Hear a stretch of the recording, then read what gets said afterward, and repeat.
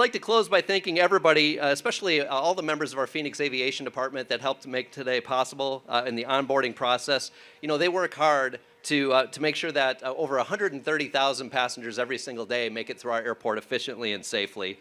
You know, and as the largest economic engine and the largest employment center in all of Arizona, although TSMC is getting much bigger, so we're watching them. Phoenix Sky Harbor International Airport contributes more than $44 billion to the Arizona economy every single year. And our employees make all of this look so seamless, even during the busiest days. And so I just want to thank all of those teams that helped make this possible. Please join me in thanking them.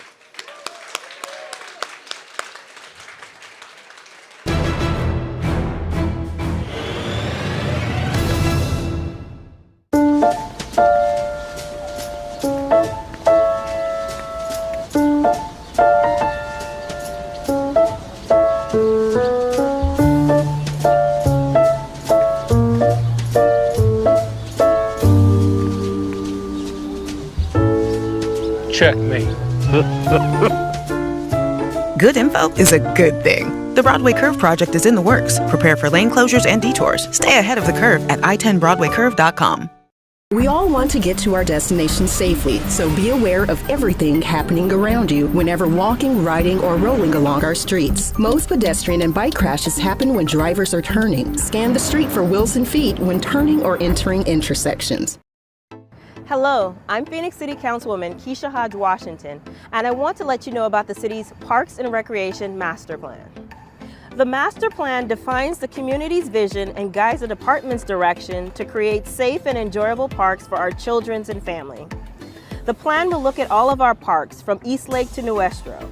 We will also take a look at our recreational amenities such as the Muriel Smith Recreation Center and the South Phoenix Youth Center. Our goal is to address equity of access for our residents. Part of the master plan process is receiving feedback from you, our residents. I invite you to take part in the community workshops and surveys that will be made available throughout the next 18 months. Creating spaces for all Phoenicians to enjoy is our goal. You can learn more about the parks and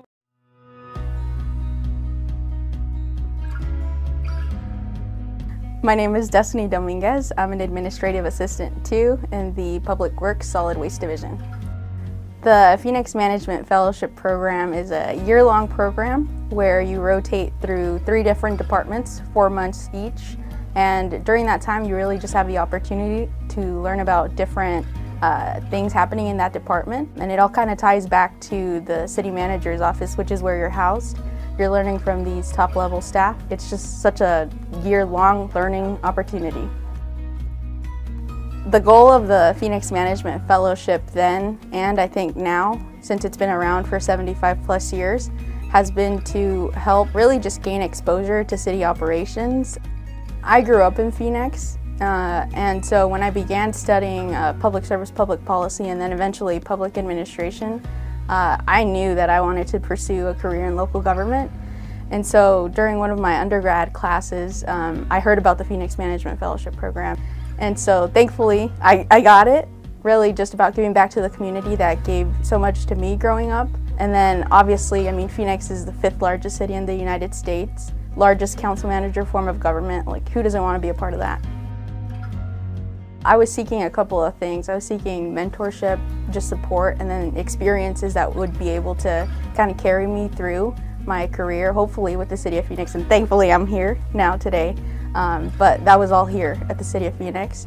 I think people are often kind of worried about how large Phoenix is, 1.7 million people, 15,000 employees, but truly you have such a diverse group of people here at the city to learn from, who are willing to just help you get through anything and just willing to be there.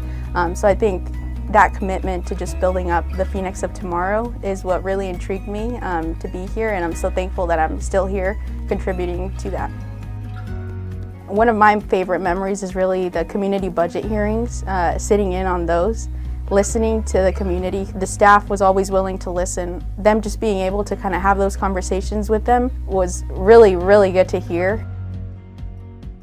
Interacting with field staff, just administrative staff on a day-to-day basis, and the incredible executive team that we have here at the City of Phoenix, it's unparalleled.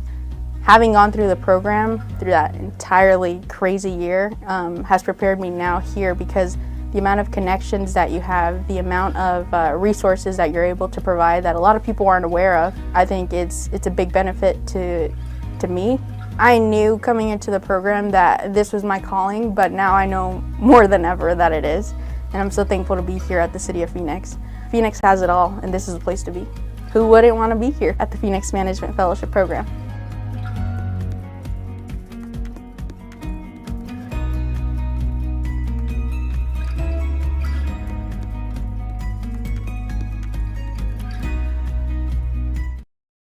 Welcome to the third annual Meet the Mighty Machines event, where it's an opportunity for all city departments to come and engage with the community and show off their vehicles. Families look forward to this annual event as they get to interact with firefighters and police officers and honk horns for all the big vehicles from streets and the water department.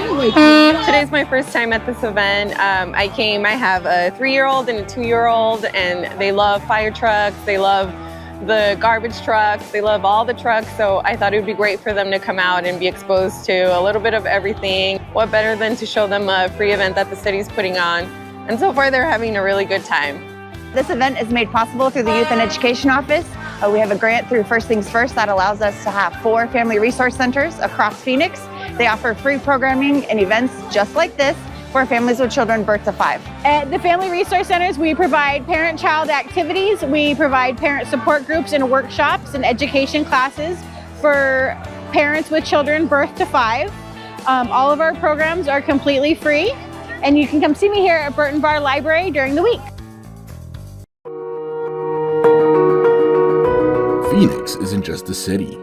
It's a community, diverse, vibrant, and always moving forward.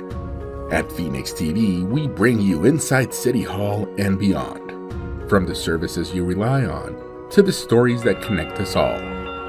Watch live meetings, local stories, and updates that matter to you. Phoenix TV, your city, your voice. Subscribe on YouTube.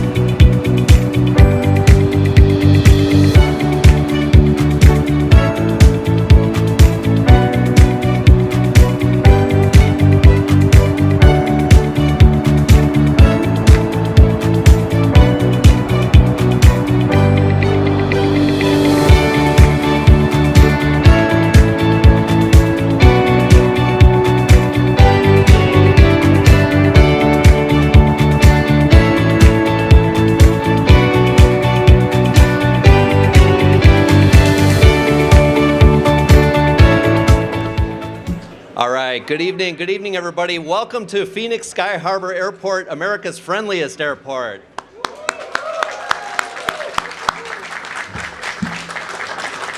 I hope you are looking at me and seeing a well-rested gentleman, and that's because I happen to be a part of the amazing delegation that went to Taipei, and we came back on Starlux Flight 26. We are so proud to welcome our partners and our friends from Starlux Airlines. Please join me in welcoming them.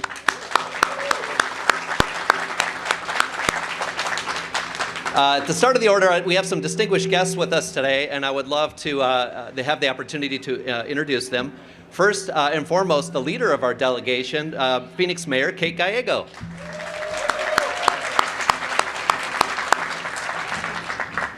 The CEO of Starlux Airlines, Glenn Chai, is with us today. Glenn.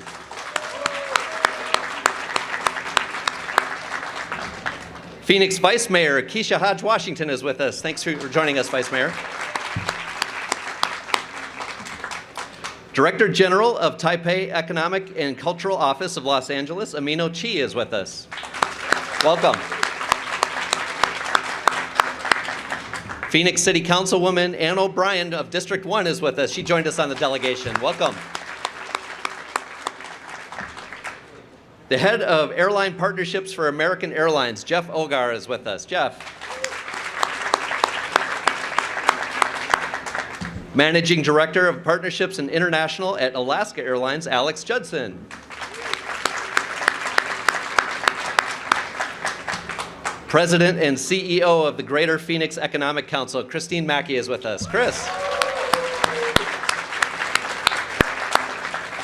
President and CEO of Visit Phoenix and the Chair of the Phoenix Aviation Advisory Board, Ron Price. Ron.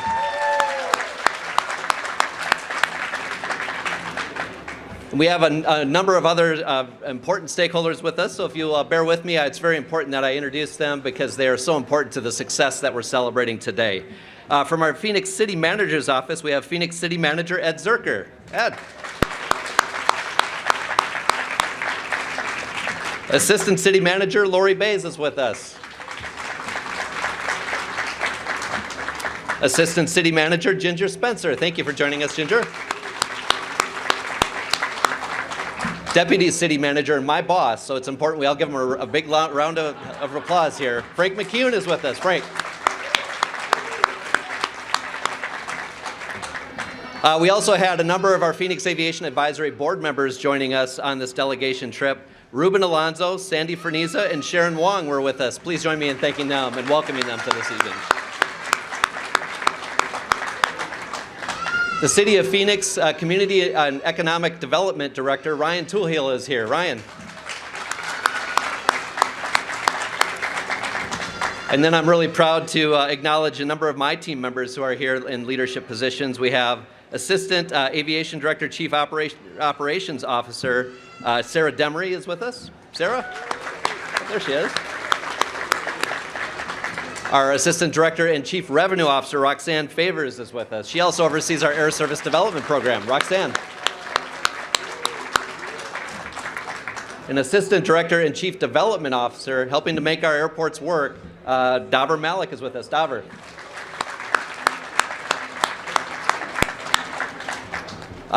The first impression of Sky Harbor is always critically important, especially to our international guests who are traveling to our state and our city for the very first time. And we have very important partners here at Sky Harbor Airport that make that first impression possible. I'd love to welcome our Customs and Border Protection team. Port Director Maricela Perez is with us. Thank you, Maricela. And we have Chiefs Bernadette Garcia and Juan Osario with us. Thank you both. What a wonderful welcome you had today. Thank you. I also want to thank leadership from a number of other groups that have really helped to make today possible, including the Greater Phoenix Economic Council, the Arizona Office of Tourism, Arizona Lodging and Tourism Association, and the Support Sky Harbor Coalition, to name just a few. The Arizona Commerce Authority also is with us. We're so grateful to all of you. It takes a team to make an event like this happen. Please join me in giving everybody a round of applause who I didn't acknowledge. Well, now it's my distinct pleasure to introduce and welcome to the podium for remarks our leader, Mayor Kate Gallego. Mayor.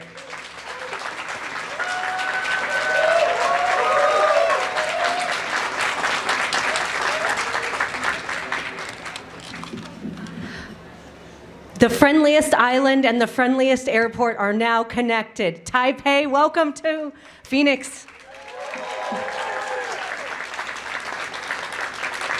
Director General Chi, leaders of the Starlux airline, we are so happy at this partnership. Starlux was the first airline to announce international service between Asia and the city of Phoenix, and we are so pleased that today has come. So welcome to Phoenix.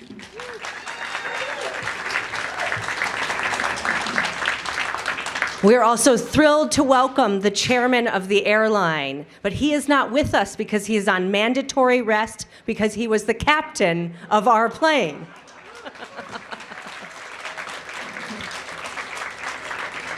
A very special flight. The city of Phoenix has been sister cities with Taipei for 47 years, and we have benefited so much together, from incredible cultural partnerships, great food, to economic activity. As many of you know, I have been talking about nonstop service between Asia and Phoenix for a decade. Mr. Brown can attest to that. We've been talking about that. And now we are so pleased to have wonderful partnerships. Taipei could not be a more important partner to us and the country of Taiwan. In Phoenix, we are proud to be home to the largest foreign direct investment in our country's history, which is Taiwan Semiconductor's investment in the city of Phoenix. Just one of the many ways that the city of Phoenix has benefited from our partnership with Taiwan. So we are so thankful to the government of Taiwan. We were just hosted by the president and vice president, and they expressed the deep affection. The president of Taiwan shared that Phoenix and Taiwan are like brothers, almost so close that we're twins, and this really shows that important friendship. So, Director General, thank you for all you have done for the people of Phoenix. And we are excited that the people of Phoenix will get to visit Taipei. I hope it will be a gateway for any Asian vacation. Everyone in Phoenix should want a selfie with Taipei 101, the incredibly tall building, or to have the wonderful cuisine, the great dumplings, to visit the night markets, to enjoy the wonderful urban hiking. We are two cities with beautiful mountains in our cities, but theirs are much greener than ours. So I hope so many people who have not had a chance to visit Taipei will take the wonderful service we now offer out of Sky Harbor. Starlux is a new airline with brand new planes and great, friendly staff. So we look forward to filling your planes and to this deep partnership. It's time to start thinking about your next vacation, and Taiwan should be at the top of your list. We also believe this will be a gateway across Asia, that there will be so many other destinations you will want to travel to, but starting in Taiwan. And then when you return, thanks to our great team at Customs and Border Patrol, you'll have the fastest and most friendly welcome when you come back. We have the best team with our customs here. So thank you for the partnership. And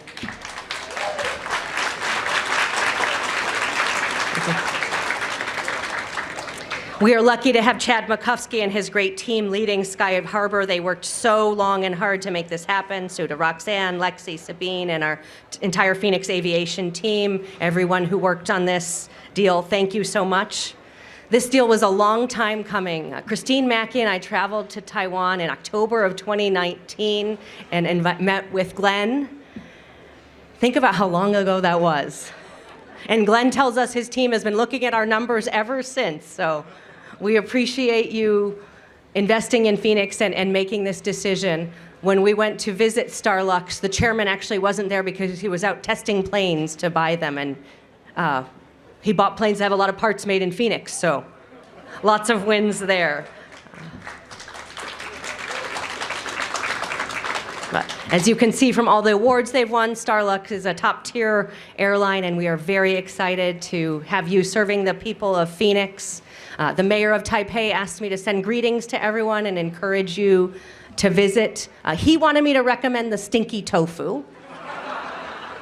I have not tried it, so I cannot personally recommend it, but for our brave adventurers, there's incredible culinary diversity in the country of Taiwan and city of Taipei. So whether you're traveling for business or for pleasure, we hope that you have an incredible time. I was honored to lead the delegation with Ann O'Brien, our councilwoman for District 1, who is our sister city lead with Taipei. And Councilwoman, thank you for all of the great work we have done together. We met with aerospace, tourism, obviously semiconductors. And a big week for Taiwan and the United States. There is no city that benefits more in the United States from the partnership with Taiwan, and that partnership is getting dramatically bigger. So really exciting time. To our vice mayor who serves the airport district, thank you for your support and passion.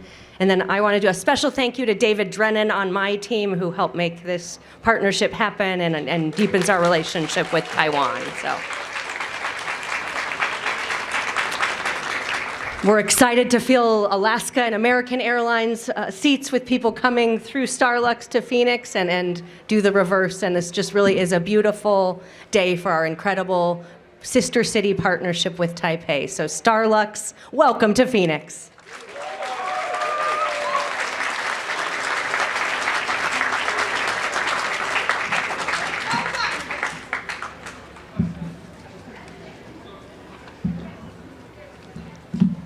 Thank you so much for those great remarks, Mayor. What an amazing day, and I actually forgot, and I'm remiss, and I want to apologize, a very important leader with Starlux is with us, and I failed to introduce him. Simon Liu, Chief Strategy Officer for Starlux Airlines is with us. Simon, thank you. You've been a great partner. So next up, to say a few words, it's my distinct pleasure to introduce the Director General of Taipei and Economic Cultural Office of Los Angeles, Amino Chi. Amino?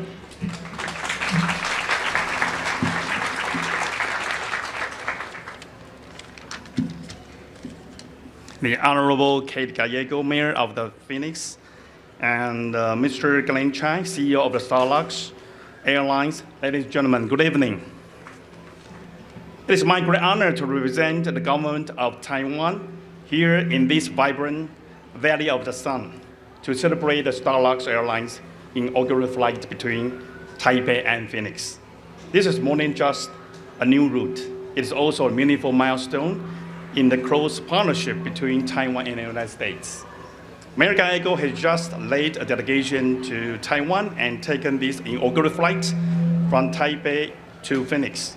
I believe this journey has made everyone feel that distance between our two sides is closer than ever. Arizona has become one of Taiwan's key partners in the global semiconductor industry. And Phoenix is now a cherished second home for many Taiwanese families. The direct flights responds to the growing demands for business, technology, and the talent exchanges. It strengthens supply chains resilience and connects two important technology hubs seamlessly. Beyond business, we also look forward to tourism opportunity this route will bring.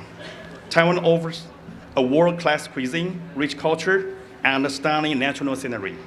Arizona's Grand Canyon and the deserts are equally captivating.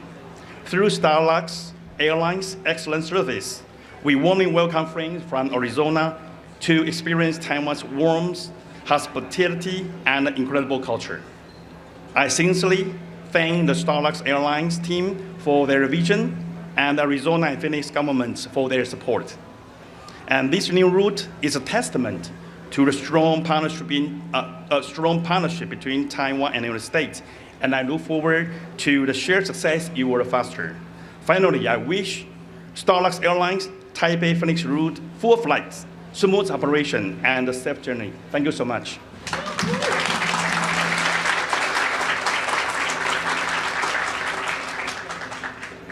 Thank you, Director General Chi. We at Sky Harbor are very fortunate to have strong relationships with the airlines that serve our community, and none is more strong than the one we have with our largest airline here, American Airlines. They continue to be the largest carrier of our community with more than 200 daily departures to nearly 100 nonstop destinations around the U.S. And this connection that they've now forged with Starlux really takes our relationship to a whole new level. So it's my distinct privilege to introduce a leader who's played a really key role in developing this airline partnership and making today possible. Please join me in welcoming to the stage Mr. Jeff Ogar.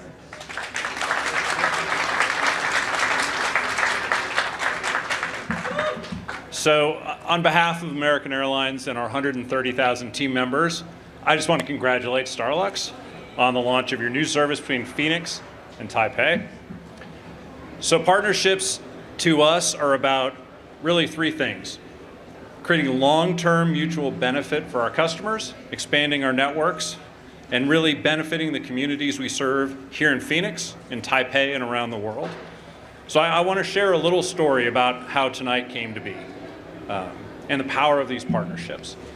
So it was almost a year ago to the day. I went in my calendar and I looked, and it was, I think, a year ago Thursday. I was having dinner with the Starlux team, and we were hashing out how we were going to do an interline partnership. And we were having a good time and good conversations, and we said, what if we just, instead of connecting your Ontario flight to our Phoenix hub, why don't you just fly to Phoenix? Just do that.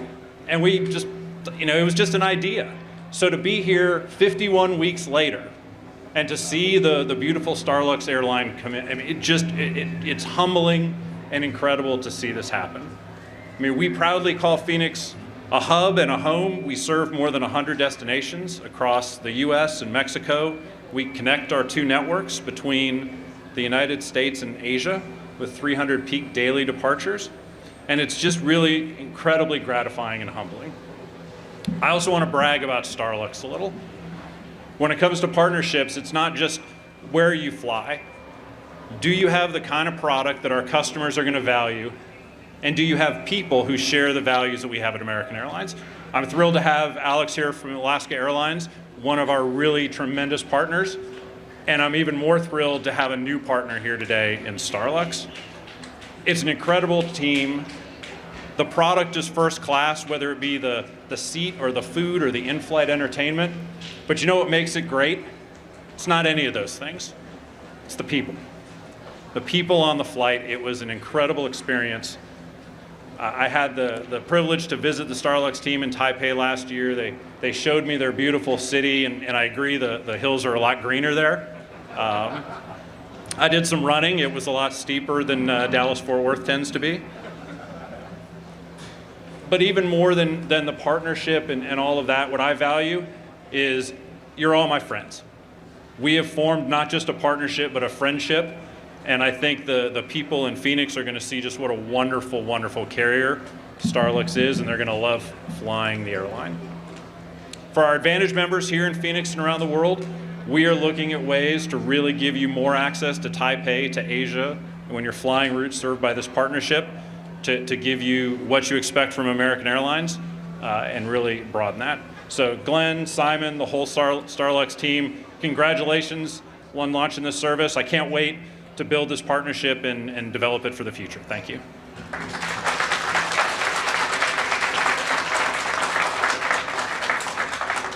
Thank you, Jeff.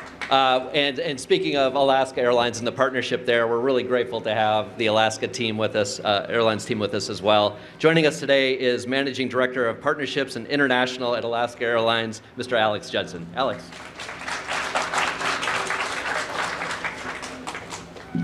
Hi, everyone. Good evening. First of all, congratulations to Starlux. We are so pleased for this moment and so excited for the milestone you're celebrating. Alaska's partnership with Starlux began around 3 years ago.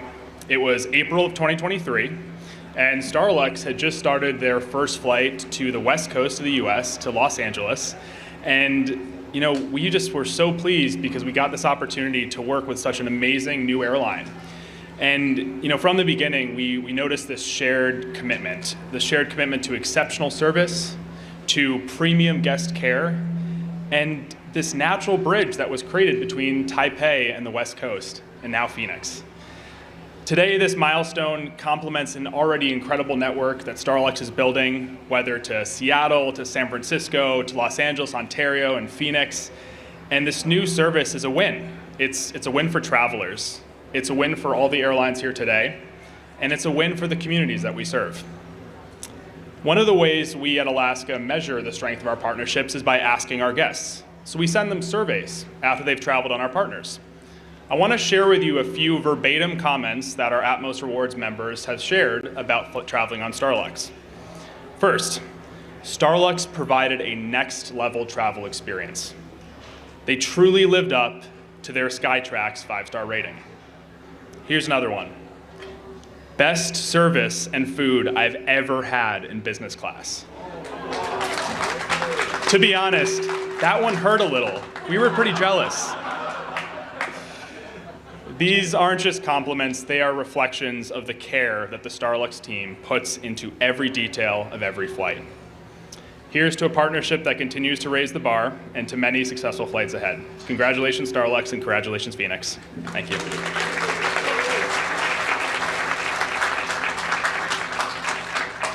Thank you so much for being with us, Alex. Those are great comments, and I would echo that. That was my experience as well. So, not the part about your service, but the part about Starlux's service was fantastic. So at this time, I'm extremely honored to welcome our distinguished guests from Starlux Airlines. We're incredibly grateful to you all, as you know, for your commitment to connecting our two great cities and our communities for a vibrant future. We really appreciated all of their efforts through the past couple of years as we've worked to develop this. Your local team has been amazing to work with. And it's now my distinct pleasure to introduce the President and CEO of Starlux Airlines, Mr. Glenn Chai.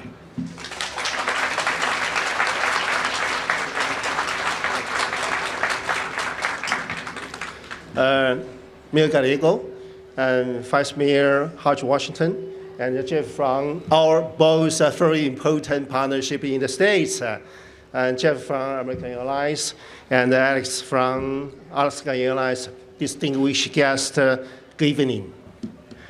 We are so honored to have you with us today to celebrate the debut of our Phoenix Taipei flight. Actually, back to 2019, when Starlux was still in the early stage, we've seen the great tourism and business potential of Phoenix. So we've had this city in our network plans from the very beginning. After 5 years of preparations, the route was officially confirmed last year. And Phoenix actually offers very strong potential in both business and tourism.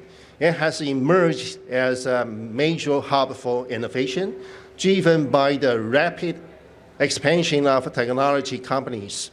This dynamic growth highlights Phoenix's unique ability to combine tourism with technological advancement. Through this new route, Starlux Airlines hopes to further strengthen business and tourism ties between Phoenix and Taiwan.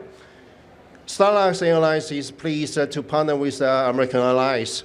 Travelers from more than 40 U.S. cities can seamlessly connect to Taiwan in our flights to 26 Asian destinations.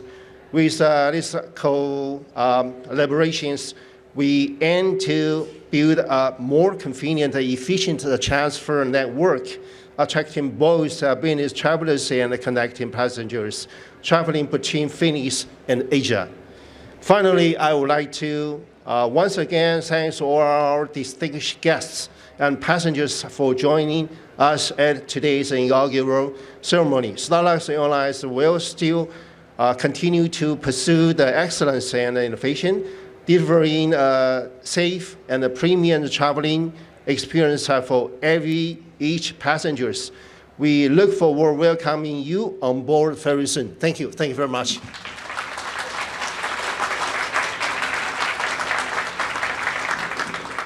Thank you, Glenn. And I wasn't going to say this, but I thought about it, and I feel I must. I owe you actually a personal debt of gratitude, because your starting this service created an opportunity for me to form a new partnership and friendship. And what my team doesn't know is that on the last day, right before we got on your flight, I got to spend the afternoon with the president and CEO of the Taipei airport. And we got to have a very good discussion about the airport and what they're working on, their challenges, their successes. I got to share about our challenges and successes. A lot of similarities. We have parallel runways. We both have 2 terminals. We're working on building a 3rd. We both have challenges with roadway constraints, and it was a wonderful experience to have that opportunity to visit with them. And I've got new partnerships thanks to you. So thank you very much, sir. I appreciate it. I also just wanted, in closing comments, just wanted to mention how big a deal this really is. And I think you probably sensed that just in the discussion we had. But the airport's most recent economic impact study shows that international flights contribute more than $3.4 billion to the local economy each year. And this flight is expected to generate over $170 million each year statewide. So this service is a very big deal. Thank you so very much. Well, this concludes our formal comments. Now we're going to move on to the next portion of the ceremony, where we're going to do a ribbon cutting. And I'm going to introduce each person who will come to the area. We have your names marked out here. And we're going to assist you with that as we bring out the ribbon, the official ribbon. First up, President and CEO of Visit Phoenix, Ron Price. Please come up. You're going to be on stage left.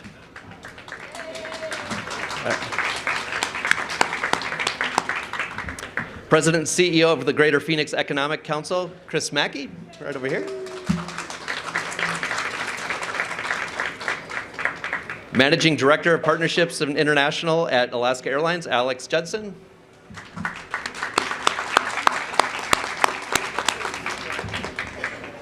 Head of Airline Partnerships at American Airlines, Jeff Ogar.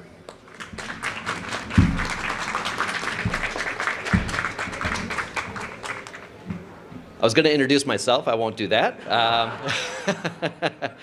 Councilwoman Ann O'Brien, please come up to the stage.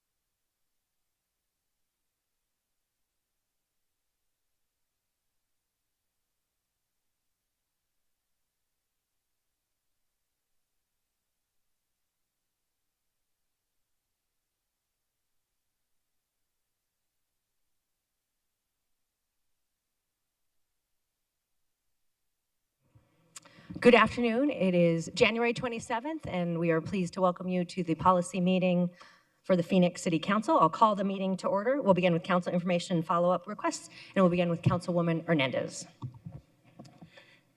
Thank you, Mayor. For my District 7 highlight, I would just like to take a moment to call attention to what has happened nationally and also within my district. This year, ICE, under the direction of our current president, has murdered 9 people in 2026. And yesterday, ICE raided local businesses and took Phoenix residents. I want to remind us all that we are under attack and that we as a city need to get ready and figure out how we are going to protect our residents. We stand in solidarity with Minnesota and the Minneapolis protesters and would ask you to please join me in a moment of silence for those lost.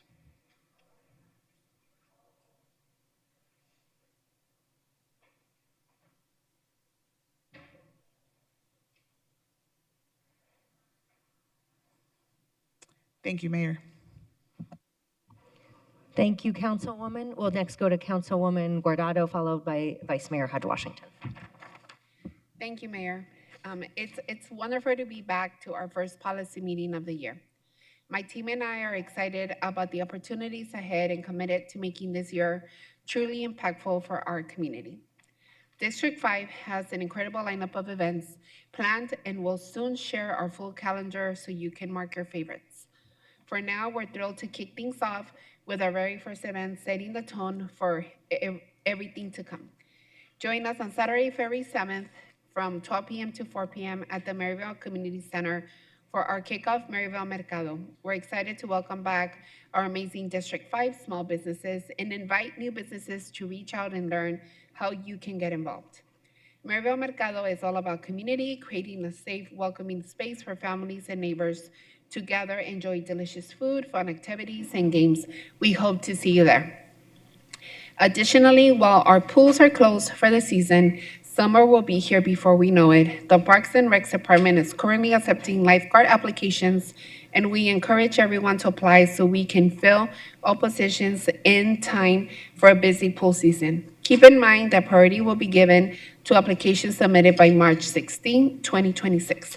I can't wait to see how many smiling faces come to our Phoenix pools throughout the valley. Let's make this a year to remember. Thank you so much, Mayor. Thank you. Vice Mayor and then Councilwoman Pastor. Thank you so much, Mayor. I just wanted to start off by saying since our last policy meeting, we've had several community engagement. I want to start off by thanking City Manager Ed Zerker for taking the time to attend the most recent land reuse strategy community meeting. Your presence really meant a great deal to those residents, and I appreciate the continued commitment to listening directly to those community members as this work moves forward. I also want to thank everyone that made the District 8 holiday party such a meaningful event for our families. With nearly 1,000 RSVPs, every child in attendance was able to leave with a gift. Those efforts truly made a difference for our District 8 residents during the holiday season. I would also like to highlight Shop with a Cop and Shop with a Firefighters, which gave students the opportunity to purchase Christmas gifts for themselves and their families whilst alongside our law enforcement. Stepping in to support our residents in this way is something that meant a great deal to me. And then last but not least, I want to also thank the Office of Homeless Solutions for partnering on a shoe giveaway just before Christmas.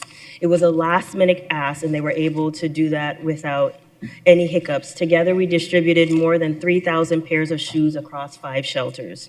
Today is the annual point-in-time count, and I want to recognize the staff, partners, and volunteers who were out in the field early this morning, helping us get a better understanding of how we can address homelessness in our city. I know it was an early morning, but this work is critical and will continue to guide our efforts as we move forward. And last but not least, on Monday, February 2nd, we will kick off this year's series of Coffee with Keisha at 10 a.m. at the Broadway Heritage Neighborhood Center. I hope to see you there, and if you miss it, we will also be doing a next one on February 5th, March 2nd, and March 5th. Those are my updates. Thank you, Mayor. Thank you so much, Vice Mayor. Councilwoman Pastor. Thank you. Thank you, Mayor. I'll wait for my slides. Thank you. Obviously, this is the first policy session of 2026, and I'd like to go back and share a bit of work we have done the last year in District 4. In 2025, next slide, in 2025, I was selected as chair of Valley Metro Rail Board, as well as treasurer of the Valley Metro RPTA Board. And 2025 was also a milestone year. We completed construction and opened South Central Light Rail Extension. This 5.5-mile extension marked the evolution of light rail, transforming it into a 2-lane system that we have now. We originally expected this to open in 2034, but thanks to Transportation 2050, we were able to get South Central up and running 9 years ahead of time. It is a privilege to serve on the board of directors and collaborate with my colleagues from across the valley to share how to best serve our respective communities. Today also happens to be the 2-year anniversary of the Northwest Extension Phase 2. The 1.6-mile extension has served over 1.3 million trips. This project added 3 more light rail stations, the first elevated station, a 4-story park and ride, a new transit center named after former Phoenix Mayor and Councilwoman Thelda Williams. This was also the first time light rail went over the I-17. In 2025, we funded resident and community-driven projects using our participatory budget, including Amigos Block Watch water safety event, the annual family-friendly water slide Block Watch with Dolores is hosting in front of her home and has done this for decades. Speed hump for Quindon Lane and 50th Avenue. Residents from this neighborhood needed help paying for much-needed speed humps. The Carl Hayden High School handball team. The team used funds to participate in the state tournament. Movie nights in parks across District 4, Alhambra Neighborhood Association, Maryvale Block Watch, the Osborne School District hosted free movie nights for residents and families in 3 different parks. In District 4, we are working on making affordable housing units more readily available. Next slide. In 2025, we had 282 total affordable housing units open and begin construction. Also in 2025, the City of Phoenix reached our goal of creating or preserving 50,000 housing units. 5 years ahead of 2030 goal we set in the Housing Phoenix Plan. Here's to more in 2026 and beyond. Next slide. With federal assistance up in the air, the VFW 720 reached out for me for help. They encountered veterans who needed clothes, food, and assistance. We opened the Veterans Service Center in May, offering a food and clothing pantry, temporary housing, and access to computers and Wi-Fi. All of these services are free for veterans and their family. The Veterans Service Center is located in the VFW Post 720 at 4853 East Thomas Road. This year, I began organizing monthly community cleanups throughout District 4. Beginning in April, we hosted a cleanup with Morris Day K. Udall Middle School for for Cesar Chavez Day. After taking a break from the summer heat, we went to Willow Park and the neighborhood near 27th Avenue in Van Buren for our September cleanup. Since then, we've continued going around District 4, getting residents together and beautifying our neighborhoods. Our next cleanup is February 21st. You can scan the QR code or contact my office and to sign up. Last year, we worked with community organizations to host our first Bike to Work Day bike ride. We joined forces with Urban Phoenix Project, Phoenix Spokespeople, Downtown Phoenix Inc., and so many other groups doing incredible work to advocate for road and bike safety. This event was a huge success, and I look forward to doing it again this year. Stay tuned for more details. District 4 has some of the most active and dedicated neighborhood groups and block watches. Next slide. I always have fun attending all kinds of events hosted by our neighborhoods, such as game events, street fairs, block parties, and unique to District 4, our home tours. We're gearing up for home tour season now. Willow and Coronado are the first in February. Community events like these show what's possible when residents come together and collaborate with different city resources. Next slide. District 4 is in the heart of the Phoenix, which means we get to host some of the wonderful events. Phoenix Pride is a very popular and loved tradition at Steele Indian School Park, as well as the parade going up 3rd Street. This year, I partnered with the Arizona Asian Chamber of Commerce to host the first Asian Americans and Pacific Islander Music Festival in the state. We chose to give some love to Solano Park. Thank you to Vic, Ryan, and the entire team at the Asian Chamber for your dedication to this project and many others in and around the International District. 2025 also marked the second year of 602 Day, a project spearheaded by the City Manager's Office to highlight local businesses and activities in Phoenix. Hence, the 602 and 602 Day. Many establishments in Phoenix offer discounts and deals on June 2nd, including McKinsey's Midtown Tavern. The mayor and I enjoyed a pastorita. For months, I've been having discussions on CapEx and extending light rail to West Phoenix and Maryville with community members. The District 4 team had surveys completed at different community events. Next slide. I joined Councilwoman Guardado, Councilwoman Hernandez for a meeting in Maryville to further discuss the issue. I've also seen and heard a lot through social media and residents sharing their thoughts and their voice through comments. We will have this discussion in a bit, but I wanted to share that residents truly care about this issue. Before I end, I wanted to share that 2 incredibly passionate and dedicated community leaders in District 4 have passed. Next slide. Phoenix has lost 2 giants, Brad Bauer, the president of Willow Historic Neighborhood Association, and Ginger Maddox from FQ Story. I had the privilege of working with and learning from both of these leaders. They were fierce advocates for their neighborhoods and unwavering believers in preserving the history and character of our city. They leave a lasting legacy and will be deeply missed. My thoughts are with their families and the Willow and FQ Story neighborhoods. Next slide. Please reach out to my office for any questions or concerns. Also subscribe to District 4 newsletter and follow District 4 on social media to stay updated on events, meetings, and more. Thank you, Mayor. Thank you so much. Additional comments? I want to echo your recognition of really important community leaders who we lost too soon.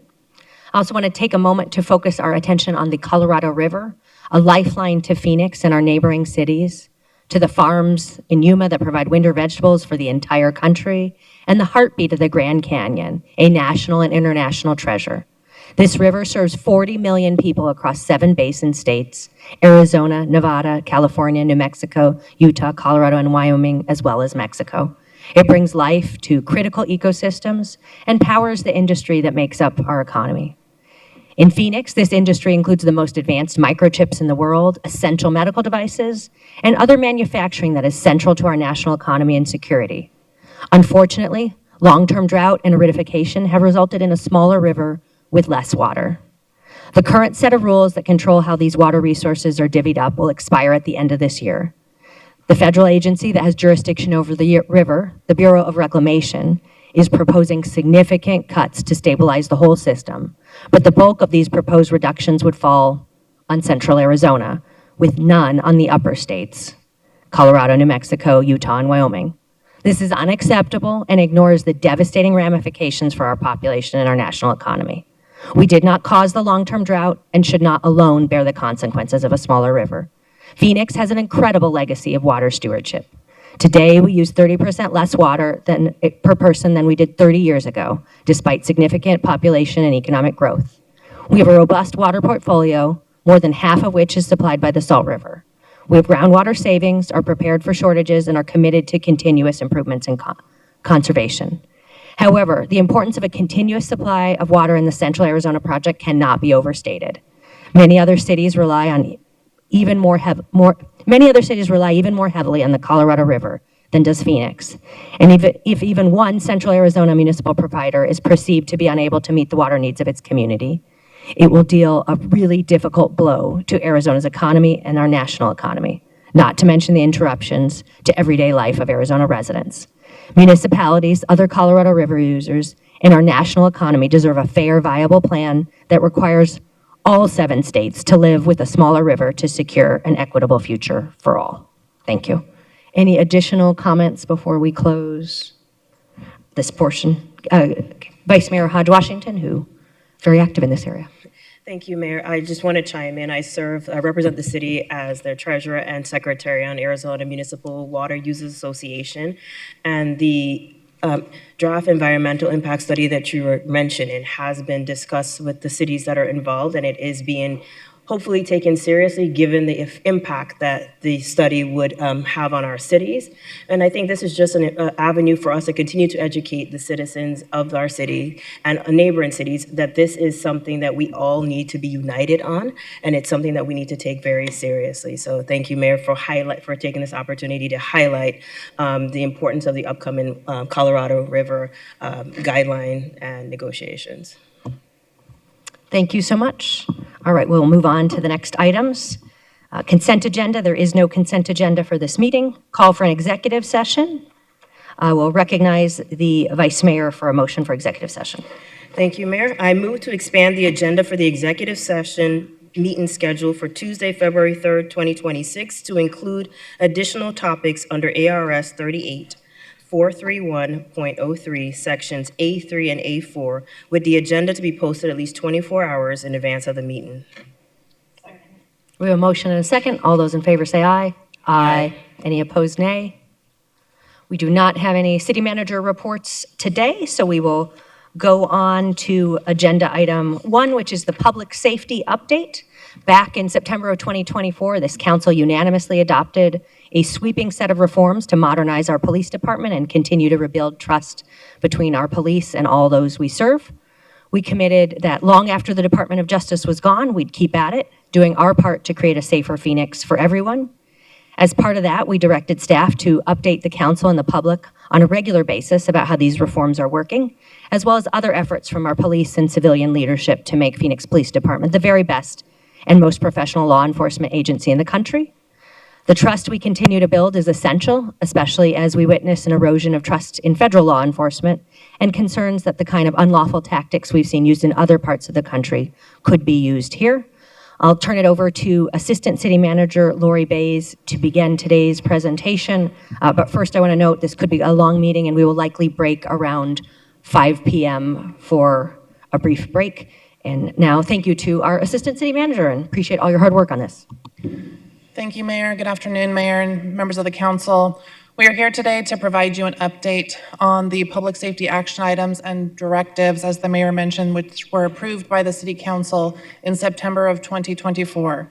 This is our 5th update to the Council on the approved items, and today we are going to focus specifically on updates since our last presentation to you, which was our annual update in September of 2025.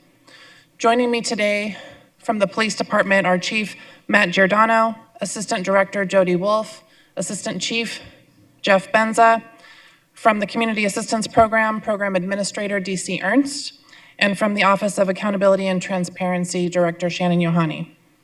I want to start by thanking the Mayor and Council for your leadership on this issue, and as we maintain our continued focus on improving public safety in the City of Phoenix. it is important, before we begin the presentation today, that I take a moment to emphasize the critical importance of transparency and accountability in public safety, and to reaffirm our unwavering commitment to these principles as we move forward. It is also important to remember why we do this work. We do it for our community, and we will continue, and we commit to continue to improve and to respond to the needs of all members of our community. We will have successes, and we will make mistakes, and when we do, we will take accountability for them. As I said in our first policy meeting regarding these action items in September of 2024, it is my strong conviction that accountability and supporting our public safety employees are not mutually exclusive. We can and will do both. I want to start by thanking all of the amazing city employees that have contributed to the progress you will hear about today. Each area we will discuss today will demonstrate our ongoing commitment to improvement through enhanced policies, programs, training, and accountability. And to begin the presentation and provide an update on the work of the police department, I will turn it over to Chief Matt Giordano. Chief. Thank you, Lori. Mayor, members of council, thank you for this opportunity to be here today. Before I begin the presentation, I just wanted to touch on something that Assistant City Manager Bays said, is that I think we'd all agree we're in unique times. And I think it's really important, and I want to reaffirm the department's commitment, my commitment to full transparency, the ability to engage in, willingness to engage in tough conversations, and continually looking for ways to provide better level of service to the community that we serve. So before I begin, I just wanted to tell you that that's my commitment to you, and I take that very seriously. But when I came in before you in September, I unveiled my new strategic plan, or my new guiding principles called Lead with Pride.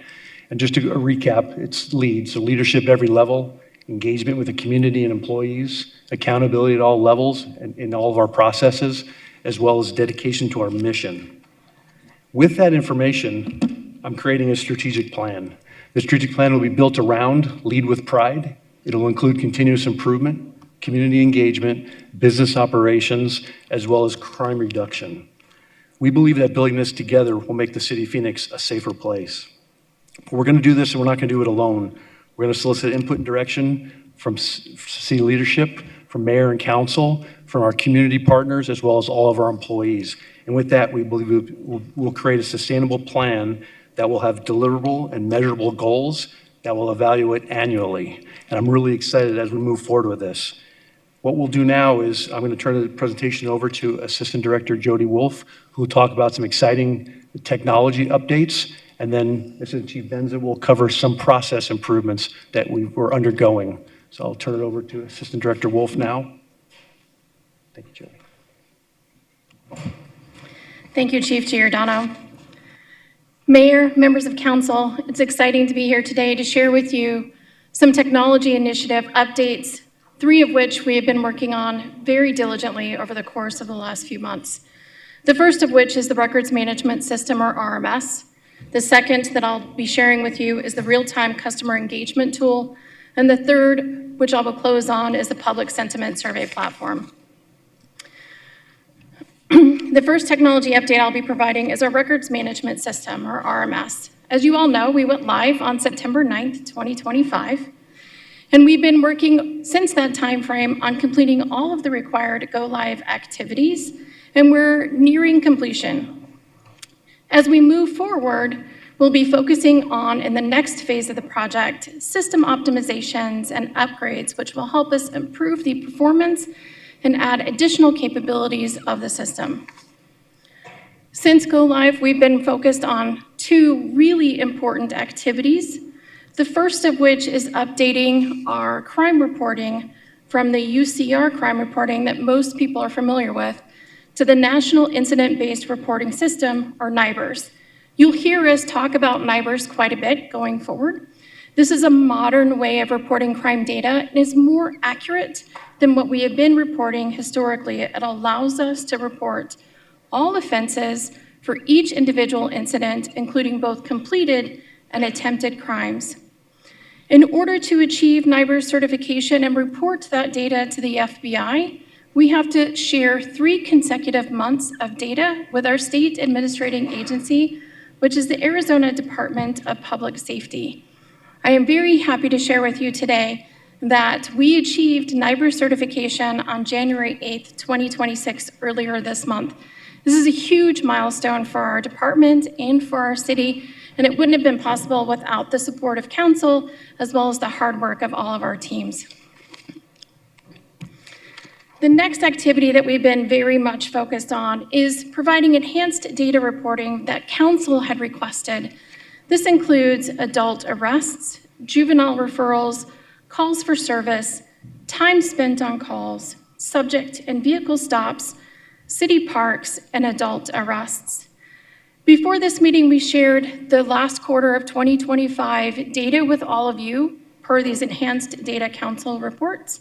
And going forward, we'll continue to share these with you on a quarterly basis. So you'll receive your next update in April. The next technology update is focused on a real-time customer engagement tool called Community Connect. This is an innovative public safety engagement solution that allows us to automatically send updates to 911 callers, crime victims, and reporting parties. These are real-time notifications that allows us to also share them in a multilingual capacity. It also affords us extended support to victims that carries information sharing with them throughout the history of their case, not just the initial incident. And then one of the greatest tools that this platform affords us is the opportunity to receive feedback from those individuals after each engagement with them. Over the course of 2025, we shared 1.6 million automated messages.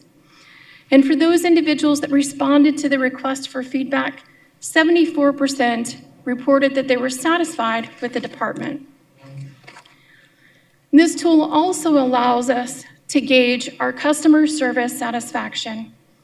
And over that same time frame, the overall department satisfaction score was 3.94 out of 5 stars. The overall officer satisfaction score was 4.39 out of 5 stars. And the overall communications team's satisfaction score was 4.21 out of 5 stars.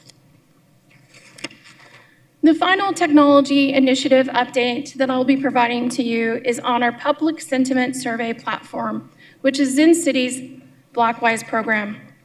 This is a tool that allows us to gauge public sentiment. It allows us to understand how the community sees the police as well as how they feel about the police.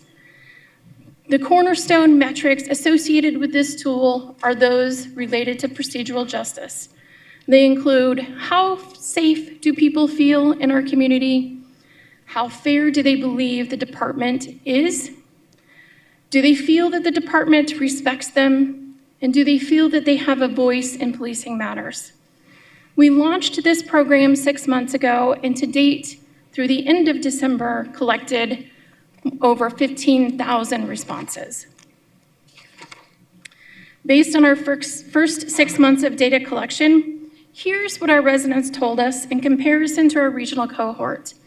Now, the regional cohort is a collection of cities that also participate in the Blockwise program, primarily in the Southwest, and also those cities in the state of Arizona. So our residents told us that 56% of them feel safe in their community, in comparison to 59% in the cohort. 52% believe that the department has treated them fairly, as compared to 54% in the regional cohort.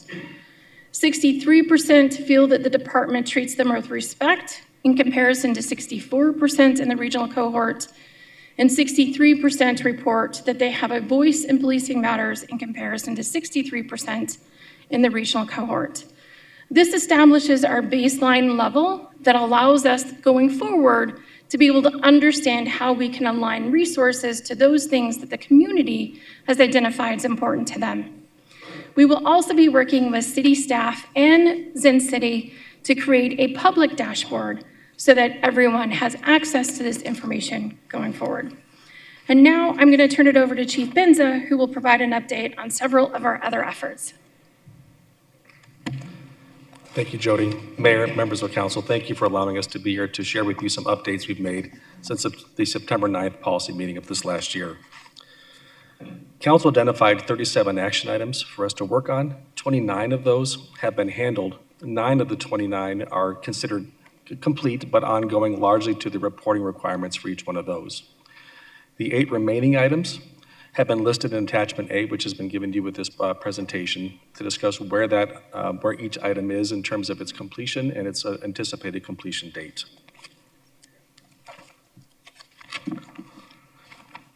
Since the September 9th policy meeting, the city has, in partnership with the Office of Accountability and Transparency, has launched a public portal, which is an online platform as well as a hotline for people to call in complaints.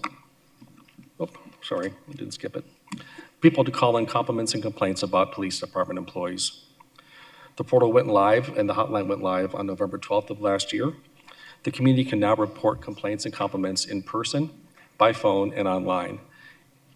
Phone calls and complaints in person can be taken by the Office of Accountability and Transparency or the Professional Standards Bureau, offering an option, and any urgent complaint will be handled with immediacy as it has in the past. This tool will also allow us to report on a quarterly and annually basis on the complaints that we're receiving, the number of allegations, and other metrics that council deems appropriate so that we can report out what we're finding. At council's direction and following input from the community, the department created the First Amendment Activity Support and Management Policy. This policy clearly details what the community can expect in terms of their safety when they're exercising their First Amendment rights and assembling to discuss matters that are concerned to them. The launch of the policy was on December 5th of last year, and it was accompanied by training for all forward-facing employees. That training both elevates the employee's knowledge of the First Amendment and it meets council's direction to refresh our training on First Amendment activities. Last year, the department began the process of revising our less lethal tools policies. These policies cover impact weapons, tasers, and irritants. Public comments have been received and reviewed. Updates to policies are being made, and substantive comments from those public comments have been used in the final draft to be presented to city leadership for approval. We intend to launch these policies next month. The department created its first ever youth interactions policy under the leadership of Councilwoman Guardado. This policy is focused on interactions with our youth, separate from enforcement actions. The focus of the policy is to engage with youth and to understand the development of the youth mind. Prior to this policy being released to the community, we surveyed our youth through council's assistance with finding the children in the 18-year-olds and under population to survey, and 2,000 surveys were returned. 70% of those surveys were from youth 18 years and under, and we used their comments to help us to create this survey. Following that, we sent the survey out to the public for public comment, and the public comments that were received went into our draft policy that will come out soon. We're hoping to have that in training available in April of 2026 to get our first youth interactions policy online. In partnership with the Office of Homeless Solutions, the department created a policy to direct our employees on how to interact with individuals experiencing homelessness. The focus of this policy is to offer services to people experiencing homelessness and how to handle the property of those people who are experiencing homelessness. A draft of this policy was made available to the public from November to December of last year. Public comments were reviewed, and substantive comments from those comments were used in our final draft of that policy. Following approval, we hope to have that policy live in April of this year as well. The department is committed to deliver quality training to our employees. This training begins in the basic training or the new employee orientation, and it will continue into in-service training for our existing employees. Some of the training highlights from our academy is instruction in cultural awareness, ethics and professionalism, and customer service, and active bystandership for law enforcement, known as ABLE. With respect to the in-service, our employees are required to complete blocks of instruction on cultural awareness, procedural justice, customer service, and how to interact with our hearing impaired members of our community. With respect to our academy, the department has paid particular attention to the delivery method of the instruction. We want to create an adult learning environment We want to have our leadership there focus on creating critical thinkers, decision makers, problem solvers, and good communicators. The philosophy they're using is coach, train, and teach.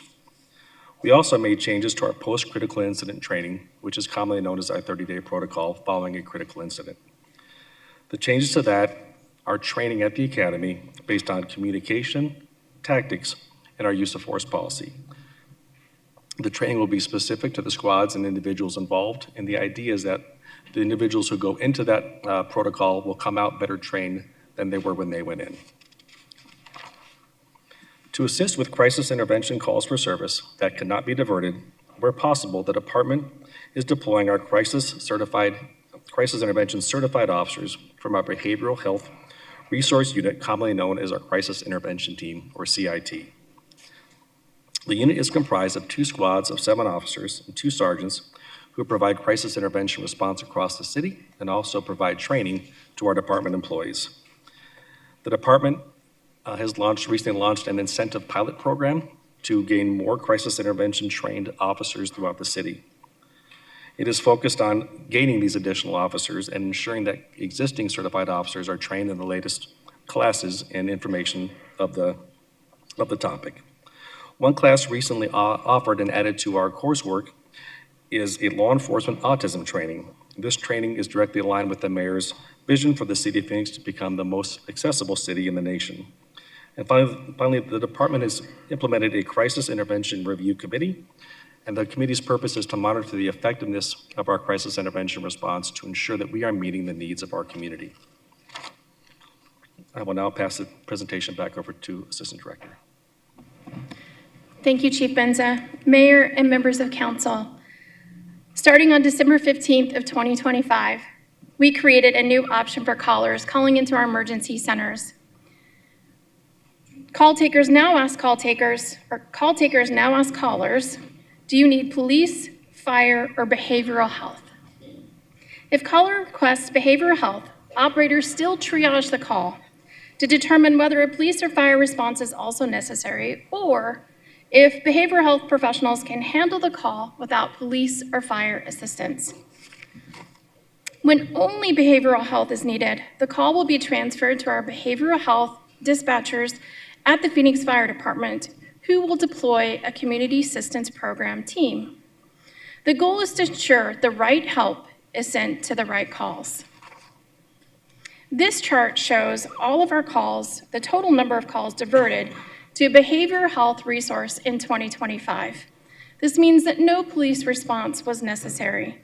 The green line indicates the total number of calls diverted. The yellow line indicates the number of calls that we transferred to behavioral health professionals, which means that no police or fire response was necessary.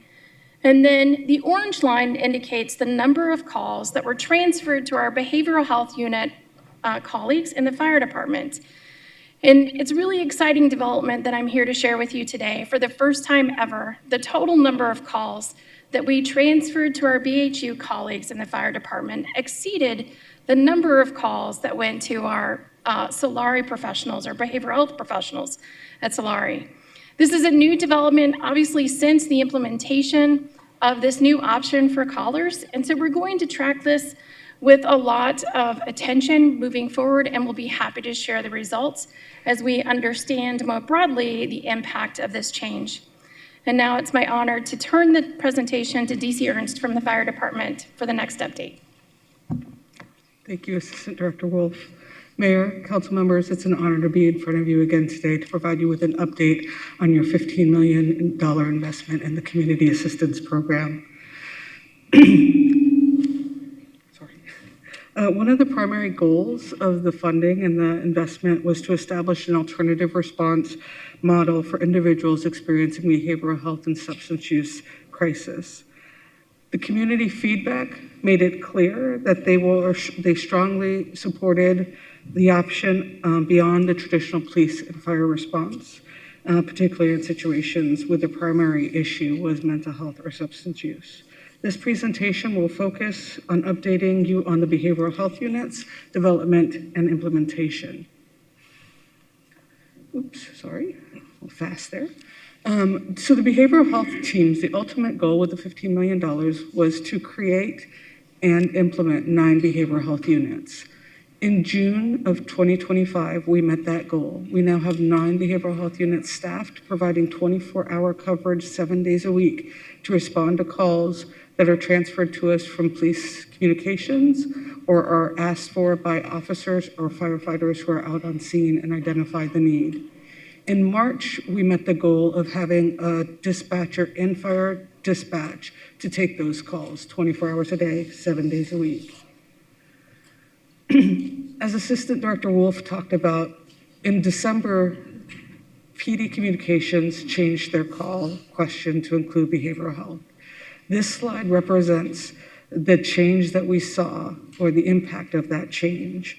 As you can see, in December of 2025, we met an ultimate high, a transfer call volume of 701 calls. When you compare the total calls in 2024 to 2025, we've seen an increase by 128% of calls transferred. Calls for service represent the number of calls that our teams actually get dispatched to. This call is always higher than the number of calls transferred because, as I spoke of earlier, fire department personnel and police department personnel, once they get on a scene, if they identify a behavioral health unit is needed, they can request that outside of the 911 call. Again, in December, our teams responded out on 1,075 calls, which was an all-time high for our program. And in comparing 2025's call volume to 2024's, we've seen an increase of 96% in the total calls for service for our program. It's exciting to report that one of our goals has always been to have a response time less than 25 minutes. And even with this increased call volume and number of calls for service, we are maintaining that status of responding to calls under 25 minutes. And in December, the average time was 20 minutes. As I said earlier, one of the main focuses of providing an alternative response is to provide an alternative to fire and PD responding out, which means the behavioral health units respond out without fire or police when the calls do not require that response. In December, this is just a snapshot of December, throughout 2025, we saw that our singular response was about at 73%. And as you can see in December, that also grew to a response of 75% of our calls do not require a fire or police response. With the implementation of the new question, what we're going to be also focusing on in the future is the calls for co-response with both fire and police to see how that question impacts that. In addition, as we move forward, we'll continue to have a community assistance supervisor and police communications, providing that connectivity between the two programs to help us identify calls in the future that can be sent to us, and to assist with the continuing education of new dispatchers as they come into the system. I'm also excited to report that as of this year, we will be presenting at every police pre-academy class on how they can access not only the behavioral health units, but also the crisis response teams. And again, this is a collaboration with police communications as we go in there together to show the connectivity between what's going on in the systems. And finally, like I mentioned, we'll monitor that co-response to see if we see an impact on the call volumes there. I want to take this opportunity to provide you an example of a recent call that we were dispatched out on. A behavioral health unit responded to an individual who was reporting to have suicidal ideations. That individual was already receiving services. In fact, they recently were released from a mental health hospital, and during that time within the hospital, they had medication changes. When the team got on scene, they spoke with not only the individual that was in crisis, but that person's family member, and determined that part of the concern and issues were they didn't understand the new medication and how it related to the medication that they had previously been taking. So with the family, we developed a plan, and that individual agreed to go with our team members to another psychiatric urgent facility to get stabilized and to be reassessed and get a better understanding of the medication. That individual spent several days in that facility for stabilization and was released. Within 2 weeks of that release, our team members went back out on that individual just as a checkup. Nobody called 911, they weren't in crisis. We wanted to see how that individual and their family were doing. And what we learned in our second interaction with them were there were still needs. There were social service needs that they needed help finding food and having food delivered, and they needed socialization opportunities. So we again connected them with resources, and we are planning on following up with them again to make sure that those resources are helping them out and helping stabilize that family. And with that, I'd like to turn the presentation over to Director Johani.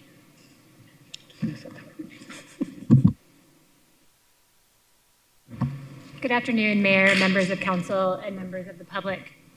Recent events highlight how critical the need for accountability and transparency is, not only in government, but also in law enforcement.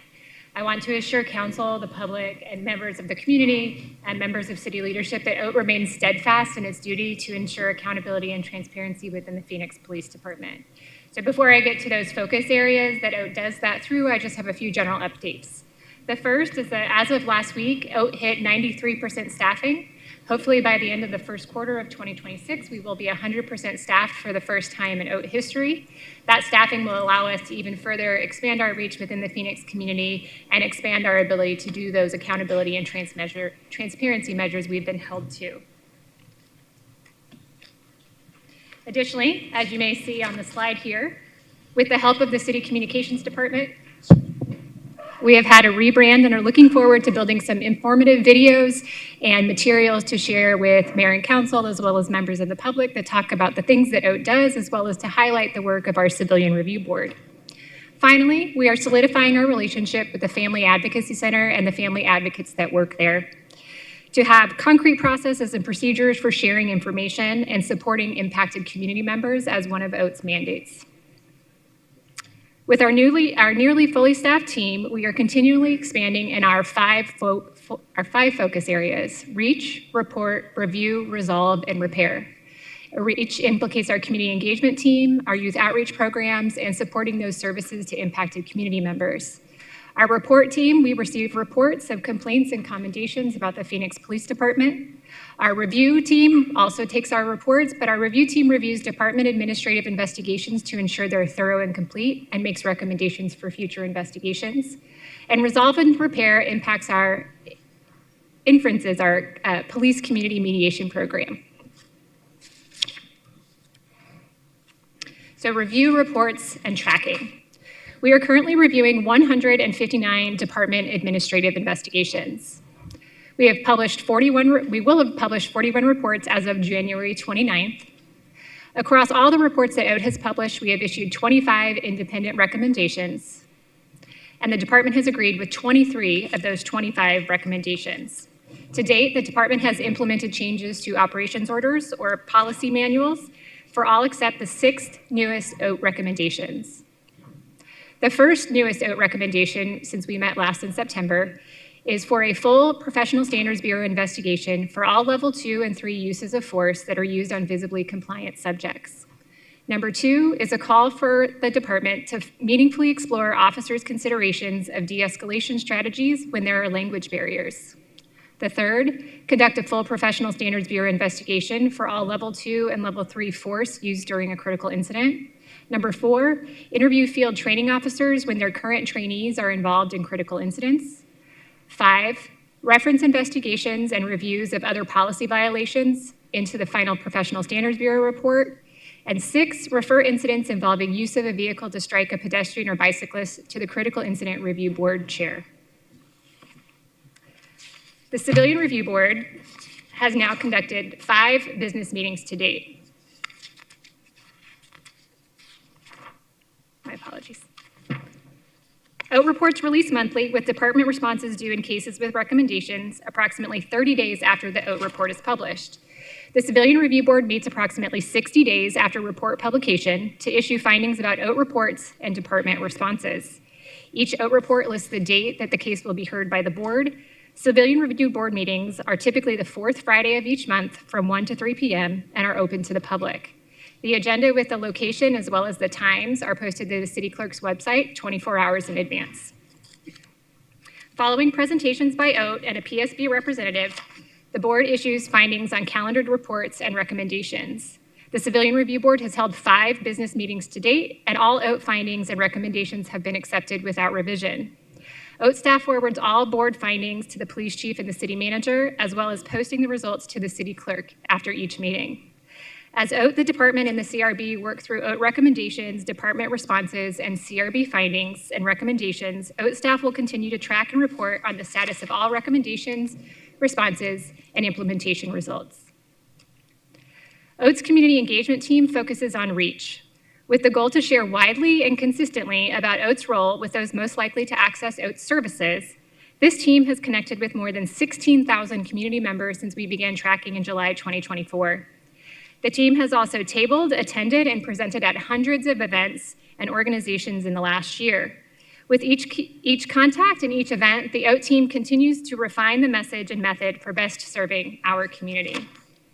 In addition to this core function, the team has built and begun piloting OAT's inaugural youth outreach program, Reform Rising. We've shared with you all about the vision and value we hope for this program and are excited to continue the collaboration with you as we bring it to high schools in your districts this fall. The initial pilot for Reform Rising started this fall at South Mountain High School. 24 students, freshmen to seniors, participated. As a capstone to the semester, all the students reflected on issues and needs they see in their own communities. Hearing each student speak was powerful and inspirational. They see all the people in their community and have a heart for equity, access, and empowerment. The community engagement team will continue to revise and refine the pilot to scale it up each subsequent semester.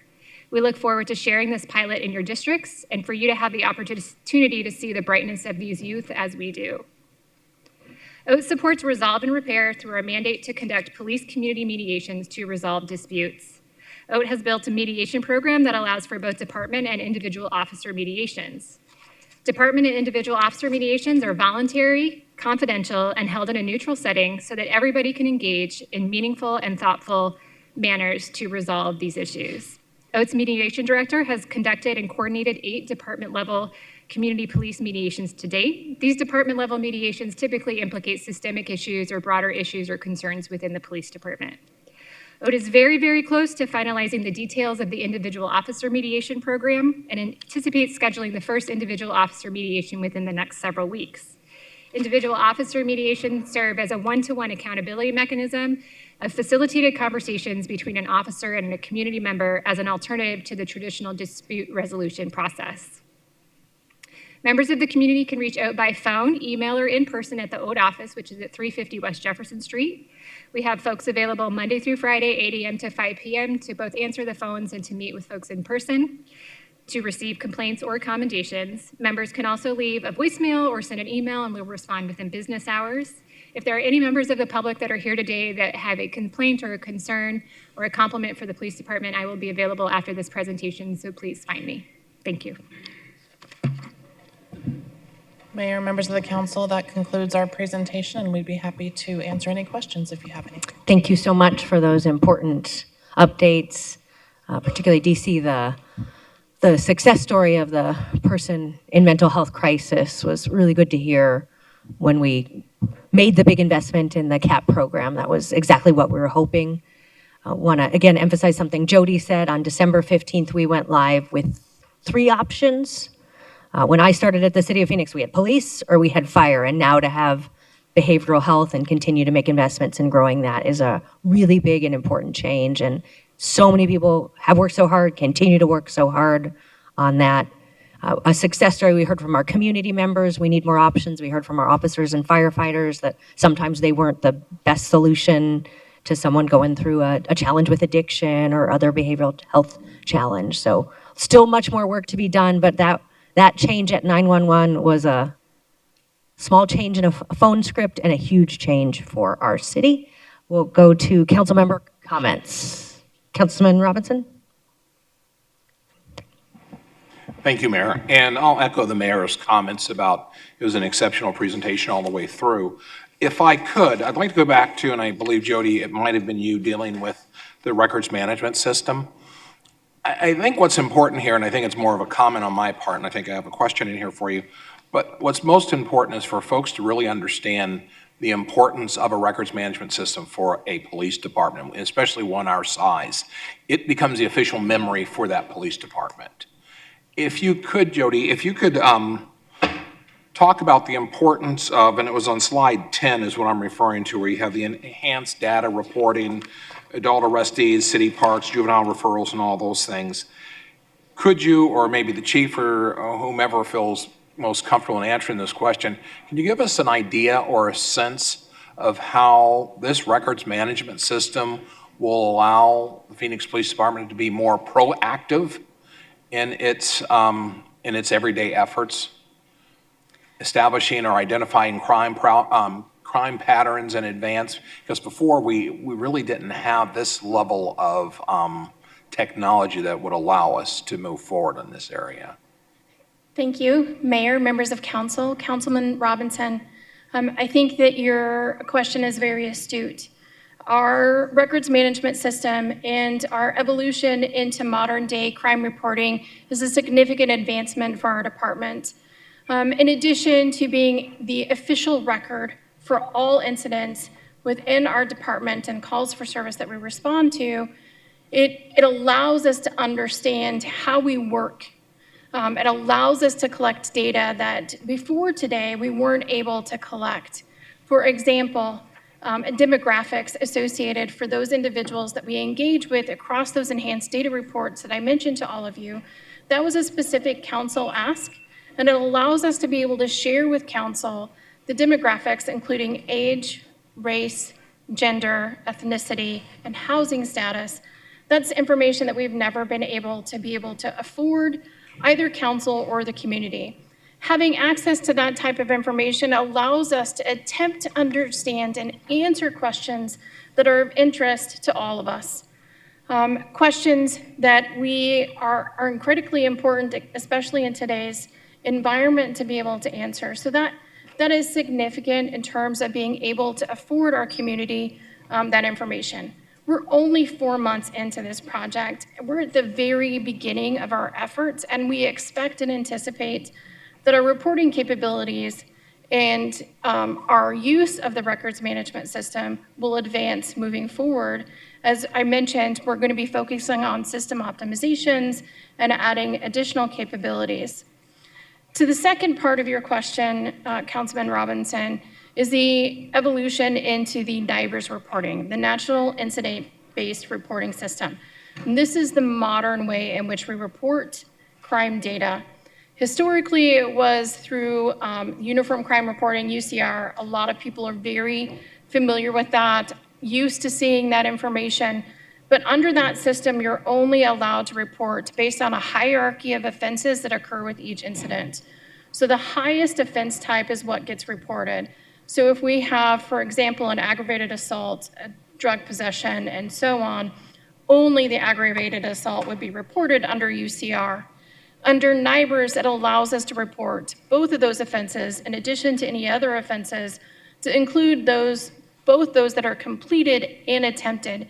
So to allow us to understand with more granular perspective what crime is actually occurring in our community, and then to develop strategies to prevent and control crime based on collaborations, both with our city leaders, our council members, and our community.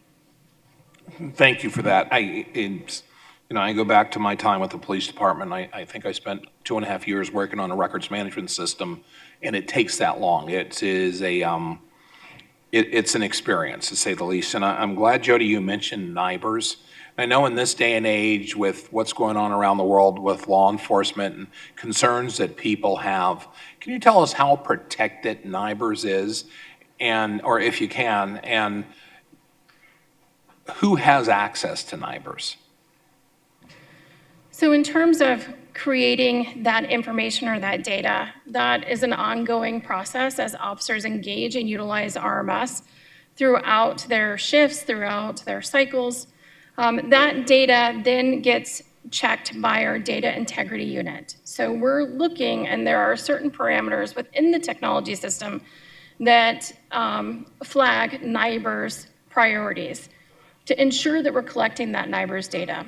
Then our data integrity unit reviews that information And then that information, that entire data set, is transmitted to the Arizona Department of Public Safety. They do a data quality review of that data once they receive it, and they return it to us with particular or potential issues or questions. For the first 3 months of sharing that data with the Arizona Department of Public Safety, we had 0% errors. It is incredibly powerful, and we're going to be able to see so much more into our systems into our activities than we've ever been able to do before. In terms of how protected it is, obviously operators have to be criminal justice information system certified, or what we call CJIS certified.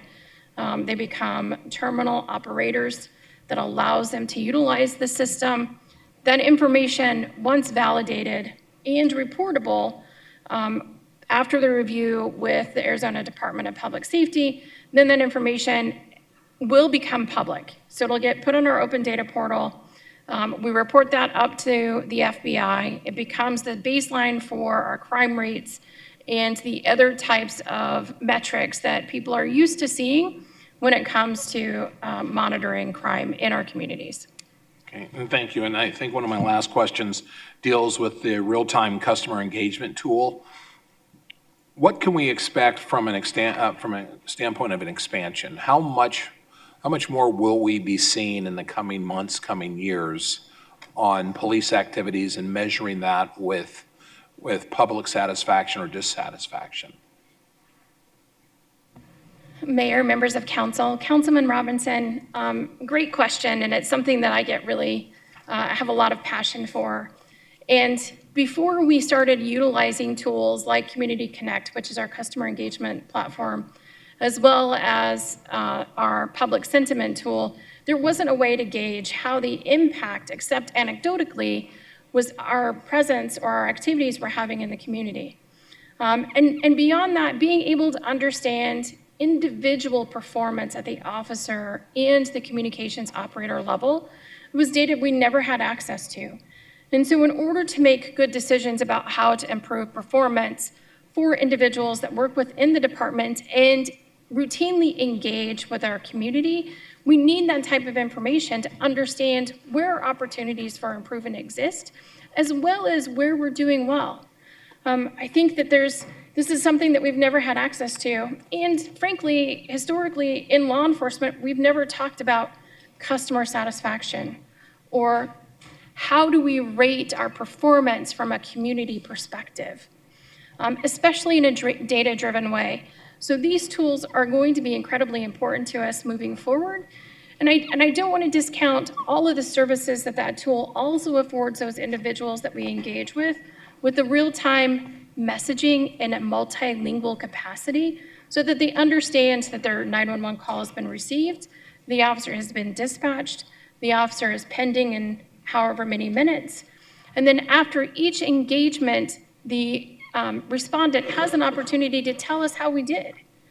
And that existence, that relationship of sharing information continues beyond the initial incident. And I think in my mind, one of the most important things that this engagement tool affords us is to support those victims through the life of their case.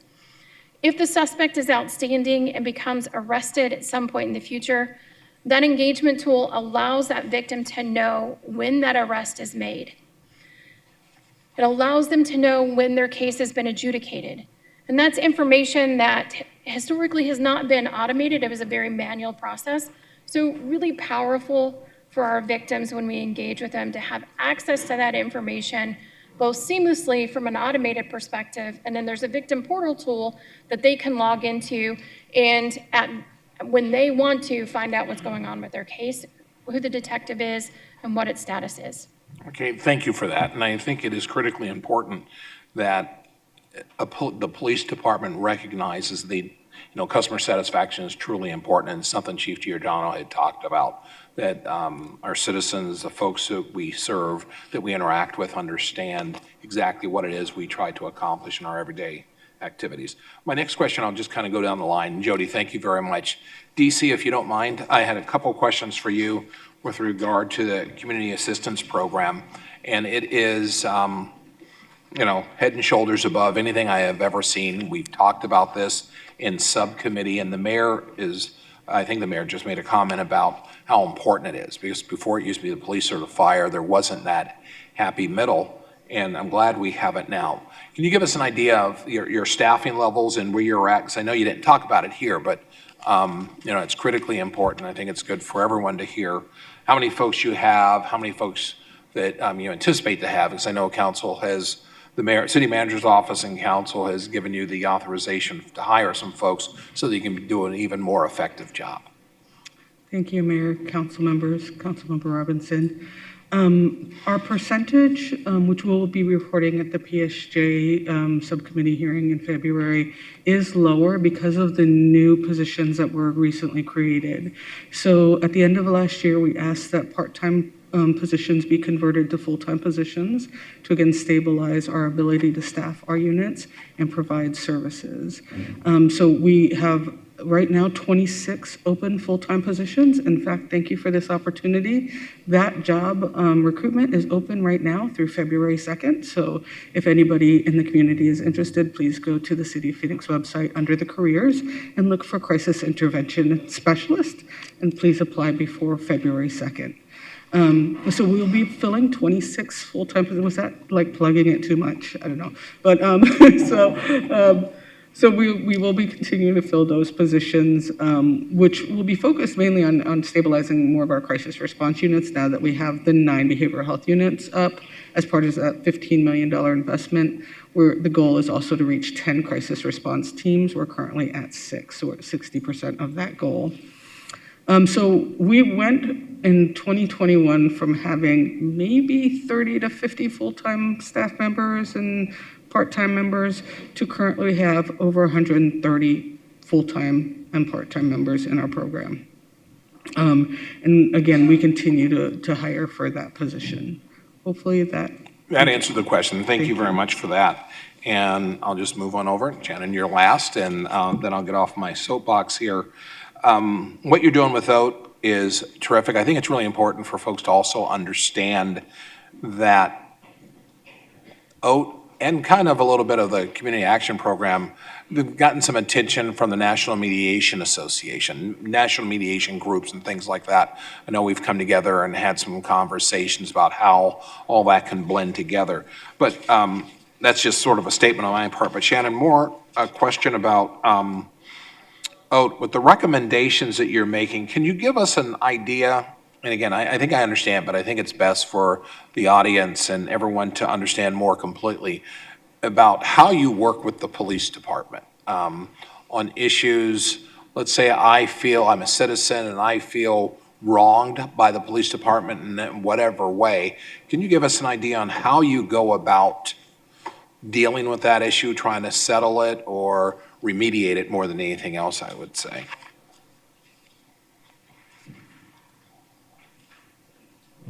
Thank you, Councilman Robinson, Mayor, members of council, members of the public.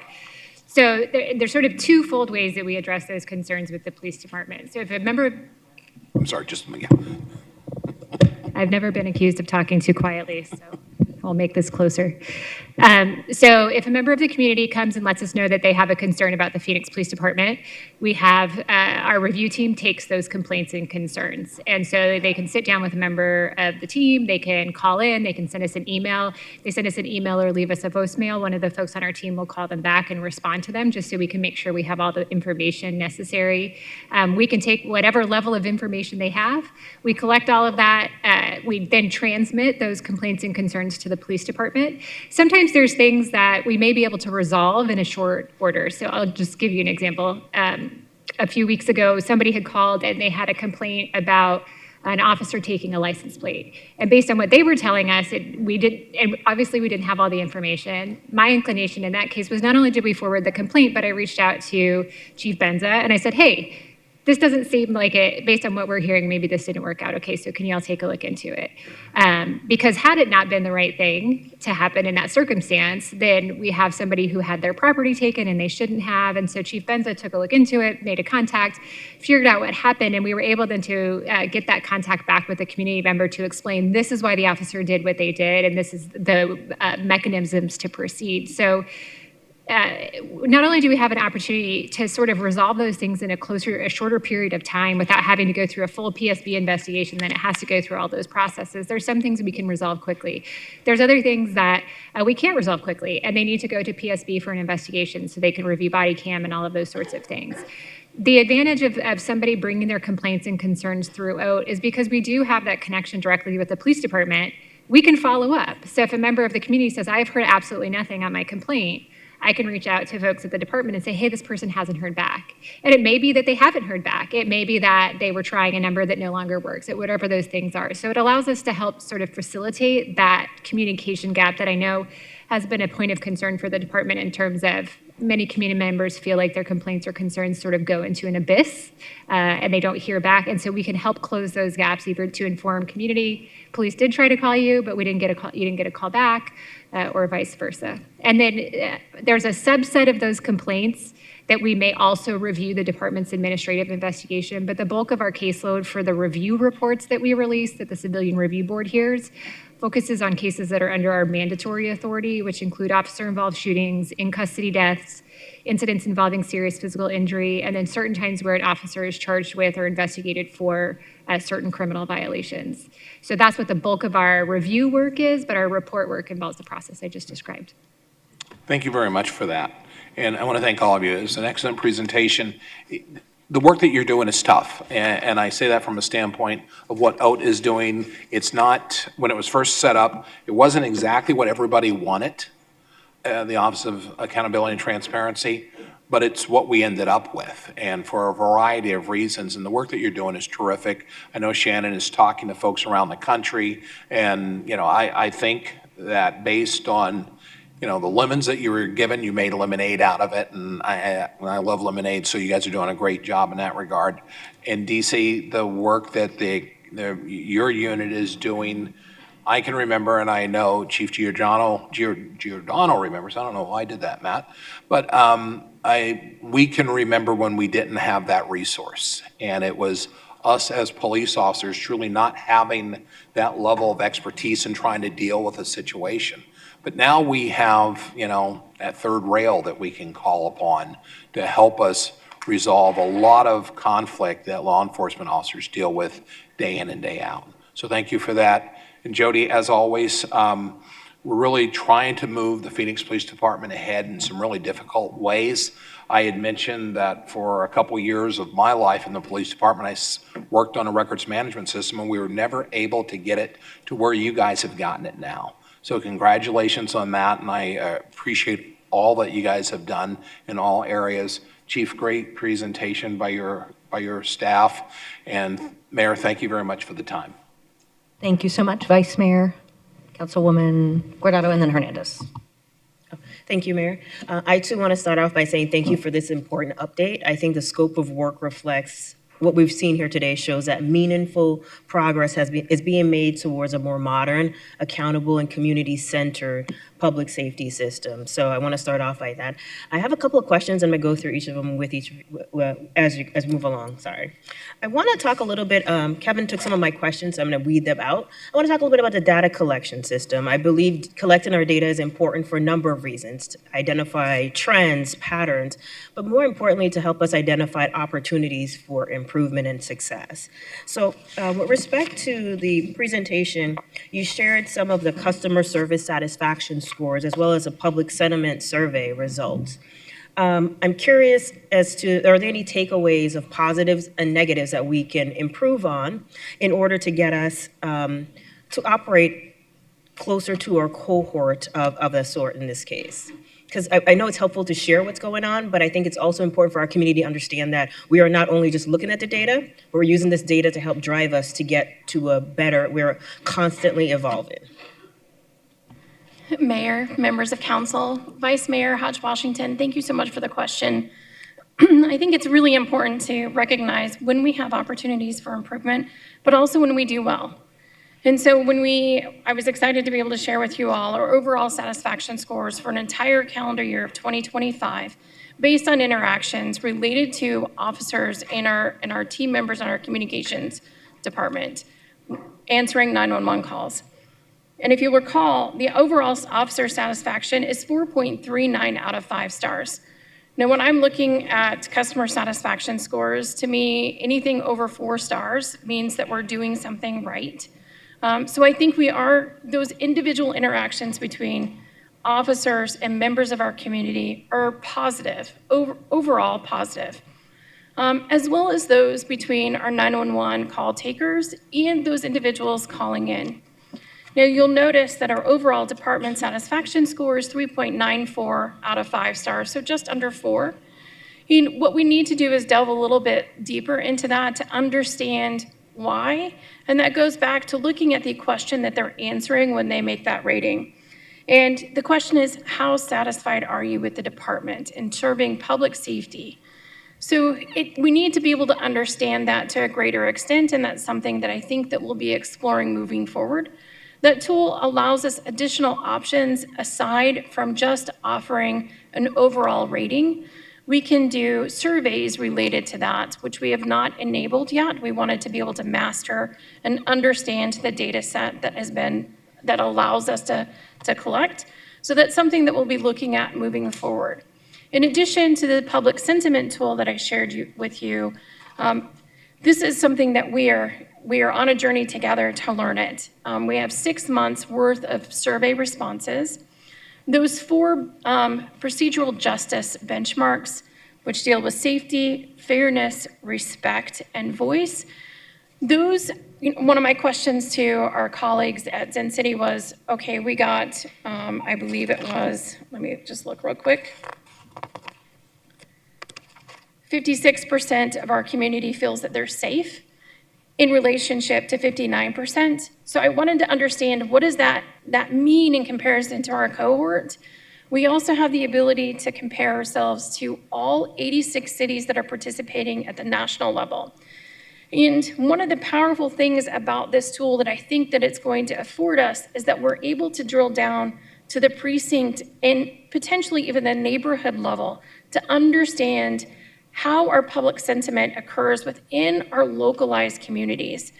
And so we had the members from Blackwise here last week.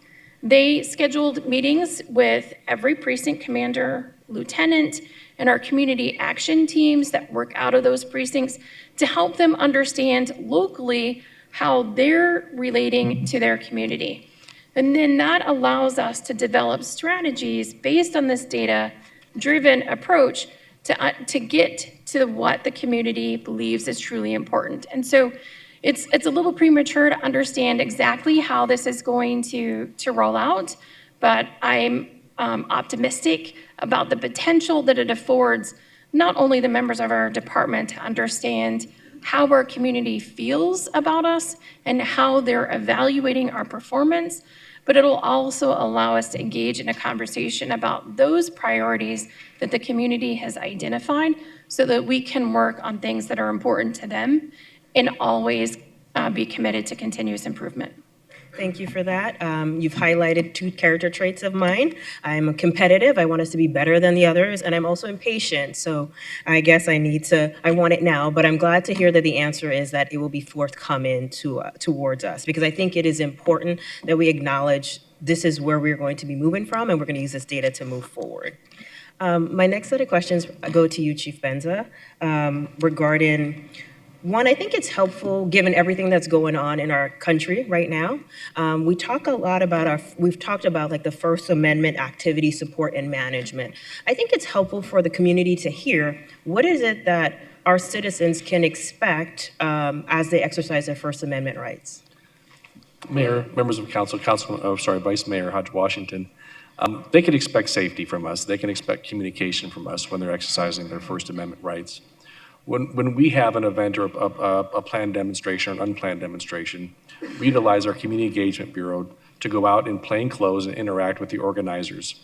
We want them to understand what our goals are, and our goals are to let them have their voice and let them have their space, but to do it safely. So they can expect us to communicate with them. They can expect us to support them in making that place as safe as possible. They can expect clear guidelines on what we expect from them. For example, we don't want people to take roadways if we can't control that roadway to make it safe. So we bring everything back to their safety for those events. So we will make sure that there's clear communications and clear expectations, and then follow-up conversation with them as well. Those are the things they can expect on the initial side of that. Part of that clear communication is when the group is becoming larger, what resources we need and what resources we need from them. So along those lines, and Chief, you can jump in, this was your old job, please, but that's what they can expect from us, is clear expectations and clear communication from us, both from a uniform perspective and a plainclothes perspective.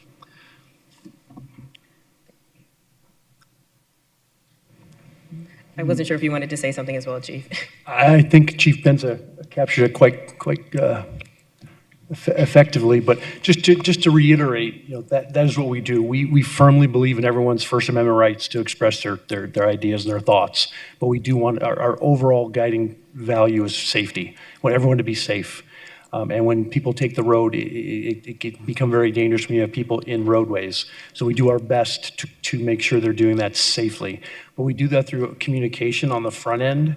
So oftentimes we're reaching out to people that are organizing protests before they even begin to help them understand how to do things safely to express their views. But again, we're always communicating, always listening, and always looking from a safety standpoint. Thank you so much. Thank you both for that answer. I also wanted us to talk, just kind of we talked a lot about the implementation of these policies. I think it might be helpful also to share with the public what they can expect with the changes, the policy changes we're going to see with respect to youth interaction, and how they interact with those individuals experiencing homelessness. Mayor, members of council, and vice mayor, they can expect us, once again, to have clear expectations of what our expectations are and what their expectations are of us.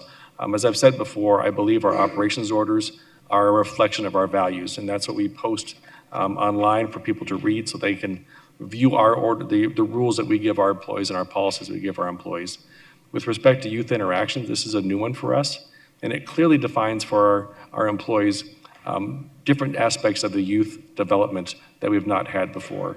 It talks about other avenues in which to treat youth, some characteristics of youth that aren't common for adults, to give our officers and our forward-facing employees an idea or some other things to grasp from when they're dealing with youth, so they don't mistake that youth for being disrespectful or not cooperating. They may just not understand, or they may be too shy or afraid to act as we would expect them to act. So for the youth interaction policy, that's very clear for us. With respect to interacting with individuals experiencing homelessness, we want our officers to understand what our focus is. We partnered with the Office of Homeless Solutions, and we almost mirrored their policy for our policy. We want to provide people services to help them. We want to provide quality service to them. And if they're unable to take their property, we want to make sure that we respect them and show that respect by taking care of their property. We want to make sure they can get their property if they're going to be somewhere else or hospitalized, but we can ensure that that property is not gone. So we want to show respect for that. Thank you for that. My next question is for Community Assistance Program, Director Ertz. With respect to just more of a curiosity question on slide 32, I believe, it talks about the average response time in minutes for the behavioral health unit, and it says our goal is to be less than 25 minutes. Out of curiosity, how was that baseline set? Thank you, Mayor, Council, Vice Mayor. So two things we looked at. We looked with our connection with Harvard Kennedy GPL, what was happening across other jurisdictions. I think it's important to realize that our teams are not like first responders in the fact that we don't have lights and sirens to respond to a call. We also don't have what's typically called as first due areas, or a space like we have a team that is dedicated just to downtown. So all 9 of those units are stationed throughout the city, but any one of them can respond to any call as it comes in across the city. So we have a team up at Fire Station 41, which is located at I-17 and Bell Road. But if all of the other units are busy, they will take a call down in South Phoenix. So what we're trying to make sure is that the closest unit who can respond to that so that we keep that time reasonable so people aren't waiting hours to get the services that they need, and that our teams are getting there safely because they do have to use all of the rules of the road as everybody else. And then just out of curiosity, do we find that with the response time, do we find that in any instances where individuals, I guess I shouldn't say any because I presume it happens, but instances, how frequent are instances where someone who needs behavioral health intervention, by the time the team arrives at the location, that person may have already exited the location? Mayor, Council, Vice Mayor, thank you for the question. It's hard for me to provide a number of that right now. We actually just switched our records database, and we're hoping to collect that data in a new way so we'll be able to report that out. Oftentimes for the individuals that we're responding to, they don't even know we're coming. So it's someone in the community who sees someone on the street who may look like they are just in need of services, someone to talk to, and they call 911, they ask for a behavioral health unit, and our teams are dispatched out. So there are times when our teams do get out there and the individual and how they were described, that individual is no longer on that site. But like I said, at this point, I can't give you statistically the number of that or percentage. Thank you for at least telling me you can't give me something. I appreciate that. I do want to say thank you for sharing the success story. I had the opportunity to do a Keisha on the job with the community assistance program, so I was able to see hands-on, firsthand how your group interacts with members of our community, and I think they're doing a good job. So thank you for that. My next question goes to the Office of Accountability and Transparency. I wanted to ask a couple of questions regarding just the department level mediation. You said there's been 8 that has occurred so far. I know that's a rather small sample size, but I have heard from members of the community the question whether or not the mediation is a process they want to participate in. So what I would ask you to share is kind of what is the feedback that you've been receiving regarding the mediation opportunities? So Mayor, members of council, Vice Mayor Hodge Washington, if you'll forgive me just a bit of time, I did want to thank you publicly for your involvement in our youth outreach program.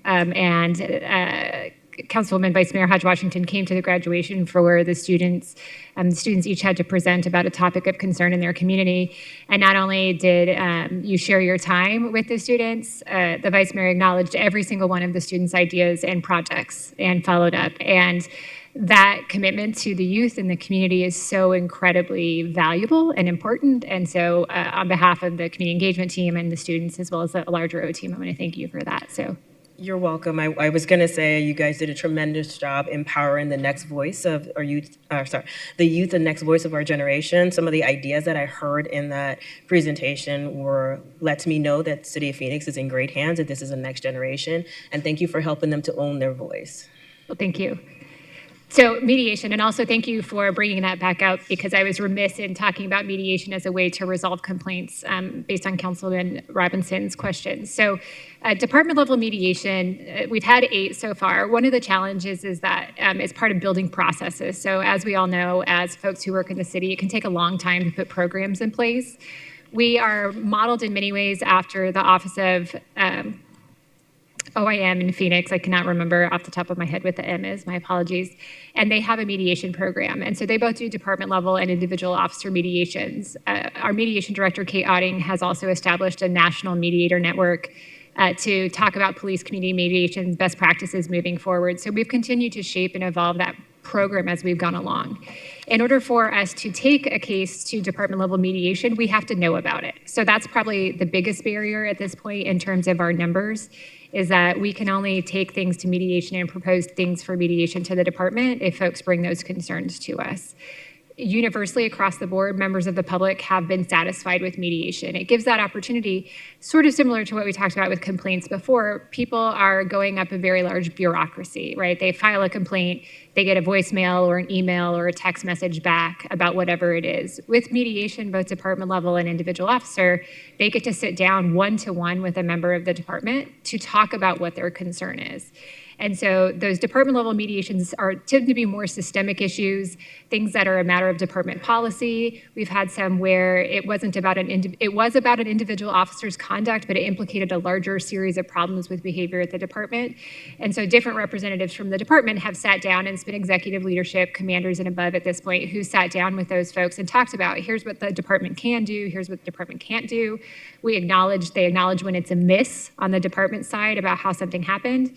And even though it's a facilitated conversation, so the department doesn't have to make any sort of agreements with folks that they mediate with, in every circumstance, the department has offered follow-up to make sure that whatever the concern was doesn't happen again.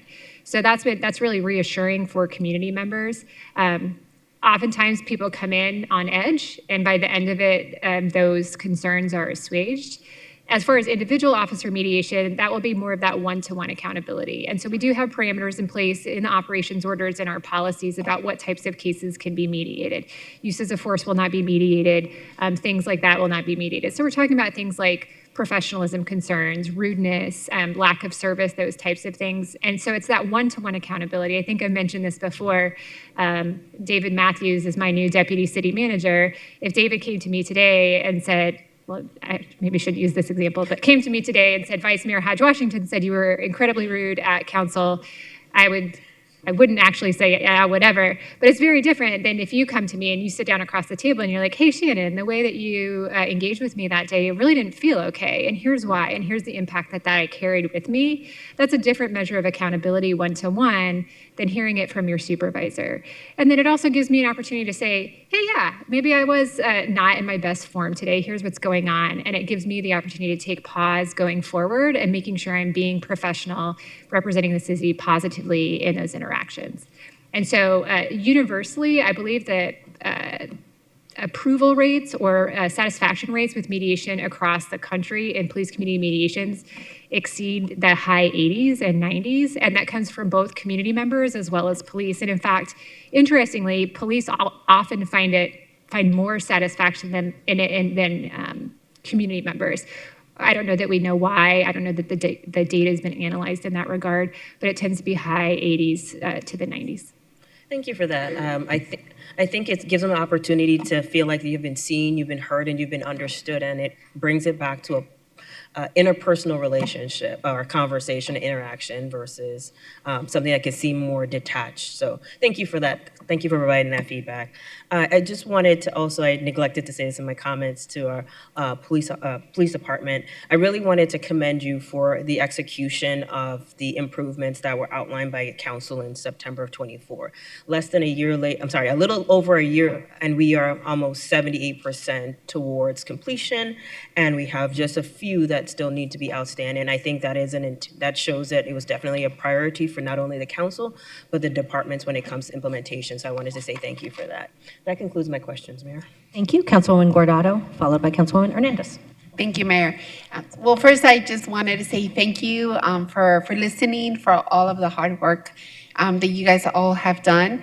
With that being said, I know that we're not done. I know that there's still a lot of improvements, a lot of things that still need to change, especially under the environment that we're living under. You know, Chief, I just want to commend you for all of the hard work that you have done in the last couple of weeks. I know that we've heard very positive feedback from community when it comes to First Amendment rights. So thank you all for everything that you guys are doing with our community. And we've come a long way. When I first got elected in 2019, there were a lot of conversations that were happening, and we were able to implement OAT. We've done a lot of changes. You guys have heard from community of the things that they want to see change.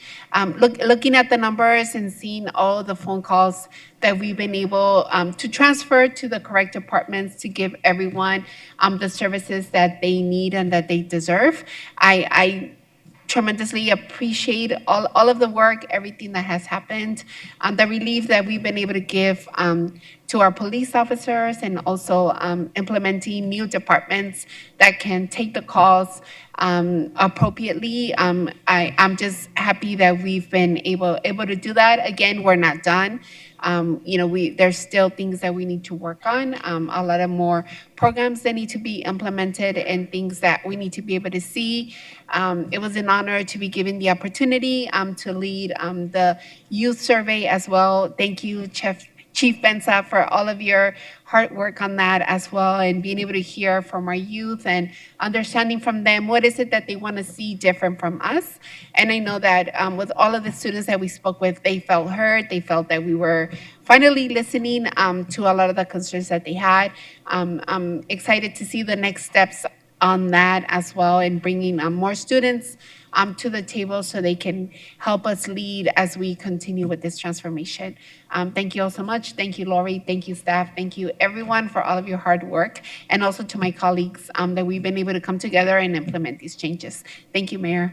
Thank you so much. Councilwoman Hernandez. Thank you, Mayor. And I actually also want to start with thanks to the Mayor and to the Council for continued commitments to improve public safety. I think I want to first highlight the very important change that was already echoed by the Mayor and by other members on incorporating the third option when folks are calling 911.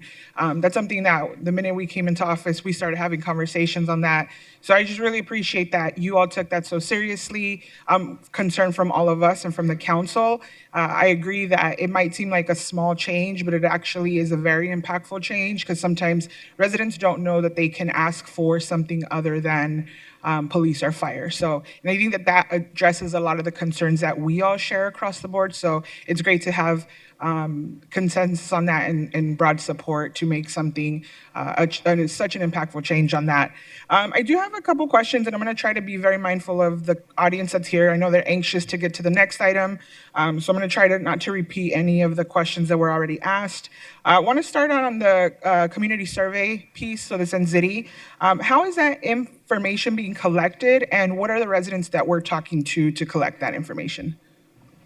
Mayor, members of council, Councilwoman Hernandez, Blockwise does that. Zen City does that for us. It's not something that the department solicits. Blockwise does it at our request. They are representative samples from the various precincts within our city.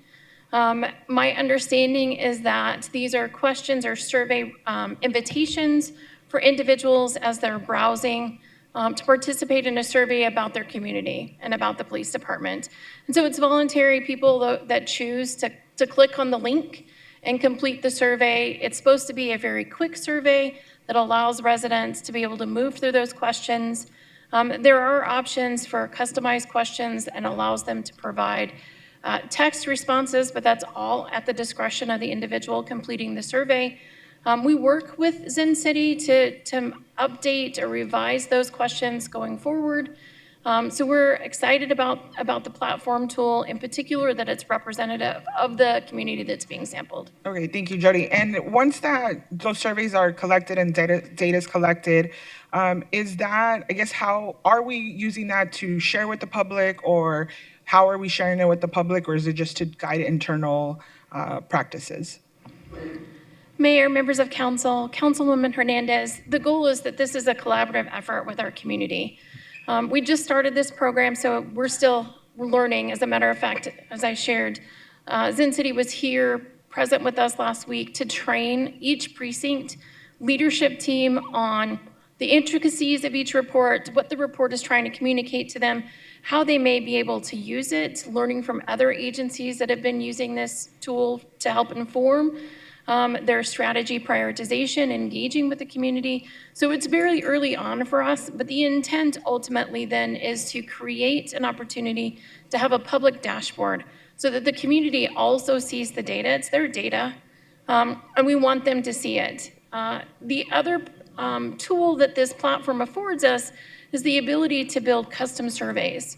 So we can, outside of these representative sample surveys, create custom surveys based on the need at the time to be able to solicit input from our community about particular topics of interest to them and to council and to us. Thank you. And is there any involvement from OAT in the collection and sharing of that data? Mayor, members of council, Councilwoman Hernandez, to date, not yet. Obviously, going forward, we're happy to share the information with all parties that are interested. As I mentioned, it's intended to be public. It helps all of us make better decisions about how we engage in a public safety arena within our communities. Okay. No, thank you for that. I would suggest maybe we explore that option. I think OAT is looked at as a more neutral department, so maybe it would be worth having those conversations to see where the collaboration can lie to make sure that the community really feels like we're being as transparent as possible with them. And speaking of OAT, for the as you gather, Shannon, you've shared like where your team is at and presenting and engaging with the community. And I know Councilmember Robinson already asked to walk through the process of like how that goes. Can you just reaffirm how, like if I wanted to start a complaint, like can you just touch on the beginning of it again? Yes, Mayor, members of council, Councilwoman Hernandez. Yes, so in person, Monday through Friday, 8 to 5 at 350 West Jefferson. So for members of the public, we're just right around the corner from where we're at right now in the parking garage that's just to the west of here on the south side. So you can come into the office. You can call us 262-OAT7, which is 6287. And you can also send us an email and we will respond to that. So my team will call back. We do enter all complaints that we receive into the portal that goes directly to the police department. One of the conversations that we had with also, if you call the police hotline number, which I believe is 262-8050, that goes to the police hotline for complaints and commendations. Any non-urgent complaints will get routed to OAT. So if you're not asking for a supervisor to respond on scene and it's not an active thing that's happening right in the moment, those will get routed to OAT and they'll be able to talk to one of our review team members about what their complaint or concern is. We enter that into the portal. One of the agreements that we have with the police department as a result of doing that entry into the portal is that we're working on getting a documentation that's easier for us to actually analyze. But we get a report of every community complaint the department has received, whether that's through OAT, through PSB, walk-in emails, so that we'll be able to have a better analysis of what all the complaints are that the department has received and looked at, which we haven't had prior to now. So now we're going to be able to go back. And so once we get to a fully staffed team and some of my members are able to take some things off of their plate, we do hope to have be able to provide some more analysis in partnership with the police department about what their numbers are, what we're seeing, and be able to better report out on those things. Okay, thank you. And I know that the OAT community engagement team is out there because I see them all over the place, so great job to the team for being engaged. Is there other areas where this hotline or number or how to file complaints or compliments is broadcasted or is advertised? So with the rebranding, we've been waiting to get that in place just so that we can sort of usher in this new era of OAT. We will be doing a series of informational videos about OAT generally, as well as about OAT mediation. And so those will be things that will be distributed to all members of council for you to share with your community members. We are also building our OAT website. So we'll have dedicated pages for community engagement, mediation, civilian review board, all of those sorts of things. And then word of mouth, right? So we will show up to any community event, anywhere we are asked to be. If there are places that any of members of council want us to be there to meet our team or to engage with members of your community, we will happily come. Doesn't matter what time it is or where it is, we will be there. As you said, our community engagement team is here. They are 100% dedicated to serving the Phoenix community. And so we are also going to work with comms about having a larger campaign about OAT and how to access OAT. So those are all processes that I've started moving forward with Dan Wilson in the city comms office. Okay, thank you. I want to pivot over to the First Amendment updates, and thank you for the questions that were already asked. So I just kind of want to pivot over to a separate piece. Chief, do you feel that the changes and the updates in this policy are going to improve the conduct from our officers with members of the community that are exercising their right to protest? And I ask that because in the past, right, we have seen when our officers have escalated things instead of de-escalating things. So I want to be very mindful, especially with the moment we are in right now, that the entire community and Phoenix residents can feel safe and knowledgeable that they are going to be able to very rightfully so, exercise their First Amendment rights. Mayor, members of council, Councilwoman Hernandez, I believe that what our policy does is outlines our expectations of our employees, what we expect for them in those situations. And like I talked about, we always lead with safety first, making sure that everyone is afforded the opportunity to express their First Amendment rights. So I'm very confident in the skills and abilities of every Phoenix police officer to understand what our expectations are for them and to exercise those exercise discretion and follow our expectations to make sure that members of our community can exercise their rights safely. Thank you. And I will publicly share that I've told this to the chief directly, that in the last few protests that I've attended, the department under your leadership has done a great job of traffic control to allow the protesters to peacefully take the streets and really exercise their rights. So I shared it, directly with you, but I also want to share, as much as critical as I am of your department, I will also say that the last few actions, the officers have done a good job at providing traffic control, and that's the only presence they have with the protesters. So just want to say thanks for that. My next question is around the crisis intervention team. What are the specific skill set and criteria that need to be met for a member of that team? Mayor, members of council, Councilman Hernandez, it's a 40-hour class that the officers go to. They work with our behavioral health partners.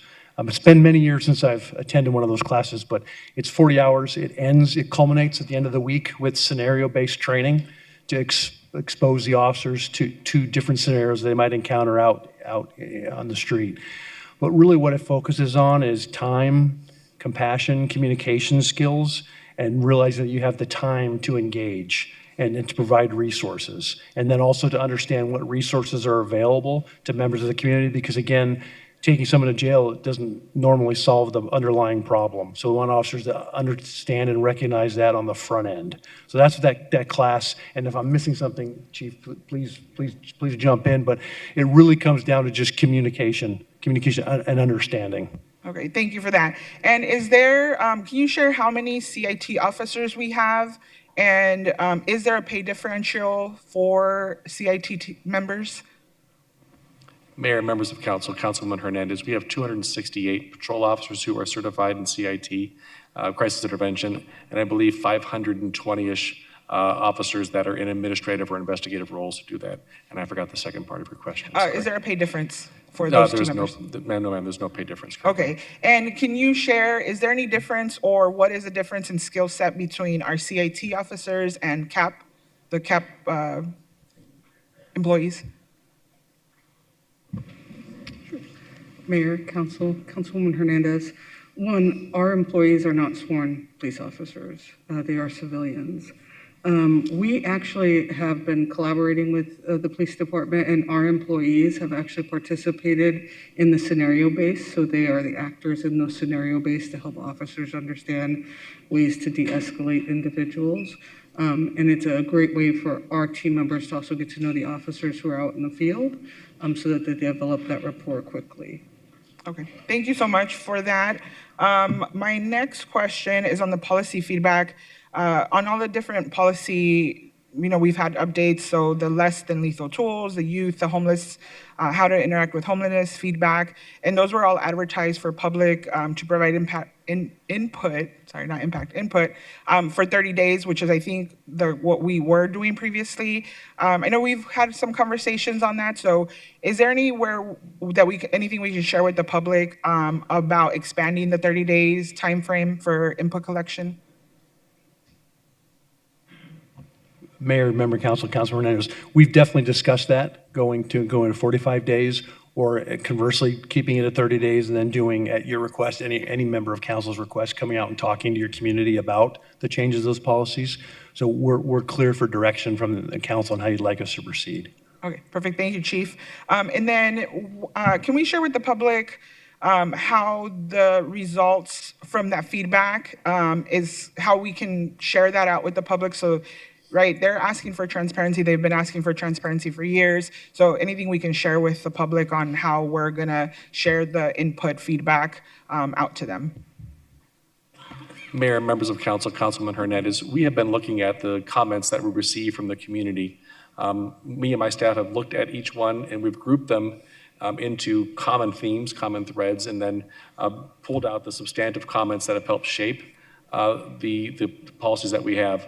Currently, we're working with what is going to make that document easy to read, easy to understand, how to highlight which comments were included in the policy and which ones weren't included, and then the rationale why. So we're almost finished with tweaking that to get it to council for review and then out for the public. We've looked at different ideas, but want to make sure we get this right so the community can see what comments are coming in and they can see what comments are used to create the policy.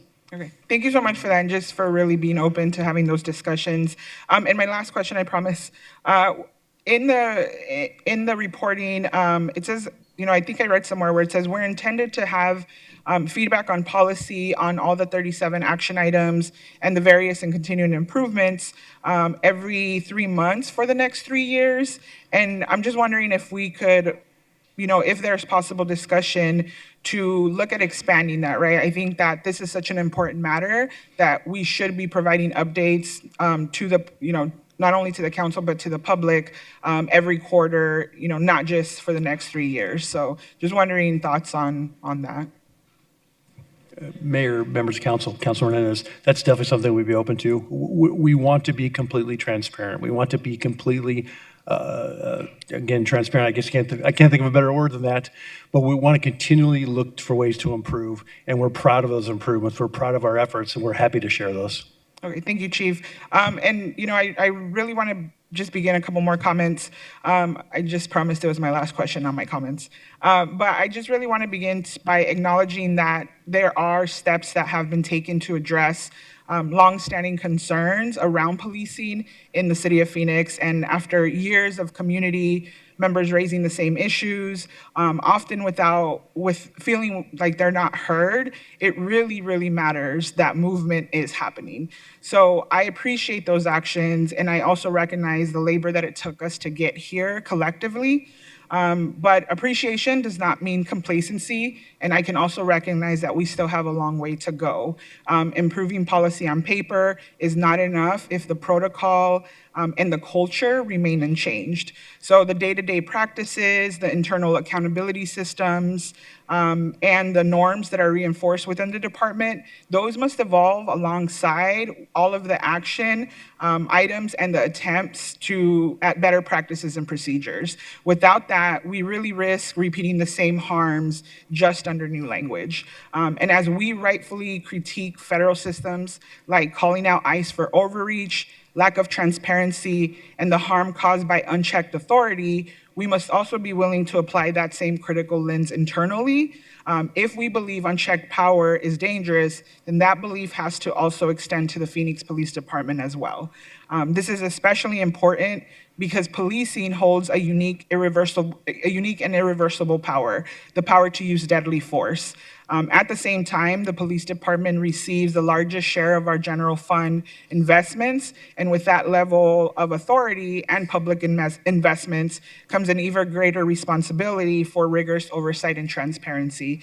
So our residents are paying attention, and they deserve a city government that is just as committed to accountability as it is to public safety. But thank you so much for all the work thus far in the conversation, just being willing to engage in the very tough conversations that especially Chief, you and I have, and just thank you again to the mayor and council for their commitment to improving public safety in the city of Phoenix. Thank you, Mayor.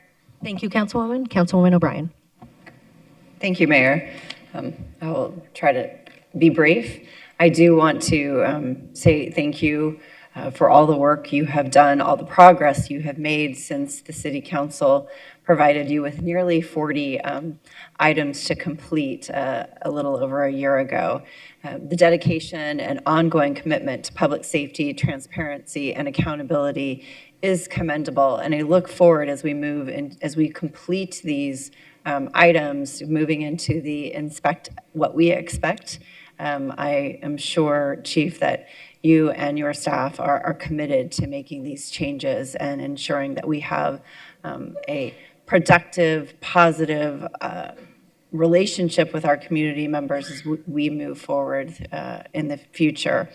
And this morning, I was able to participate in the point in time count and experienced firsthand someone who was witnessing or experienced them having a behavioral health crisis.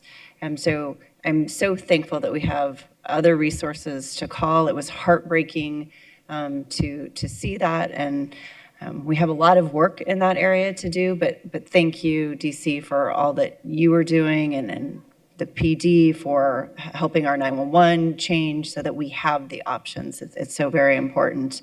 The work our employees is doing is incredibly critically important, and I really am proud of all of our employees, and our community members definitely appreciate you all. I look forward to seeing more on the customer service satisfaction scores as well as the survey platform. So thank you, keep up the good work. This does not stop here. This continues ongoing. Thank you.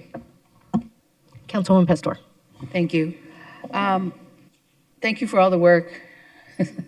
Been here a while. A little bit, Warren and I think, are the OGs of the council right now.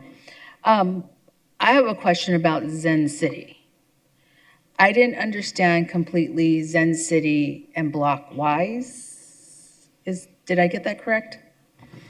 Mayor, members of council, Councilwoman Pastor, that's correct. Blockwise is a component or one of the software platforms that Zen City has within its catalog of resources, and it's geared specifically towards public safety. Okay. So Blockwise is very specific to public safety. Do you know the other platforms to Zen City, or you just deal with public safety?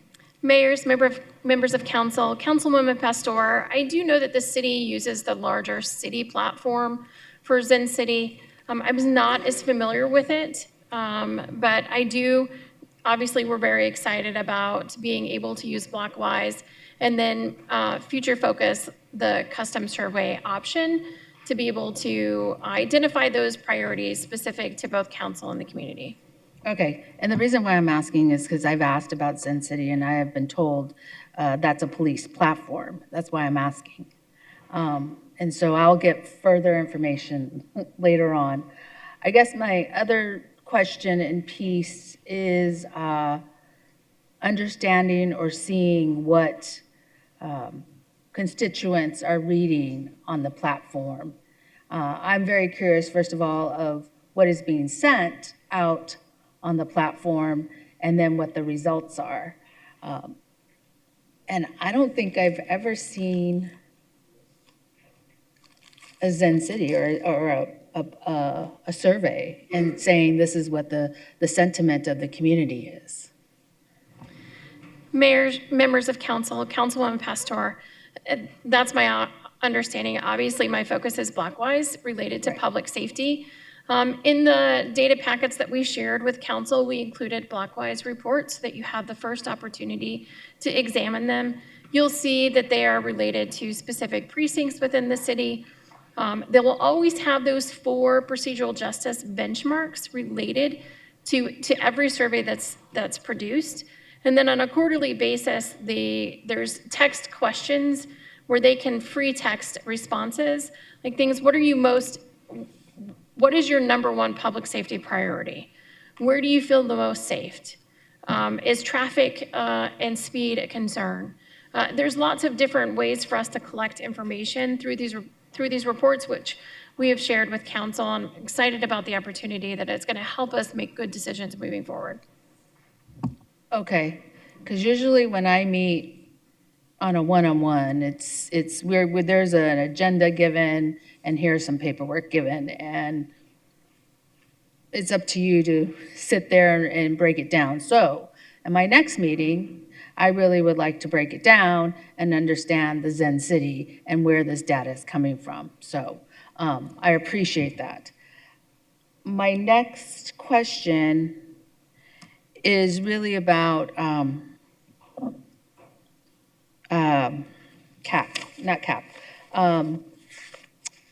Office of Accountability, OAT.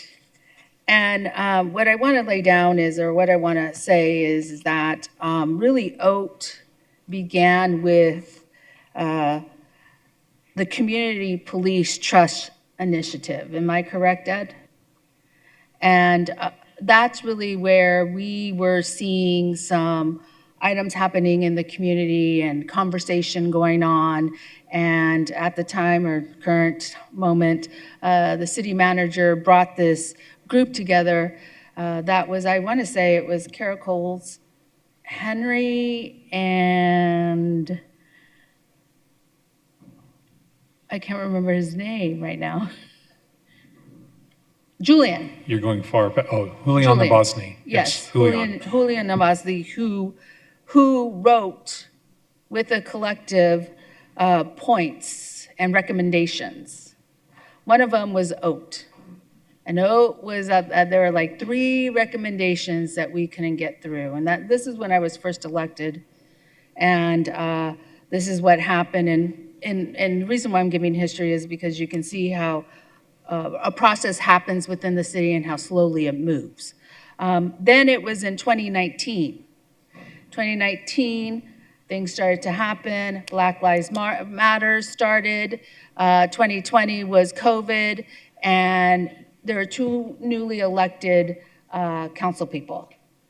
And what ended up happening is because we were watching what was happening within our community and what our community was asking for. So I want to thank those that were here for hearing the community. And in that process, that's how OAT came about. And it was a tough process to get OAT to where we are today.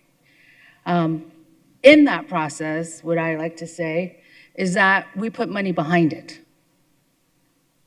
And we put money behind it so that it could start and move the way it is today. So I want to commend my colleagues of the past and right now of the current of understanding the importance of OAT. Because if they didn't have money, it would have never come to fruition. And so I think that's a pertinent history and take to understand that it started and it began with money. Most of our plans, some of our plans we passed, we don't have money behind it. And then every year we figure out a budget and we try to push it. So I just wanted that in history and I just wanted it on record. So I want to thank everybody for doing it. CAP came out of OAT, came out of the 2020, came out of COVID, because we saw what was happening in our community and some of the behavioral health that was needed and how police also needed assistance in that space in order for us to have a safe community. But most importantly, it was the community who came in front of us and pushed us and asked for it. So I want to thank everybody. Appreciate it. I know we're all waiting for the next item, but thank you. Thank you. James Carney is our only member of the public on this item. James, the floor is yours.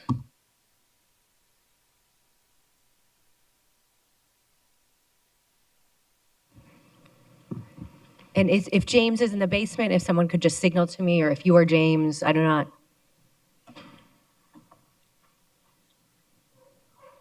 To our team, do we have a James? Okay.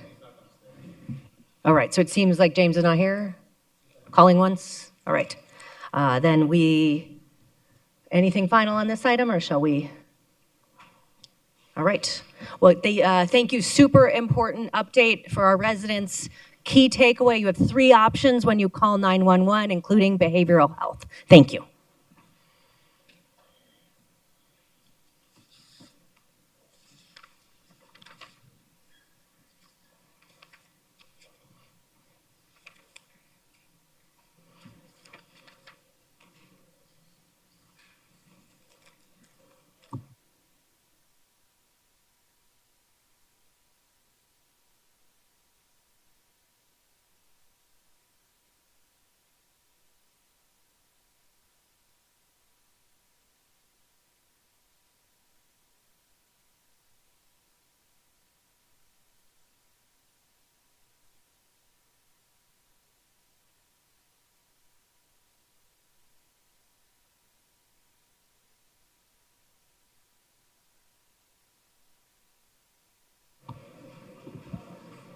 All right. We had originally looked at a break at 5 p.m., but it just doesn't feel like the right timing to me right now. Are folks okay if we push that break back? Great. And then I might, in a moment, turn to Mario to introduce himself for translation. We have some elected officials here, and if you could just, we have Board Member Garcia and Board Member Hermes. If we have others, if you could let people know in the back, just so we can appropriately recognize folks. And then Mario Barajas is here to provide Spanish translation, and we do have some folks on this item who have requested it. So Mario, would you introduce yourself? Yes, Mayor, thank you. Good afternoon, my name is Mario Barajas. I'll be interpreting with me also my colleagues Oscar Monroy and Elsie Duarte. I'll now take a moment to introduce ourselves to our Spanish-speaking audience. Buenas tardes, yo soy Mario Barajas y voy a estar trabajando junto con mis colegas Elsie Duarte y Oscar Monroy. Queremos pedirles, ya que son varios en esta ocasión que van a estar hablando, si es que van a estar dando un comentario público, les pedimos de que hablen de una manera lenta y con claridad. Y si van a estar dando el comentario virtualmente, les pedimos de que eviten de tener distracciones de fondo. De esa manera vamos a poder interpretarles de la mejor manera posible. Muchas gracias. Thank you, Mayor.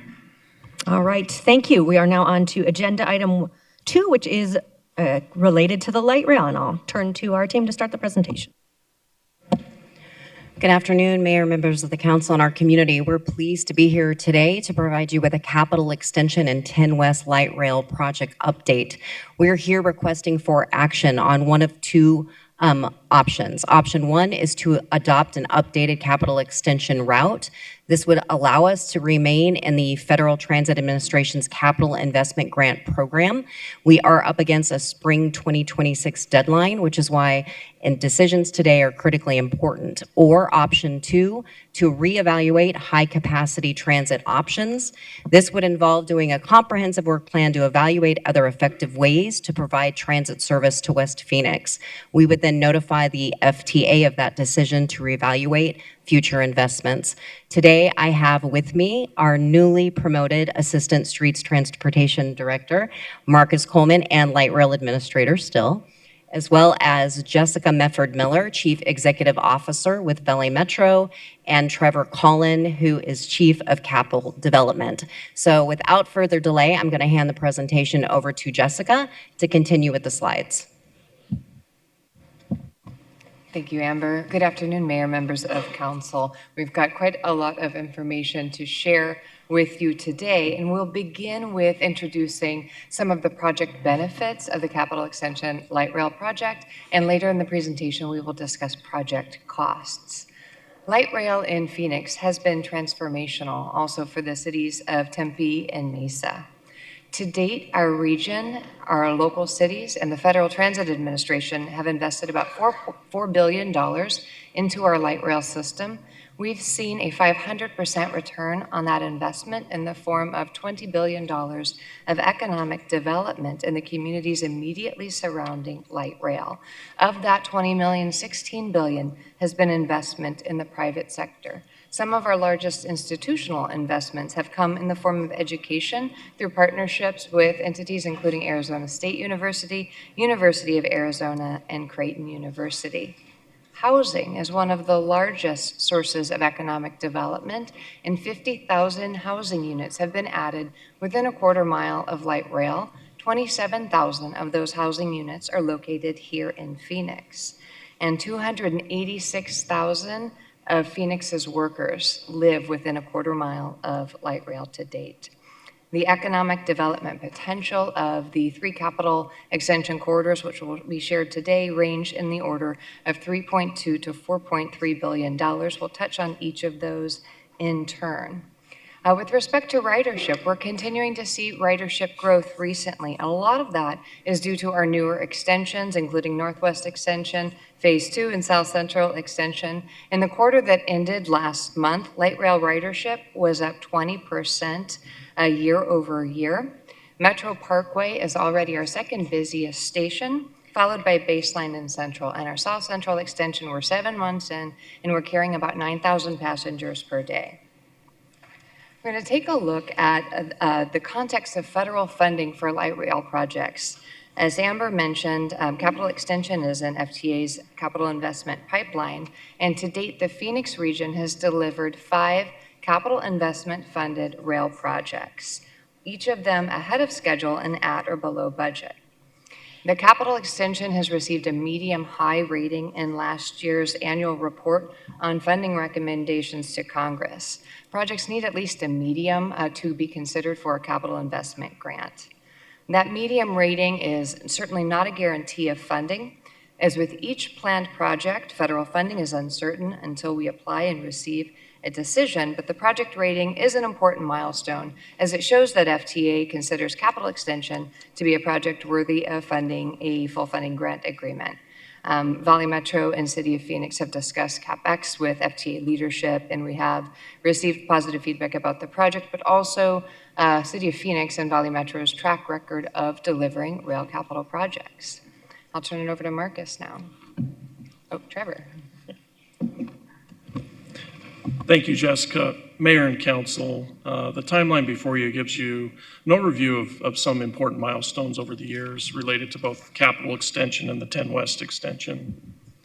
The projects that would serve the capital and the I-10 West corridor have been in local and regional plans dating back to the year 2000. They were originally envisioned as one overall project.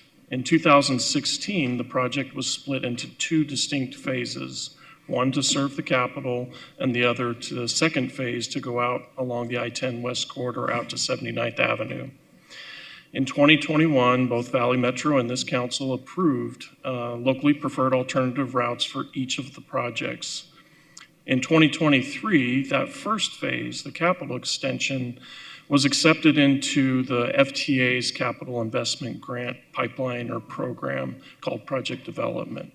Importantly, in August of that same year, just 4 months later, there was a bill that was related to the enabling legislation for the county sales tax that passed the next year. However, that bill also included a geographic restriction around the state capitol building and legislative houses.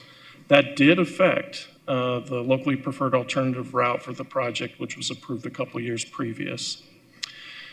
Since that time, we've been updating the route and most importantly, engaging with community and stakeholders on options and alternatives. What I'll share now are 3 route alternatives, and these all fall within that option 1 that Amber discussed.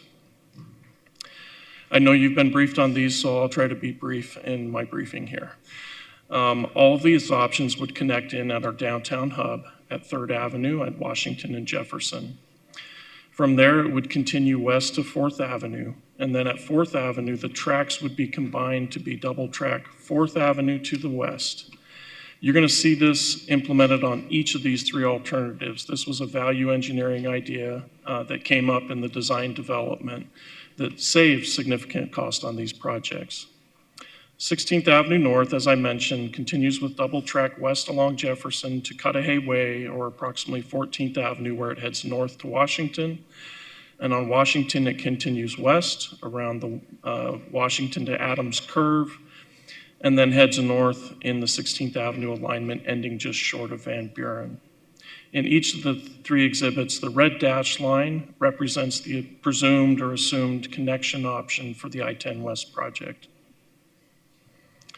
The second alternative is 16th Avenue South, very similar on the east end. We continue west along Jefferson with a double track, and then we would head south on 16th Avenue to Madison, where we would continue west to approximately 17th Avenue with an end of line near 17th Avenue in Madison. Again, the red dashed line is the presumed future connection to I-10 West. The third alternative is 7th Avenue North, shown again here in the purple. At this location, we would head north on 7th Avenue instead of continuing west along Jefferson. So much earlier on the eastern end of the Capitol Mall, we would head north on 7th Avenue to Van Buren, where we would turn west go along Van Buren to approximately 16th Avenue with an end of line. Again, the red dashed line would be that assumed connection to 10 West. I will mention that these first two that I showed are very similar to the design that we've been carrying for quite some time. They serve the same corridor along the same streets primarily that we've previously looked at and studied. 7th Avenue North is different. It is significantly different in the way that it goes up 7th Avenue and much sooner on Van Buren. And so that will have effects on the timelines that I'll show with you shortly. Jessica referenced economic development data in her comments. For each of these options, the economic development data is laid out here for you. The economic impact for the three options ranges from 3.2 to 4.3 billion. Permanent jobs are estimated anywhere from 10,800 to 14,700. And then tax generation over a decade is estimated anywhere from 188 million to 253 million. With each of these, from an economic development lens, the 16th Avenue South route would be the highest generating and to be estimated there. With that, within these route alignments within option one, we've prepared some general timelines. That first phase, capital extension, if the council were to direct a 16th Avenue North or South, the overall delivery timeline would be looking at opening the project sometime in 2029, early 2030. For 7th Avenue North, as I mentioned, we would have to do a lot more study. We would have to redo the environmental review on that, whereas the other two are just a reevaluation. This would be a redo. We do see a delivery on a 7th Avenue North in the year 2031. And just for context, that second phase is shown, that 10 West extension, which is currently programmed to be delivered in 2034. So within option one, if any of those were selected, I'm going to talk briefly about some of the next steps. I've referenced a couple times that any of these, we would have to do some additional environmental work to update that and make sure we're meeting the requirements of NEPA. Additionally, state law requires that any agreements that would happen between the city or Valley Metro and the Arizona Department of Administration would have to be reviewed by the Joint Legislative Budget Committee, which is a subcommittee of both the State House and Senate. That state law is referenced there. We would have to advance to the next phase of the CIG phase grant program, which is called engineering. Obviously, we would continue to complete the design and then we would bid the construction work. And then finally, any decisions on route updates, if selected today, would also need to be approved by the Valley Metro Board of Directors as well as the MAG Regional Council. With that, I'll hand it back to Jessica for financial considerations. Thank you, Trevor. As with any major infrastructure project, it's important that we fully consider the cost of both constructing, but also operating and maintaining the project. So I will walk you through some cost projects here.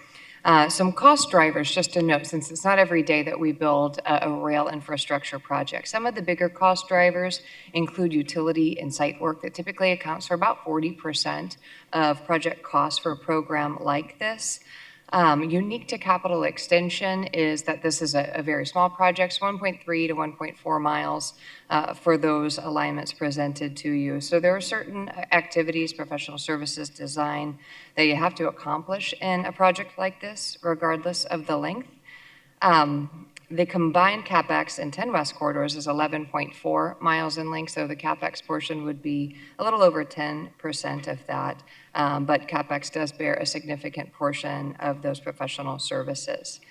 Now, if we consider the cost of capital extension, the alignments that Trevor just shared with you are on average about $624 million to construct.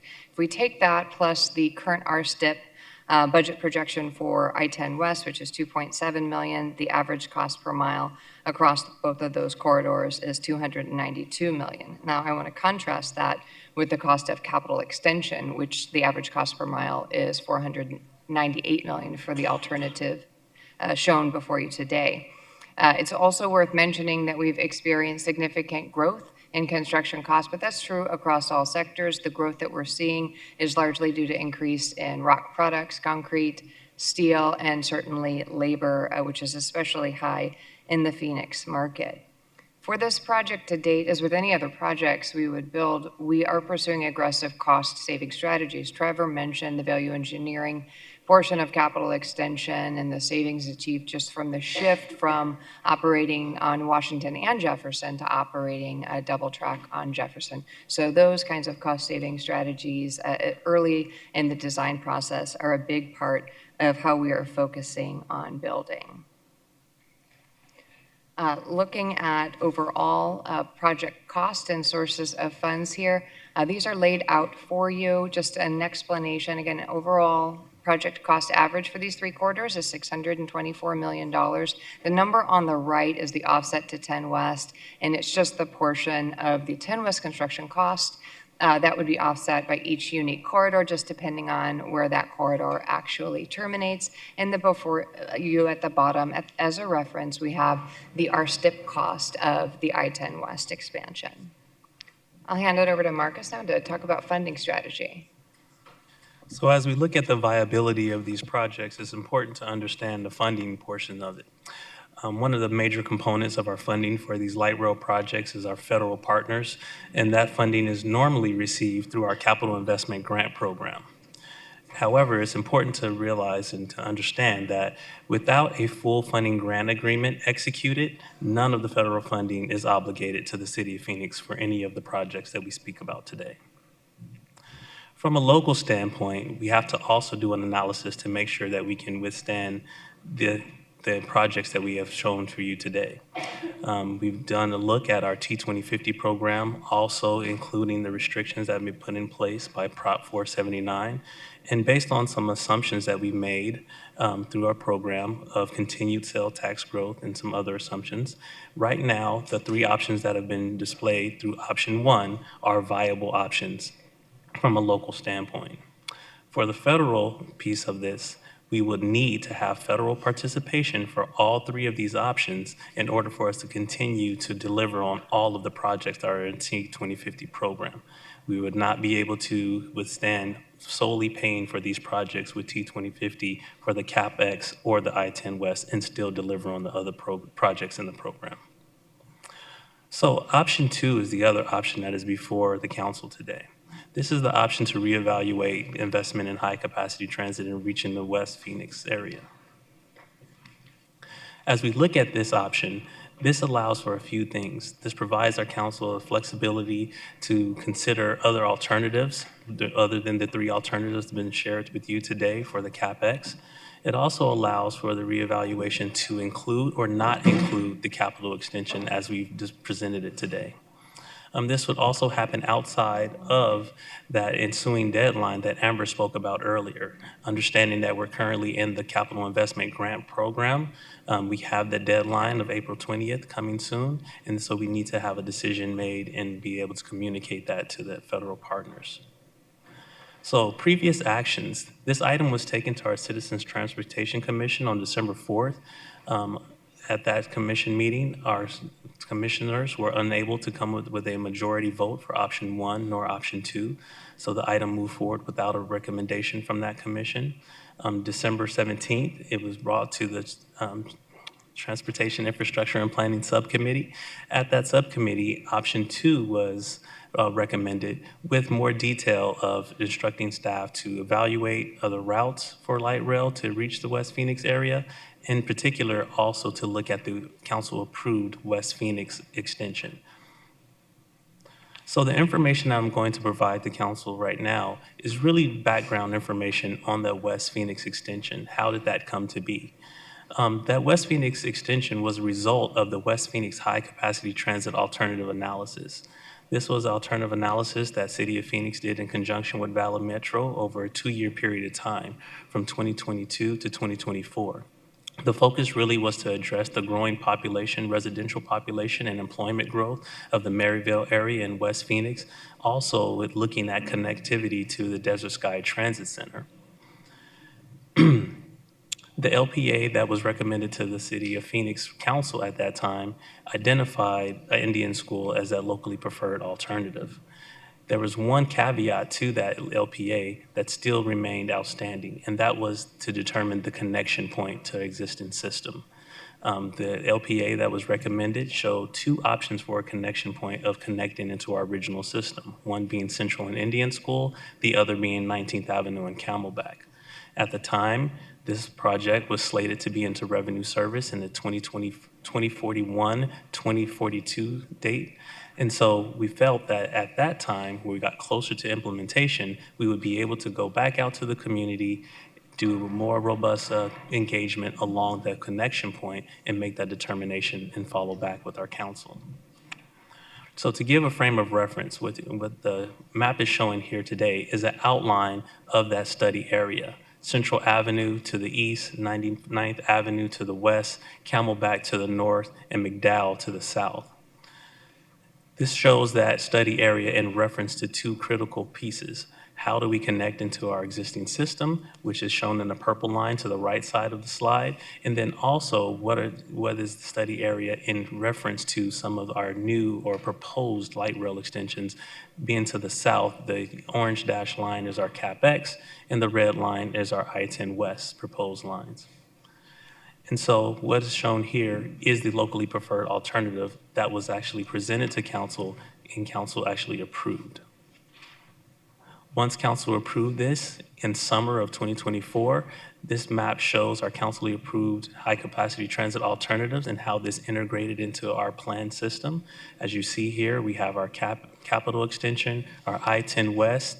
The line with 2041 is the West Phoenix alignment, and then also the blue vertical line that turns is our bus rapid transit line.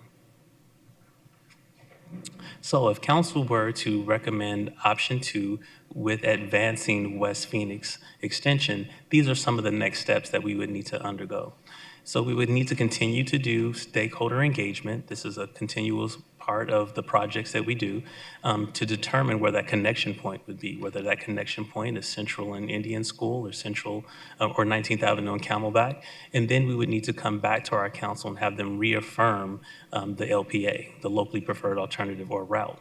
Once that has been done, City of Phoenix will work closely with Valley Metro and our partners to do preliminary engineering work as well as preliminary design work in order for us to be able to develop a ROM, a rough order of magnitude or estimate, so to speak.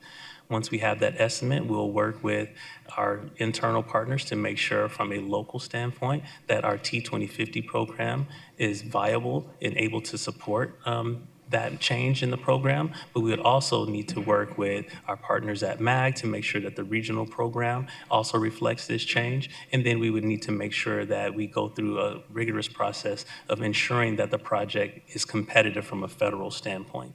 We need to make sure whatever we do, if we're seeking to get federal funds, that the project is a competitive project. Lastly, one of the things that we would also need to make sure is that we are aware and coordinating with other programs and projects that are scheduled or planned for this alignment. One of those such plans for the West Phoenix alignment is the re-envisioning of Indian School project that our Street Transportation Department is currently undergoing. I'll talk more about that in a few slides. This next slide gives us an idea of timing. Currently, the West Phoenix extension is slated to be in revenue service in 2041, 2042. However, if council were to take the option of advancing the West Phoenix alignment, this is showing what could possibly happen as a revenue service date of 2037. You'll see here that we're looking at typically around a 3-year period of time for public engagement as well as some pre-design work. We have talked with our partners at Valley Metro. There is a possibility to shorten that time frame to around a 2-year time frame. It's important to understand the timing of advancing the West Phoenix line, like I said, and as it relates to the West Phoenix as it relates to the Indian School, re-envisioning Indian School project. Our Street Transportation Department is currently in the process of the design for this project that is focused on 39th Avenue to 91st Avenue with providing safety elements throughout that corridor. Center medians, signalized intersections, wider sidewalks, things of that nature to actually increase pedestrian safety.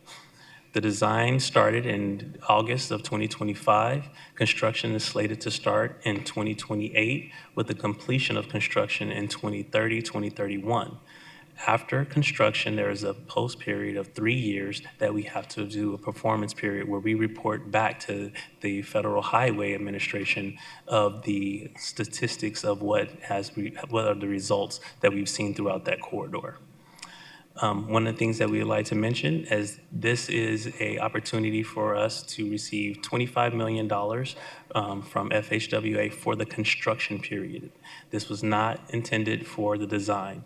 So what this would mean is we would need to work closely with our Street Transportation Department to see if there is an opportunity to try to marry these two projects, to make them both collaborate and be able to be brought into fruition. We understand that timing of these two projects makes that difficult, but not necessarily unable to move that forward.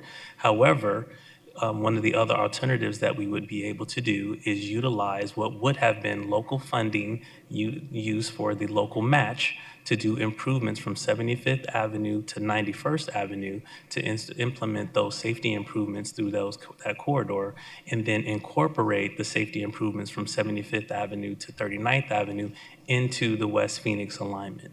This would delay the installation of those improvements, but this would ensure that the corridor would be able to receive all the safety improvements. Next, which is a key part of what we've done over these last few months, is the community engagement. I wanted to make sure that the mayor and council here, that you all have the information of what we've been doing to make sure that this information is reaching our community. We've had over 9 public meetings. These meetings have been in person and virtual.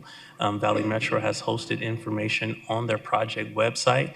All meeting materials are posted there, as well as we've posted a narrated version of the meeting so that if individuals were unable to attend during the live meeting, whether that be virtual or in person, they can go back and follow along through a narrated version of the meeting, which was offered in English and Spanish, which will allow them to have that feel of being in person. We've done posters and flyers. We've also done pop-up events, knowing that it's critically important for us to show up to places where people are and not always expect the individuals to come to us. And then we've done one-on-one stakeholder meetings, especially with key stakeholders and canvassing throughout the corridors. And so a summary, this is fresh off the presses, hot as this morning. We have approximately 8,800 survey forms that have been completed and filled out. And this is the recommendation summary that we've received. 47% are in favor of moving forward with picking a locally preferred alternative for the CapEx, which has been shown to this council today. 53% are in favor of a reevaluation of high-capacity transit and how it reaches the West Phoenix area. The second piece, the individuals who chose to move forward, this gives us an opportunity to give more detail of what are the options that they felt were most preferable. 16 North with 49%, 16 South with 34%, and then lastly is 7th Avenue North with 16%. And so that brings us back to the reason that we're here. Staff is requesting action from this council to either one, adopt a locally preferred alternative so that we can continue in our capital investment grant program, or 2, to do a reevaluation of how we invest in high capacity transit reaching West Phoenix, which could include or not include the CapEx and also could include advancement of the West Phoenix extension. Wonderful, thank you so much. We'll begin with public comment for folk, and I'm gonna call our first 2 speakers. While they have time, I'll explain how this works. We will have first Geraldine Perez and then Miriam Munoz. So all public comment, if you're upstairs, would occur at the podium here unless you request an accommodation. In that case, we could bring a microphone to you, particularly if you have a mobility challenge. If you are downstairs and have the ability to come up, you're welcome to do that, but you can also speak from downstairs. We will have some virtual public comment, and that'll sort of appear as a speaker above, and Spanish translation is available. Many people chose to pause while they are in the midst of their presentation, or you can have one translation at the end of your time speaking. You have 2 minutes to speak, and there is a timer. A yellow dot will let you know when you're approaching the end of your time. And Ms. Perez, followed by Ms. Munoz, Miriam Munoz. Cronómetro. Un punto amarillo y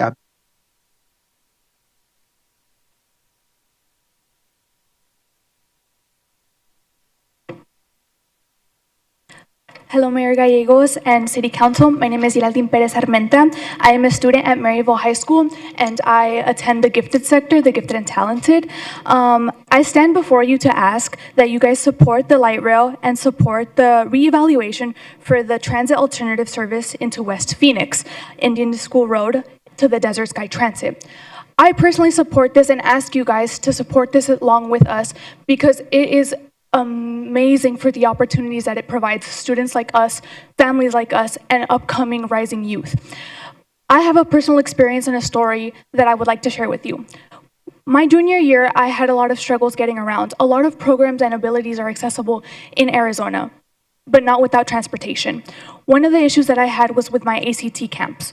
I was not able to attend the ACT camps how I promised myself I would because I did not have access to go into downtown.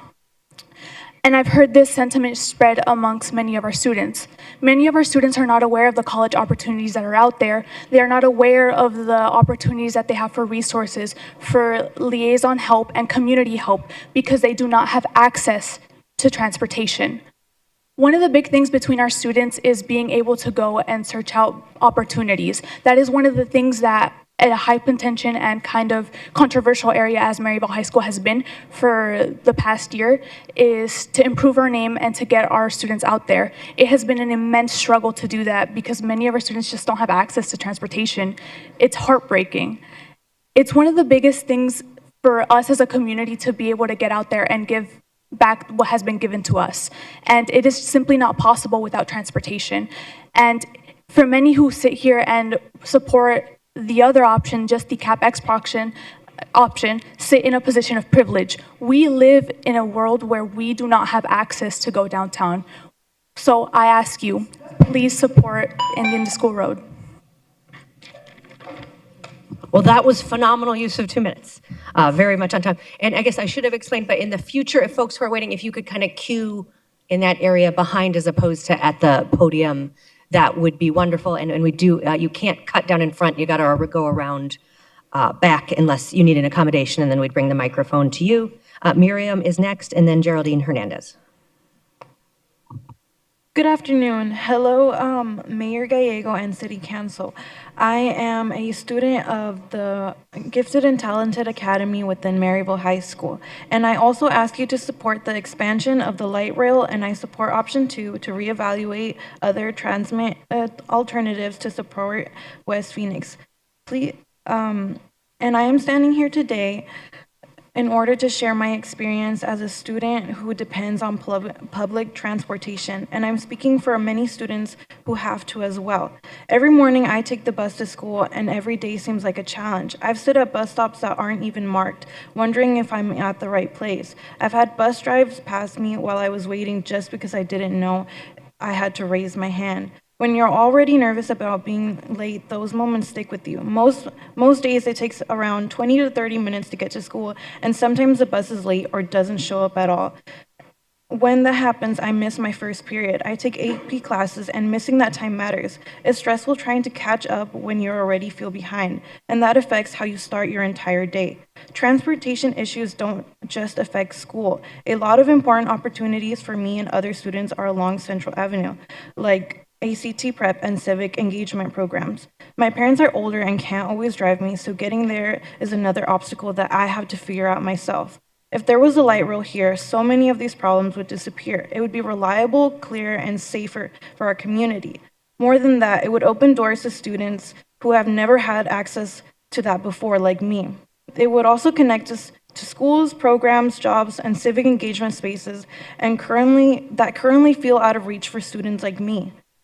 A light rail wouldn't just help get us around, it would make us feel more connected to our city and to opportunities that can change our future. So I ask you guys to consider a system that works for students who are trying the best to show up and learn and succeed. Thank you. Thank you. Ms. Hernandez next, followed by Michelle Luna.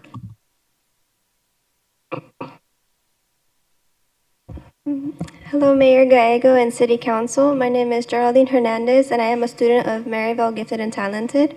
I ask you to support the expansion of the light rail, and I support option 2 to reevaluate other transit alternatives to serve West Phoenix. Please select the locally preferred alternative extension along Indian School Road to Desert Sky Transit Center, and I support this because the system can help students expand their skills and experiences out to downtown. The same reasons as Yaradin stated, where there were so many programs in downtown that a lot of students couldn't reach because they didn't have the public transport over there, or because the buses were really late or took a while to get over to downtown. I know personally a friend who was a tutor at an ACT camp as well, and because of the buses, he wouldn't get home until late around 6 p.m. And that was very time consuming on him because he has a lot of other extracurriculars that he has to do, and he has to get home at an earlier time to make up for those extracurriculars. And it is very hard for other students who have told me that they couldn't make it to such camps or can make it to other programs that would help them with school, and that they want to do their dream job or do internships at this really cool place but couldn't go over there because they didn't have the transportation. And this light rail will really help students reach downtown and reach an area where they can live out their opportunities and their dreams. Thank you. Thank you. Michelle Luna is next, followed by Board Member Denise Garcia. Hello, Mayor Gallego and City Council. My name is Michelle Luna, and I am a student at the Gifted and Talented Academy at Maryville High School. I ask you to support the light rail expansion to the west side, and I support option 2 to reevaluate other transit alternatives to serve West Phoenix. Please select the locally preferred alternative extension along Indian School Road to Desert Sky Transit Center. I support this because the extension will connect residents from the west side to downtown Tempe and Mesa. This would benefit people who work in those neighborhoods, as they would only need to walk to the light rail station and catch the train here on the west. And not only that, but students who live on this side of town and attend one of ASU's campuses would be able to get to and from campus easier, as well as my peers said, opportunities such as ACT camps would be more accessible for us. Not only that, but I know there would be obstacles while the railroad is being built and even after its construction, but I believe the accessibility that this extension would bring outweighs the cons. I am here to speak not just for my current community, but for the next generation too, as well as we are all one, and this plan will help connect us with the rest of our fellow neighbors. Thank you. Thank you. Denise Garcia is next, followed by Cecilia. And I should say, super impressive to do that in high school. I did not speak at any public meetings when I was a high school student, so very impressive.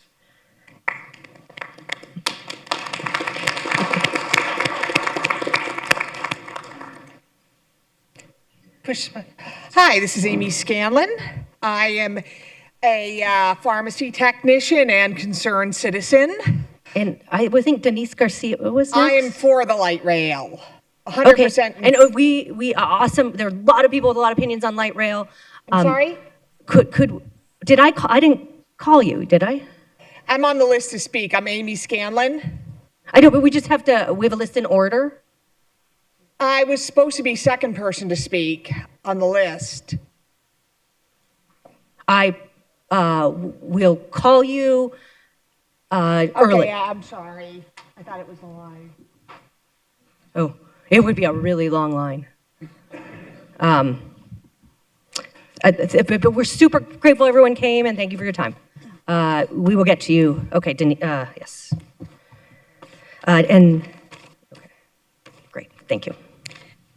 Thank you, Madam Mayor, City Council. My name is Denise Garcia, and I'm a public servant, and I live and work in the Maryville precinct. The discussion surrounding light rail in West Phoenix has been ongoing for years. This is not a new conversation. Because of that, the decision before you today is not only important, it is crucial. It will shape access, opportunity, and quality of life in our community for generations. I'm here to voice my support for option 2 and to respectfully ask City Council to reevaluate high-capacity transit alternatives to serve West Phoenix, specifically the West Phoenix locally preferred alternative, the Indian School Road extension. I strongly believe that extending light rail along Indian School Road will be successful and beneficial for our community. Our streets are already congested with a high volume of traffic. Light rail would provide a sustainable, reliable option that supports working families, seniors, students, and those who depend on public transportation every day. I also want to speak to the importance of how decisions are made. Recently, in our community, residents were invited to forum surveys. Forum surveys were distributed. Families, employees, and stakeholders were told their voices mattered. But when the decision was made, it did not reflect what the community asked for. The people most impacted felt unseen, unheard, and disregarded. That experience matters because when communities stop believing their voices count, trust is broken. Today, you're not just voting on a transit option, you are deciding whether this community can trust that its voice truly matters. Please do not let this be another moment where the community speaks and government looks away. Listen to your constituents. Let this decision honor community voices, build trust, and create opportunities for generations to come. Thank you. Thank you so much. Yes. May I ask Board Member Garcia a question? Yes, sure. Thank you, and thank you so much. It sounds like you are supportive of light rail overall as a public transit option. Yes. Just have one question. Do you think that the City Council should respect the will of the voters and move the capital extension forward? Absolutely. Okay. Thank you, Board Member Garcia. And thank you for your service Thank to you. the community. Cecilia is next, followed by Board Member Ed Hermes. Good evening, Mayor Gallego, City Council members. My name is Cecilia Moreno, and I'm a resident of the Tomahawk Neighborhood, District 5. I was around when we worked to get the bus transit to the West Valley to go further than 67th Avenue. Also, when the bus lines went farther west to connect with Avondale so that the students could get to Estrella Community College and north to Glendale Community College. Light rail was voted on decades ago. At one time, it was to travel in the center between the east and westbound lanes on the I-10. It was originally to be completed by 2016. We are 30 years in the process and still they haven't started. Traffic on the Interstate 10 will only be getting worse. The Phoenix Council obviously doesn't live in the West Valley. With new construction planned for the West Valley, the commute time will only increase. I realize that option 2 will revitalize the Maryville area and encourage light rail use. But I am tired of reevaluation. We have reevaluated for 30 years and it is time to act. I believe we need to alleviate the traffic on I-10 first and work in the other direction to revitalize older communities. People in the West Valley need to have a reliable means to communicate, and light rail will be the means to bring that about. I will probably never live to see the completion of the light rail in the West Valley, but I have family that live in and commute daily. Heavy traffic only leads to pollution in our city. How much longer must we wait? Thank you. Thank you. Ed is next, followed, we'll let Amy Scanlon after Ed. Thank you so much, Mayor Gallego and members of City Council. My name is Ed Hermes. I serve on the Osmore School District Governing Board, live along Indian School and 7th Avenue. I'm here to ask you to vote yes on option 1, to keep CapEx on track. I had the privilege of working and volunteering for the Proposition 104 campaign. I still fit into the shirt that I got 10 years ago here. And it was wonderful to ask voters to extend and increase a transaction privilege tax in exchange for traffic relief, in exchange for green transportation, in exchange for safety improvements. And as we went door to door and as was on our ballot, we showed voters a map that included the CapEx extension, a map that included not one, but 2 light rail routes to West Phoenix, as well as 2 BRT routes in West Phoenix. And I'm asking you today to vote yes on option 1, to keep that promise, to keep 104 map moving forward. This is an important vote and really the first step towards West Phoenix. Certainly not the last one. Option 1 will also bring much needed jobs and growth to the area around the capital and in West Phoenix. It's estimated to bring $4 billion in economic development 14,000 permanent jobs, according to the Governor's Office of Strategic Planning and Budgeting, as well as around $250 million in nearly immediate federal funding and matching funds. So for all those reasons, we ask that you vote yes on option 1 and keep things moving forward for Prop 104. Thank you.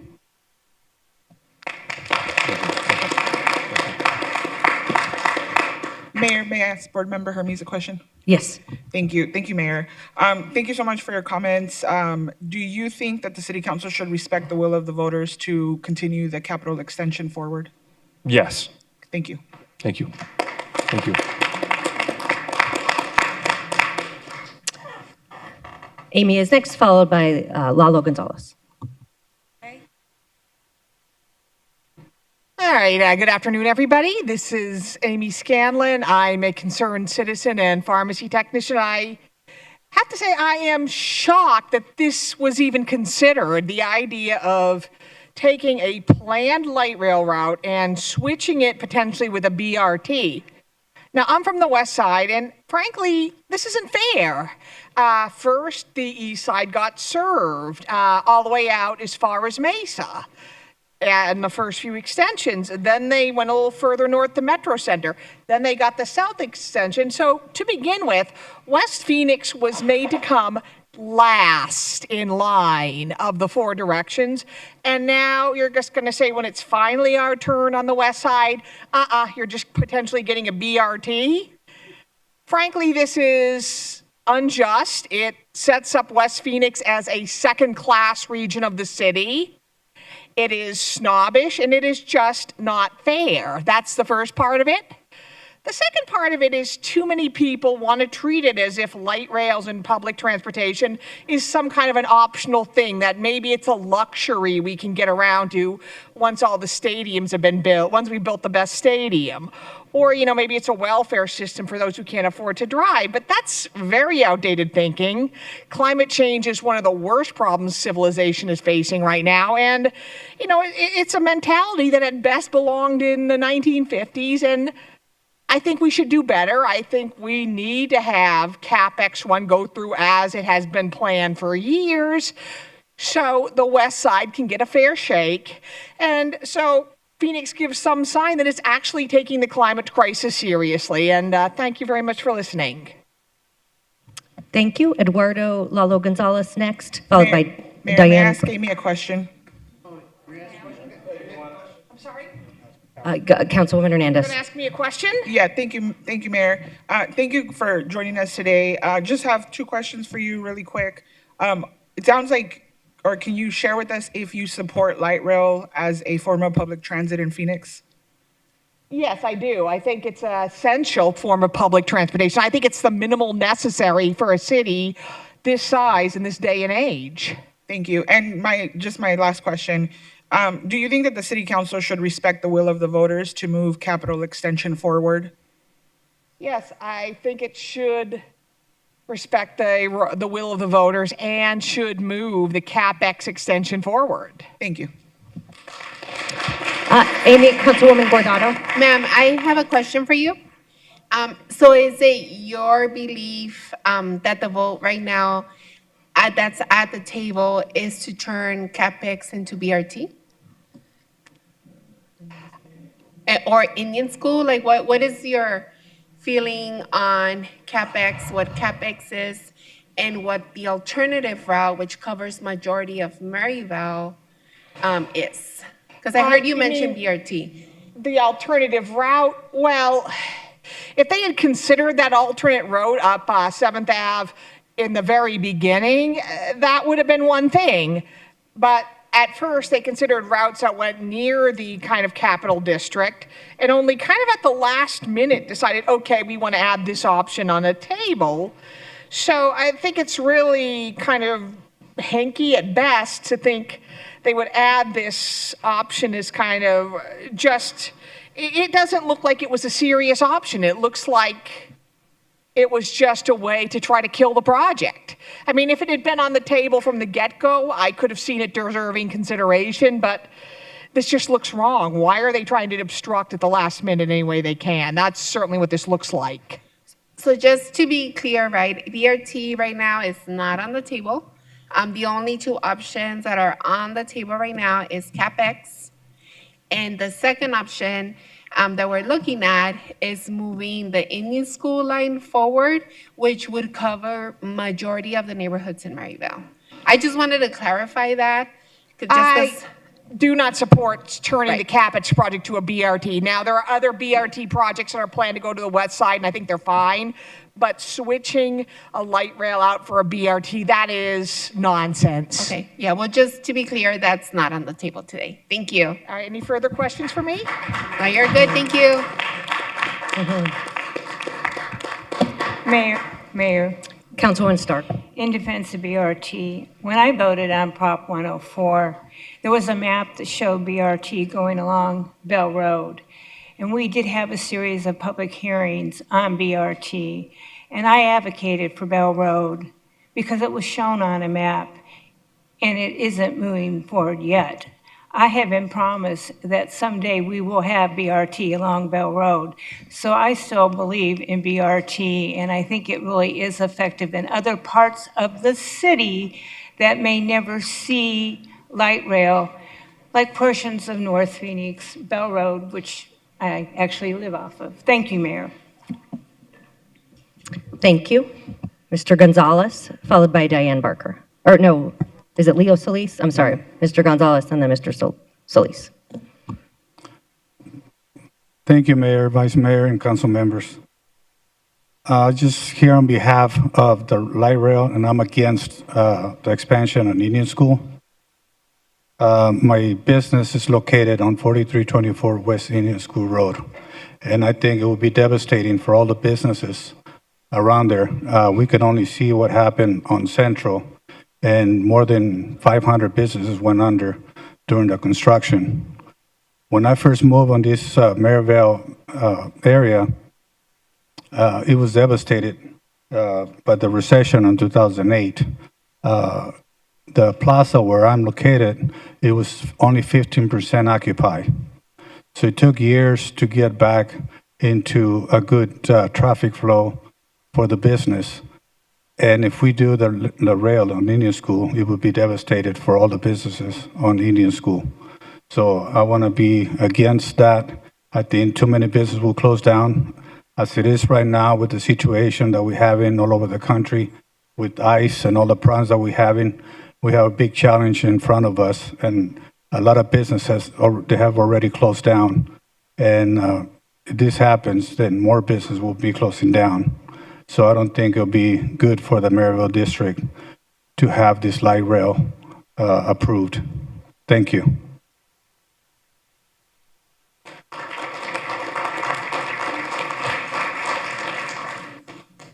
Leo is next, followed by Diane Barker. Hi, my name is Leo Solis, and I'm in support of the light rail expansion. I am a high school graduate of the year 2022, and that light rail was my transportational lifeline.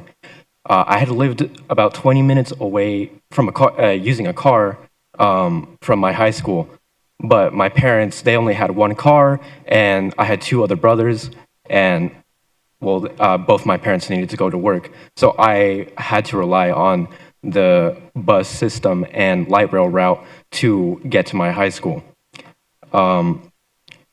They trusted me with it because I'd grown accustomed to it throughout my, because they were teaching me leading up to my freshman year experience.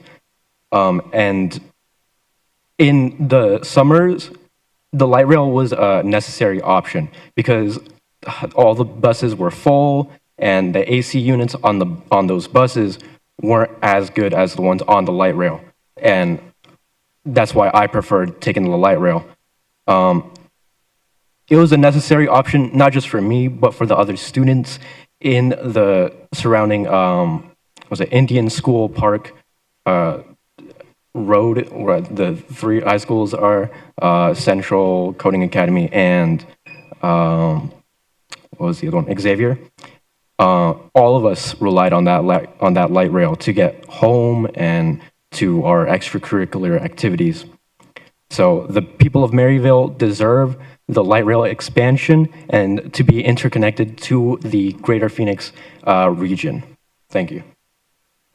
Thank you. Diane is next, followed by Hilda Hernandez.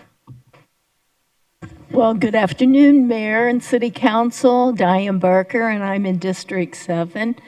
And, you know, this is really one of my favorite conversations. I'm really pleased to listen to people, whether it's pro or con.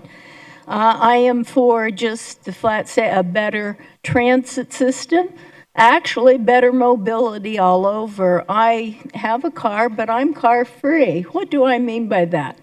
Well, I came out here like, gosh, almost 4 decades ago. Didn't have a car, so I started using the bus. And I am sharing with you, I was out at in Maryville and over at the high school for the Project 35. I am surprised that what you're talking about, the alternative, and I would be for 2, but I'm really not for either one because it does not give a comprehensive of mobility that's needed in this valley. You can have BRT tomorrow. You already have the express buses, which I use, and you can run them on I-10, and by golly, that I-10 needs that. And when that proves that, then you put above fast light rail on there. The Project 35 needs to be connected with the Indian school that ends up on 39th according to your own presentation. And all I can say is that when you started out, and Jim, you've got to know this, $75 million for light rail in 2008, and now it's up to $500 million. If we don't watch out where we're going to end up there, and that's in the poorhouse. Get off of this idea. I do walk the talk, and part of it is walking and using transit. Thank you. Thank you. Hilda is next, followed by Victoria Stahl.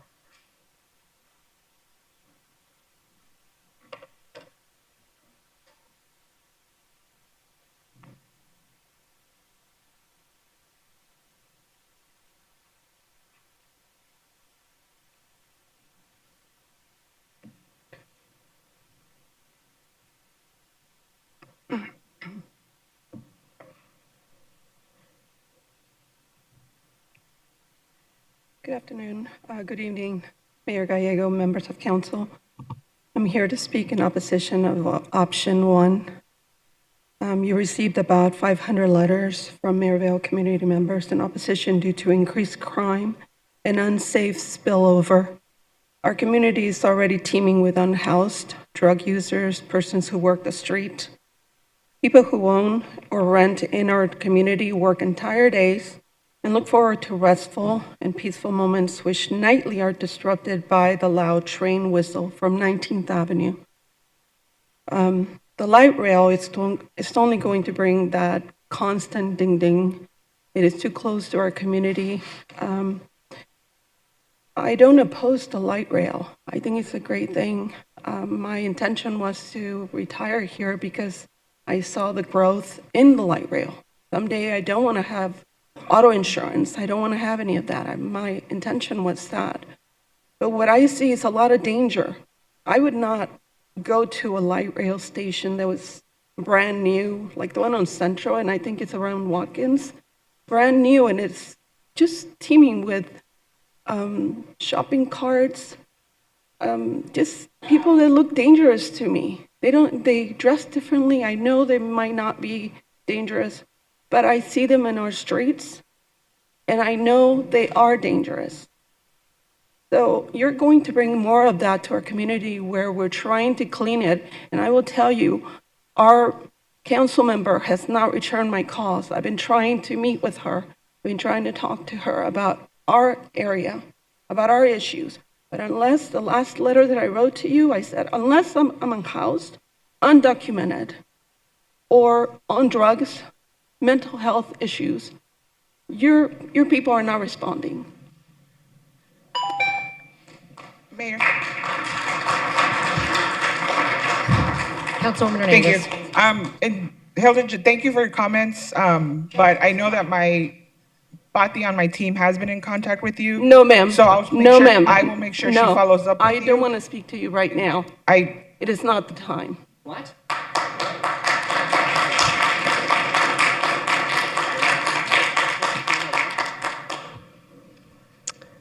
Let's see. Victoria Stahl is next, followed by Annie Eldon.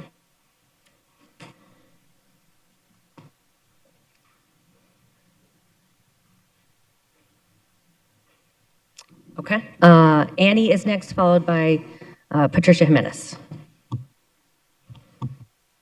Good afternoon. My name is Annie Eldon. I am a member of District 4 here in Phoenix, Arizona. And I am here to request that the City Council and Mayor Gallego supports item 2 and option 1, which would continue the current plans to extend the light rail. I personally, a couple years ago, canvassed and phone banked to make sure that Prop 105 did not pass, because that would have stopped the light rail as well.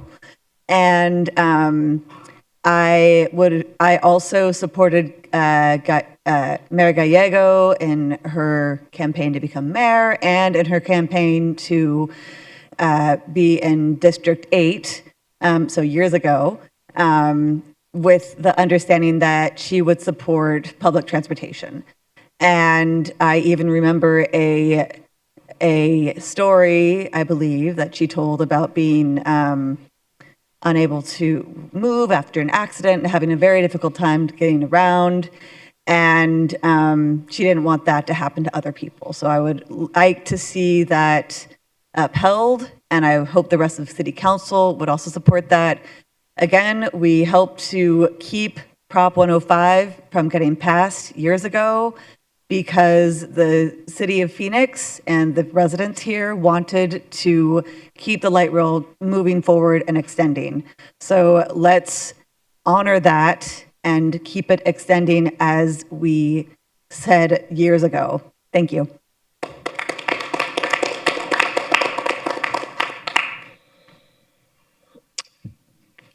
Patricia Jimenez is next, followed by Kyle Foxcroft.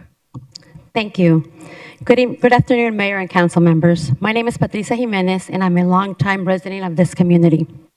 I am here today because residents and business owners along Indian School Road feel misled in the dark about the city plans for the future light rail expansion. At the December 17th meeting, when we were told that CAPEX was not directly impacting Indian School, on behalf of myself and my fellow District 4 residents, I wish to voice that our severe displeasure is how the council has conducted itself. Since then, we have learned that several members of council wish to eliminate CAMEX, and now know that there might be an amended agenda item to move forward to potentially expedite the light rail project on Indian School Road.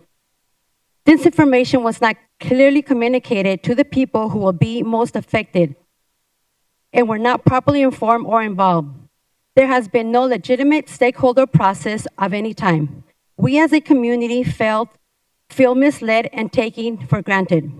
Just last week, the community learned that true intent of proposal for option 2, in fact, advances the light rail on Indian School.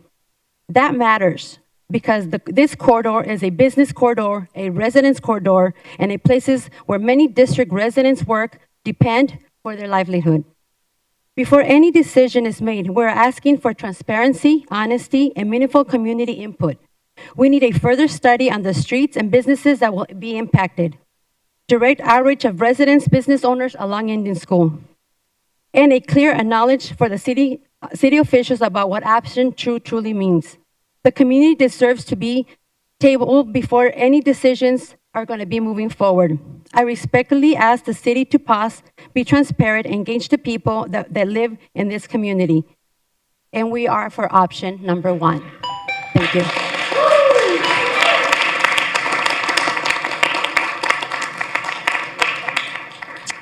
Kyle is next, and then we'll try Victoria online. All right, good afternoon or evening, City Council and Mayor. My name is Kyle Foxcroft. I am the treasurer of Phoenix Community Alliance as well as the chair of the Multimodal Connectivity Committee, quite the mouthful. For more than 40 years, Phoenix Community Alliance has represented downtown businesses and property owners, and in partnership with the City of Phoenix, has worked to support the revitalization and long-term economic health of downtown Phoenix. I'm here today to express strong support for Option 1, regarding the Capitol Light Rail extension. Option 1 reflects years of coordinated planning and it aligns with the current federal funding cycle, and it preserves momentum that cannot easily be created if lost. Much of this corridor is composed of vacant or underutilized state and city-owned parcels, and without transit investment, these sites cannot realistically be redeveloped to their highest and best use. Light rail is what enables density, mixed-use development, and long-term tax-based growth, and public ownership is what enables community priorities, namely affordability and workforce housing, to become a reality. Option 1 unlocks real economic opportunity. Stepping away from Option 1 would not simply delay progress, it would reset years of work, inject uncertainty, and limit Phoenix's ability to act while all of the conditions previously mentioned are in alignment. On behalf of Phoenix Community Alliance, I respectfully urge City Council to support Option 1 and allow this already planned and federally funded investment to move forward. Thank you for your time.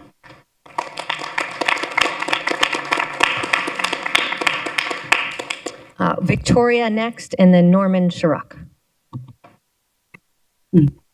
Hello, can everybody hear me? Yes, we can. Hello, Mayor Gallego and Council. My name is Victoria Stahl. I'm a member of the Maryville Village Planning Committee and a lifelong Phoenix resident. I ask you to support the expansion of the light rail, and I support Option 2 to reevaluate other transit alternatives to serve West Phoenix. I have seen my community grow over the years into a beautiful and vibrant community. Unfortunately, we have still had to wait decades to see the light rail and have access to high-speed transit in our community. This is absolutely unacceptable. Access to the light rail is vital to connect our community to the rest of Phoenix. Maryville Village is the youngest village in the city of Phoenix, and we deserve to have these opportunities. And we deserve to have them sooner rather than later. I am here today to ask you to support Option 2 and to reevaluate how we get light rail to West Phoenix. Maryville deserves to be connected to the rest of the city and Tempe and Mesa, and we should not have to wait for the next generation to be able to utilize it. I implore you to reevaluate our current light rail options and do not leave my community behind. Thank you. Thank you. Norman is next, followed by Christian Bearden.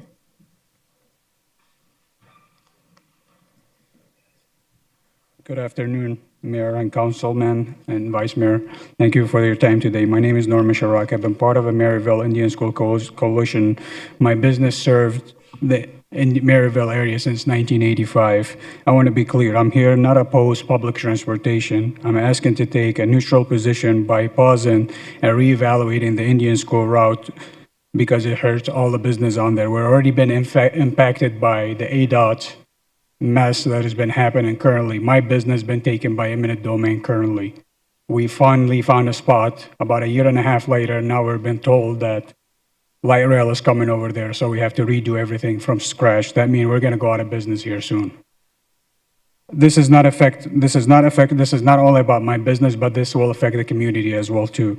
If small businesses are being harmed, communities will be harmed as well too, because due to the homelessness and in the area that Indian schools suffer right now. Indian school is a hot zone currently for homeless shelter.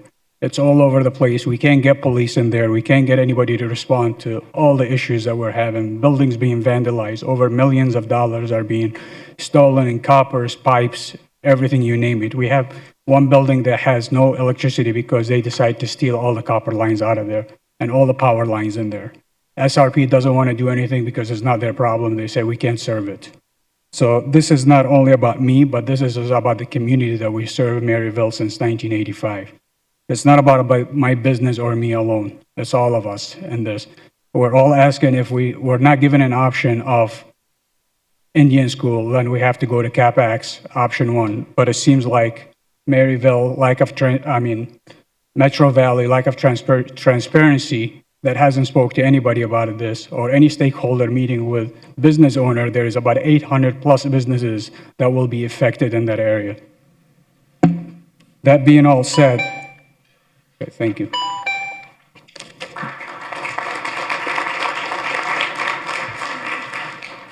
Thank you. Christian is next, followed by Ismail Abushanab. Mayor, Council, my name is Christian Bearden, and I represent the Arizona Building and Construction Trades Council, which is comprised of 17 local unions and over 22,000 of the highly skilled workers that are needed to build this state every day.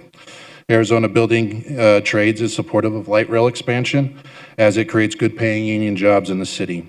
Our unions understand better than most the political realities working in Arizona and understand the political opposition the city faces here today. That being said, whatever decision the council makes, we want to make sure that these projects continue to create good paying union jobs so Arizona workers can work close to home and provide for their families. Thank you. Thank you. Ismail is next, followed by Guadalupe Galavez. Hello, Mayor and council members. My name is Ishmael Abushanab. I am born and raised in Phoenix, Arizona. I own a property on Indian School, and I am opposing the number 2 option because I also own properties on South Central, and our buildings there have been vacant for 8+ months, and nobody wants to rent it because there's no more traffic. After the light rail went in South Phoenix, there's no more traffic. It went from, I don't have the numbers, how much cars per day, but it went down to single lanes, and even then it's a ghost town. So I do not want the light rail on Indian School because my tenants also, they're not going to be able to pay their rent, and they have employees. The employees, they have families. So this is going to be a negative impact for all the building owners and all the community in Indian School. So for that reason, I'm going to choose option 1. Thank you.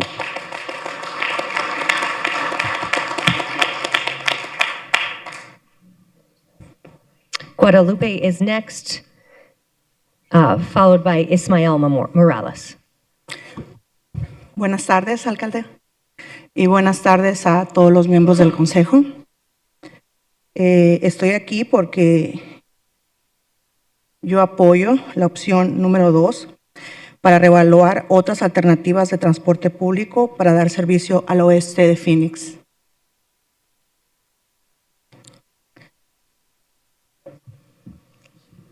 Can we do a translation?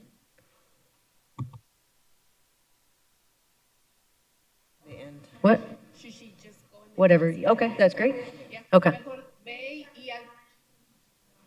Okay. Cuando termine de interpretarla en este momento, puede usted continuar hasta el final. Gracias. ¿Sí? No tiene que hacer pausa. Gracias a usted.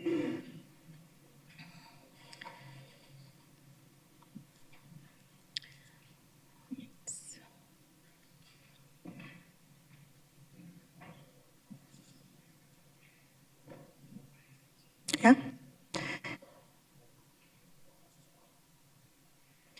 Good afternoon, good afternoon, Mayor. And good afternoon to all the members of the council. I am here because I support option number 1 to evaluate other forms or other alternatives she said option of number 2. transportation. Option 2. I'm sorry, I can't hear. I'm trying to listen to the interpretation. Thank you.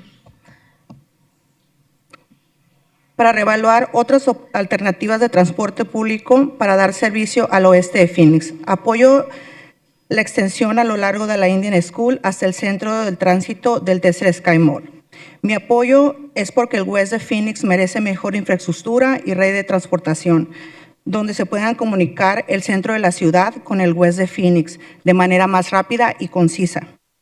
Así, muchas personas en busca de empleos y muchos estudiantes en cursos podrán llegar a su destino rápidamente y podemos ayudar a las próximas generaciones en tener un West Valley mejor comunicado. Y veremos a Phoenix como las grandes ciudades nacionalmente desarrolladas y bien conectadas. Gracias. To support Phoenix, and I support the extension across the Indian School to the center of the dismissed transit. My support is because West Phoenix deserves a better infrastructure and transportation network that allows for faster and more efficient communication between downtown and West Phoenix. It is my way, in this way, many people looking for jobs and many students in their courses will be able to reach their destination quickly, and we can help future generations to have access to the West Valley, and we'll be better connected, and we will see Phoenix as a great city at a national level developed, and this way they can be well connected. Thank you. Thank you so much. Is Ismael Morales? Okay, go ahead. All right. Thank you, council members. Welcome. My name is Ismael Morales. Some of you may know me as the alley guy in Phoenix on TikTok, Instagram, and YouTube, creating foodie and transit content. Of course, I've been on other issues regarding transit here on this podium. 2 years ago, on this day, the Northwest Extension to Metro Center opened. A lot of fanfare and excitement with that. Just 7 months ago, the light rail to South Phoenix opened with a lot of fanfare and excitement. It was a very exciting time. The ridership does show. Both are very successes for our city. Light rail is indeed a great transit option for our ever-growing city. Thanks to who, you may ask? The voters of this city, who have repeatedly been asked if we support light rail. I think it's been like 3 or 4 times. It has been a big yes. The will of the voters have spoke, and the Capitol Extension and the I-10 West need to be built. Despite that the Arizona legislature put the capital provision on light rail in exchange for putting Prop 479 on the ballot, which voters said yes, this city council should not distract by a simple letter from several members of the Arizona legislature. If you choose option 1, 16th Avenue South, that will be the best choice to avoid any conflict with state law. I personally live in District 3 but work in District 5. I commute every day using public transit, and for the record, I even own a car. The demand is needed in the morning and the afternoon. We are now a big city, not a huge suburb. We need to stop acting as such, and I also want to remind people, that T2050 and Prop 479 funds, those are funds for street improvements. I'm sure those are going to get improved. I literally come from my classroom to speak to you here today. And yes, let's reflect on our late mayor and council member Thelda Williams and Ed Pastor, who advocated for light rail and advocated for this. And let's not get derailed by misinformation. Indian skill will be built. Thank you very much.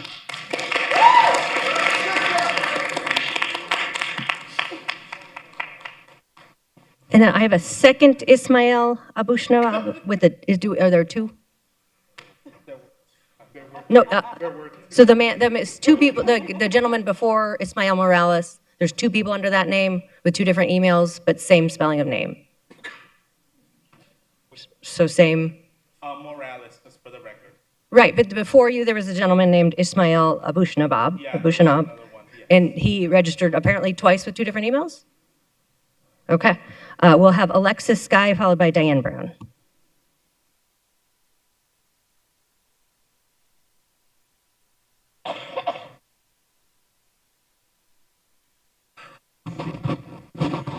Thank you, everybody, council member and mayor. I live over in Mesa, and I have lived in Phoenix and Arizona for the past 10 years. I used to live over on 19th Avenue in Camelback, and I know how the light rail affects the area. I am in favor of the light rail going forward with option 1. for the 16th Avenue and North option. I feel like that's the best option because it allows people to be connected in North and South Phoenix, as well as the connecting routes with the different bus routes that connect on 16th Avenue. And I appreciate your time and thank you very much.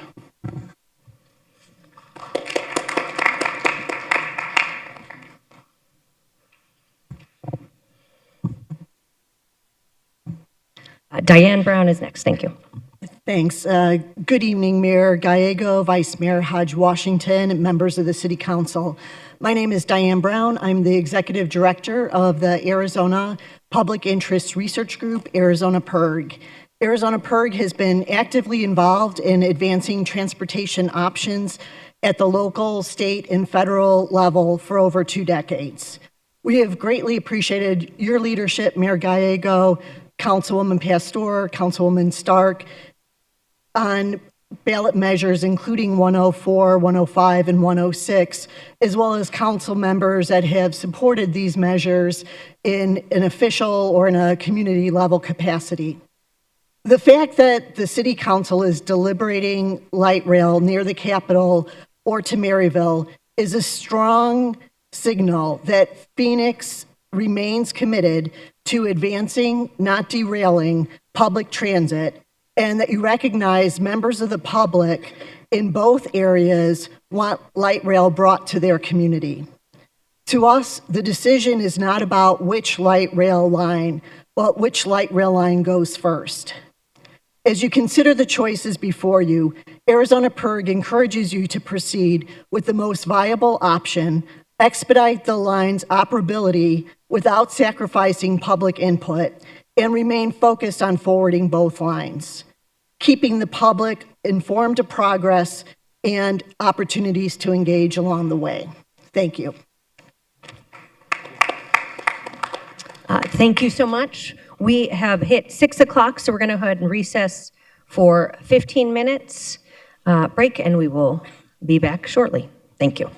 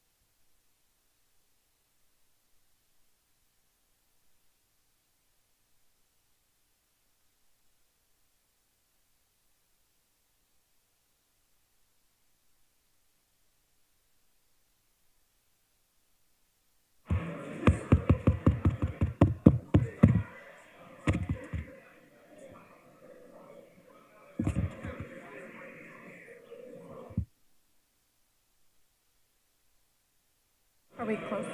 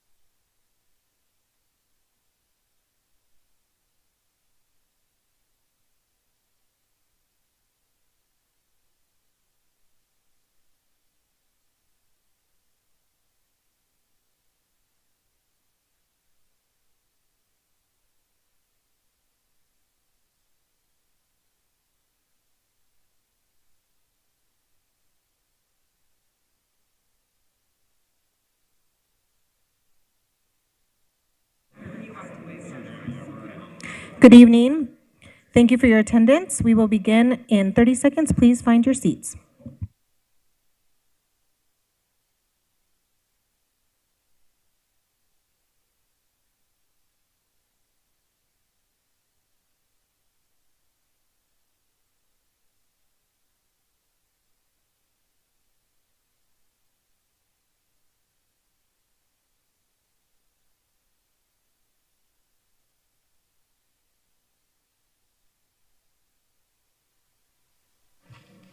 Thank you. Welcome back to our January 27th meeting and public comment. We will begin with Hector Montes, followed by Andres Montes.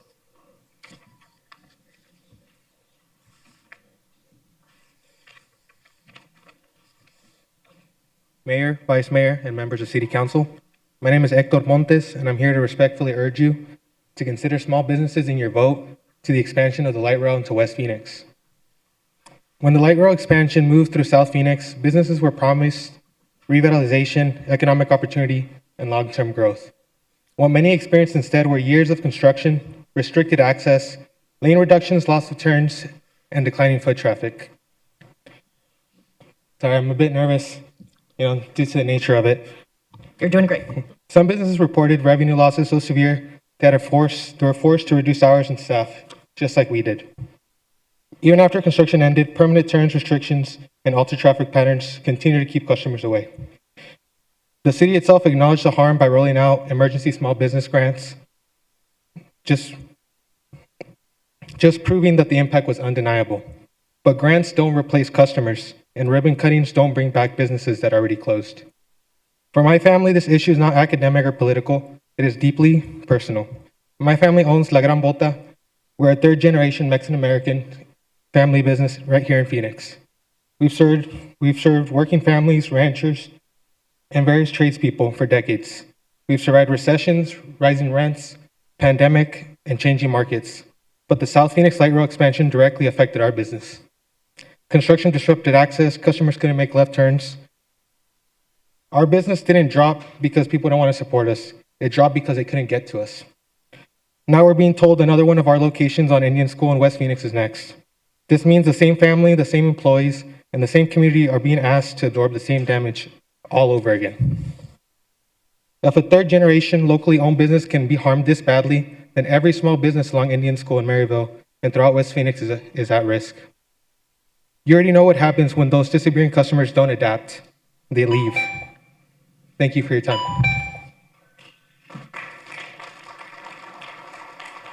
Councilwoman Pastor. Yes, I have a question. Yes, I ma'am. believe what I understand on South Central is that a lot of times, as you stated, people came to your, I believe it was your dad, and asked if he needed assistance and what he needed. But what I understand is that you sold La Gran Bota on Central. Is that No. correct? So our business, we closed it. We unfortunately had to relocate to North Phoenix. We're now on 32nd Street and Greenway. We did not sell the business. The business, we had to permanently close it. We couldn't maintain rent. We couldn't maintain, the actual staff. We're Okay. still transporting staff from South Phoenix over to Greenway. Okay. So, and besides your other point that you addressed that you guys came to help, we weren't, the help we were offered was, classes, educate your employees, train them in English, small grants. That does nothing. The street was closed how many years? There's no access. That was a problem, not education. Thank you.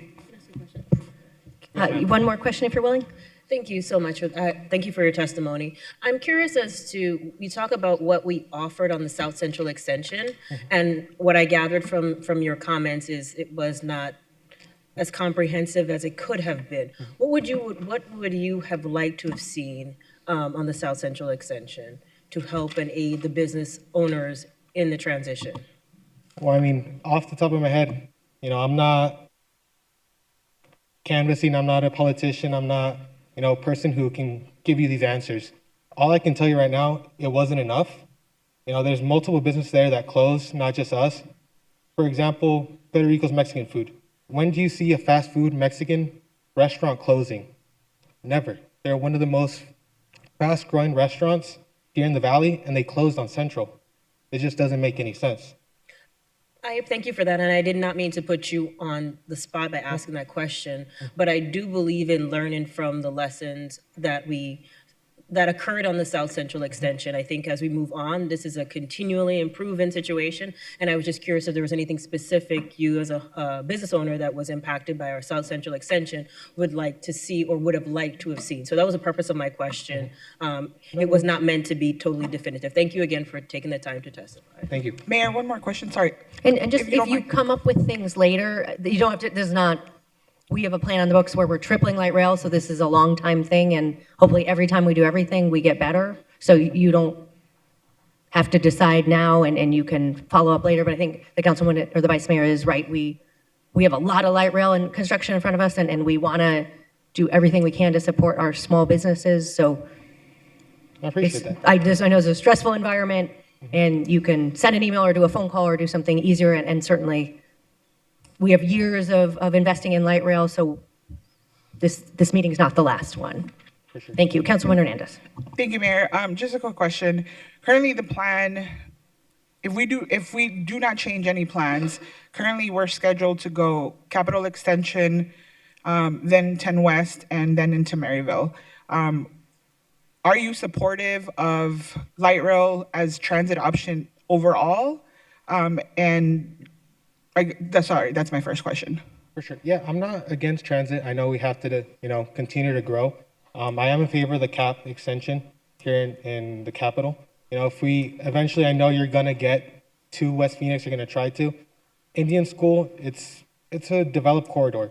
Shutting down that street is gonna affect millions of businesses. It's not like Central. Central, it did a lot of damage. Now we're going on Indian School that's already has a lot of traffic, has a lot of businesses. People aren't going to be able to get to these businesses, and we're all going to close down. That's what's going to happen.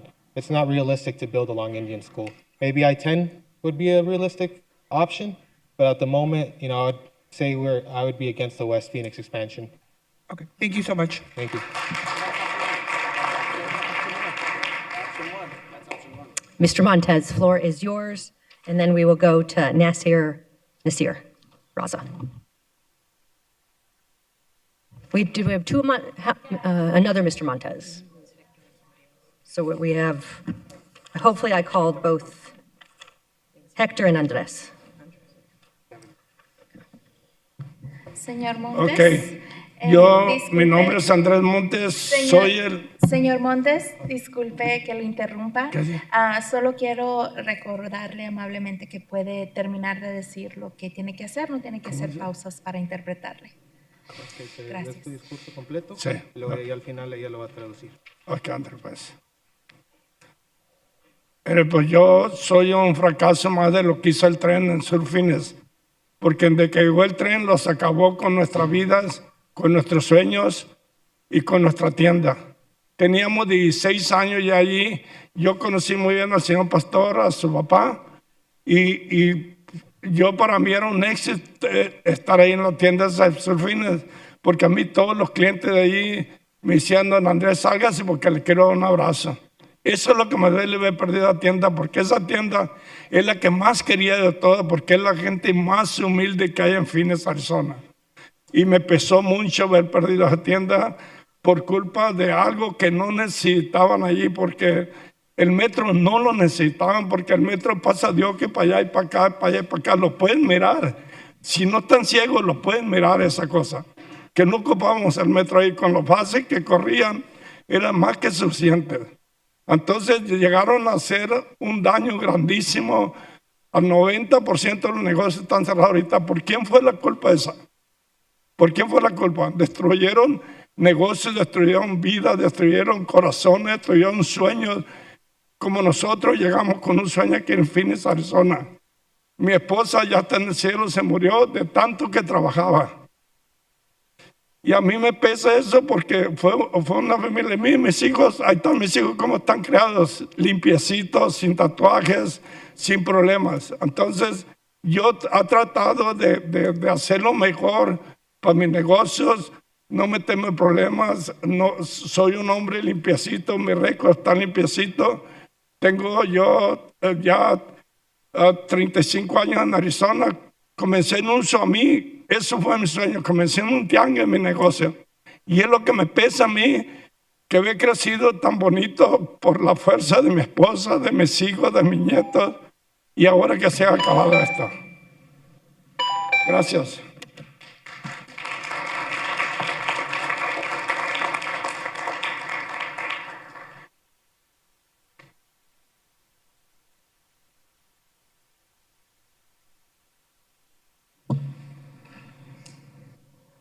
Well, I am another testimony of the losses that have been witnessed here in South Phoenix. Since the light rail construction began, it really hit us hard. It affected not only with our lives, but with our dreams and with our store.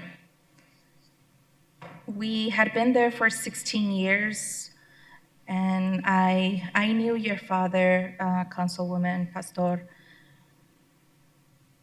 And for me, it felt like success to be in that store, because all the customers that would come in would ask for me and say, hey, come out, because I want to give you a hug. And that's what I lost with that store, and it weighs on me. It was one of the stores that I treasured most because of the people that were there. They're the most humble that exist in Phoenix, Arizona. And then we started to experience a lot of losses in that store because of something that we really didn't need there, because the light rail, we didn't really need it. The bus just goes up and down, and you can see that. And if you're not blind, it's not like you couldn't see that. It was what we had. The transportation that was there was more than enough, but the damage that was done because of the construction, 90% of the businesses are now closed down because of it. So whose fault was that?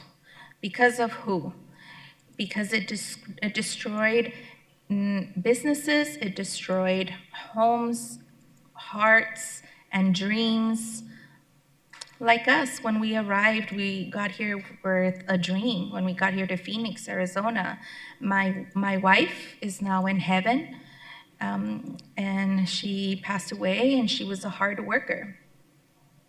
And it weighs on me because it was a legacy that we gave on to our children.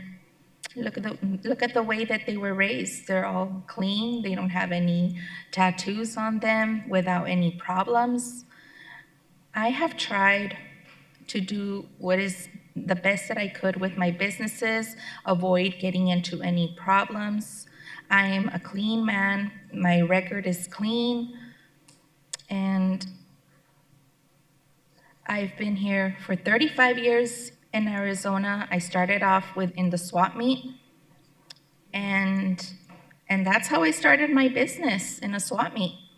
And that's what weighs on me, that my business had grown into such a beautiful way because of the efforts of my wife, my children, my grandchildren, and now it's all gone. Thank you.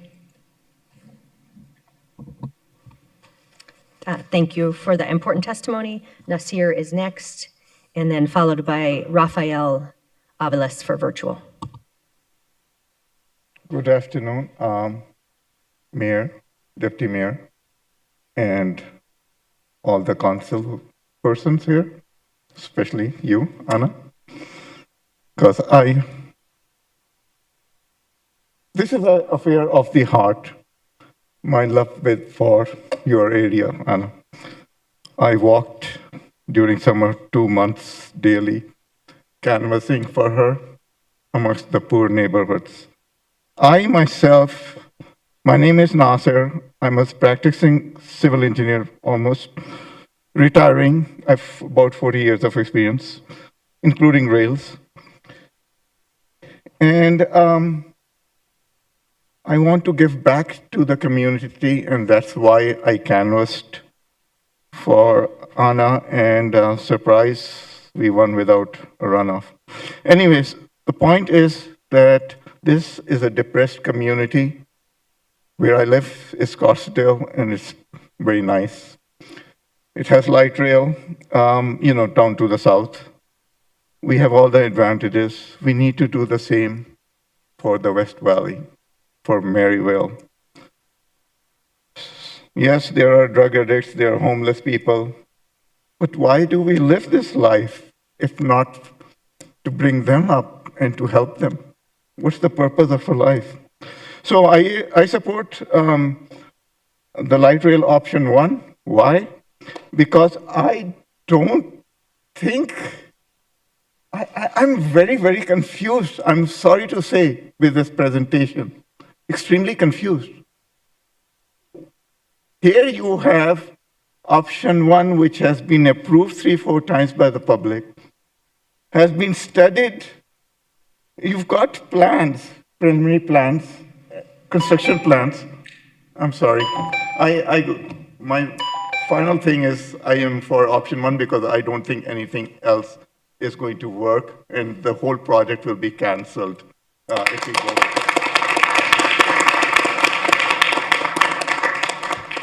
Thank you. Rafael is next, and then Viviana Alvarez.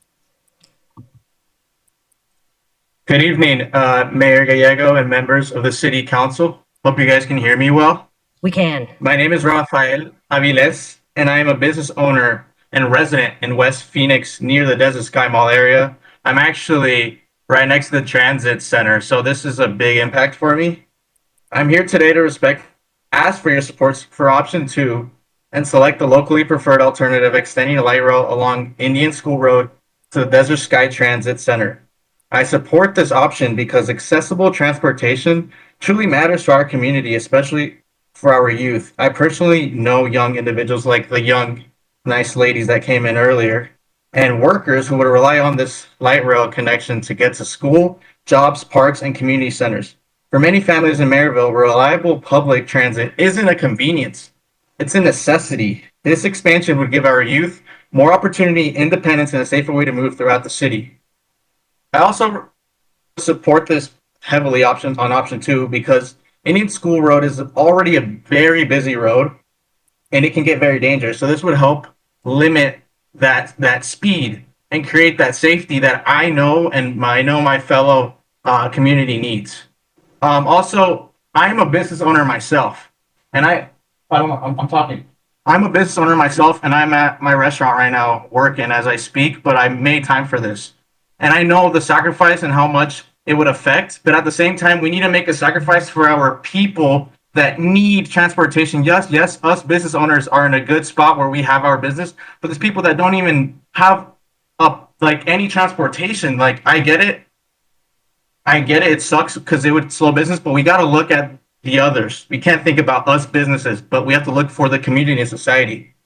Also, I think it would slow down to I-10, but that's another thing. But thank you guys, and you guys have a great evening. Thank you. So not just the business. Let's think about the community and the society. Thank you. Viviana is next, followed by Norma Lopez.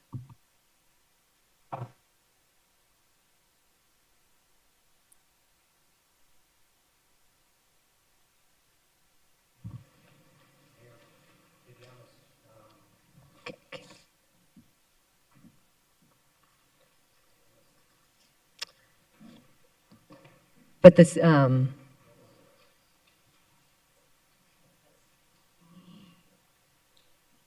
checking the.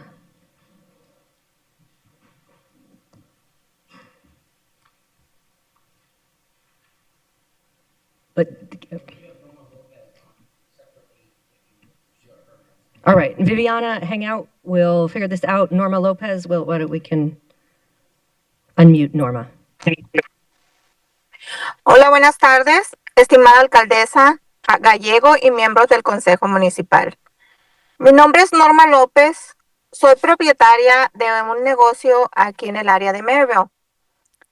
Les pido que apoyen la expansión del tren ligero y respaldando la opción número 2 para reevaluar otras alternativas de transporte público para dar servicio al oeste de Phoenix.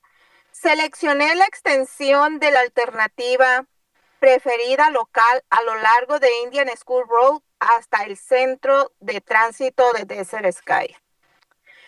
Apoyo esto porque por más oportunidades de transporte accesible para los jóvenes, conectar más vecindarios, parques, centros comunitarios y escuelas. También la sugestión de tráfico mejorará al usar el transporte público en Indian School Road. También tendremos más ventas para las pequeñas empresas a lo largo de Indian School Road. También mayor visibilidad y un acceso más fácil sería un impulso a los negocios familiares y de inmigrantes al oeste de Phoenix, ya que tiene la mayor concentración de pequeñas empresas, propiedad de latinos, inmigrantes y familias en todo el estado. Gracias.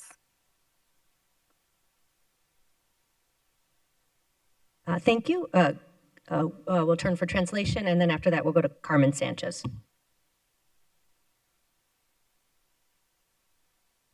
Hello, good afternoon.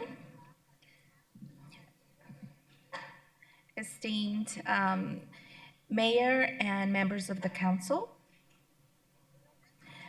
My name is Norma Lopez.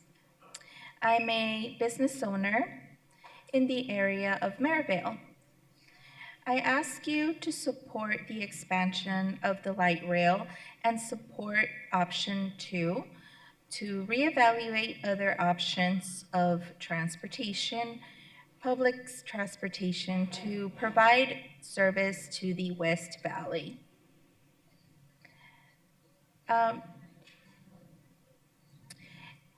And I think it'd be better to select this portion, support this portion from Indian School Road all the way to the center part. to the center of Desert Sky, or along to Desert Sky. And I support this because for more opportunities of transportation that's accessible to young people, to be able to connect more neighborhoods, parks, and other businesses, and also other community centers as well. And I believe that the traffic congestion is going to improve by using public transportation along Indian School Road. Also, we will have more sales for the small businesses along the corridor of Indian School Road. We will also have more visibility and easier access to our businesses. It would be a push, a support to our businesses to propel them, to propel those businesses of families, immigrants, and immigrants on the West Valley. Because it has one of the most concentration of smaller businesses, properties of Latin people, immigrants, and families in all the state. Thank you. Thank you. I think we'll come to Carmen Sanchez in a moment, but we'll do two in person. We'll do Kathy Willemix, I'm so sorry, Kathy W. and Jack Balter.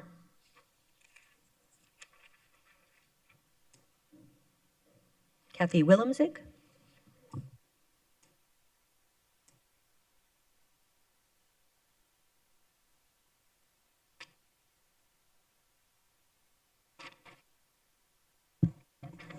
My name is Kathy Willemzig. I'm here representing myself, my veterinarian, Dr. Suzanne Johnson, her employees, and her many clients of 25 plus years in this community on Indian School Road.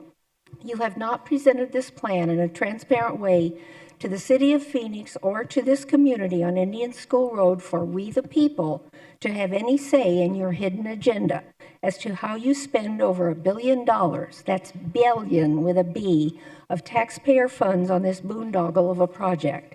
If you have to do it, at least choose option 1. You are using 1950s fixed streetcar technology that does not adapt to changing needs of the public as to how, when, and where people need to go places at all hours of the day and night. You are being fiscally irresponsible, spending taxpayers' money on transportation that few people actually use, that consistently loses money, and that bankrupts businesses, destroys lives, and creates an unsafe and unsightly blighted area on Indian School Road if you do this. You will be wasting current money to enlarge the Indian School Road overpass and merge 35th Avenue in the very near future, only to then tear it up to build a streetcar line, narrowing it to only 1 lane each way in just a few years. I personally avoid streets with this streetcar traffic nightmare to access businesses that I used to frequent, as so many others will if you impose this abomination on this community of Indian School Road. We respectfully request that you stop and pause this plan in order to conduct a thorough study and review before you make any regrettable decisions. Please act responsibly for this community and taxpayers using common sense, not just federal dollars. Thank you on behalf of myself, Kathy Willemzig, and Dr. Suzanne Johnson.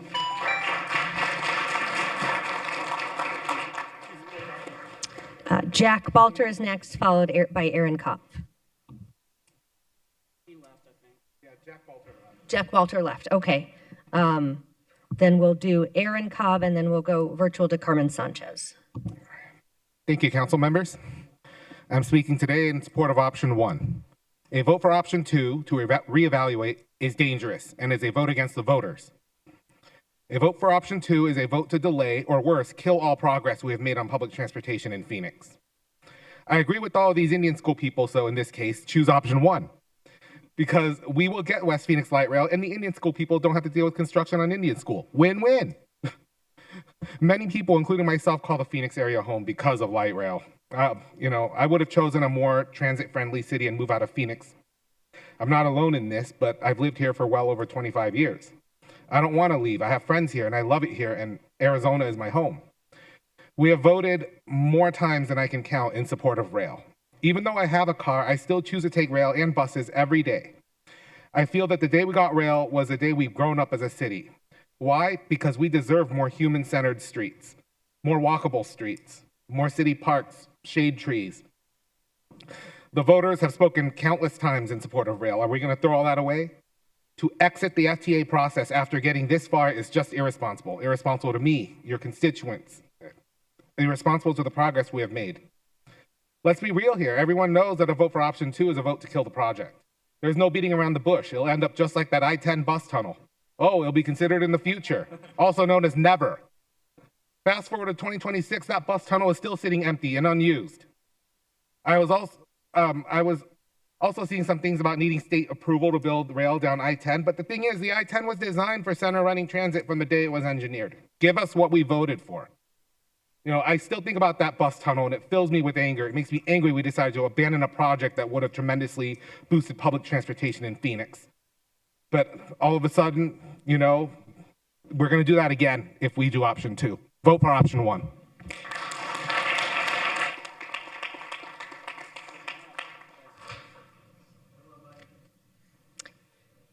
So just to cover, Jack is gone and Aaron just spoke. Is that right? Okay. All right, then Ellen Frisbee, followed by David Schwartz.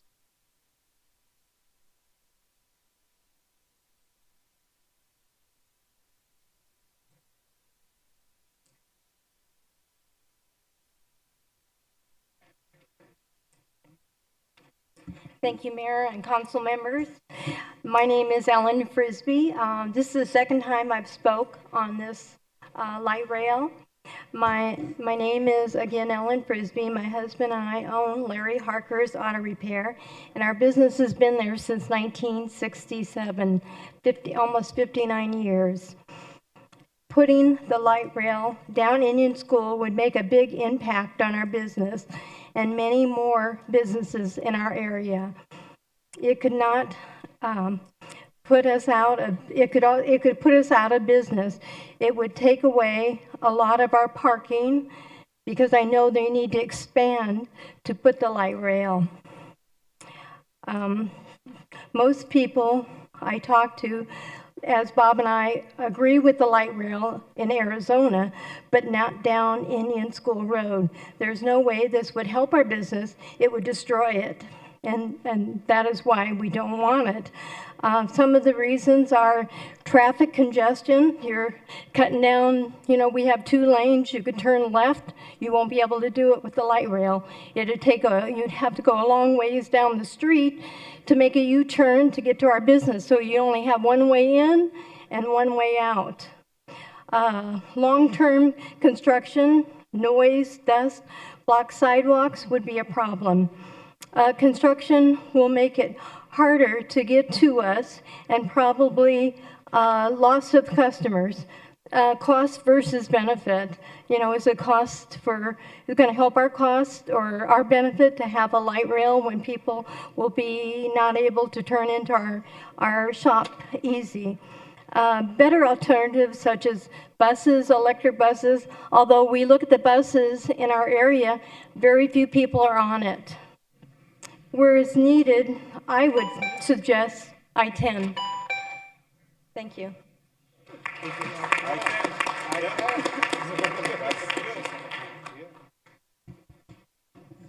David is next, followed by Jared Klug. Good evening, Mayor Gallego and members of the council. My name is David Schwartz, 15810 North 9th Avenue in Councilwoman Stark's district, her favorite constituent. I am here in support of option 1. As many of you know, I recently went into a semi-retirement mode, but for more than 35 years, I worked as a volunteer and a paid professional to educate and advocate for transit, dating back to the 1989 Valtrans election as a young volunteer. Now, I'm just a semi-retired voter who still keeps in touch with a few friends and acquaintances I met along the way. When I first heard from some of my friends in the transit industry and advocates that there was a move afoot to kill CapEx and I-10 extension, I couldn't believe that Phoenix leadership would do that. For 25 years, Phoenix voters have overwhelmingly supported light rail and transit in general and supported this project. In 2019, I even worked alongside some of you to kill Prop 105, which would have killed light rail extensions. We highlighted to voters that for more than 2 decades, voters have consistently supported light rail, including CapEx and I-10 West. Now, supposedly the votes are in possibly to kill it or go down Indian School, and that has really bothered me tremendously for the last several weeks. If you vote to kill CapEx for political expediency, you will lose credibility, trust, and support from the same Phoenix voters who have supported you and transit for 2 decades. This is bigger than CapEx. It is that voter trust that you use to approve bonds, for parks and preserves initiatives, and all things, and I encourage you to stick with the voter will. Thank you. Mayor, can I ask him a question? Councilman Hernandez. Thank you, Mayor. Thank you for coming down you. semi-retirement. I just one question for you. Do you believe that the council should respect the will of the voters to move the capital extension forward? Yes. Thank you. Jared Klug is next, followed by Maribel Molina.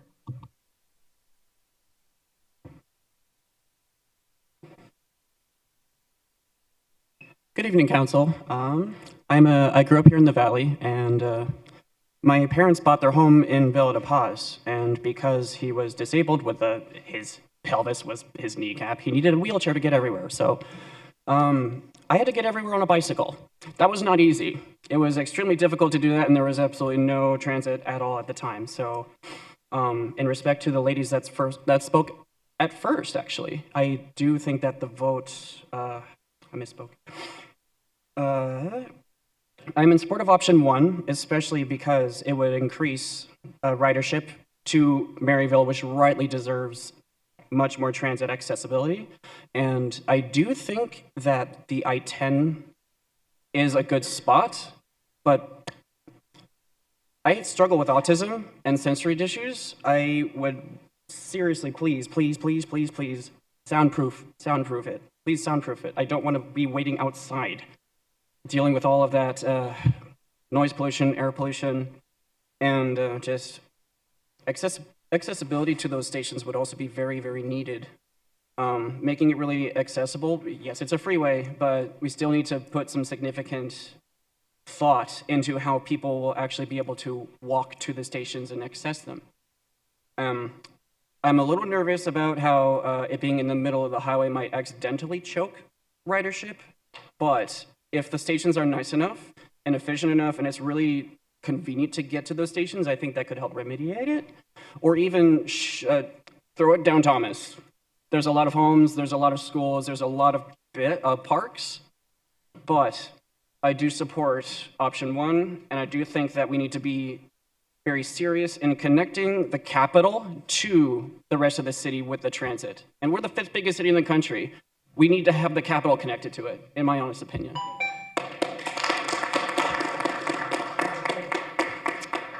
Thank you. Maribel is next, and then we'll do Carmen Sanchez and Alejandro. Gracias.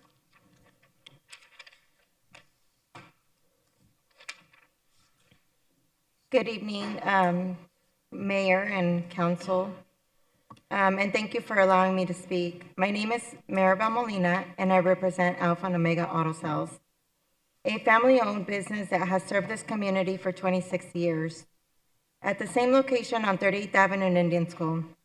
We didn't move in yesterday. We grew here, invested here, and built our livelihood here. We are here tonight because the proposed light rail expansion directly threatens our ability to survive. Our business depends on access, visibility, and vehicle traffic. The construction phase alone would limit customer access for years, reduce parking, disrupt deliveries, and deter customers from even attempting to visit our location. Once completed, the loss of lanes and access will permanently impact how customers reach us. For a small family-owned dealership, that impact is not an inconvenience, it's potentially devastating. We are not against progress, we are not against public transportation, but progress should not come at the expense of small businesses that have already proven their value to this community. Large corporations may be able to absorb losses or relocate. Family businesses like ours cannot. Many who support this project will not bear the consequences we will. Some may benefit financially or politically from its approval. Meanwhile, we are asked to risk 26 years of hard work, jobs for our employees, and a legacy we intend to pass down. We are asking you to slow down, reconsider, and truly weigh who pays the price for this decision. Development should include protections for existing businesses, not sacrifice them. Please stand with the small businesses that help build this neighborhood. Don't let progress erase us. If I have to choose, I'd go with option 1.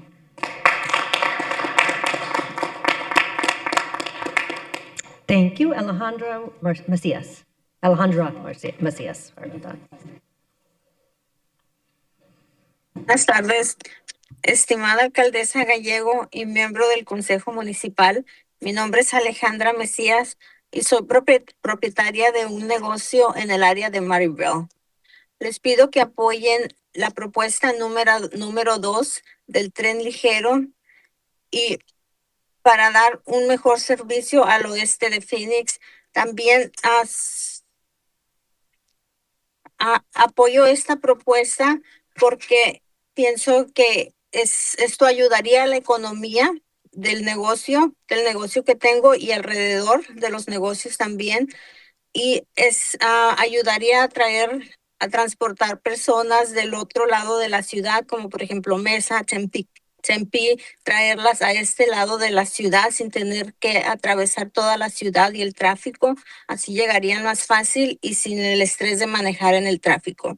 También pienso que ayudaría a todas las personas que viven en el oeste de la ciudad y que trabajan en el área, en el centro de Phoenix. Les ayudaría a llegar más fácilmente a sus trabajos, sin tener que manejar en el tráfico cada mañana. Así tomarían ese tiempo para hacer otras actividades en vez de estar queriendo llegar, transportándose en su propio carro al trabajo. El tren es un transporte rápido y muy eficiente.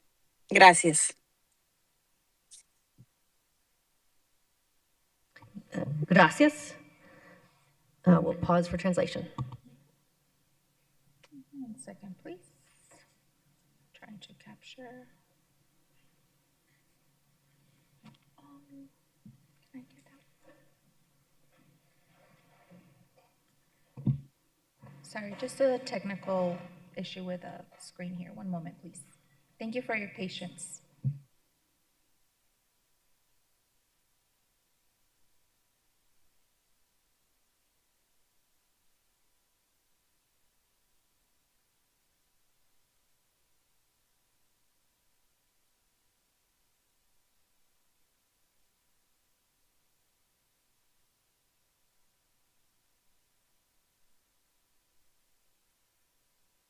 Thank you for your patience, everyone. Esteemed Mayor Gallego and members of the council, my name is Alejandra Macias, and I am a business owner in the area of Maryville.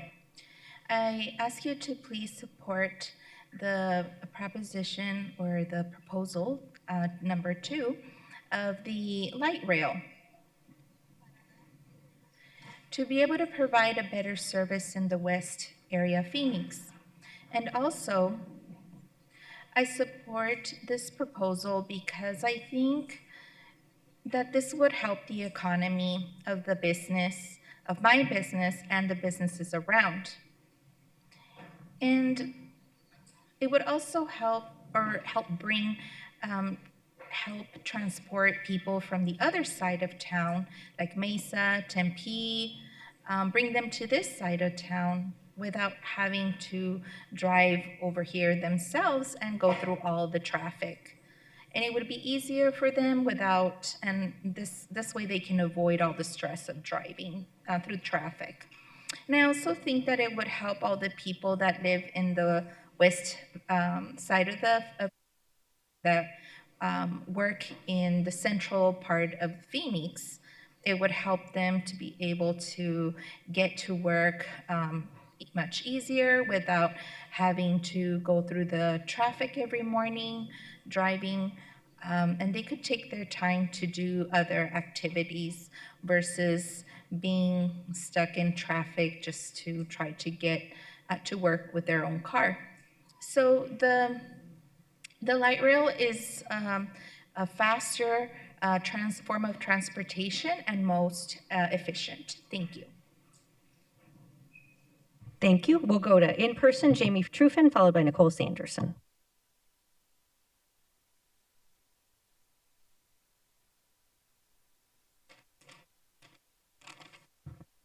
All right. Hi. Hello, Mayor and council members. My name is Jamie Truffin. I am a property owner who lives and owns near the proposed light rail extension, and I support option 1, specifically the south extension. I choose to live in the downtown area because of the light rail and the progress it's been making. Thousands of urban residents and residents of downtown live down here because of the light rail. Phoenix voters have supported the light rail over and over again. And this project has just been delayed way too long. And it just seems like there's a prisoner dilemma going on right now where we're picking one or the other.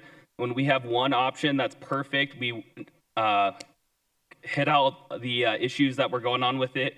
We worked with the Woodland neighborhood.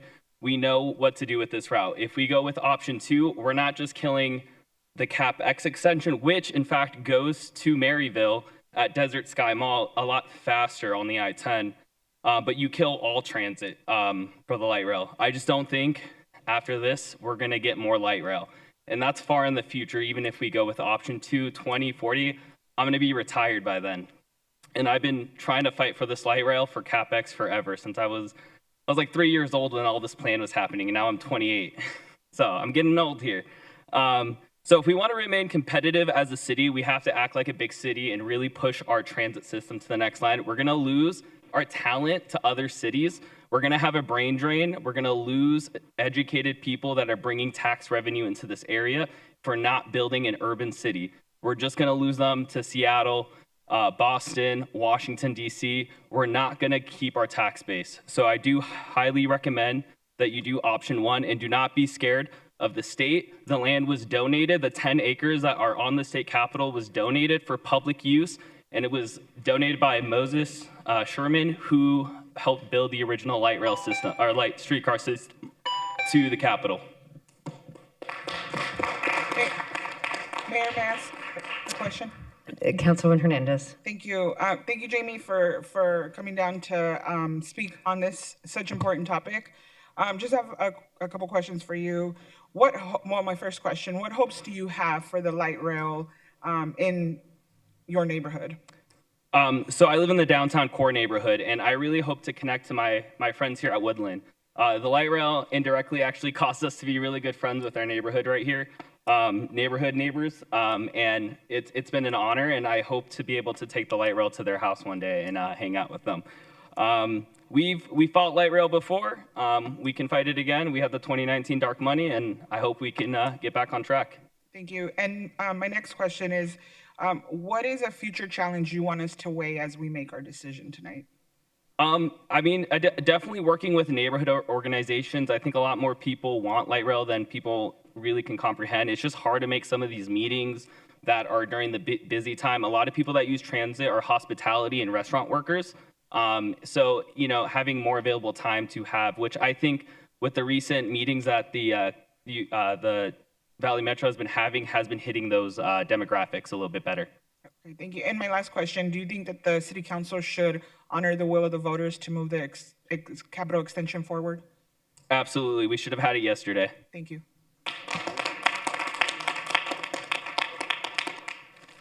Nicole is next, followed by Caitlin Wright. Hi, good evening. Firstly, some commenters clearly think that option 2 means light rail will be built on Indian School. That's not what the survey said. That's not what the agenda said. I don't know where that information came from, but I would hope that it could be cleared up on the record. I think public trust is already on shaky ground here. Secondly, each of you on council, I believe, should be actively refuting the misinformation from the state legislators. Their letter said light rail is too costly and inefficient.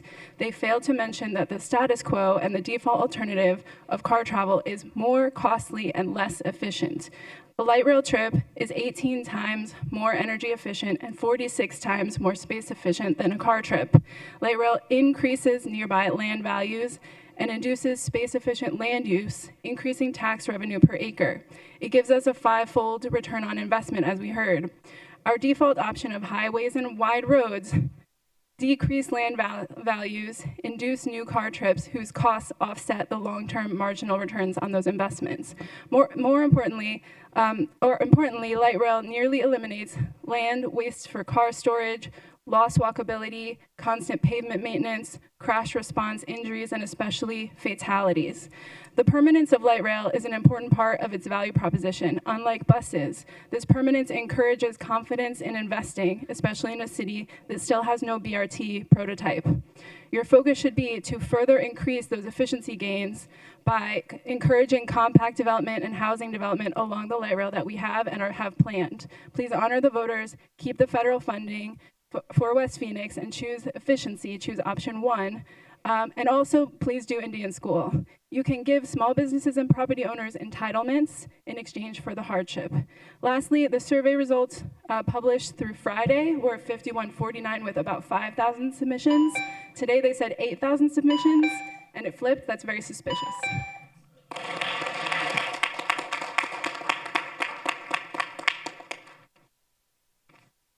Yes, Councilwoman. I do appreciate your comments on BRT. I wish we did have a BRT option available so people could see how it worked.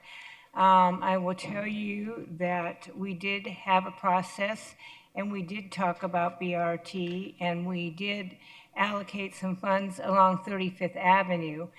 When we first put out flyers regarding it, it should have been built by now, and unfortunately it hasn't.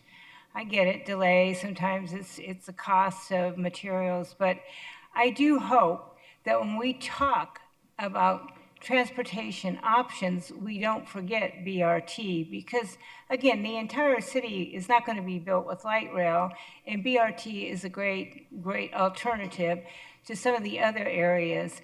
We also in 104 voted for more bus routes. So I remember Thelda Williams fondly talking about how we probably need more bus routes far north. So I appreciate all these comments, but please remember, it's not just about light rail. 104 also included BRT, which is very near and dear to me. So thank you so much for your comments on BRT. All right, Caitlin Wright, followed by Tommy McCone.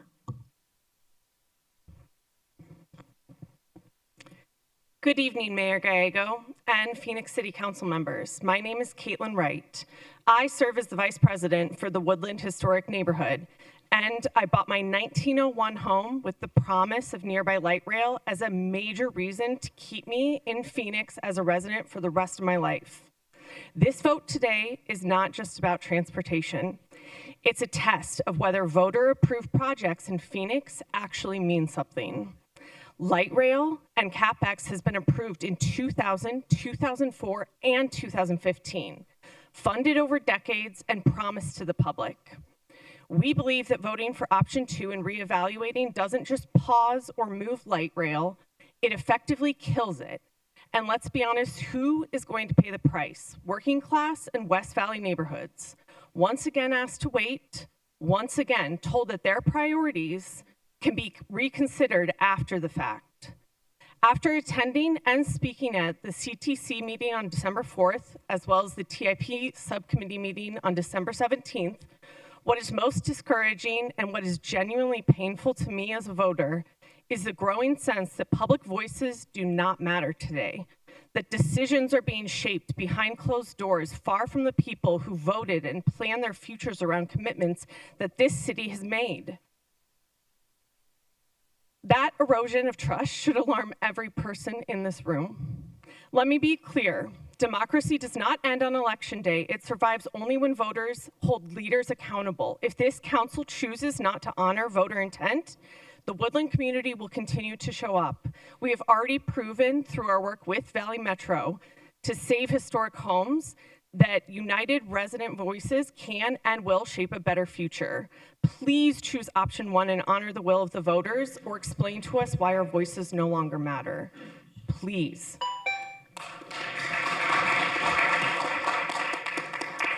Vice Mayor? Thank you so much for providing testimony. I just have a clarifying question. Yes. I am, I guess, not newish anymore to the council, but I want to understand a little bit more in your context when you said your neighborhood was promised. Can you tell me what that means to you? I think that the public as a whole has been promised light rail after voting on it 3 times. Okay, because thank you for the clarification. It's getting a little late, but I want to make sure I got it correctly. You did say you purchased your home with the promise that CapEx was coming, and I just wanted to clarify that. So thank you so much for that. Yes. Mayor? Councilman Hernandez. Thank you. Thank you so much for coming as someone that, I mean, you live in directly impacted route. And I know previously, right, the Woodland neighborhood had concerns about previous paths, and you're correct, you all banded together, advocated for changes, and you were able to do that. So with that, I feel like, what is your hopes now for what light rail could do in your neighborhood? There are many things. I think among the most important are local growth, being able to see, I mean, the city and members have already disbanded the zone, and to continue to see the growth downtown and near our neighborhood would be great. Safe, walkable streets. We have had incidents in our neighborhoods even since I've moved in. So seeing the quality of life, the local shops, businesses thrive, and having more people that can enjoy that space. And what is one of the risks that you want us to consider as we make this vote today? Yes, definitely. I think that federal funding, you know, the risk of federal funding being in the grant cycle, I think that thinking about responsible use of money and how much of this has already been spent or allocated or thought about, I don't want to waste time anymore because I feel like that's a waste of money. Thank you. And my last question, do you think that the council should honor the will of the voters to move forward with capital extension? Unequivocally. Thank you.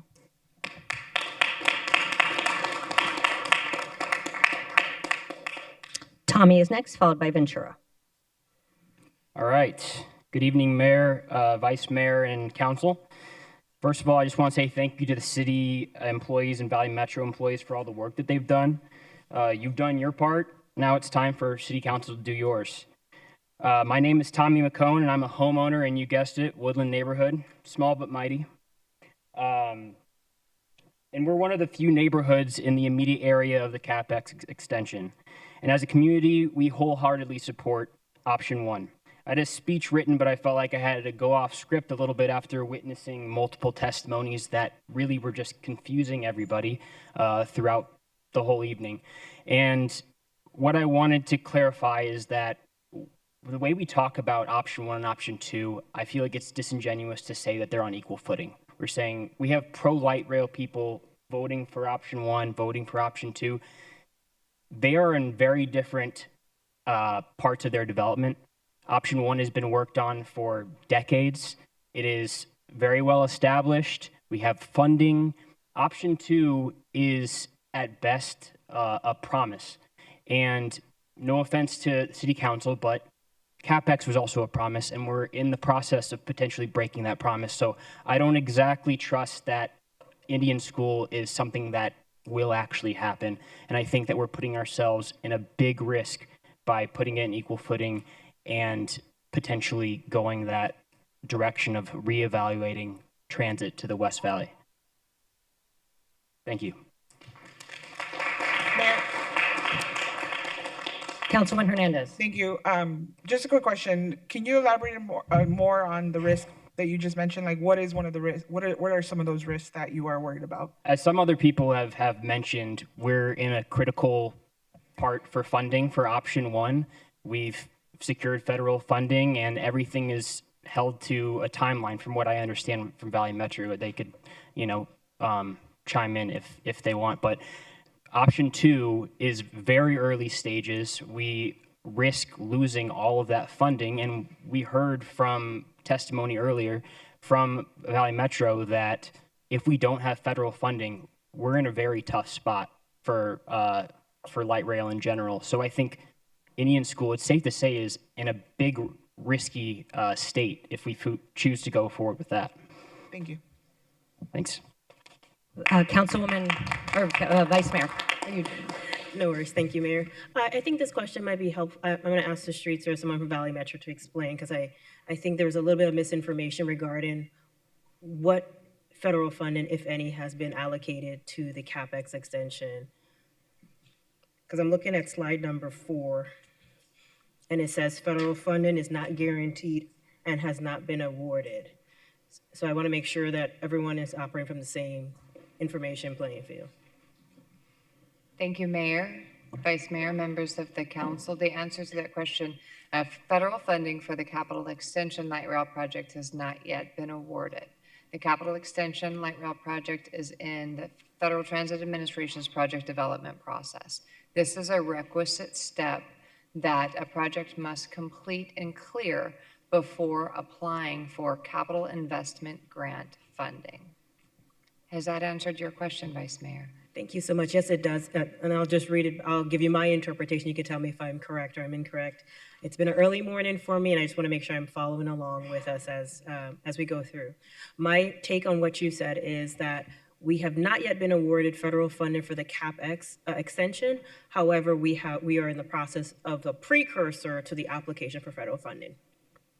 Mayor, Vice Mayor, members of the council, that is correct. We are in what we call the federal funding pipeline. Thank you so much for that clarification.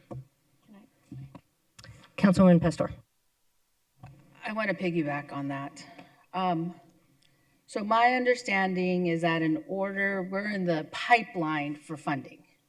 And the pipeline for funding, there's a whole process to get into play, and we compete with other states. This process that we are in right now, I believe it's called project development, is the final piece to get in to apply for this grant that we're already in the pipeline for. Please, I don't know if I'm wrong or right. Mayor, members of the council, Councilmember Pastor, that is correct. The project development process is at the tail end of the work that is sponsored locally. That includes planning, community engagement, preliminary design, and we have to and then the all-important National Environmental Policy Act, NEPA process. We've cleared NEPA, but you have to complete project development, including a review of all of those steps, and then there's a risk review assessment after project development, and at that point, a project can compete and apply for capital investment grant funding. At that point, activities including engineering work become eligible for federal funding. Have I answered your question, Councilmember Pastor? Yes, and my understanding is that the federal share for CapEx would be 39%. Thank you, Mayor, members of the council, Councilmember Pastor. We would not know what the federal participation rate is until an award is made. Projects are eligible to apply for up to 49% federal participation under current guidance. Our most recent 2 projects that were federally funded, that includes South Central Extension and Northwest Extension Phase 2, received 39% federal participation. I believe in our projections here, we've been conservative and have assumed 37% federal participation. Okay, and I'm just asking because I am reading the T2050 financial model high capacity transit projects. That's where I got the number, but thank you.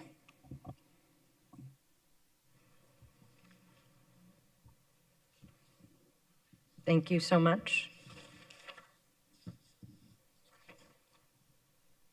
All right, so we have Ventura next and then Michelle.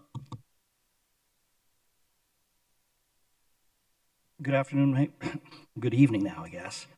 Good evening, Mayor and Council members. My name is Ventura Herrera, and I'm the president of the Woodland neighborhood near the Capitol Mall and at the heart of the CapEx project. There's been a lot of discussion about Indian School, I-10, and future westward routes. Those conversations do matter. But for CapEx, for this project to move forward, CapEx first needs to happen. Many residents and business owners who oppose the Indian School alignment strongly support the I-10 extension. That project depends on high-capacity transit to work. State law requires it, and light rail is the best option to meet that requirement. World-class cities are not built or transformed around bus routes alone. Reevaluating light rail now does not pause progress. It risks hundreds of millions of dollars in federal funding, along with construction jobs, housing developments, and economic growth. Delay is not neutral. It harms working class and communities first. Phoenix voters approved this project. Taxpayers have been paying into it for over 20 years. Walking away now is not caution, it is abandonment. Our voices have been silenced time and time again.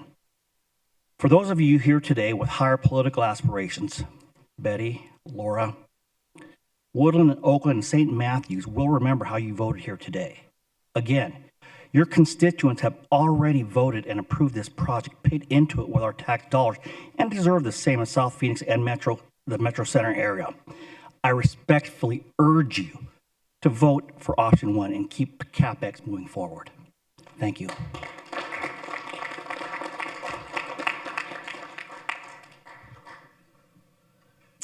Michelle is next, followed by Hazem Awada.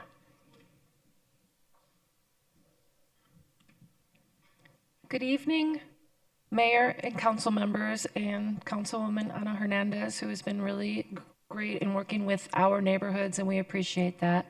My name is Michelle McCormick, and I am a resident of the Woodland Historic Neighborhood.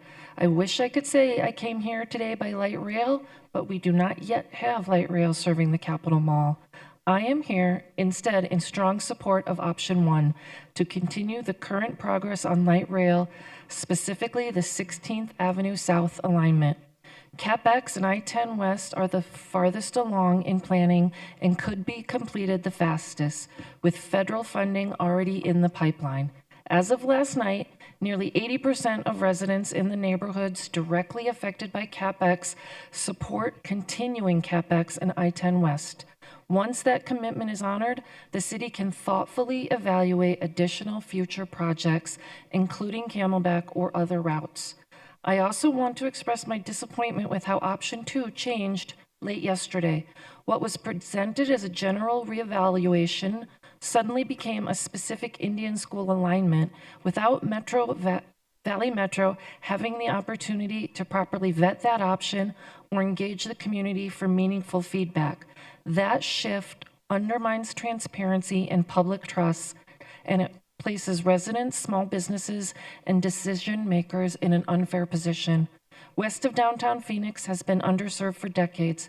The Capitol Extension and I-10 West are not just transportation projects, they are investments in jobs, housing, access to healthcare, and long-term economic stability for families. We have approved light rail many times since 2000, and we want it to continue. Reevaluating light rail at this stage effectively kills the current project. Please honor the voters and vote yes on option 1.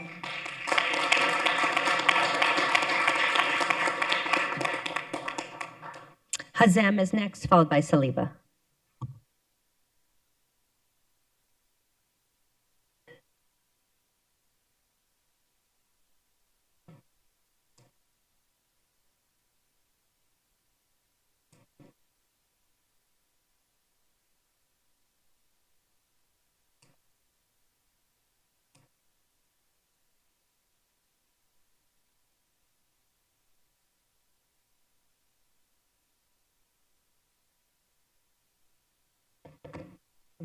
This is Salib Abusada. I guess Hazim is not here. He left already. My name is Salib Abusada. I'm a member of the Indian School Coalition.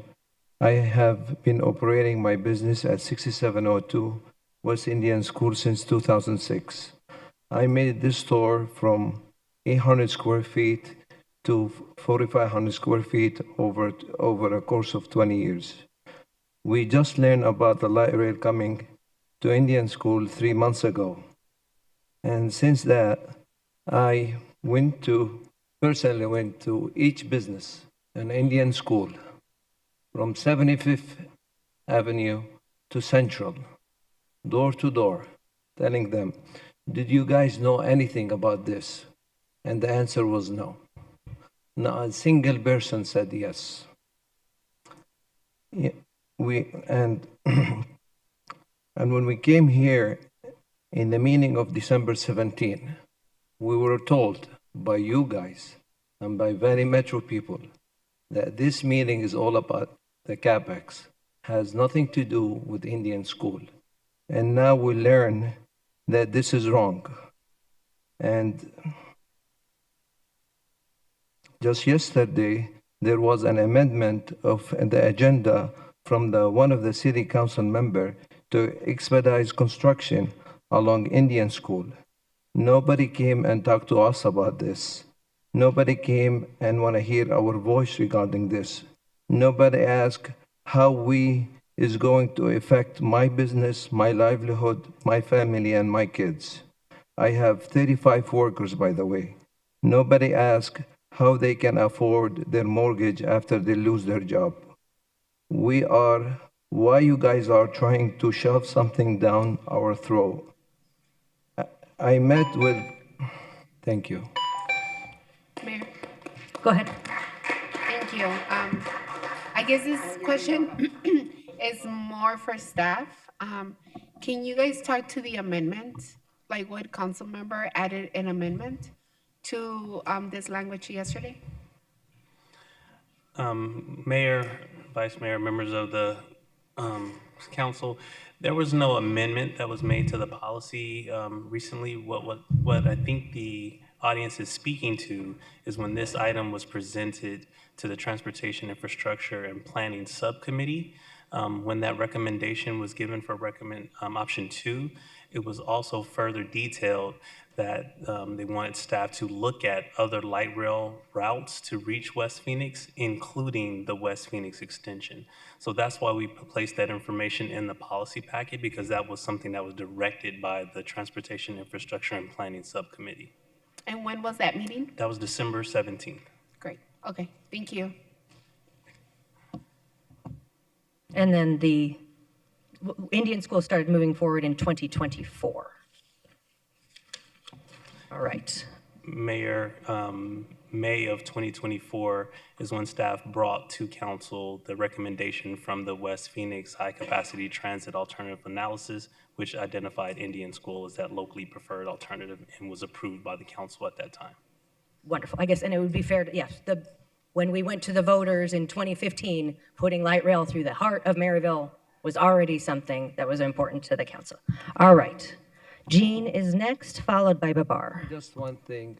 I'm the support of the capital extraction option 1 because downtown is the destination and the I-10 is already prepared to have a transit in the middle of it. Thank you.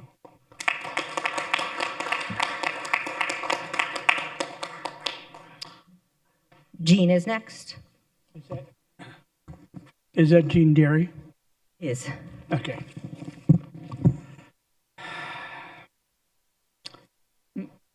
I messed up my knee last year, so I'll give you got a little pain here.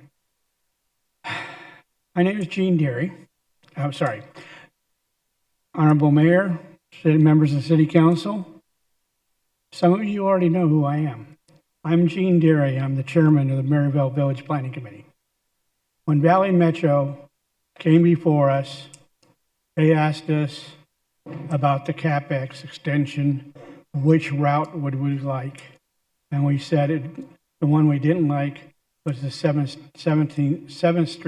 Avenue and Van Buren, because the whole idea behind the I-10 extension or I-10 West was to get some cars off of the interstate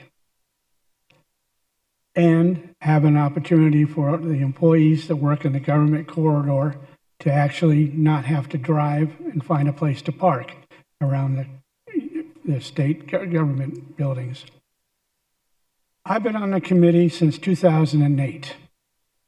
I have never missed a meeting. So 17 years I've heard Valley Metro, Phoenix Transit, and the council members that choose to come and talk to us about the importance of the I-10 West extension. We were promised it in 2016. It's now 2025. 26, thank you. I was hopeful we could get a little longer of 25. The committee has always supported the CAP and I-10 West route. We understand, we've heard about BRT, which we don't have a problem with. And so that's all I needed to let you know. Thank you, and thank you for your service to our city. Babar is next, followed by Jessica Bueno. Good evening, Mayor and the member of City Council. Actually, I moved from Sacramento to Phoenix in 2016, and at that time we scanned the whole area and we did the survey, and we chose Indian School Road to open our business. And after it's been like 20 years now, we are there. So I don't think it's the right idea to have a light rail on the Indian School Road, because I think it's a small business area, and the high traffic is not a problem, because when we open a business, the first thing we pray is for the high traffic. So I think there are more alternative ways that you can use, and that's it. I choose for the option number 1. Thank you.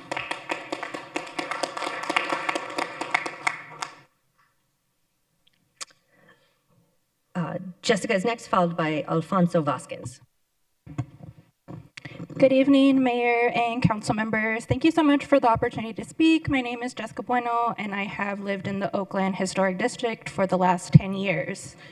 And of those 10 years, I've spent the last 7 organizing around the light rail, even hosting previous CEO Scott Smith to a dinner with Oakland to better understand what CapEx would mean to us. And so I just want to encourage you all to not walk away from all the work that we've done these last 8 years that we've been waiting. We've been doing a lot of planning around our transit-oriented communities. You've selected an outreach team who has done a great job. And so every light rail extension, we just keep getting better and better. Please continue to trust your city departments, your planning departments, your transit departments. Hard work in making sure that you adopt the CapEx light rail extension. Please don't allow any of this narrative to get in the way of what you are responsible for. And that is to make sure that you provide high capacity rail for the city of Phoenix. We are the 5th largest city of the country, and I hope that we continue to move that way. And I would implore you to go out for a bond and let's actually fund transit. Let's start building all of the BRTs, all of the light rail extensions. We are a big city, we are a big metro, and people outside of cars deserve safe streets. Thank you. Thank you. Alfonso is next, followed by Simon Isaac. Alfonso or Simon had to go home? Alfonso had to go home? Okay. Simon is next, followed by Omar.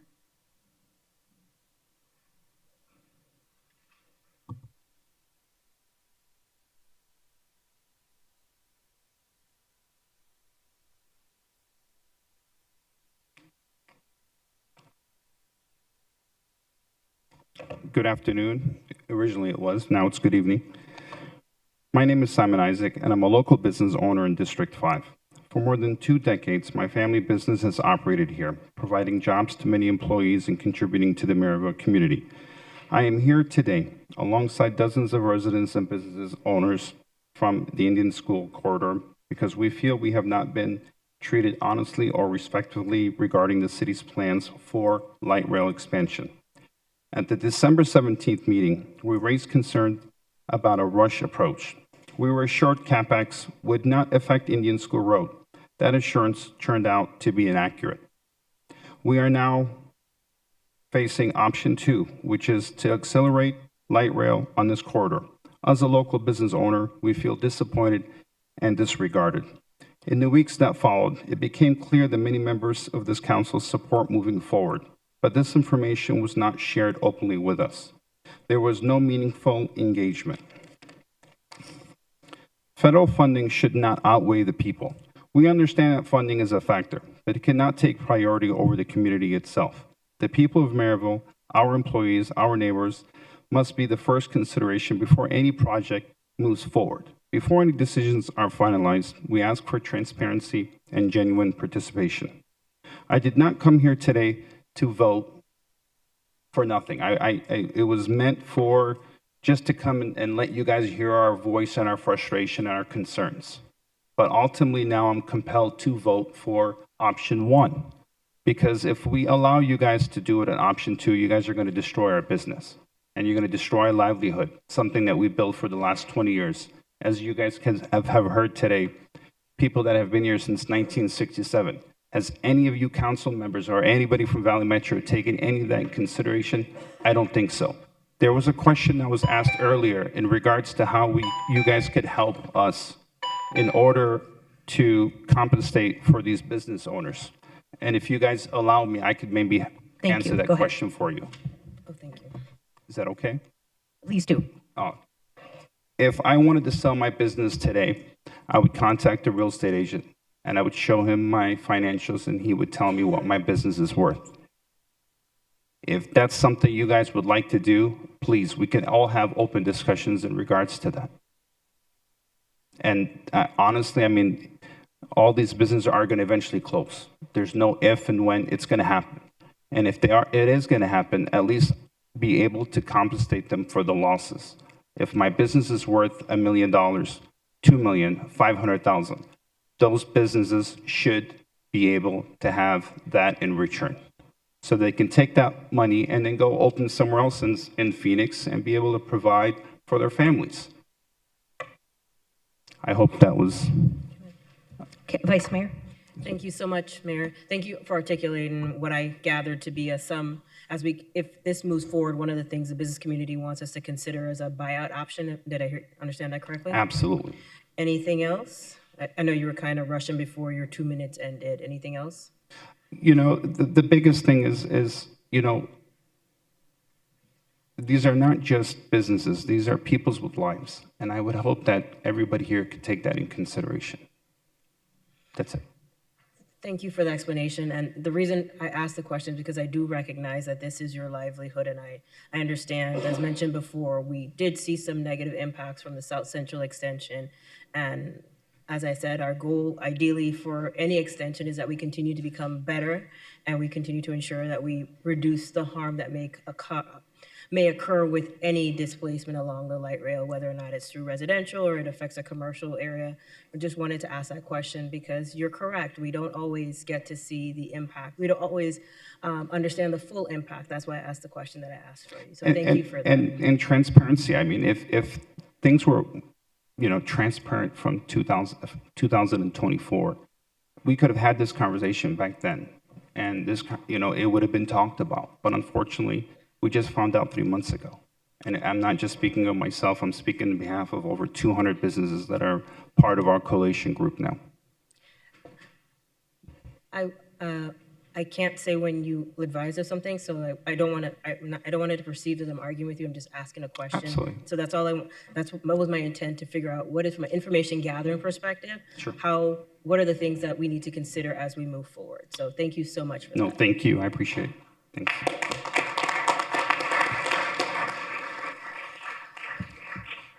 Councilwoman, do we have it ready for the next speaker? Sure. Okay. Great. Go ahead, and then I believe Will Green will follow. Good evening. My name is Omar Sagir. I'm the manager at the tire shop on Indian School Road. I'm not supporting the light rail on Indian School Road. I have talked to too many businesses near me and also talked to a lot of customers on Indian School Road. And they are not supporting as well. They actually scared what's going to happen. If the construction started. Example, it's going to be more crimes, more homeless people, parking problems, single one-way lanes.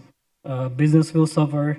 They might shut down. So I support option 1. Thank you. Will Green is next, followed by Paul Singh. Thank you, Mayor and Council. My name is Will Green. I'm the Arizona rep for Southwest Energy Efficiency Project, or SWEEP. SWEEP supports policy that saves people energy and money. We strongly support option 1, CapEx, and the plans for expansion westward with I-10 West and then Indian School. I'd also like to thank Mayor Geigo and the council for their longstanding and steadfast support for light rail. The choice before you today is not about CapEx versus Indian School. Your choice is CapEx or indefinitely delaying CapEx. Even if the Indian School line is expedited, we can't expect it to be open until the late 2030s, as staff has affirmed today. If we're lucky, federal funds will still be around at that point. The timeline pushes out further if public opposition occurs, which we've seen some of that today. In strong contrast with option 1, CapEx would start construction next year. Indefinitely delaying CapEx for an undefined period of time in exchange for a very theoretical gain of a few years on the Indian School line is a terrible deal for Phoenix. Regarding legislators from Queen Creek, Peoria, and Scottsdale trying to overturn the will of Phoenix voters, it is not logical to kill a project out of fear someone else might kill it. Governor Hobbs has weighed in, affirming that legislative Republicans' power to kill this project has been grossly exaggerated. If you let legislative Republicans dictate public transit investments, then we won't have any. It's more likely, I guess in closing, it's more likely than not this will be the most important vote that you all take on the remainder of your time on this council on light rail, and whether it's fair or not. Your legacies on light rail will be defined by this choice. Please do not sacrifice a line, CapEx, that is on the cusp of construction in exchange for possibly expediting Indian School by a couple years in the late 2030s. Please support option 1. Thank you. Paul Singh is followed by Patrick McDaniel.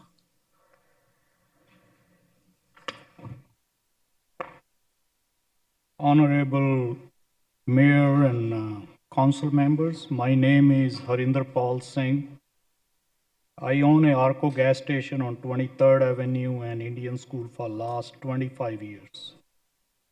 I bring that business up. It took me 25 years to bring that business up, and now I am kind of scared that it will die because gas station business is filled by the traffic. If we have no traffic, we're not going to have any business. I am here today as a part of Maryvale Indian School 200 plus businesses alliance. Specifically, we are here to oppose the proposed light rail extension at Indian School due to prolonged construction, endangering small businesses, public safety concern near public stations, and limited regional transportation benefits. At the Transportation Subcommittee meeting on December 17, we were told repeatedly that meeting was only to discuss CapEx. We were told that discussion for Indian School light rail expansion were premature. We know that now to be untrue. Perhaps the most troubling is that the community wasn't consulted and we have been dismissed, misled, and ignored at every turn. Thank you.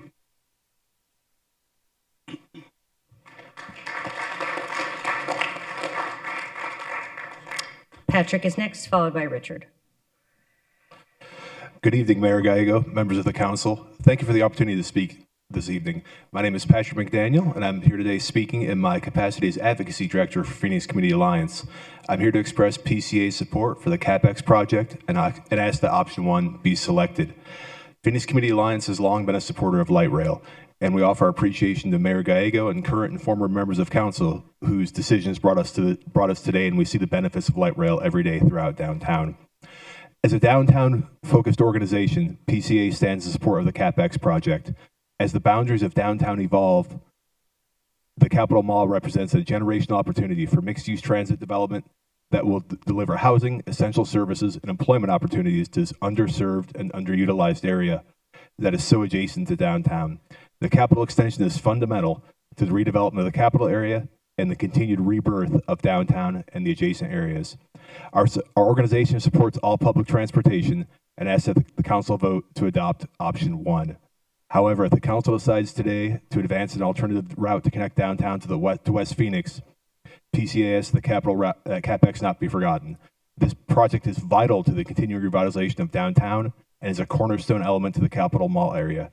We ask that it remain a priority with regular updates to the community should an option other than option 1 be chosen. With that, thank you very much for the opportunity to speak today. Thank you.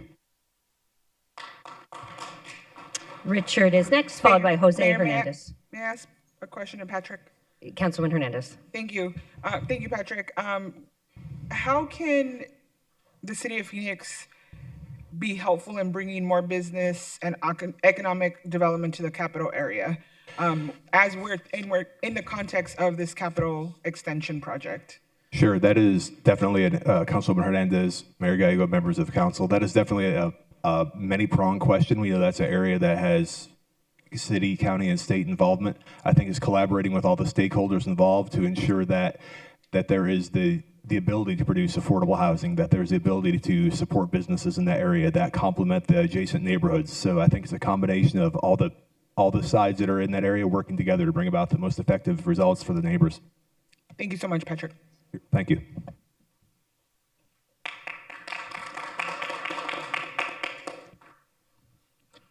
Richard is next, followed by Jose Hernandez. Great. Mayor, council members, and city staff, thank you for your service to our growing city. My name is Richard Hauk. I'm a longtime resident of Phoenix. I grew up in the Maryvale neighborhood Villa de Paz and currently live in the Central City neighborhood Van Moore 1923, which is between 19th Ave, 23rd Ave, Van Buren Street, and Fillmore Street in Councilwoman Ana Hernandez's District 7. I chose to buy my house in this neighborhood because of proximity to downtown, affordability, and future light rail extension. I have earned a Master of Sustainability Solutions and a Master of Urban and Environmental Planning from Arizona State University. I currently work at the university, and I'm a community organizer advocate in my neighborhood, serving as president of the neighborhood organization. I transit by traditional bicycle mainly, and I'm an avid user of the light rail. I transited by both today to arrive here. Do not let the inconsiderate and incompetent representatives in our state government bully you into voting future light rail expansion down. To quote State Senator Annalise Ortiz of Maryvale, it is absolutely shameful that we are having a conversation right now about potentially killing the future of light rail. The voters of this great place have continued to support expansion and want to see the project completed. My community and I have been waiting for the West Extension for years with the original plan to complete the CapEx to I-17 with the original plan in 23-24. The communities of West Phoenix deserve this amenity. Ridership is the highest per capita in Maryvale alone. I urge you all to vote to continue light rail extension west with option 1. I advocate for the 16th Ave North alignment first, the 7th Ave alignment second. Either way, the alignment should be elevated as much as possible. Having the alignment on the road level limits the transit efficiency and speed due to needing to stop at traffic signals. Like cars, the light rail should have signal priority. It doesn't now. Alignment on grade has also produced many accidents with cars and pedestrians. Having an elevated system would avoid these kinds of accidents. We need a reliable, robust, and rapid transit system here in the 5th largest city by population in the country. If the system was rapid, reliable, and more robust, people would be more incentivized to use it. A vote to continue extension of the light rail is a vote for a more sustainable city and a better quality of life for all citizens and visitors. Vote yes on option 1 to continue light rail expansion. Thank you. Jose is next, followed by Matt Gunch. Good evening, Mayor, members of council. I'm here to support the light rail extension, option 1. And just want to take a moment to recognize the consistent confusion between option one, option two, and by no means is this accusatory, but the confusion is really unsettling. It's unsettling because today's real responsibility is for City Council to vote and carry forward the will of the voter in moving forward on the CapEx extension. It's also unsettling because it seems to be pitting communities against each other when all the comments and the feedback seem to be overwhelmingly in favor of the continued light rail work. I grew up here in Phoenix, born and raised. Public transit, well, light rail wasn't available when I was going to school, but public transit was a lifeline for me. As the son of immigrant parents, first generation American, they were working, and when we bought our first home in 1991, in order for me to stay at the same elementary school, I had to use public transit, and I was able to graduate with kids that I started kindergarten with, and that meant a lot to me. It also allowed me to go to Camelback High School. I had safe, reliable transportation. I was able to play baseball because I had that public transit option for transportation. I was a member of the DECA program, so when I wasn't playing baseball and I wasn't in school, I was working part-time, and that program actually worked with my teacher and my boss, where I received regular feedback on critical skills that enabled me to have a successful sales career in the future. You know, when I moved back to Arizona, I wasn't relying from a position of privilege. I wasn't relying on public transit, but I was able to benefit from the quality of life that it did give me by taking the light rail. I was able to have season tickets to ASU, the Sun Devils, Suns basketball, the D-backs, and I lived downtown. I took the light rail to the games. I frequented all the local businesses. And this is just an example of what one simple thing like public transit does for our community. It allows our people to succeed in the future, and it brings a big improvement of quality of life. Thank you for your time, guys. That's right. Matt is next, followed by Kirsten.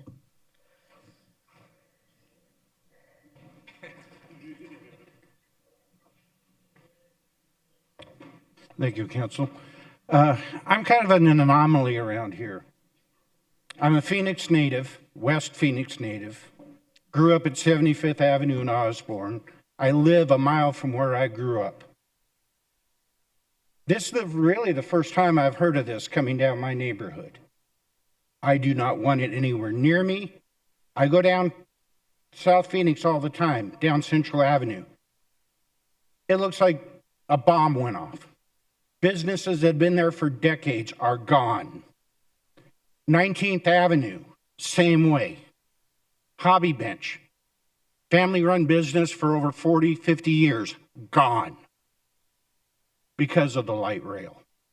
It destroys every area it has gone through except for the high-density downtown. The City Council is doing that to my neighborhood as it is. At Indian School and the 101, they are building 5 block-long warehouses right next to a brand new neighborhood, right next to a school and a church. There are 4 other block-long warehouses on the other side of the street. What are all these warehouses going in for? They used to segregate businesses from residential. Now you got us living right on top of each other. If this goes down Indian School, it's going to destroy the neighborhoods. One thing that I've never heard, how come no one ever brought up running light rail down the Union Pacific line? It already exists. It's a half mile south of here. I'm sure if you presented the UP with $1 billion, they'd give you rail access. And one other thing, a great statesman, Will Rogers. There are 3 types of liars. Liars, damn liars, and statisticians. And that's what we're getting from them.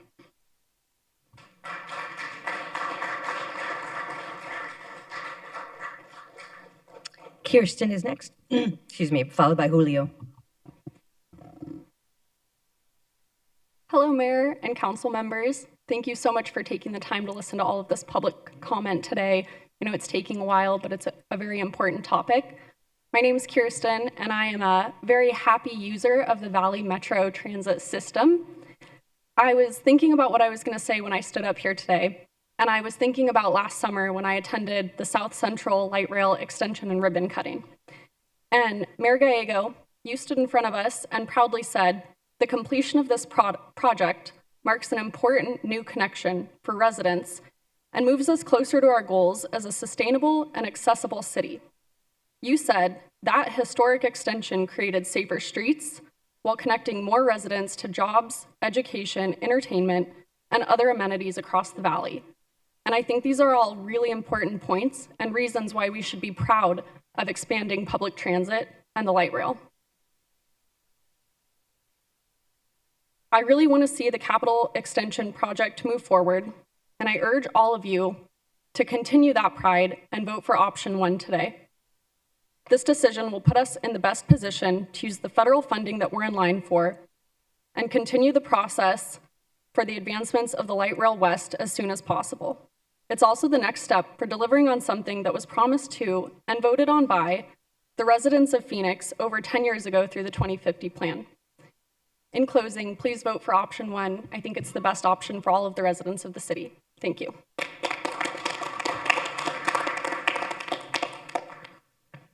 Julio is next, followed by Isai Lopez. Okay. Good afternoon, Mayor Gallego and council members. This is my first time speaking English with a lot of people in the front. I'm very smart in Spanish, I promise you, but I try my best in English. Like Dr. King say, I had a dream. So I had a dream too, but you need to work for make the dreams happen. So I spent 28 years already in Maryville. So I drive and I spend more time in the Indian school than most of the people here. I know Indian school very, very well. So me and my wife have the food truck for 25 years on 43 Avenue in Indian school. 4 years ago, we bought the building. That building was empty for 3 years. With bunch of homeless, they destroyed the property. Why don't nobody want to take it? Because most of the people don't want to bet in Maryville. But we do, because it's our neighborhood. We spend time here. We know all the business here. It's not like the restaurant guy. I know Lalo, I know Rocio. We know each other for 25 years. And like Lalo say, 2009, 2008, all the plazas was empty. And we fill those plazas with business, with dreams, with work, with effort. We don't ask you, they say what you can do for help us. Don't do nothing. Just let us keep working. Please, please.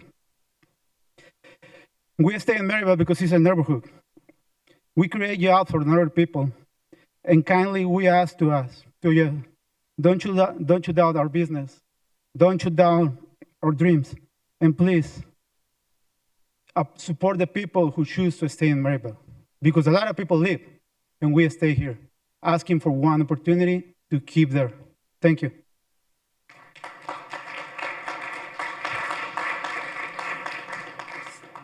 Mr. Lopez is next, followed by Suminder Sodi.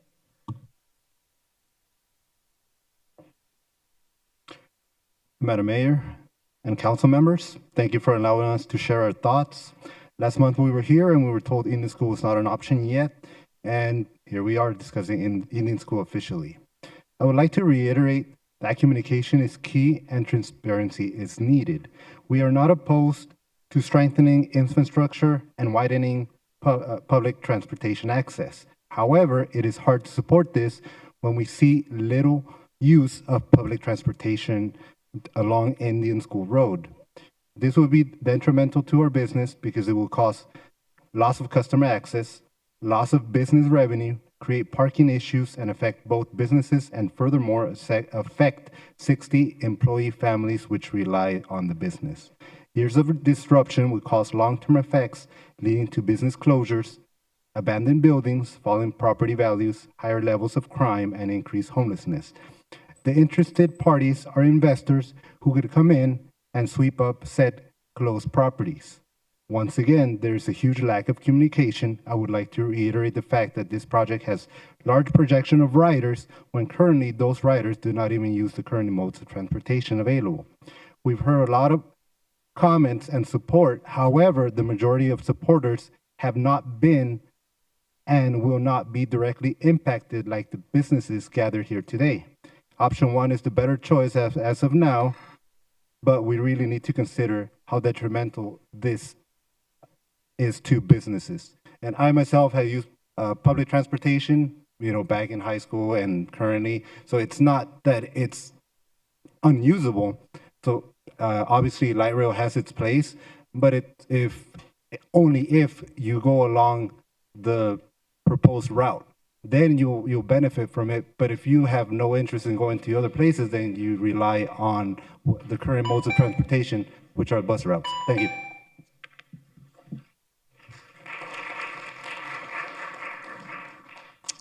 Thank you. Sam is next, followed by Montserrat Castillo. Honorable Mayor and the City Councils, thank you for the opportunity to speak. Today I'm standing here on behalf of Indian School Owner Associations. We represent 200 some plus businesses. I am immigrant from India, moved here in 1991. I worked 12 to 14, 16 hours a day, 7 days a week, 10 years straight to purchase my first business on Indian School, 67th Avenue and Indian School. Still working 6 to 7 days a week and employing over 150 people throughout the valley between multiple businesses. I just wanted to say this from somebody dropped the ball, not letting us know there was conversation going on Indian School. None of the business, we are 200 plus businesses representative. Nobody knew there was a light rail coming to Indian School. So that's one, I think, I'm not sure from the Valley Metro or the City of Phoenix. We are backbone, small business, I feel like a backbone of this city's strength in this state. We work hard to employ local people. You see, there is no corporation here, nobody from the major corporation here to speak against on Indian School. But you see many people, 80 plus people from local family-owned businesses on Indian School. We employ multiple people who live in Maryville. I bought my first resident in Maryville. I still own it. And we love Maryville. We invest back in our community. We give back to the community. We go back and serve our Valley Metro people, our neighbors. And I just wanted to say, I'm all for the light rails. I support option one, but I want a full pause on Indian School, and please consider BRT to serve better in the congestion area in the valley and serve through the option one. Thank you.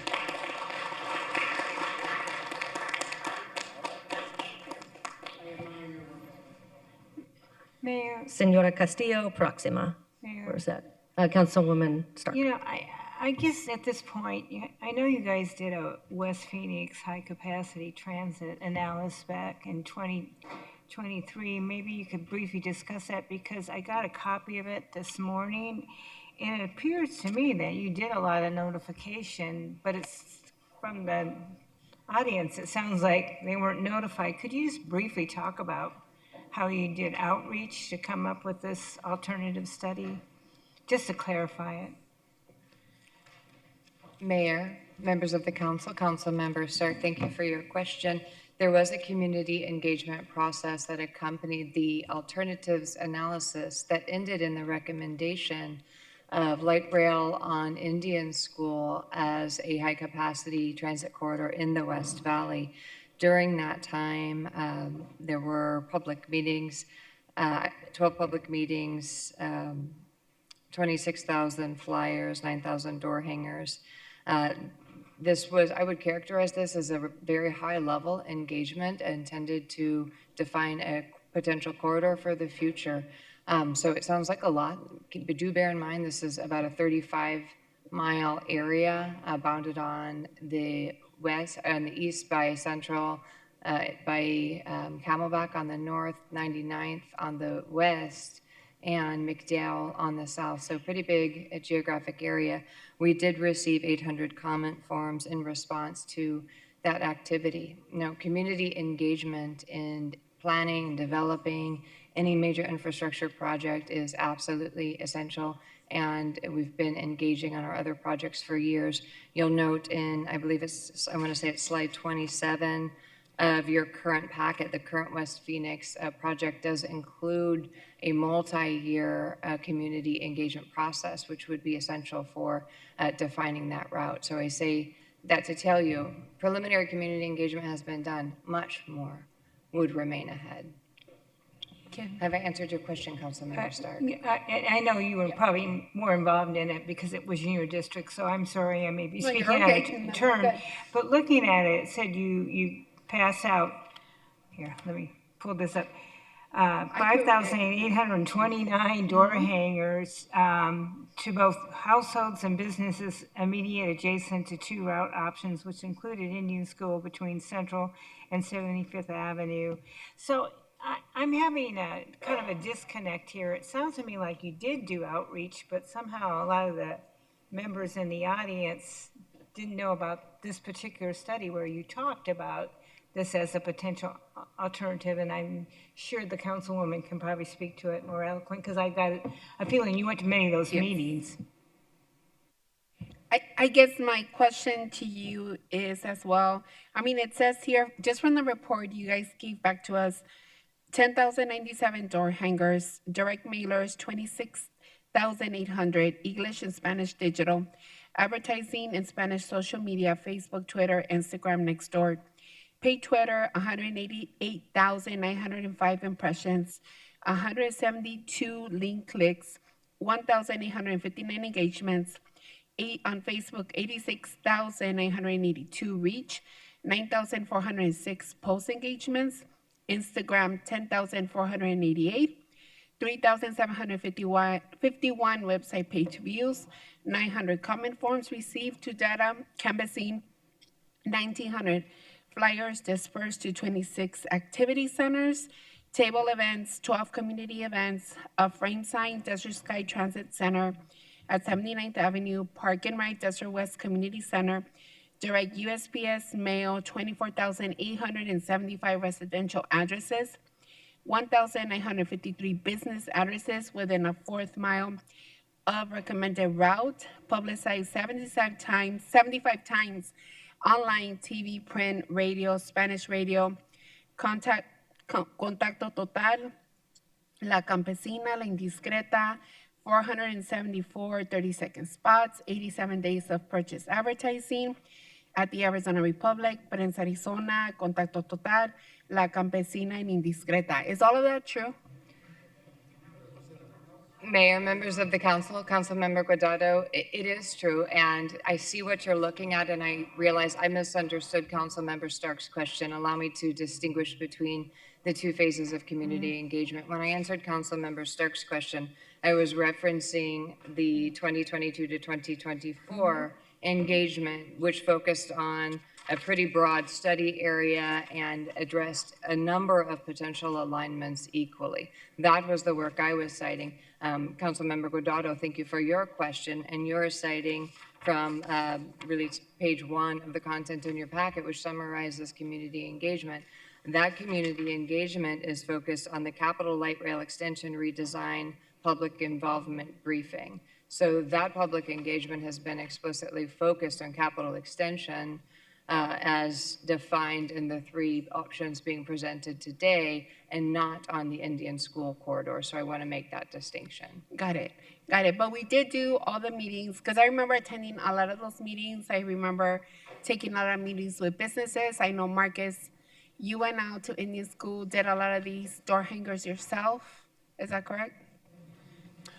Mayor, members of the council, I did not do the door hangers myself, but I did attend a lot of those meetings that we held. Okay. As part of our community engagement, we try to do those things in lockstep, City of Phoenix with Valley Metro. A lot of times we would reach out to council offices even to make sure that we are hitting areas along those corridors that are more favorable to where they understand that a lot of their constituents may be. I hope that answers your question. No, you're good. Okay. Thank you. Thank you, Jessica.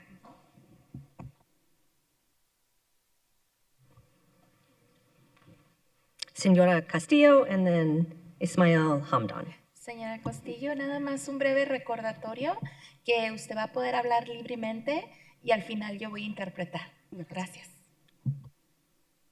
Buenas noches, mi nombre es Montserrat Castillo y estoy aquí, disculpe, señora alcaldesa y miembros del consejo. Estoy aquí para decirles que nosotros tenemos negocios por la Indian School. Somos dueños de negocio en Maryville y casi por 29 años. Nosotros estamos trabajando ahí, es un negocio familiar, nuestro sostén de ahí viene. Acabamos de agarrar un edificio, apenas tenemos 3, 4 años y la verdad nos sorprendió muchísimo el escuchar lo que está sucediendo. También por nuestros empleados, nuestros 25 empleados que tenemos, porque no es un empleado cada uno, es una familia. Ellos están bien preocupados por la situación que está pasando. A cada momento nos preguntan que si se va a cerrar los negocios, que si se va a quedar sin trabajo, qué van a hacer ellos para sostener a sus familias. Y para nosotros pues es muy, muy estresante y muy desesperante estar escuchando esto, porque parte de nuestros ahorros se fueron en invertir en el negocio que acabamos de agarrar. Así es que yo les pido que a la hora de votar piensen en esas familias, piensen en nuestros negocios que hemos estado ahí por tantos años y la verdad es fuerte para nosotros escuchar esto. Y también estoy escuchando que dicen que dieron mucha publicidad. Nosotros no nos enteramos sobre la situación que estaba pasando hasta que alguien de otro negocio llegó a decirnos que lo que estaba sucediendo, que querían pasar el tren por la Indian School. Nosotros no habíamos escuchado en ninguna redes sociales, en televisión, en nada. Así que muchas gracias.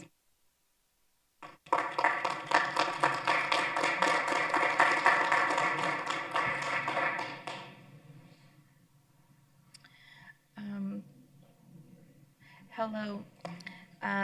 Let me introduce myself again. I am Montserrat Castillo, and I want to address the mayor and members of the council. I am here to tell you that we have businesses along Indian School. We have businesses in Maryville, and for almost 29 years, we have been working there. It's a family business, and it's our provision. That's where it comes from. We had just obtained a building, and we've been there for 3-4 years. And honestly, we were very surprised, but hearing what has been happening. And also, we're concerned about our 25 employees because it's not just an employee. Each one of them is a family, and they're all worried about the current situation. Constantly, they ask if the businesses are going to be closing down, if they're going to, not have a job anymore. They don't know what they're going to do to provide for their families. And for us, it's really stressful, and it's a very desperate situation just to be listening to this, because part of our savings went to invest in the recent business that we just obtained.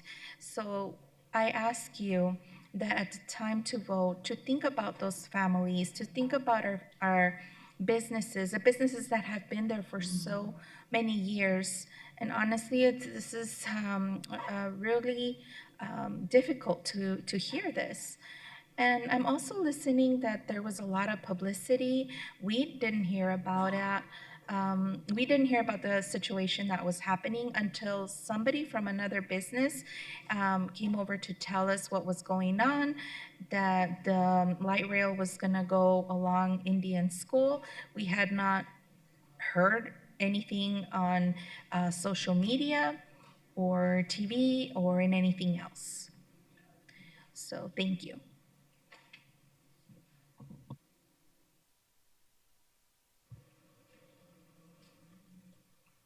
Thank you. Mr. Hamdan is next, followed by Mr. Rodriguez. Rocco?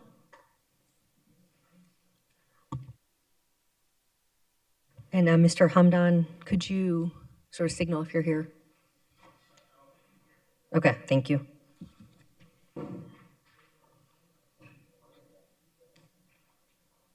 Rossi?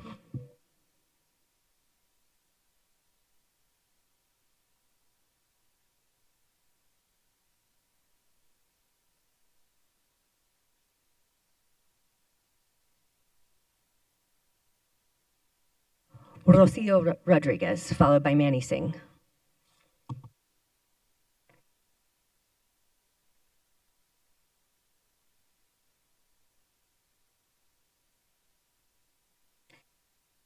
Buenas noches, mi nombre es Rocío Rodríguez y estoy aquí para manifestar todo lo que he pasado durante todo este tiempo, a lo largo de casi 30 años en este negocio donde hemos, tanto Montserrat, que yo la conozco desde la misma época,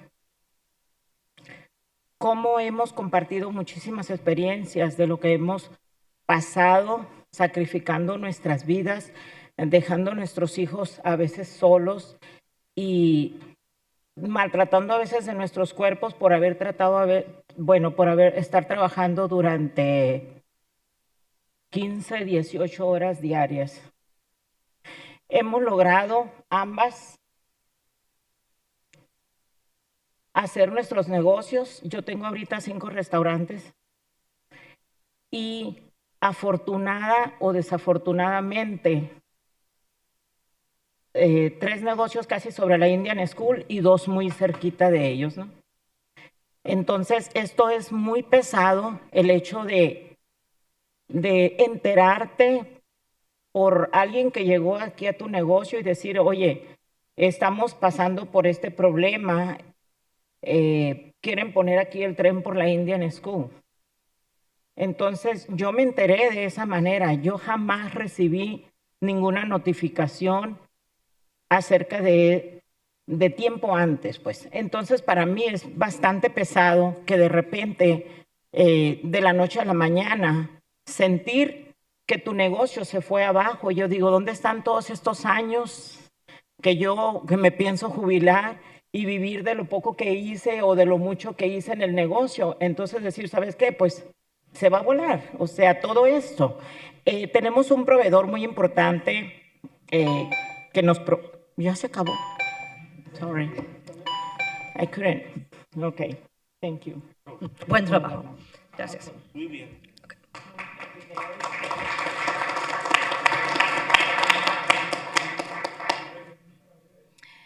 My name is Rocio Rodriguez, and I am here to talk about everything that I've been going through through this time for almost 30 years in this business that not only myself, but also Montserrat, that I've known her around the same time. How we have both shared different experiences of what we've been through. We've sacrificed our lives, sometimes even leaving our children alone, and even sometimes over abusing our bodies from working 15 to 18 hours on a daily basis. And both of us have been able to have our own businesses. Right now I have 5 businesses of my own. And fortunately or unfortunately, you can say, 3 of my businesses are along Indian School, and the other 2 are really close to that street. So this is very difficult to just find out through someone that just showed up to your business and tells you, hey, we're having this problem. They want the light rail, install a light rail to go through Indian School. So that's how I found out. I never received any notification regarding in the past that this was coming up. So this was just kind of hit me hard overnight just feel that your business that's gonna go down, because you think about where are all those years gonna go that I was hoping to retire from these businesses, be able to live off of the little bit that I was able to gain through my business. And now I'm thinking all of that's gonna go away. So we do have a vendor that's really important, but I guess my time is up. Manny Singh, followed by Samir Yuno.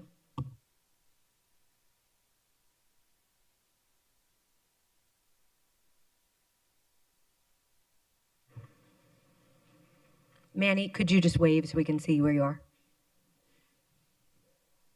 Manny Singh. Okay. Samir is next, followed by Sarah Leone. Samir left? Okay. Is Sarah Leone here? Wonderful. Sarah is next, followed by Deep Singh. Good evening, Mayor and Council. My name is Sarah Leone. I'm here tonight on behalf of St. Matthews residents in support of Option 1. I was born in Maryville, and for the majority of the past 25 years, I've lived in the St. Matthews neighborhood, which is wedged between the 19th Avenue Railroad and the I-17. I raised my 2 young children in St. Matthews. I know well many of the neighbors who also have lived there for as long or longer than I have. Before I moved to Phoenix, I lived in Seattle, where public transportation and walking were staples in my life. I love my city, my hometown, but when I moved back 8 years ago, I was disappointed in the lack of amenities for working class folks that I had grown accustomed to in Seattle. Phoenix voters approved light rail expansion multiple times. This vote today is about honoring the will of the people and the work of people like my longtime friend and neighbor, Alfonso Vasquez, who has spent several years listening to the wants and concerns of our neighbors around this issue and many others. We in St. Matthews are deeply invested in our neighborhood, our neighbors, and the history and future of these streets. For many years, St. Matthews residents have actively engaged in conversations around light rail development.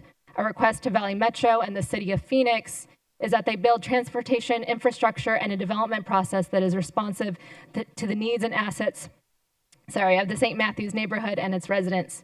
We collectively support the CapEx expansion, Option 1, and ask the City of Phoenix and Valley Metro to commit to establishing continuous hallmarks of ethical community partnership. Specifically, we ask for the following commitments: co-create a standing advisory team of St. Matthews residents with systematized access to city management, Phoenix City Council, Valley Metro, and relevant vendors and contractors. Support the sustainability of locally owned businesses and the surrounding neighborhoods throughout the light rail development. Prioritize the cultural identity of St. Matthews when planning and purchasing and sale of nearby city-owned land. And maintain developed infrastructure, including neighborhood-determined public art and regular maintenance of facilities. Thank you. Thank you, Sarah. Next up, we have Deep Singh.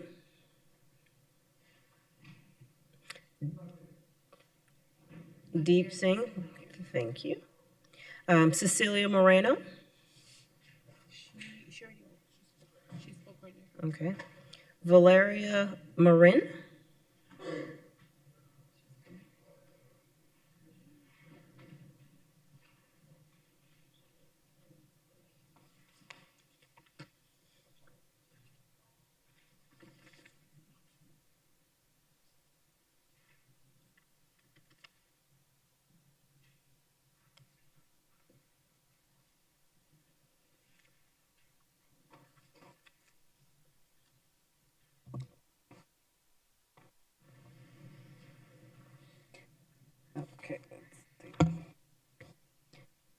Hello, Mayor and Council members. My name is Valeria Marin, and I'm an Estrella Village resident that is in District 9.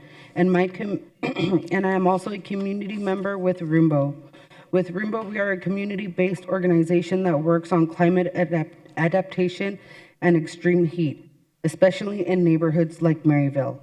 I don't know if you guys know this, but Maryville is one of the hottest cities in Phoenix.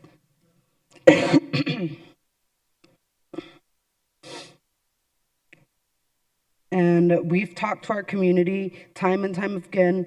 We have heard the challenges of the transportation that they have to deal with during the extreme heat.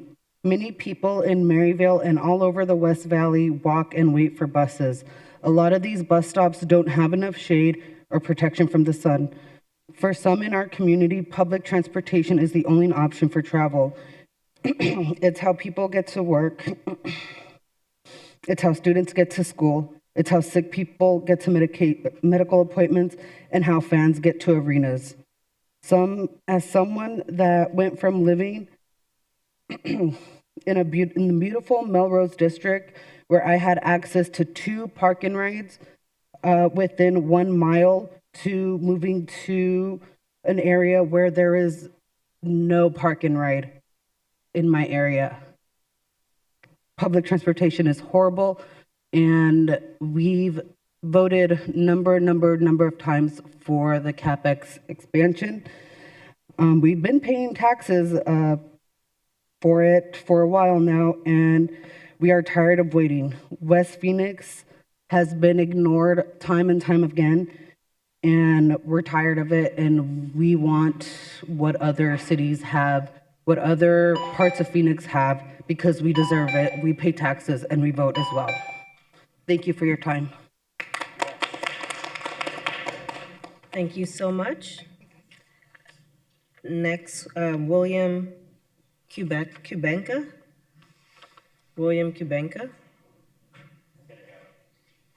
He left? Thank you. Raymond Castillo.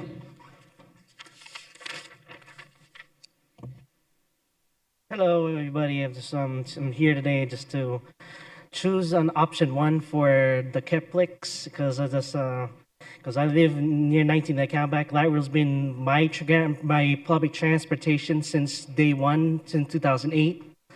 So I'm here today just to move it forward, the Keplix expansion, to want to see more expansion of the light rail to going to the I-10 West towards Desert Sky, and I just want to see more expansion on these trains because light rail is my life. I've been commuting since 2008 until right now, 17 years ago today, December 27th was the anniversary. So I just want to say option 1 for this one, so that way we could see more expansions on the I-10 freeway, and that way moving forward to the Desert Sky area.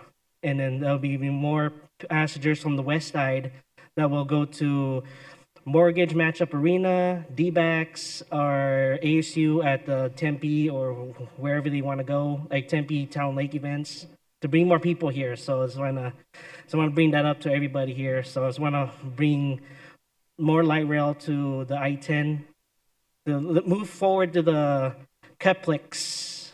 So let's move that forward so we can have more riders going forward from the West Valley area. So I'm just saying that way in the future I want to see more expansions going on with this light rail stuff. So I'm involved with this. So I just want to see more light rail at all times in the future. So that's why I love riding the light rail. Light rail is my life. So I lived here since for many years. Light rail, I watched the light rail doing construction in my area, and then moving forward to all the way from Montebello 19th to Sycamore, and then went all the way towards Gilbert, and then later I went to Gilbert, Maine, and we have the North Metro Center Park, the Thela Williams Trans Center. That's 2 years already. Thank you so much. Next, we have James Graff. James Graff. Oh, sorry.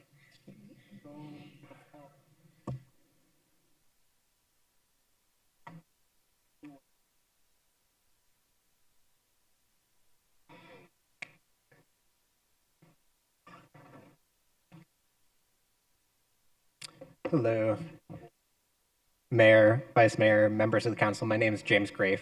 I work at cul-de-sac building walkable neighborhoods in Tempe and Mesa, but these are my personal remarks. I choose to live in the valley car-free. I'm a frequent light rail rider, and I'm here in support of option 1 to move light rail forward. Fast, frequent, fast, reliable, fast transit does not bring crime. It brings access to the valley for the Phoenicians along the route. It's impossible to find the perfect alignment which satisfies all 1,608,139 Phoenix residents, but the community has spoken again and again that they want an alternative to sitting in I-10 traffic as soon as possible. We should continue with the CapEx project and then move forward with other speedy extensions as soon as possible. I've talked the collective ears off of Phoenix and Valley Metro staff about how to optimize these alignments, and I'm satisfied that the 16th North alignment is a good outcome given the constraints and stakeholders involved. And moving forward on fast, frequent light rail, let me repeat, I think speed is the most important part of making useful transit. Fast transit is the best way for the city to provide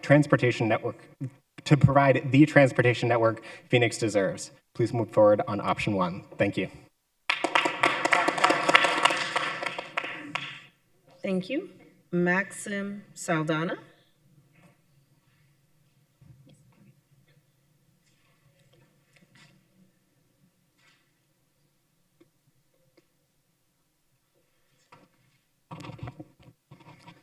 Good evening, City Mayor, Vice Mayor, Council members, City staff, City police dignitaries. My name is Maxim Saldana. I am holding gas station 27th Ave and Indian School. I appreciate and understand that you guys are providing right trail facility for the students and community people to commute. I appreciate that the thought and support for the community. But on the other hand, it is hard for us to paying a big money to get the gas station in the year 2022. Light rail construction might take years together. Plans to definitely affect our business revenue. It took 3 years to get the business break even. I humbly request City Phoenix to move the plan with the option 1, also evaluate how many businesses get affected with this plan versus how many people get benefited with the light rail. I truly believe and request you guys once again evaluate about the project, moving option 1, let's together. Phoenix is the best place to do the business and support the community. Thank you.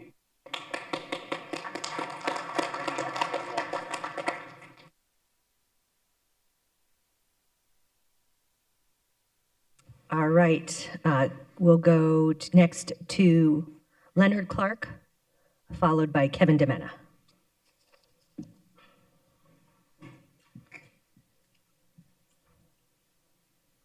Mr. Clark, could you wave? All right, I think Mr. Clark had to depart, so Kevin DeMena will be next, followed by Ajay Paul Sidhu.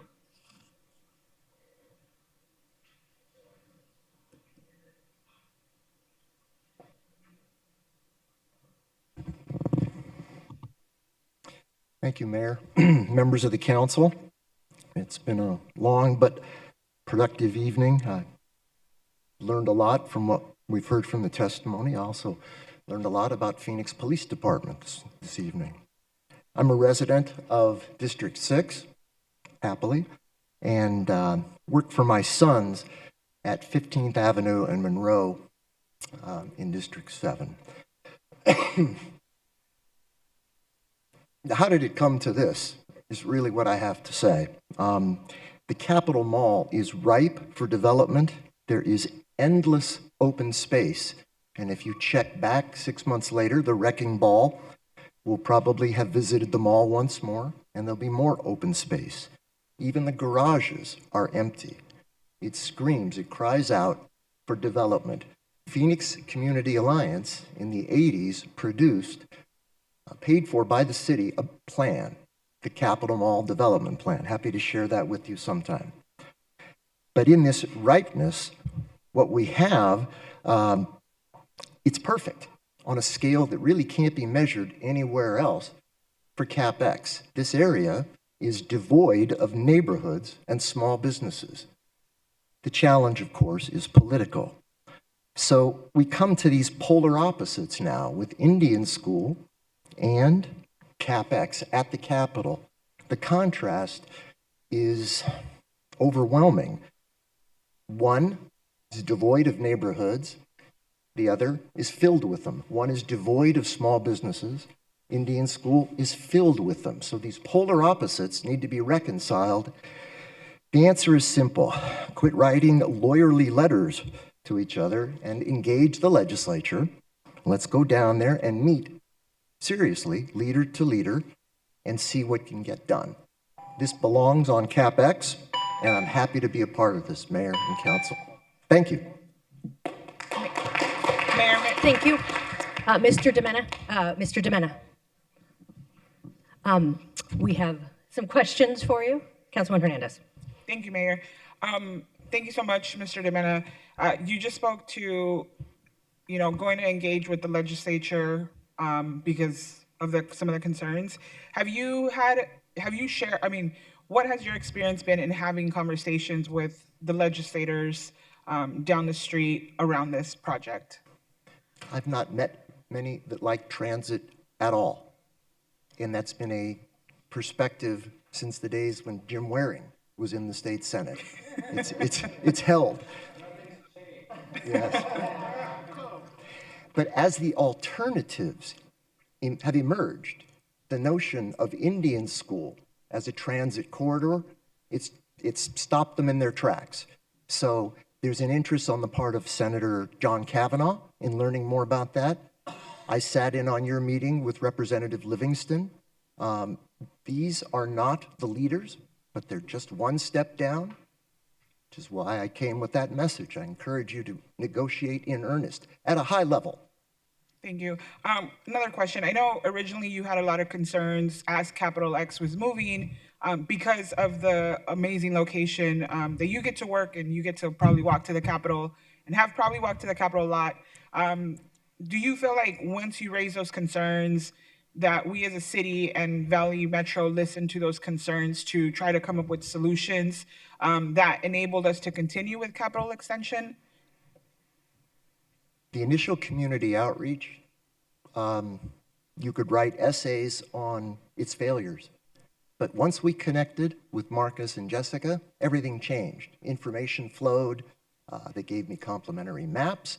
And really, that's when I would describe it as the real decision makers began to absorb this. And sadly, the speaker hasn't received a city briefing. He hasn't asked for one. My proposal is that we go down there and try to make it happen. The area south of the Capitol, this just calls for this project. Thank you. And my last question, do you think that the city should honor the will of the voters to continue the Capitol extension forward? The answer would be a simple yes. Thank you. And Mr. DeMena, Vice Mayor has a question for you. Thank you so much, Mayor. Thank you for spending the time with us this evening. I just want to clarify your comment. I want to make sure I understand what you meant when you said we need to negotiate in earnest with our neighbors at the state legislators. Did I get that right, or? It's a little late. I'll almost exactly. Can you tell me exactly what you mean by that? I mean that, Madam Mayor, Councilwoman, that we have senior leadership in the form of the manager, the mayor, and at the legislature. They likewise have senior leadership. There's a role for the governor's office to play there. This hasn't happened. If this were set in the ninth, Arizona's governor's office has 9 floors. This hasn't gotten past the 2nd or the 3rd. And that's what it takes to make something as complex as this has become, is it needs leadership. The staff brings the numbers, but the leaders make the decisions. So are you saying the decision that we make here as a city, we need to strike that? I could answer the question. You can answer the question. I just feel like I was starting to articulate it incorrectly, but go ahead, you can answer it if you think you know it. I believe we need to pursue option 1 with an entirely different narrative. What are the alternatives? What are the costs, particularly Indian School being showcased? And I think that message will change minds at the Capitol. Again, it's late, so maybe my memory isn't serving me correctly. I thought at one juncture you represented the group that was opposed to this CapEx extension. Am I not incorrect? I'm here on my own dime, and I am not lobbying the Capitol on this. I started as an intern at the state Senate 40 years ago, left as staff director, and have never worked more than 100 yards from that place. So it's my neighborhood. I'd like to see it done right. CapEx at the southern end, for heaven's sakes, we could put skate parks. We could put a mini Hollywood Bowl. The space is crying out for housing. But I appreciate that, I guess, but my question is, if I was incorrect, that at one point a letter was drafted, I thought your name was on that letter that indicated you were opposed to the CapEx extension, what I'm hearing, if I'm incorrect, you can please let me know. 100%.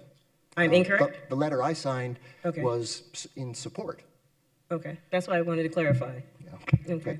All right. And then, go ahead, Mayor. Okay, I have some questions too, but I want you to finish. Or you feel free to finish. I'm finished with my questions. Okay.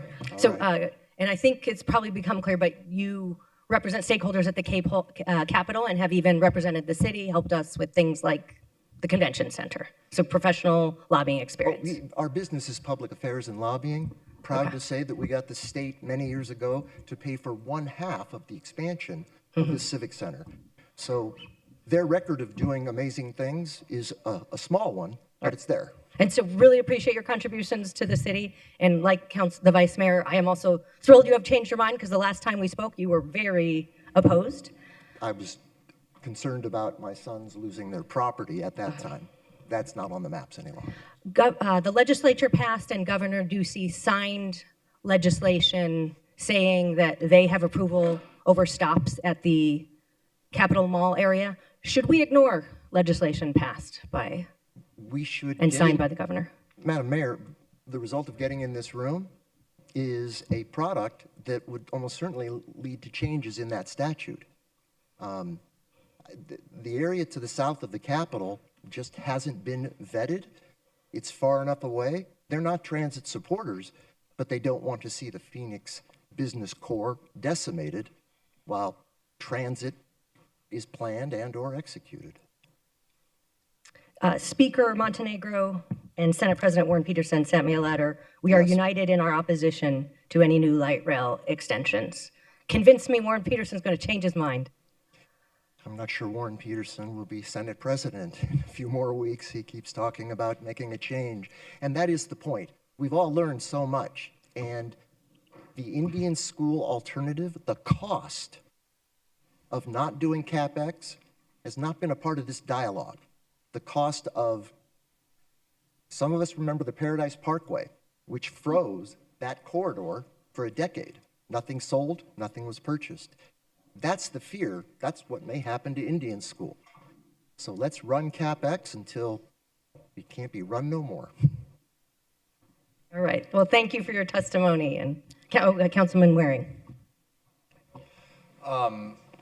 So Montenegro and Kavanaugh were legislators when I was a legislator. They hated it then, they hate it now. You're talking about turning around rather deeply held beliefs. Staffers, you mentioned staffers, they hated it equally as much, if not more. And you think you're going to turn that around in a few weeks or months? It could be years before something changes. Didn't Katie Hobbs send a letter to them in May indicating she wouldn't change her mind unless they changed theirs? More or less, paraphrasing. Paraphrasing, Councilman Waring, I'm not really sure where to take that.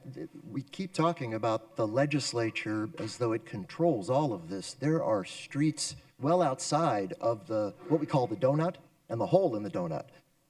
There are options that aren't covered in Speaker Toma's footnote in the budget 3 years ago now. There are options. Mayor, you do recognize, though, that if the legislature decides they're mad at us, they could do dastardly things to the city of Phoenix. Well, You do recognize that, I think, important fact, do you not?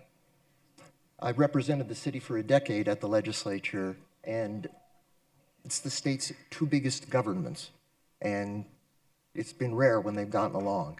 When their interests align, they get along, hence the expansion of the Civic Plaza and the funding for the expansion from the state. That was 23 years ago? I'm not that old, so I'm not sure. What I'm saying is it's been 800 years since I served in the legislature. Those guys were there then as now. Some of those staffers were too. I doubt they've changed their minds. Councilman, I think saying we're going to go down there and have a meeting, it's going to be great. No. Sounds like a fool's errand. You've persuaded me that it would be difficult. Not that it shouldn't be tried and in earnest. These folks, when we meet with them, they ask data-driven questions. And I'd love to put them across from Marcus and his experts. Data, communication leads to persuasion. It's worth a try. I doubt that's actually true. Thank you for indulging me, Mayor. Thank you. Thank you.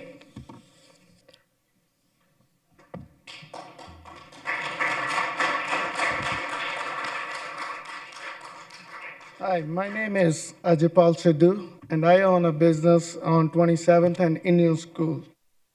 Mayor, Vice Mayor, and Councillor, good morning. Oh, everybody is right? Right?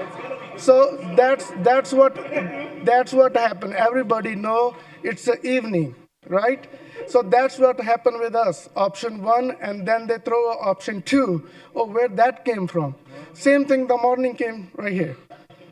So there was nothing disclosed for this, and they just throw the option on that. And basically, totally no plan, nothing, they just told us like that's what's gonna happen, that's what we are thinking about it. So whatever the people voted for before, it's not gonna work. It's not gonna work, so basically waste of the money. So doing this is my second time it's happening. Before I own a business in Tempe, McClintock and Apache. They put the light rail right there, and it destroyed my business, plus the crime every day. A lot of time I call the cops, they said, oh, we can't do anything because they do the crime and then they run on the light rail and we can catch them. So nobody stand it. And they said, sorry about that, but we can't do anything. So it's same thing is gonna happen on Indian School Road. People gonna be suffered, their business gonna be suffered, and nobody gonna be cared. So a lot of homeless, a lot of crime, and it's gonna destroy all the business like it happened on Central Valley, it happened on Apache. So it's gonna be same thing over and over. What we always think, like America is always 100 years ahead, but doing this, I think we are doing 50 years back. Again, we have option one more time to vote. One more time to think about this. Thank you.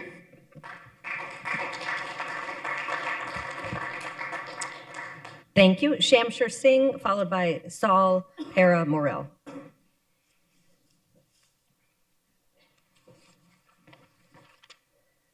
Hello, my name is Shamsher Lasimi Singh. I own the business for the 4102 North 27th Avenue, SB76 gas station.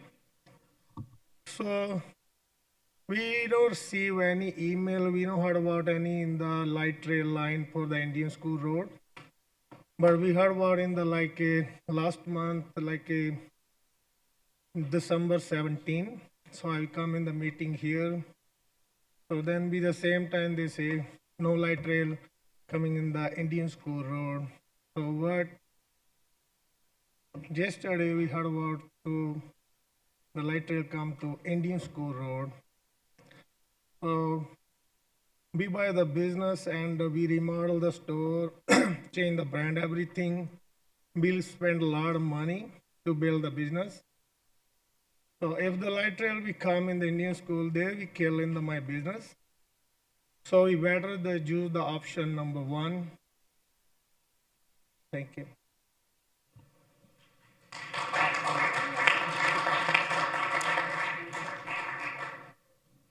Saul is next, followed by Kali Hodge.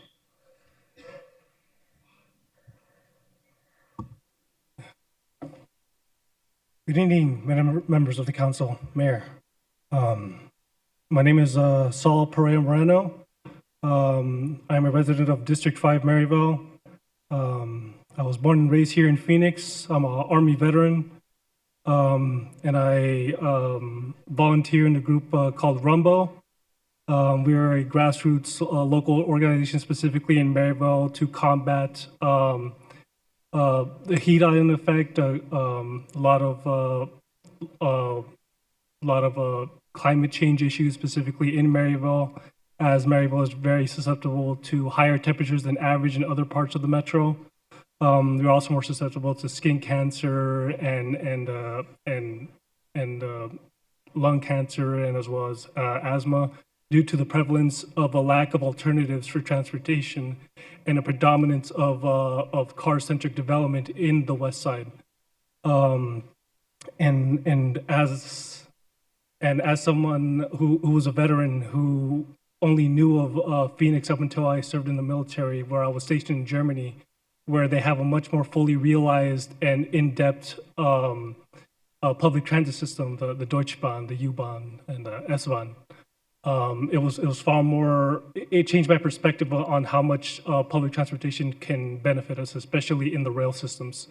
And that's why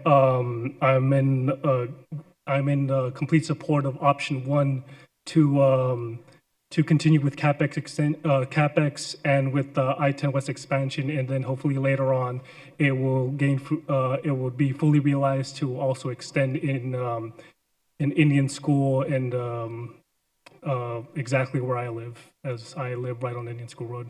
Thank you.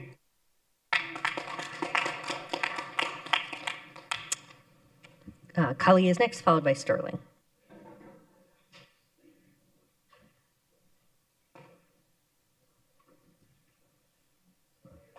Not here? Okay. Is Sterling here? Okay. Is Daphne Cortez here? All right. Daphne is next, followed by Carmen Barragan.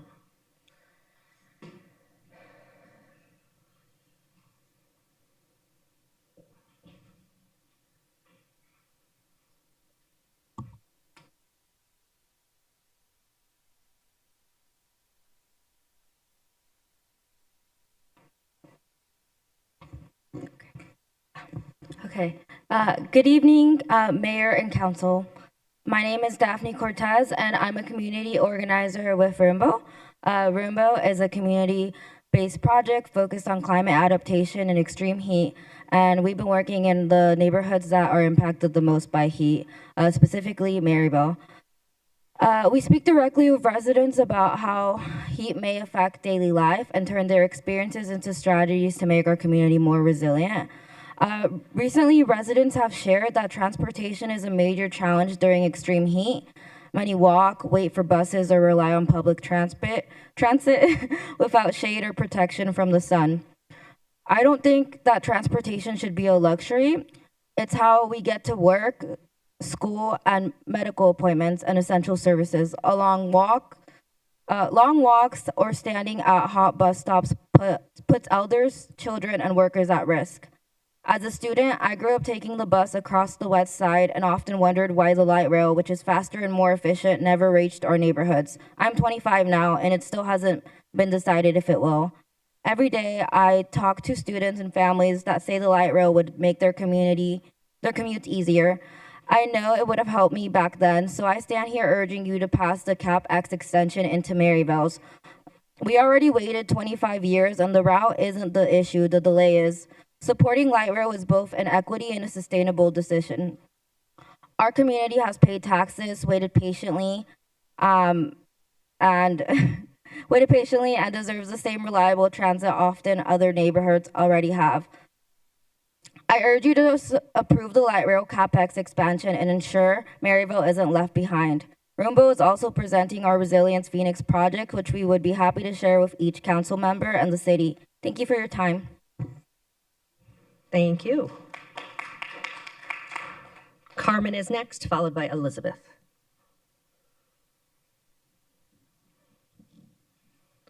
Carmen Barragan. Carmen, could you just wave? All right, I don't see Carmen. Is Elizabeth Lee here? Okay. She left, okay. Kayla Garcia. Okay. Kayla is here? Awesome, thank you. And is Mika here as well? Mika's here? Okay, so it'd be Kayla and then Mika.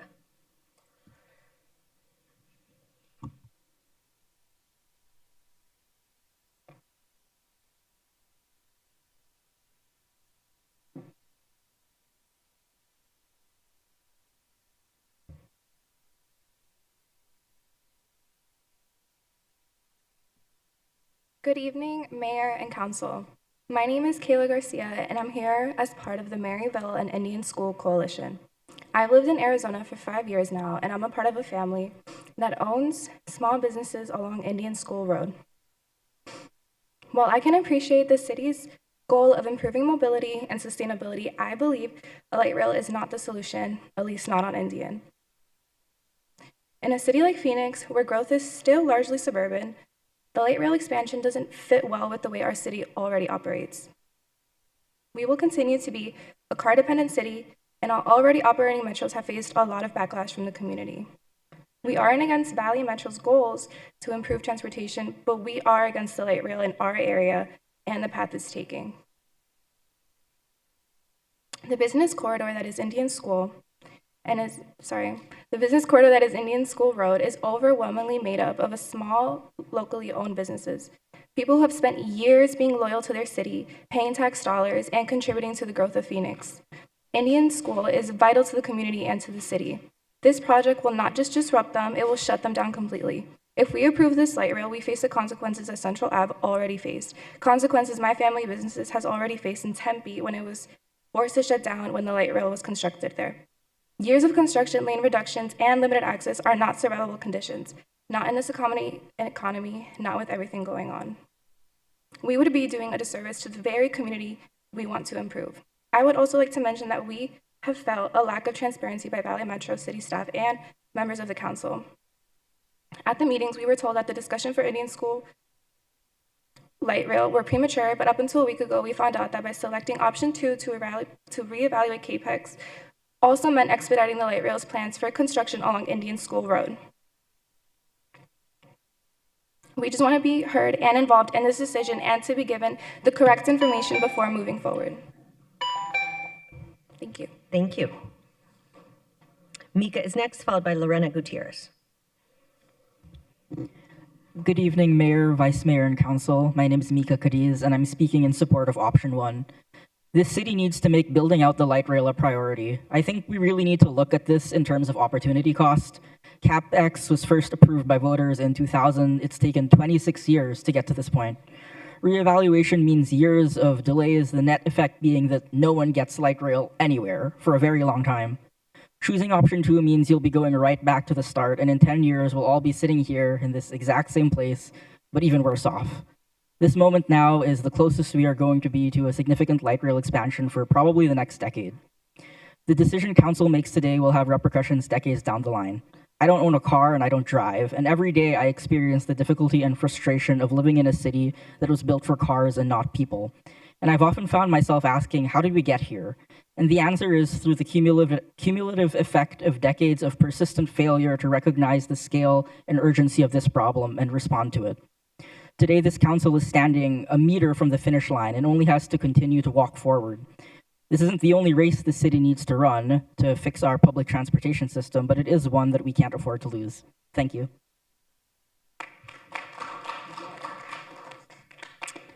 Lorena is next, followed by Luis Avila.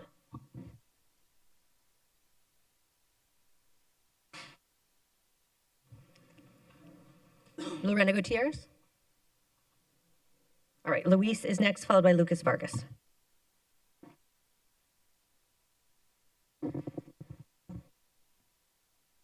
First, I want to thank the community for being here and being here for so long. Really proud of being a Phoenician tonight.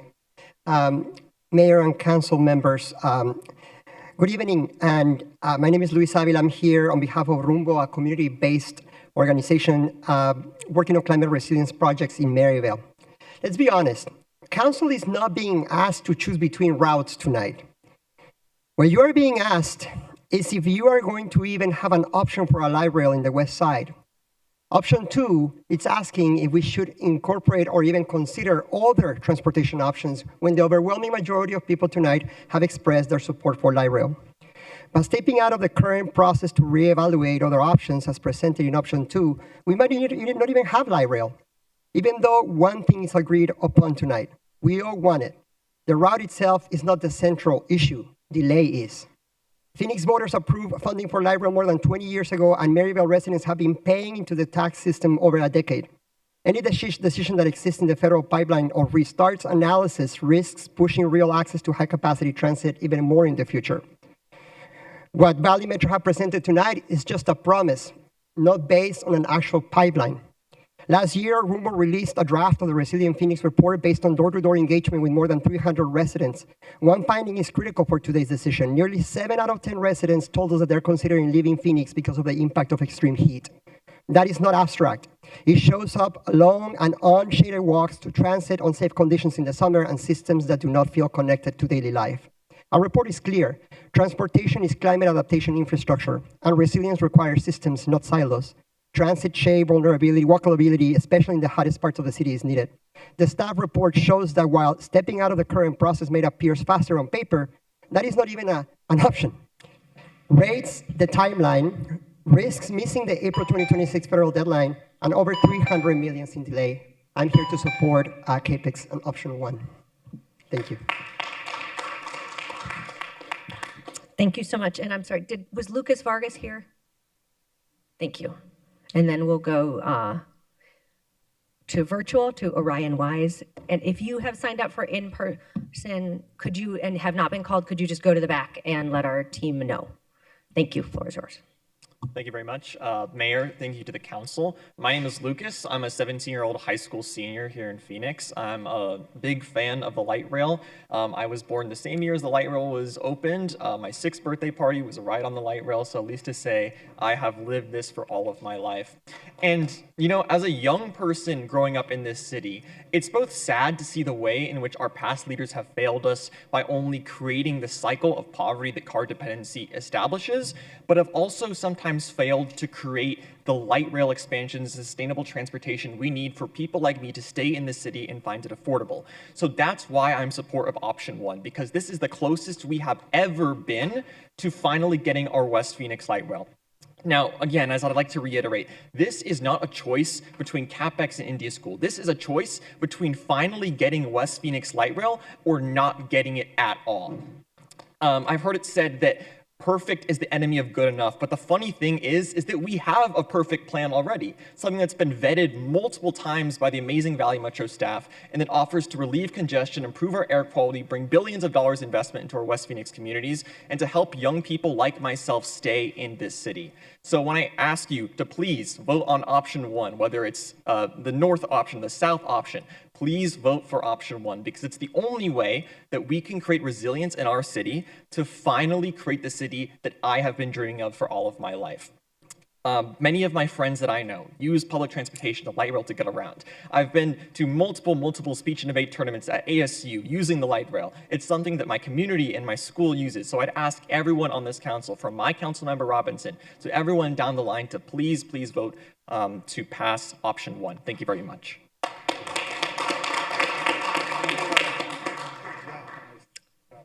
Thank you. Orion is next, followed by Vanessa.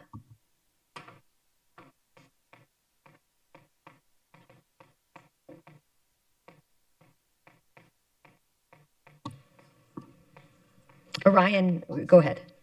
Hi there. Good evening, Mayor and council members. My name is Orion Wise. My firm owns property at 43rd and Indian School. We oversee more than 25 businesses at that location as tenants and fellow business owners. You've heard from some of them tonight. And unfortunately, we and they weren't invited to any meetings, didn't get any letters, no emails, no phone calls. I only learned about this from a neighbor at the last minute. Please understand we support public transit. We understand losing the spot in the pipeline for federal funding is not an acceptable outcome here. So we see option 1 as the only real choice. Any other choice would be depriving your 1.6 million constituents of their shot at getting back any of the federal tax dollars they've been paying their whole lives as a grant here.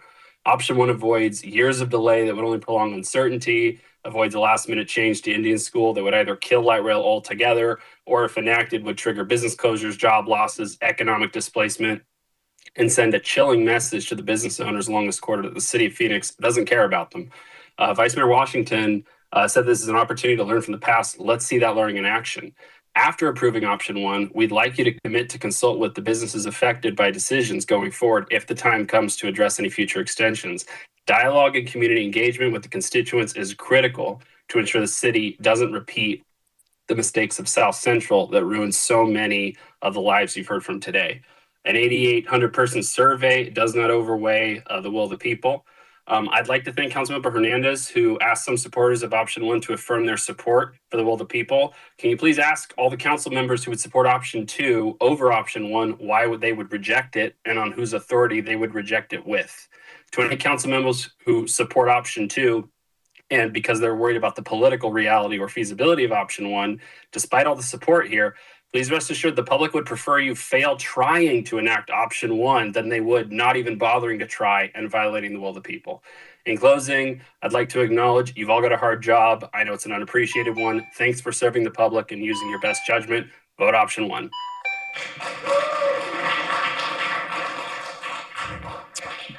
Vanessa is next, followed by Julie. Good evening, Mayor and members of the council. My name is Vanessa, and my family and I have owned properties and businesses in Maryville for over 20 years. I'm here to oppose light rail on Indian School Road, particularly given the lack of communication we have received. Over a short period of time, we have spoken with residents, property owners, employees, business owners along the corridor and collected over 500 signatures opposing the light rail on Indian School Road. These signatures came from firsthand conversations with community members who were never informed that this route was even being considered. The online survey summary presented today was very misleading because it did not clearly state that option 2 would place light rail on Indian School Road. As a result, those survey responses should not be treated as support for Indian School Road route. It's also concerning that the survey allows for anonymous and repeat submissions, and it was extended beyond the original deadline. The community did not vote for light rail on Indian School Road. This route wasn't presented to voters in any election, and the LPA that was approved in 2024 moved forward without community knowledge or involvement. When we collected signatures and spoke to community members, we did specifically ask if they were informed about the route in 2023 or 2024 or received any communication, and the overwhelming response was no. There was a short list of businesses that was stated to have received Valley Metro flyers, but they were either larger corporations or the businesses mentioned they never received the flyer. As you can see, the majority of us only learned about Indian School Road route recently, and the lack of transparency has caused real stress and uncertainty for families, employees, and business owners. Indian School Road is the heart of family-owned small businesses. Placing light rail on that corridor and the loss of revenue will make it impossible for businesses to pay their loans, keep their employees, and stay open. This would not only hurt businesses, but also the residents and workers who depend on them and live in this community. The people who live, work, and invest in the area deserve to be heard. Based on this meeting, I support option 1. Thank you for your time.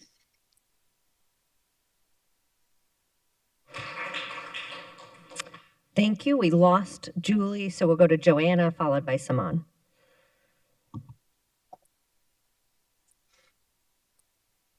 Good evening, Mayor Gallego and Council. My name is Joanna Strether, and I am the Senior Director of Advocacy for the American Lung Association.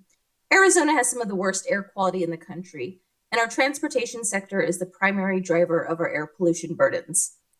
The Lung Association State of the Air report found that 84% of Arizonans are living in a county with unhealthy air, and Phoenix ranked 4th most ozone-polluted city in the U.S.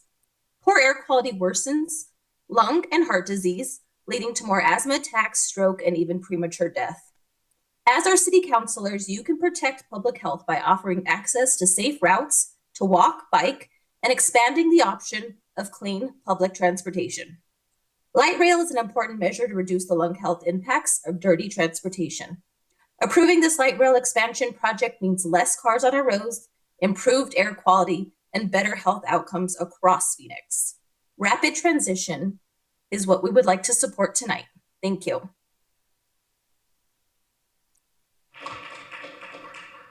Thank you. Saman is next.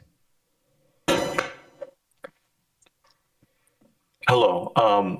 My name is Simon Jurgis. It's getting pretty late, so I'll keep this very short. I'm a homeowner in Central Phoenix, and I live near the existing B line. I appreciate and use the existing rail, and I support the expansion of light rail, and I'm in support of option 1, and I don't think it's necessary for the CapEx project to be delayed anymore. Thank you.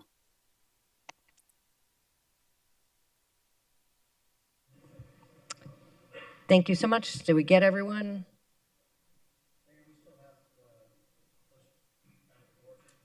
I'm sorry, will you? Andrew Parker.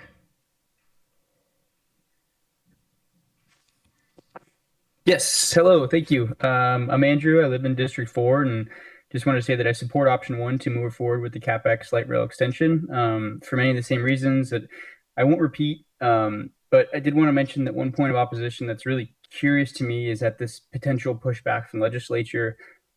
And it's just so strange because I think anyone who's been following these meetings knows for a fact that you all, me and the council, don't live in perpetual fear of the state legislature. And we know that because if you did, why are we here? Wouldn't we just be granting the legislature all of their wishes and operate the city according to the needs of those living out of town? I mean, one example of this is last month, there was a really impassioned middle housing conversation that resulted in a few council members committing to challenging the state legislature on this issue. Councilwoman Pastor advised those opposed to direct their energy and their anger toward the legislature. And, you know, despite this new state law painting this council into a corner, you did not suggest rolling over. In this case, you really didn't have a choice. But despite this, you suggested, hey, let's keep working on this and let's find a way. And so now we're faced with another challenge that's similar, I think, but unlike middle housing, this decision is not out of the council's hands.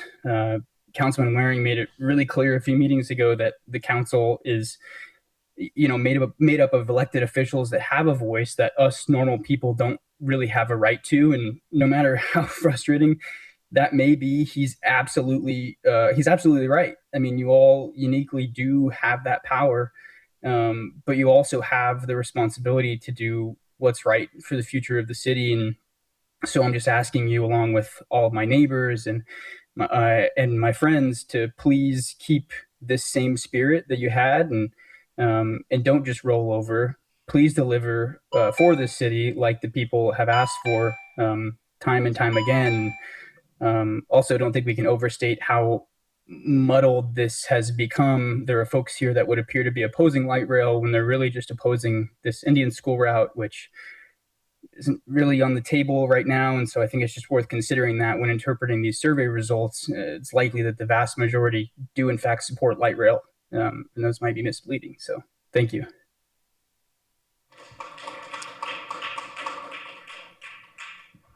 Thank you. Jerry is next, followed by Juan Vega.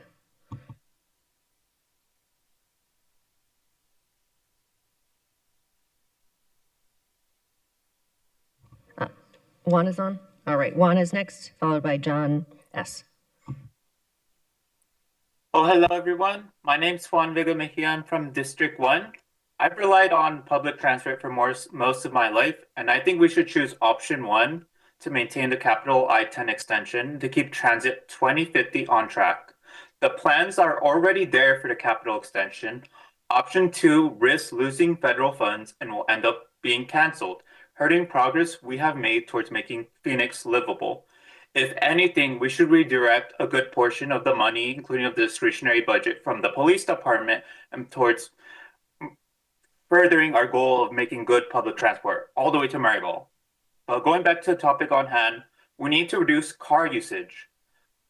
Car usage is prejudicial to the people. It increases the cost of living, and it causes lots of deadly accidents, as you see a lot of those accidents on the I-10. Phoenix is almost unlivable and dangerous for anyone who doesn't have a car.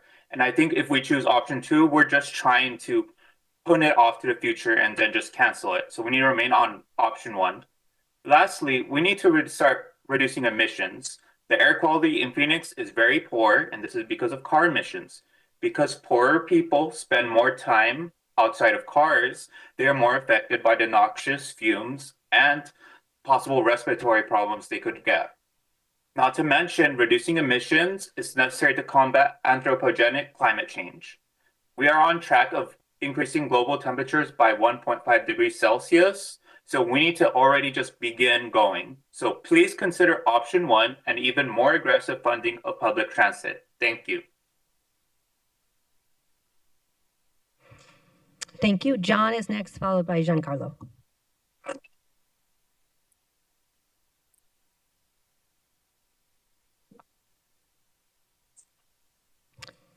John Sakoman, go ahead.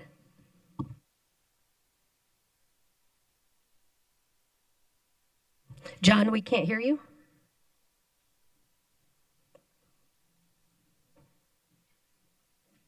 John, we don't hear you. I'm turned on. Okay, now we hear you. Okay, I spoke too soon. John, we Can you hear? You're cutting in and out.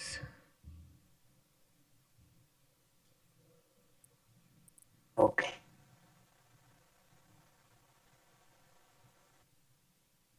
I'm just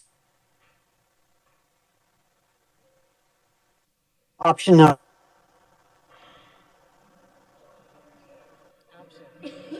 Okay. How much? Okay, I think option 1. Okay. John, we know you waited so long to testify, and I do believe we heard option 1, and thank you, but it really cut in and out a lot. Okay, we'll mark John for support of option 1. Giancarlo is next, followed by Sean. Hello, Mayor Gallego and council members. My name is Giancarlo Valditero, and I work at the National Campaign for Transit Justice. We are a national organization that fights for public transit that is frequent and accessible, working with local advocates in over 30 states and fighting for increased federal support for transit.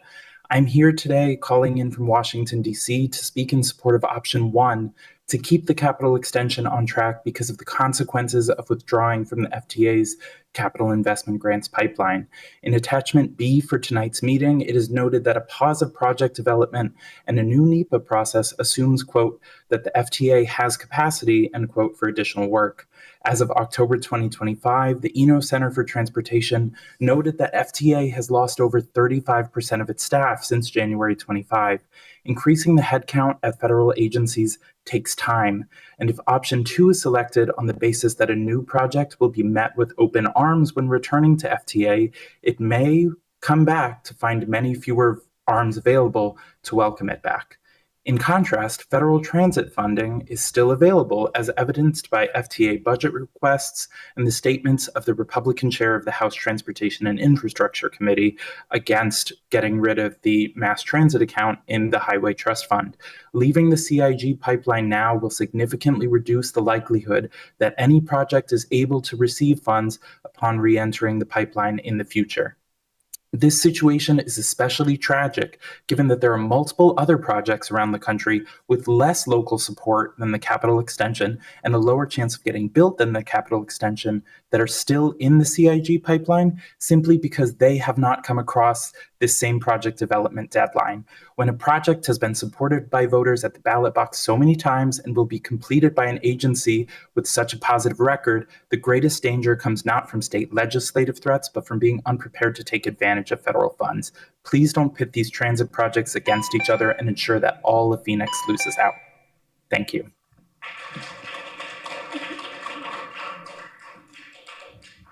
Thank you. Sean is next, followed by Amanda.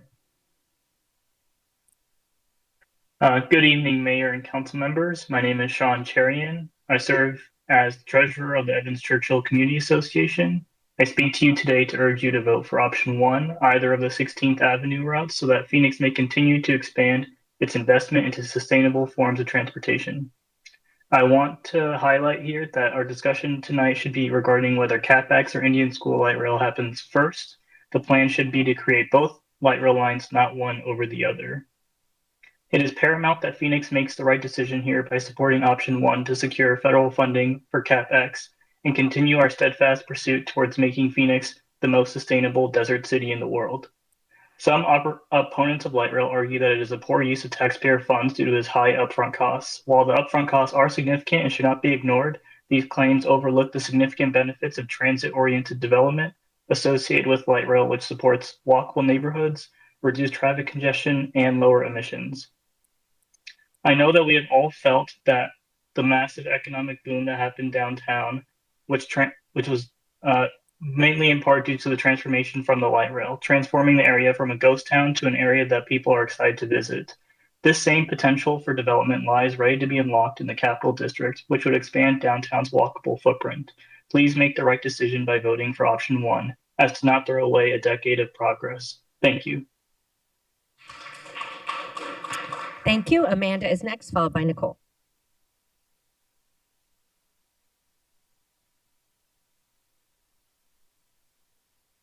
Amanda, go ahead. The floor is yours.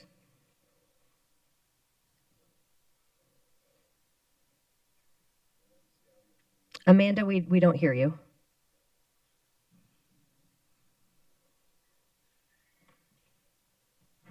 All right. Nicole is next.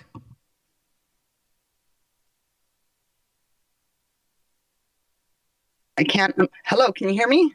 We can. Beautiful. Good evening, Mayor Gallego, Vice Mayor Hodge Washington, and members of the council. Within the last week, I got to do 8 hours of door knocking across Phoenix and Mesa to promote a harm reduction event. Some of you might have seen my flyer, but one glaringly ugly reality is apparent. Our valley is littered with broken down cars. In the neighborhoods I visited, at least 80% of the homes had a parked, unused vehicle. Many had 2 or 3, clogging our streets, driveways, and yards. This isn't just an eyesore, it is a symptom of a city where people are forced into car ownership they cannot afford because our transit system is incomplete. The capital extension has been researched, evaluated, reevaluated, and essentially funded. Phoenix has been waiting 15 years for this, longer than I've had kids. If you do not vote to move forward today, it would be a severe mismanagement of our city's resources, and frankly, a slap in the face to your constituents who have already voted to approve this. Now let's be real about option 2. Option 2 is designed to systematically kill this plan, trash decades of work, and forfeit hundreds of millions in federal funding. The state legislators trying to bully you into negotiating an alternative with them are not acting in good faith. Let's not get it twisted. These tactics do follow a pattern, a long-standing racist pattern of restricting equitable access to our houses of power. By trying to block this light rail from the West Valley to the Capitol, they're intentionally isolating our diverse communities. Census data shows that in Phoenix, Black and brown households are significantly less likely to own a vehicle compared to white households, making reliable transit a matter of basic civil rights. At least 5 of you on this board need to have the guts and clarity to stand up for the future of Phoenix. Don't leave our children with an unfulfilled transit pipe dream as your legacy. Vote to approve the CapEx, and let's finally get Phoenix Light Rail moving west. Thank you. Thank you. We got everyone? Okay. Councilwoman Guardado. Thank you, Mayor. First, just want to thank everyone in the community that came and spoke. Definitely, we see that there is strong support for light rail. But first, I wanted to start with some questions that I have for staff, given some of the comments that we heard today. So my first question is, how does Indian School Road compare to other corridors in terms of east-west connectivity and transit demand, especially in West Phoenix and Maryville? Mayor, members of the council, the West Phoenix line, how does that compare to other corridors, if I'm understanding the question correctly? I know it's late. Yeah, just making sure. As you know, when we did the West Phoenix high capacity transit analysis, we looked at corridors ranging from Camelback to the north to McDowell on the south. That also included us looking at Central on the east boundary, 99th Avenue on the west boundary. So we looked at several different options. I think it was a total of 14 route options we looked in that corridor. Through a technical analysis as well as community feedback, the Indian school alignment was the preferred alternative. So when we looked at those alignments, we looked at things as potential ridership. We looked at the population growth. We looked at access to jobs in places of need. And we also looked at constructability Thank on a you. very high level. Thank you for that. And another question, I think this is more for you, Jessica. Based on previous library projects, what lessons learned and best practices has the city developed to reduce impacts on small businesses during construction? Thank you, Mayor, Councilmember Guardado, members of the council. While every project is different, it depends on the project and the neighbors that we have. I think with the South Central Extension Project, which is our most recent project that was really constructed in close proximity to local businesses, namely small businesses, I think some of the lessons learned there were frequent communication and engagement. A lot of the frustration that small businesses expressed was things like having their driveway access blocked, the travel patterns changing from day to day. In the waning days of the project in the last year or so of major construction, I think we did a much better job communicating directly with the businesses. We had staff embedded on the ground at the field office whose job was community and business engagement. So those businesses had individuals from the project team that they could call on their cell phone that were then working directly with the construction crews on the ground. And I think that is a success that needs to be carried forward into future projects, but at the very beginning of the project.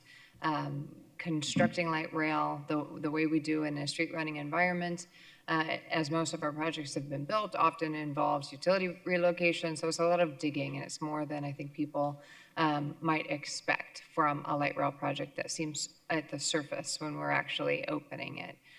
So I think it's open and ongoing communication and creating an expectation of what that is going to look like. But again, the specific treatments, every project's different. Great, thank you. Thank you for that. Marcus, the next one's for you.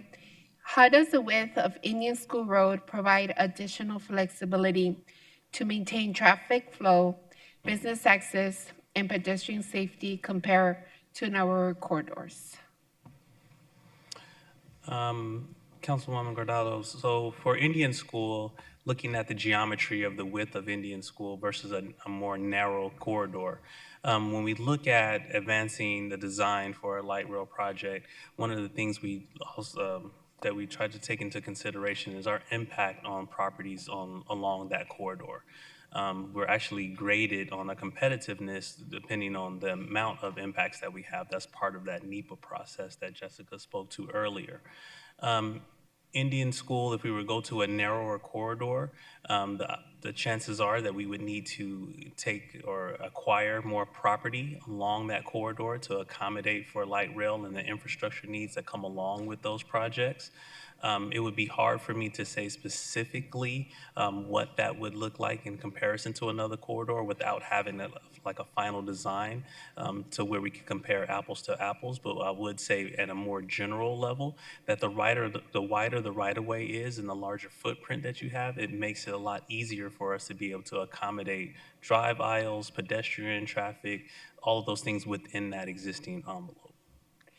And right now, how many lanes each way do you think we have on Indian School? If I recall correctly, Indian School has 3 lanes in one direction and 2 in another direction, depending on what section of Indian School. I couldn't give you the breakdown of exactly what intersections those change, but I know it's 3 and 2. Got it. Thank you. And another for you, Marcus. What specific business outreach or mitigation tools would staff anticipate using along Indian School Road or Valley Metro? Business? Mm-hmm. Yes, to make sure that we're supporting our businesses, one of the things that we've been very blessed with, and I would say from this council that really had the forethought to say we wanted to start the Small Business Financial Assistance Program.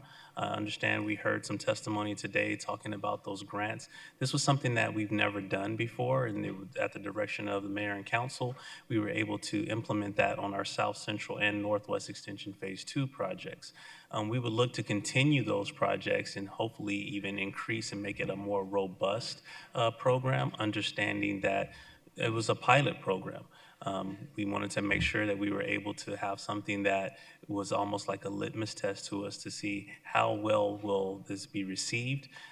It does require certain requirements in order for people to participate and businesses to take ownership. We would need for mayor and council to look and review those requirements, and staff would be looking to give recommendation. This is something that we plan to do for all of our light rail projects, as well as working with the businesses on a myriad of technical opportunities that we provide. Things of financing, accounting, advertising, web design, legal services, helping negotiate leases and things of that nature, because we understand that some of these things are even outside of what we can traditionally would call business assistance, is really helping them negotiate leases and things of that nature that could have long-term impacts on those businesses' ability to be successful. Well, as you know, for me, small businesses sorry, I'm very tired now. Small businesses are very important to me. During COVID, this council allocated money into economic development to help the businesses during very difficult times. So with the help of a lot of you, we were able to help a lot of the small businesses thrive. At the airport, we've done the same thing where we've brought in a lot of small businesses.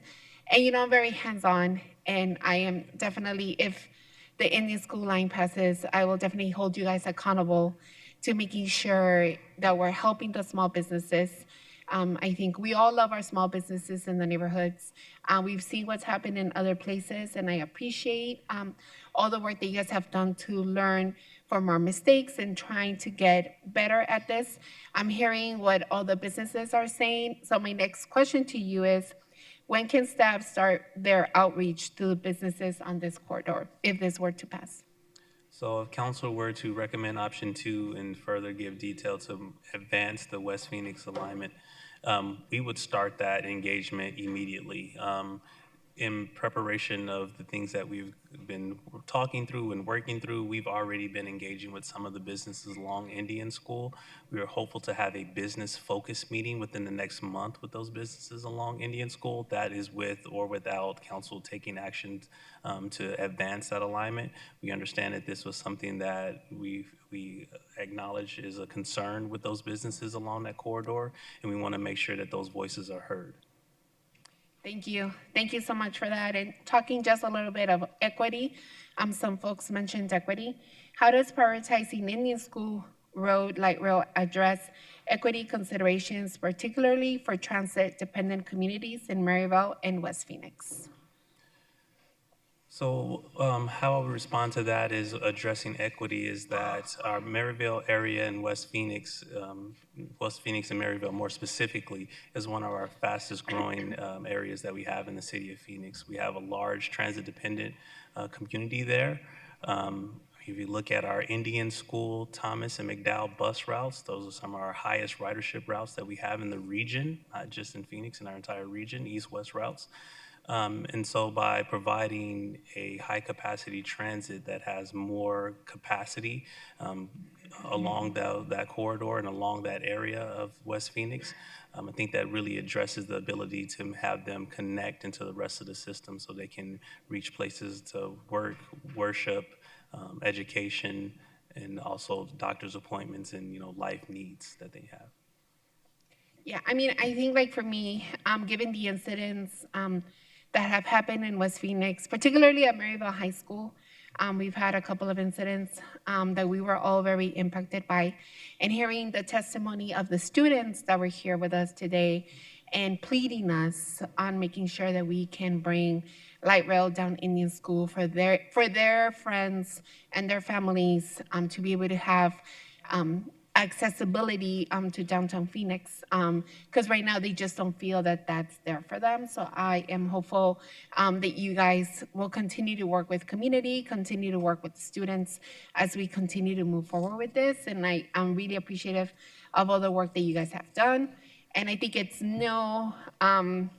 it's not a secret that I am a very labor-friendly person, and that I'm always looking at whatever it is that we do, how is it that we make sure that these are good jobs? What is it that we do to move forward with that? So my next question is for you, Jessica.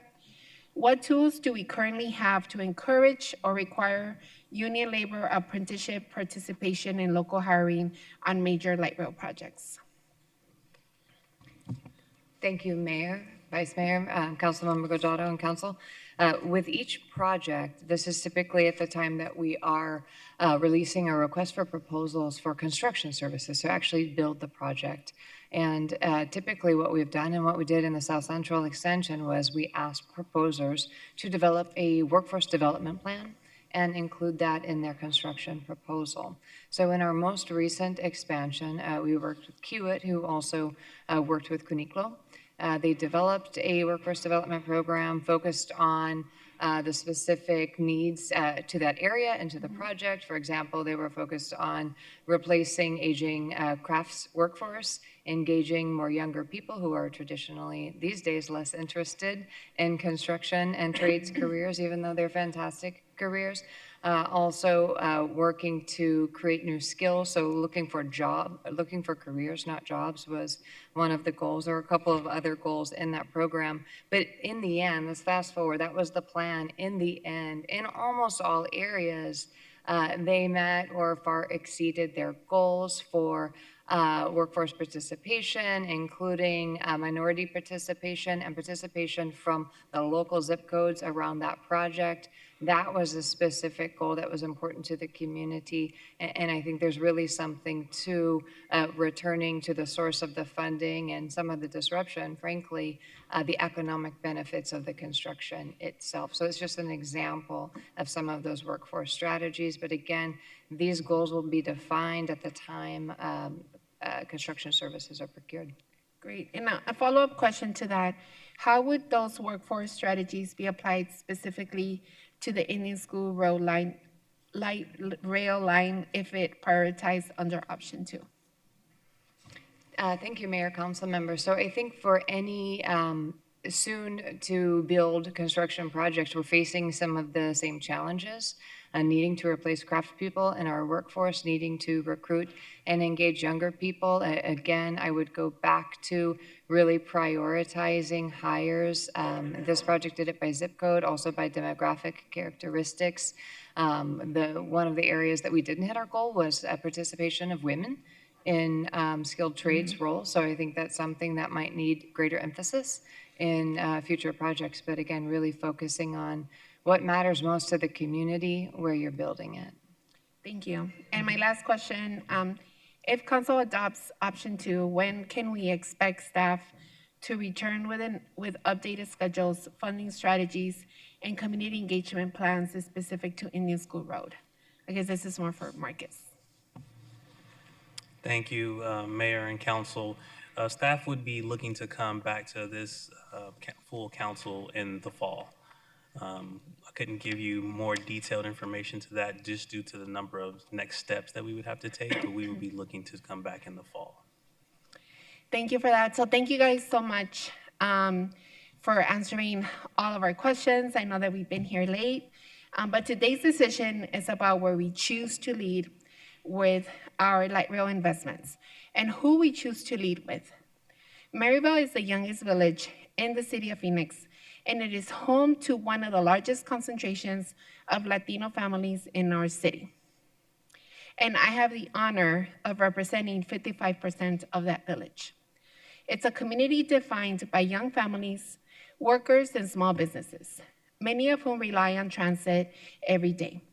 For too long, Maryville and West Phoenix have had the longest commutes, the fewest high-capacity transit options, and the greatest reliance on bus routes. Indian School Road is one of the most heavily used east-west corridors in my district. And the message is clear. People are already riding there. That's why I support option 2, which gives us the opportunity to prioritize the Indian School Road light rail line with a goal of 2036 revenue service. This is not about removing projects. It's about sequencing them responsibly. The capital extension project continues to face significant external challenges, including opposition expressed by members of the state legislature and unresolved state land acquisitions issues in an election year. Those factors affect delivery uncertainty, and they matter when we're responsible for public dollars. Indian School Road, by contrast, is ready and is transformational. Advancing light rail there creates gateway to the West Valley and signals long-term confidence in Maryville's future. For small businesses along the corridor, light rail means visibility, customers, and performances. And for those worried about construction impacts, I want to be clear. The city learned hard lessons during early light rail builds. Best practices and mitigation strategies are now in place. And Indian School Road's much wider roadway makes it far less likely to experience the traffic and access challenges seen on narrow road streets. I also want to address concerns about union jobs. As the only council member who has been a union member and a long-term union leader, I am personally committed to ensuring that as many jobs as possible tied to this project are union jobs. And this council has a history of protecting union jobs. Projects that move forward create real stable work, and this project is positioned to do exactly that. Light rail on Indian School means shorter commutes, better access to opportunity, stronger small businesses, and real investment in the West Side communities. Option 2 delivers equity, readiness, and accountability for Maryville and for West Phoenix and for the families who depend on this corridor every day, and this is the right choice. I have walked the doors, I have talked to the neighbors, I have spoken to the students. Just in Maryville, we collected over 4,000 surveys that said that they want to see Indian School moving forward. We heard from students this afternoon that talked about that they don't have access to downtown, right? That their wings are being cut because of not being able to have access to light rail. And they were here, they spoke, we've listened to them, we've listened to our residents. And with that, Mayor, I move that the City Council adopt option 2, directing staff to prioritize the Indian School Road light rail line as the city's next major light rail investment, with a goal of meeting the proposed 2036 revenue service date for that corridor, and to reprioritize the capital extension light rail project accordingly within transit planning, capital programming, and funding schedules. I'm going to second it for discussion. Thank you so much. As many people in this room know, light rail and public transportation are very important to me and hold a special place in my heart. I know how important it is to people's lives. When a medical issue prevented me from driving, I took public transit to get around.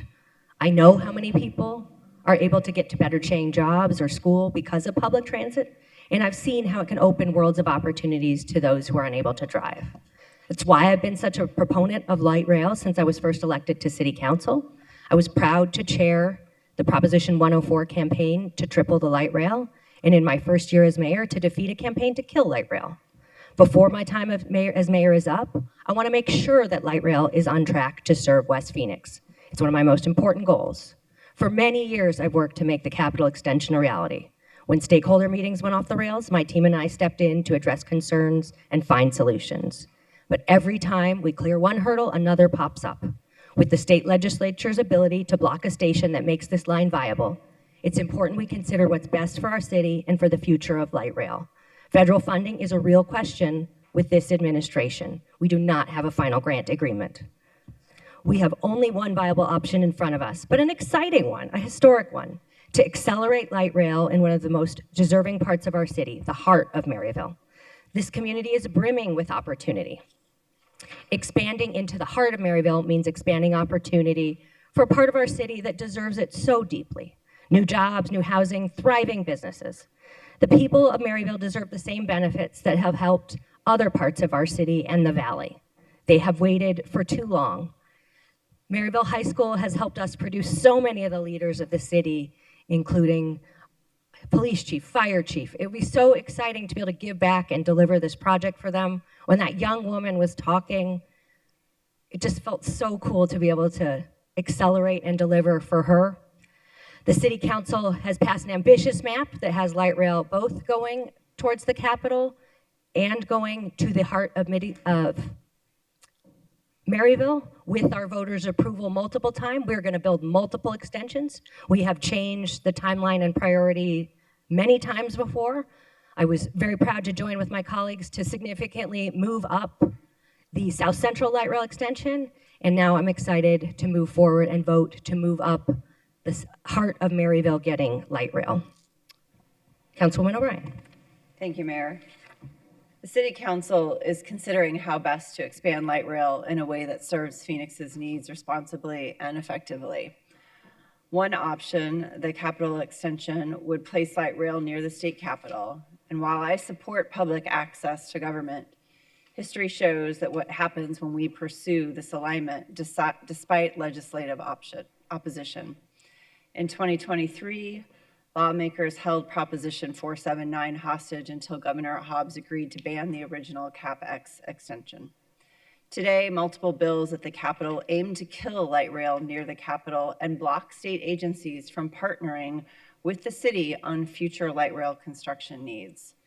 Beyond politics, we face financial uncertainty. Federal funding for CapEx has not been awarded, and counting on hundreds of millions of dollars now would be fiscally irresponsible. While we continue to face barriers for CapEx, I request staff evaluate bus rapid transit to connect the existing CapEx with downtown transit hubs. Additionally, we cannot ignore the need for transit in West Phoenix. Residents deserve fast, reliable transportation that connects them to jobs, education, and healthcare. And that's why I support reprioritizing the West Phoenix routes and extending light rail along Indian School Road, the locally preferred alternative approved by Council in May of 2024. This route builds on completed planning work, aligns with community priorities, and avoids legislative roadblocks. It's practical, achievable, and continues work we've already started.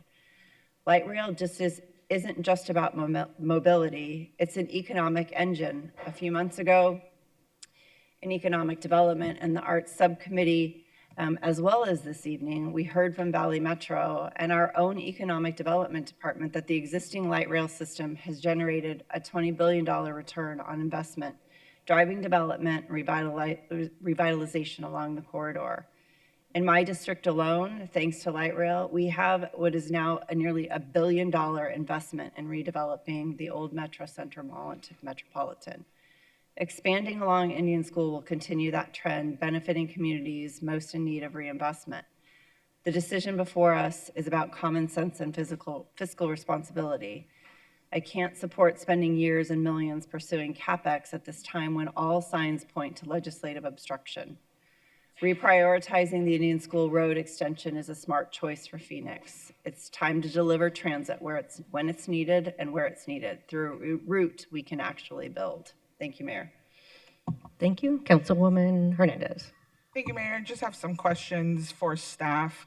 But before I start my questions, I would actually just throw it out there that if the city of Phoenix truly cared about the west side and the south side, the extensions would have started on the west side and the south side, because this council has the authority and has had the authority in the past to determine the order of extensions created under the light rail. But I won't digress that point, but I will move on to some questions for staff. I want to ask questions of economic development, planning and development. Marcus and Jessica, y'all hang tight because I have some questions for you as well. And I'll have some questions for government relations.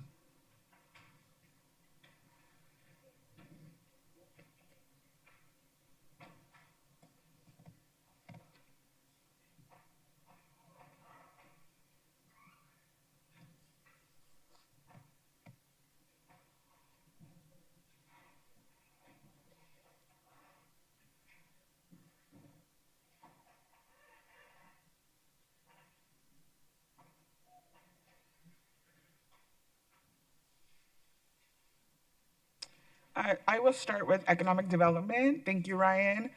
Just have a couple questions. What land, if any, does the city own in the capital area? Mayor, Vice Mayor, members of council. When we looked at today just around the Capitol Mall area specifically, we found that we own 16 parcels of land in that area. The vast majority of that is parkland or memorial space, the Carnegie Building, for example. And so most of that is not what we would call developable land. We do have 3 parcels at 7th and Washington Street, 7th Avenue, in Washington Street, which are slated to go up for RFP and out for bid this year.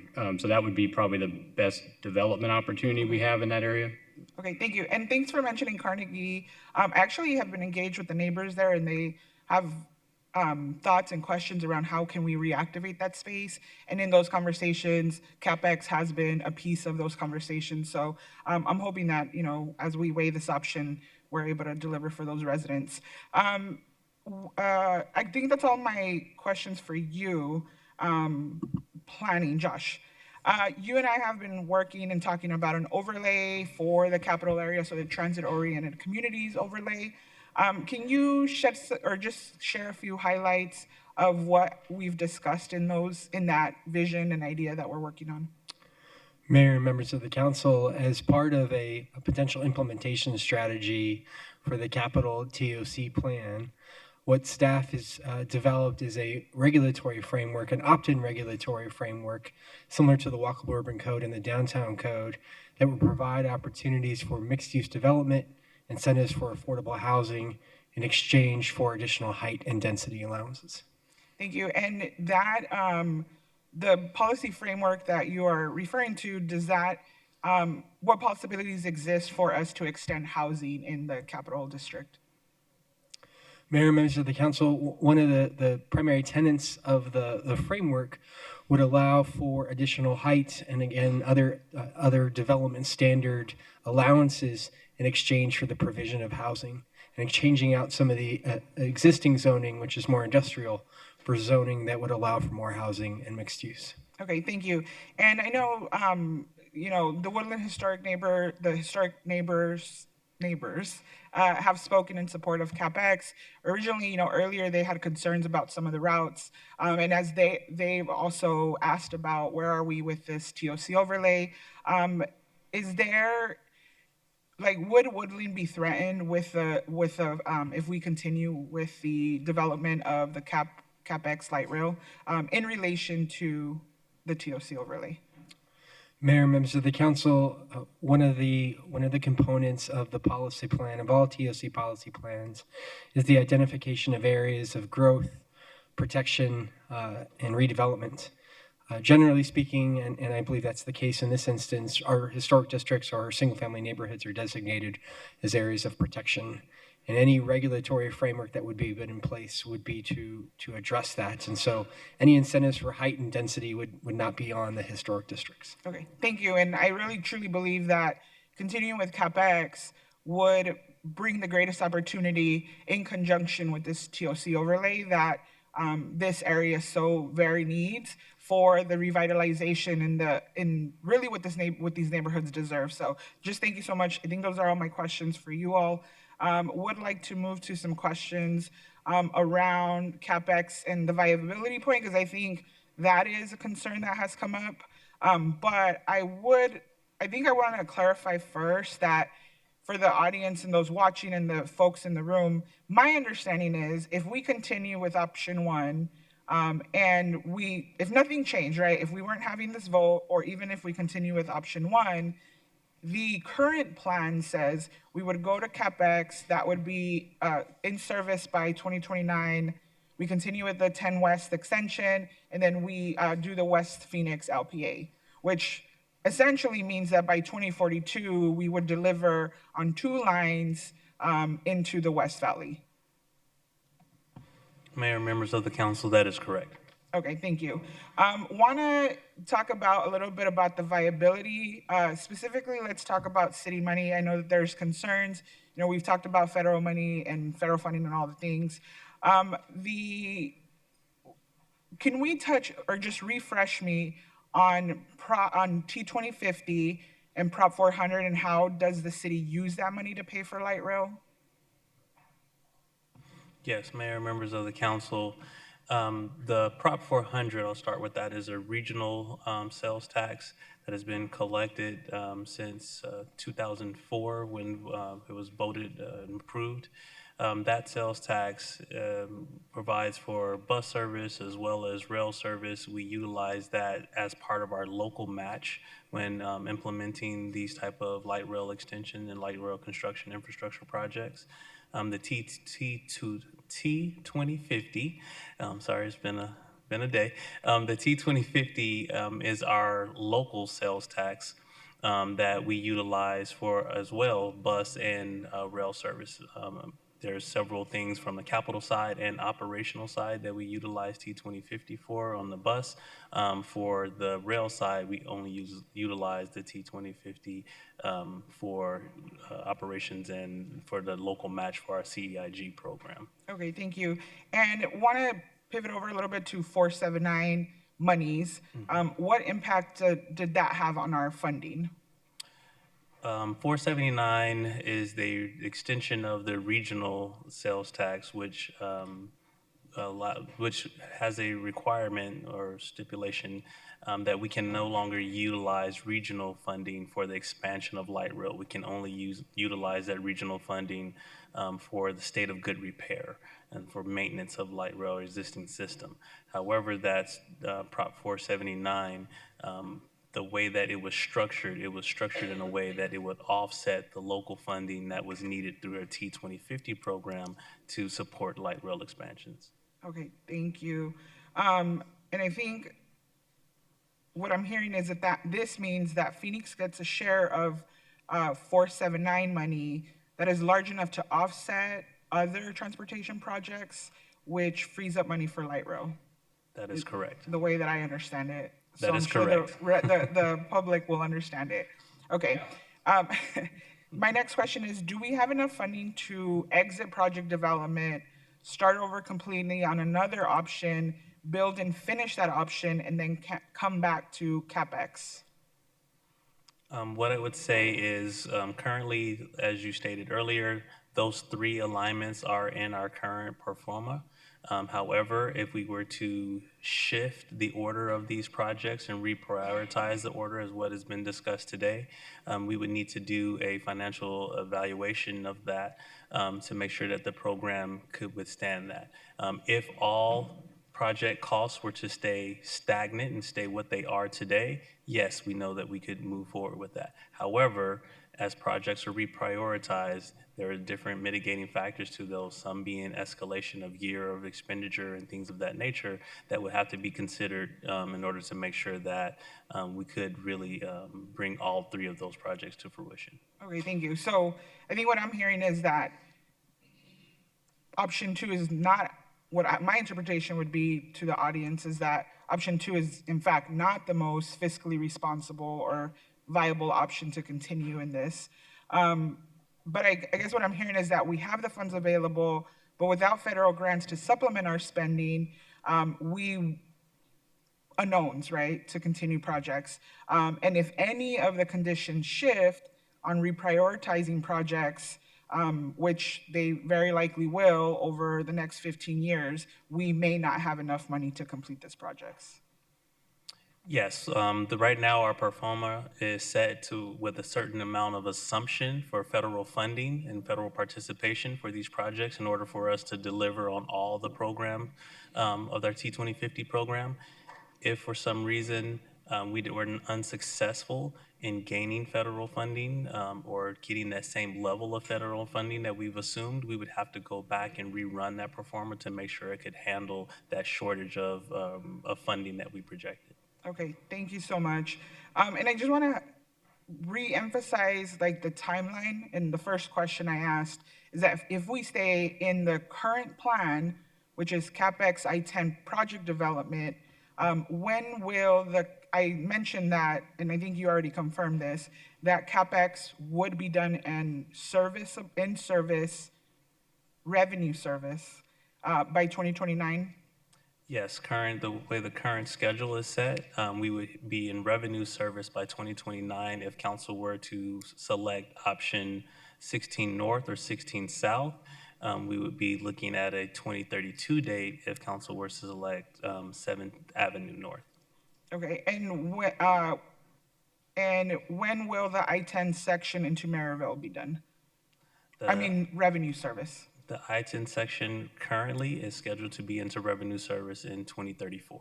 Okay, and if we were to continue with project development as is, and we continue with the West Phoenix LPA as currently scheduled, when do we anticipate that line would be in revenue service?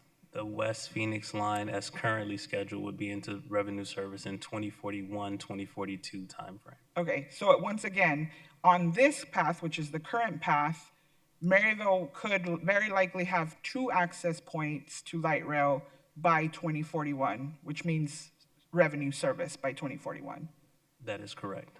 Okay, and if we exit and reevaluate, Maryville would have 1 line as early as 2037 if all conditions, if the stars align. That is correct. Okay, thank you. Want to shift over to some questions to Valley Metro.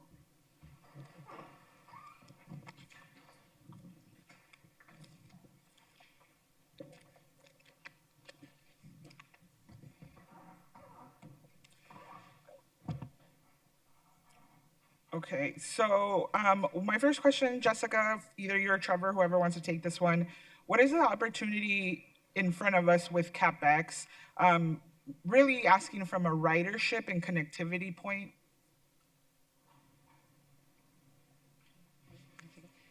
Thank you, Mayor, Council Member Hernandez, members of the council. So the projected ridership for capital extension for those 3 options that we shared with you this evening is 2,300 to 2,400 passengers per day.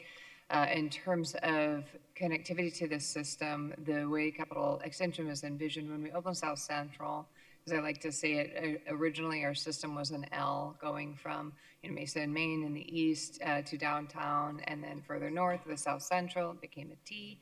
Now we have a north-south line, we call that the B line, and an east-west line, we call that the A line.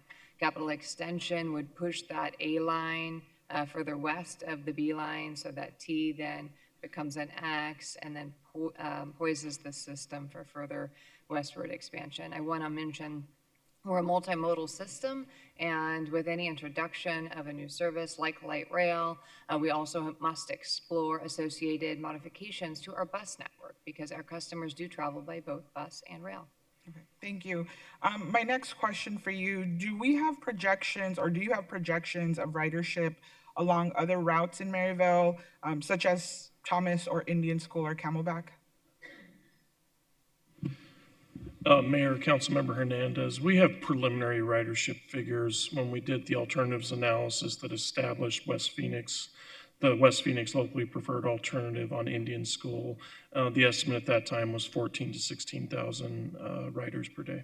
Okay, thank you. And as we talk about the future, do you believe that those numbers can support both the I-10 extension and the West Phoenix locally preferred option? Yes, I think both the corridors have shown the potential for very strong ridership, independent of themselves, independent of the other. Okay, thank you. Want to pivot over to federal funding a bit. And I know there was a lot of commentary from the public around concerns about the impact or how we could be impacted by federal funding if we exit project development. What happens to cities that exit and try to re-enter, or is there any examples of other cities that have chosen that route? Thank you, Mayor, Councilmember Hernandez. And I want to correct earlier, I misspoke and stated that we are assuming 37% federal participation and CapEx is 39% federal participation, which is the same level of participation we've had in the last 2 projects. To your question, Council Member, what typically happens when projects exit project development. Usually when projects exit project development is for one of a couple of reasons. One is political will. There's not the will to deliver the project, or the environment has changed in that local community. And then the other reason is that the project sponsor is considering a major change to the project. This occurred recently with our peers in San Jose, VTA. They did exit project development. They fundamentally changed the design that they were planning to use, and then they re-entered and completed project development. For those projects where the local landscape changes, we don't typically see them re-entering project development. I'm struggling to think of any without a major rework. Our colleagues in Austin are in project development right now. They've had a number of fits and starts with their project called Project Connect. Most notably, it was originally a subsurface or a tunneled system, and now they've reworked that to become an at-grade system. Okay, thank you so much.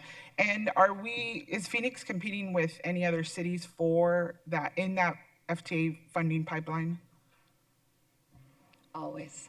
There is always competition for capital investment grants, and I think this is in part why FTA publishes an annual ratings, as they did in November of 2025 with the current ratings of the projects that are in the pipeline, so that they can provide feedback to project sponsors and also to signal to appropriators in Congress. These are the projects that might be coming to you for funding consideration and appropriation. Okay, thank you. And on that note, has Valley Metro heard about this current administration canceling FTA grants to liberal-run cities? We haven't seen it, and I can speak from my experience and the industry experience that I'm aware of. We haven't seen grants just canceled based on the city of origin. What we have seen a little bit of is canceling grants based on the program that they're applying for. For example, Valley Metro was notified we would receive an award in federal FY23 for lower no emissions buses. We applied for no emissions buses. We'll now have to change our propulsion system to go with CNG to get that grant. Now, that being said, also just this past fall, we did receive notification that we will receive an award for, I believe, $18.2 million for a low emission grant, which we'll be using to purchase CNG vehicles. So I say that to say we're not seeing cities cut off from the program. It really is more defining priorities of the administration. We have had the opportunity to meet with this administration. City of Phoenix and I met with the administration back in September of 2025 to ensure this project is on their radar and know that it's coming down the pipeline. No guarantees of funding are ever made until a project actually completes an application process. Okay, thank you. And have we done any light rail projects under the Trump administration? This would be our first application under the Trump second administration. The capital investment grant for our South Central extension was an award that was made during the first Trump administration. Okay, thank you. And what is our relationship currently with the FTA? Our relationship with FTA is very strong, and I would say it is very strong not only because of the collaboration and the partnerships, but because we have successfully completed 5 capital investment grant funded projects, all of them ahead of schedule and at or near budget. And that is very compelling because unfortunately that's not the case for all projects. Because our program is large and we have been building multiple projects concurrently, there was a moment in time recently we were constructing Tempe Streetcar, Northwest Extension Phase 2, South Central Extension, and our Operations and Maintenance Center expansion, so 4 federally funded projects. So FTA actually has staff embedded here in Phoenix to support our program. Okay, thank you. And if we exit project development, would we see an impact to our application score or to that relationship with FTA? I don't know the answer to that. Thank you. I think my next question you might not have the answer to, but I'm asking anyways. How will that compromise our future ability to get federal funding? Thank you, Mayor, Council Member. I don't know the answer to that. Okay, thank you. And if we exit project development, how much money has been spent that we will miss out on being able to submit for reimbursement?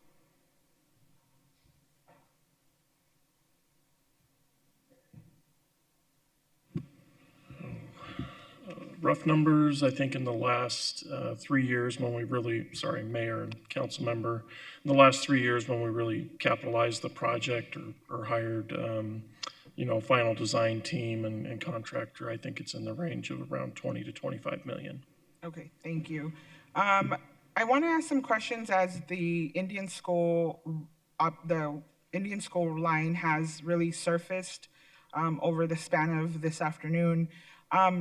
My first question is, what in the process do we actually have for the Indian school line?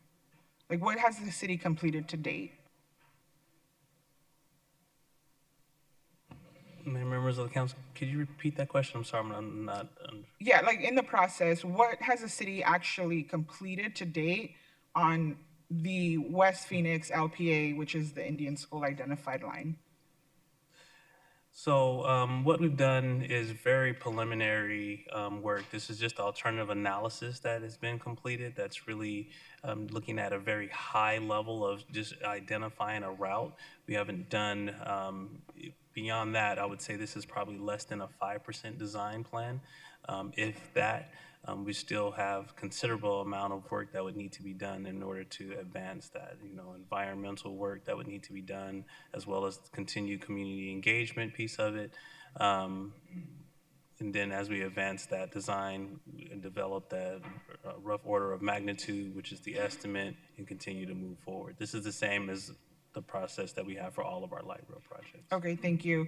And on the community engagement piece along this corridor, I think it might have been asked and said, but I can't remember. How long will that take? I will refer to Valley Metro to respond. Thank you, Mayor, Councilmember Hernandez, members of the council. To clarify, are you asking community engagement on Indian School West Phoenix corridor? Sorry, yes, I'm asking for how long would the community engagement piece, the deep dive, right? Not the preliminary broader outreach, the community engagement piece, how long would that take along the West Phoenix LPA, which is currently the Indian school line? Thank you, Council Member. The community engagement is iterative. As you've seen with capital extension, we have proposed an alignment, we've received stakeholder feedback, and depending on that stakeholder feedback, we've gone back now a couple of times. Also with the addition of Senate Bill 1102, we had to go back for another phase. At this time, we have it programmed for 2 to 3 years, and that is community engagement, but it is also pre-design work because we've got to be engaging with the community at the same time we are on planning and design, because you have to give the community at some point something to respond to and to weigh in on. Okay, thank you. And what is the realistic timeline for us to have the West Phoenix LPA, the current West Phoenix, sorry, scratch that. What is the realistic timeline if we go to option 2 to have that Indian school line up in revenue service? Yeah, Mayor, Councilmember Hernandez, I think what we're projecting right now is around 2037.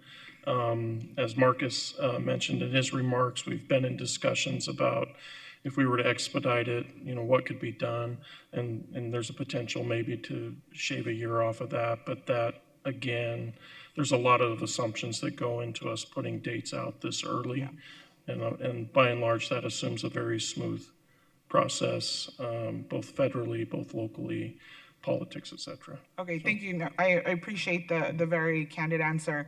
So 2037, we could possibly have 1 line, 2042, 2 lines. Okay, thanks.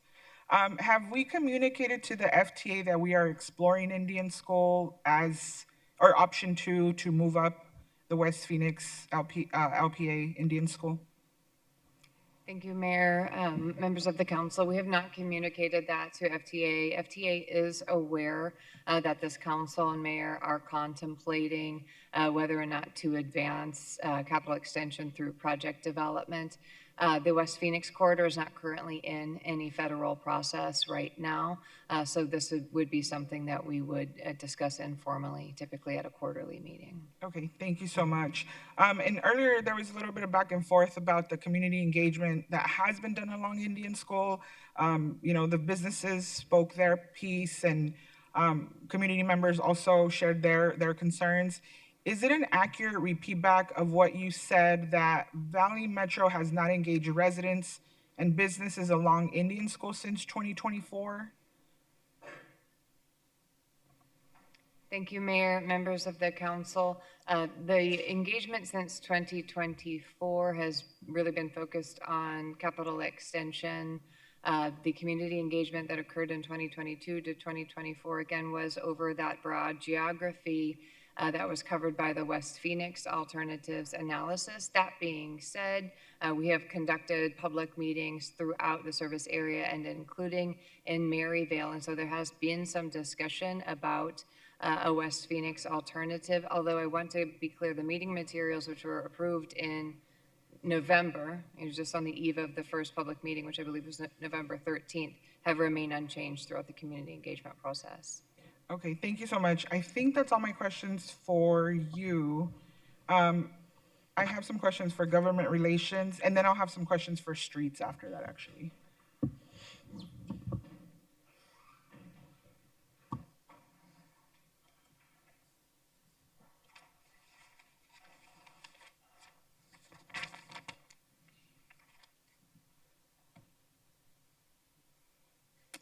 Thank you so much. My first question is, what conversations have you had with the JLBC leaders? So the JLBC is a Joint Legislative Budget Committee that has been was referenced earlier in some commentary. Mayor, council member, I'm going to have Eric Gudinho, who worked with Marcus and did the run through of all the stakeholder meetings with the JLBC members and others. Mayor, Councilwoman Hernandez, Council, I can go through the list of the meetings that we had. On November 18th, we met with State Representative Livingston. On November 13th, 2025, we met with State Senator Kavanaugh.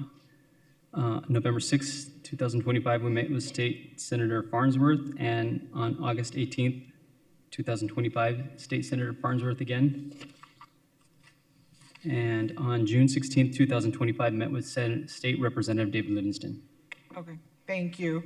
I actually took it upon myself to go down to the Capitol and talk to these members, since they have been the ones really leading the conversations.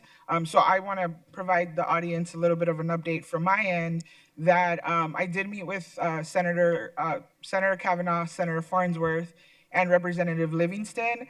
And really, in those conversations, it was reaffirmed that while they typically don't support light rail, the letter that they sent, that 16th Avenue South is the least objectable, that remained. So I have some very good conversations with them, because I do also agree with something that was said earlier. Sometimes it takes leader to go talk to them to really understand where they're at. And, you know, in that conversations, they were very robust. They shared their concerns, right? But I think that they really appreciated that elected leaders went down to talk to them directly. So my next question is, where do you think those legislators stand on the Indian School route, or have they relayed any of that information to you? And I mean from option 2 now becoming an item.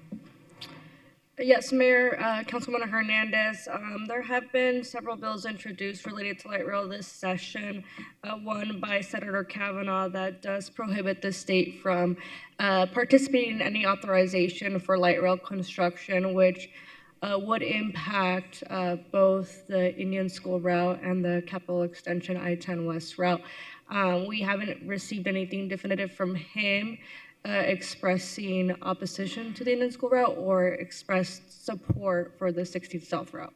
Okay, thank you. I did hear that some of the business owners that might be in attendance today did reach out to him to have those conversations, and make their case of their concerns on moving up this line. So just wanted to share that. And in my last meeting with Representative Livingston, it was a little interesting that he had not heard of option 2, and well, previously. He recently, I met with him yesterday, and he heard of us looking at the City of Phoenix looking to approve and move up option 2, meaning moving up Indian School.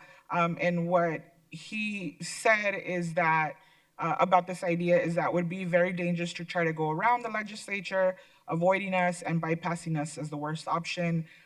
He stands by he did mention the letter that the Speaker and the President sent and said that they do support that. He again, right, 16th Avenue South is the least objectable, but that they would be willing, like, I think we're gonna see further action from the legislature by moving option 2 up. But just wanted to kind of share that with you all. And, you know, I know the governor from the letter, sorry, because it's also late. The letter from the governor, and we've heard this be brought up a little bit, but I want to highlight a couple of things that was in the letter from the governor's budget office, that CapEx is likely to have an economic impact. And I read this because it wasn't included in the posted agenda. And I know we got this letter on Friday, but I wanted to make sure I just highlight a couple of pieces. That CapEx is likely to have an economic impact of more than $4 billion, generating more than 14,000 permanent jobs and hundreds of millions in tax revenue every 10 years. Another piece of this that was that they shared was that CapEx will also increase affordable housing in the near term. The government mall includes numerous parcels owned by the state that are available for housing development now and are made much more economically feasible due to the proximity to the light rail. These are the units that will be near the downtown core, co-located with or near human services, and could be accessible for working families that are struggling with severe housing cost burdens. Strategically driving development in the government mall would also bring vital revenue to the state, which could fund services for Arizona's working families. As an immediate step, the governor's fiscal year 2027 budget proposes the sale of 9 properties in and around the government mall, totaling more than 11 acres. Parcels near CapEx could also include street level activation that will bolster the prosperity of the area and extend the vitality that has returned to downtown Phoenix in recent years. This potential is huge. The initial 20-mile light rail extension that opened in 2008 was a major catalyst for economic growth in the center of Phoenix, Mesa, and Tempe. It attracted investment and new businesses and also helped secure major events like the Super Bowl and the NCAA Final Four. CapEx will be no different. By simply proceeding with this long planned extension, you will realize the dormant potential of this area, and it will happen quickly. Another immediate benefit of CapEx is the creation of many jobs that will be required to construct the extension. These are well-compensated positions for which workers of the city have been preparing for years. We can increase the prosperity of Phoenix workers now rather than waiting on an alternative alignment that will not employ Phoenicians, if at all, until an uncertain date in the future. The part that really caught my interest, because I agree with this interpretation, is that further, the council's decision should not be made based on fear that proceeding with CapEx will result in prohibitive state legislation. Governor Hobbs has demonstrated time and again that she will not allow legislators from districts that have no light rail presence whatsoever to frustrate the voters' will for light rail to extend to the capital. And there is no reason to believe she would change her course now. Sorry, I want to jump back to the ARS because that, I think, has been, my understanding, a big concern of why we are now talking about option 2. And the letter says that in the TIP subcommittee meeting on December 17, 2025, multiple staff and council comments suggested that ARS 41-791.02K requires the Joint Legislative Budget Committee's approval of light rail stops location within the government mall. That is simply not accurate. ARS 41-791.02K requires only that the director of the Arizona Department of Administration submit any contract or agreement regarding the placement of a light rail station in the government mall to JLBC for approval. Even assuming that this provision complies with the Arizona Constitution, no contract or agreement with ADOA is required in order to place a station in or near the government mall. For instance, ADOA already possesses all requisite authority to sell state-owned parcels in or near the government mall to the City of Phoenix or Valley Metro. After such a sale was complete, the City or Valley Metro would be free to use such parcels as it saw fit without any need for JLBC approval. So I just found that very interesting and was curious why that wasn't in the packet, so I want to make sure I highlight those items. But I think that's all the questions I have for, actually, no. Yes, that was all my questions I had for you. I have a few questions for streets.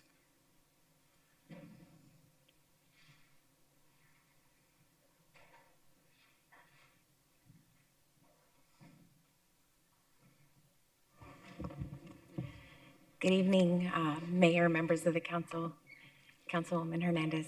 Thank you. Thank you, Brianna. And just have a couple questions because it was in the presentation, revisioning Indian School. And as you know, I have a small section of Indian School that is slated for this project. Can you just remind us, refresh us, because I know people have been tuning in for a long time, what is revisioning Indian School? Yes, Revisioning Indian School is a safety improvement project along Indian School Road from 39th Avenue to 91st Avenue. We did receive a grant award from the U.S. Department of Transportation from the Safe Streets and Roads for All. It was a grant award of approximately $25 million. Okay, and that project is slated to start and be completed when? So we've initiated design in August of 2025. The design is going to take approximately 2 years through the summer of 2027. We anticipate starting construction in 2028 with a 3-year timeline. So construction should be complete sometime in 2031. Okay, thank you. I mean, I'm pretty excited for that project, and I think a lot of people would be, but what have you heard from the community in support of this Revisioning Indian School project? So we will be initiating our first community engagement meeting in spring of this year. But with the announcement of the award, we have seen a lot of public support for this project. Okay, thank you. What will be the impact on Revision Indian School if the light rail development moves to Indian School through option 2? So the impact would really depend on the timing of the light rail on Indian School, and so I don't think we know exactly what the impacts are today, and it's something that Streets and Valley Metro would need to get together and coordinate to determine what the impacts are. Okay, thank you. So do we know if we might see any delays yet? We're unsure if we would see any delays at this point, but there could be a delay of those improvements specifically on the section from 39th Avenue to 75th Avenue. Okay, thank you. And will funding be compromised? We're unsure today if funding would be compromised. Again, it would have to be coordination with Valley Metro and then with our FHWA partners. Okay, and what will be required to merge the Revisioning Indian School project and a potential accelerated Indian School route? So we would have to coordinate with Valley Metro on if option 2 is selected on what their schedule would look like and look at our schedule, and then we'd have to coordinate that with both FHWA and FTA. Okay, thank you so much for that.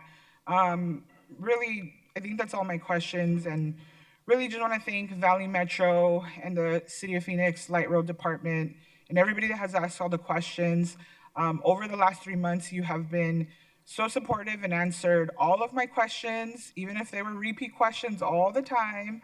And I really want to make sure I am clear that I recognize all the hard work that you have all done and all the hours that your teams have already poured into the CapEx I-10 extension.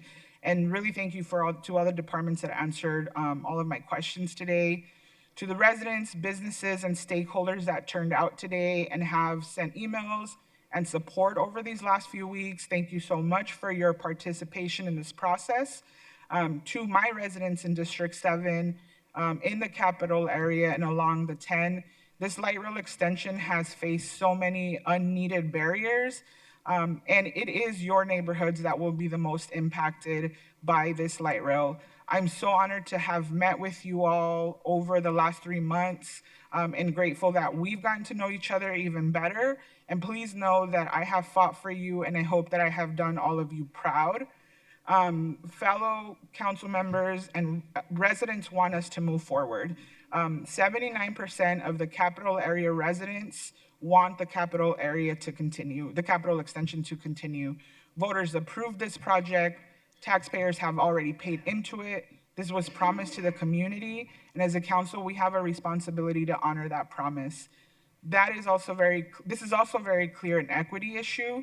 Time and time again, Black and Brown communities on the West Side, communities that are already under-resourced and the first to be cut off from essential infrastructure investments, are the first to be cut off from essential infrastructure investments. Transit is not a luxury. It is access to jobs, to education, to healthcare, and to opportunity. When we delay or downgrade transit in these neighborhoods, we are making a choice about who deserves reliable mobility and safety and who does not. And we have been here before. In 2019, council voted down the Camelback Light Rail line, and Maryville lost access to light rail then. We cannot allow history to repeat itself. Which leads me to a quote from President George W. Bush. There's an old saying in Tennessee.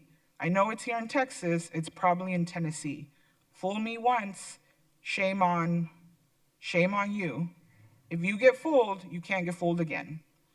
As we move forward, we must also enshrine commitments to strong and enforceable anti-displacement measures so that the people who have sustained these neighborhoods are not pushed out by the very improvements they were promised. Equity is not just about building the infrastructure, it is also about ensuring communities can remain intact, benefit, and they can thrive. Let me be clear, I am in support of proceeding with the CapEx line along 16th Avenue South. This alignment gets us through CapEx and into Maryville, and it is the responsible and accountable path forward. Staying in project development and moving forward with CapEx is the only guaranteed route into Maryville. It is the only light rail project in design and development. Abandoning this route in pursuit of an Indian school line is built on pure speculation. It has no design, no guaranteed funding, and already has significant risk and threat from the legislature. Exiting and reevaluating will kill light rail in Phoenix, whether we want to own that or not. So I would say we need to stay on this path. And I have heard the voices of Maryville residents who hope to get a central Maryville line. Maryville residents lost that light rail in 2019 already, and I understand the hunger to get light rail back. We cannot ignore these residents. This is also why we must stay in project development. If we stay on this path, build CapEx and I-10, and then move on a central Maryville line, we will deliver for residents in Districts 4, 5, and 7, and we will deliver for residents and riders all across Phoenix. My path forward represents a long-term transformational investment in Phoenix and Maryville. If we stay in project development, we will create up to 16 years of construction jobs, followed by 2 light rail lines serving Maryville, and an estimated 40 years of housing and retail development that will follow this infrastructure. That kind of sustained economic activity does not happen by accident. It happens because cities commit and they follow through. The jobs created by this project, both during construction and in the decades of housing, retail, and economic activity that follow, represent the real opportunities and investments into working families and historically excluded communities that we need to see. This is how we build a healthier, a more connected, and a more resilient Phoenix. What we risk by abandoning this alignment is significant. We risk starting over entirely. We risk damaging our credibility with the Federal Transit Administration. We risk further fueling neighborhood resistance and uncertainty. We risk angering members of the JLBC who have already vocalized support for the CapEx project and who will consider it an act of war.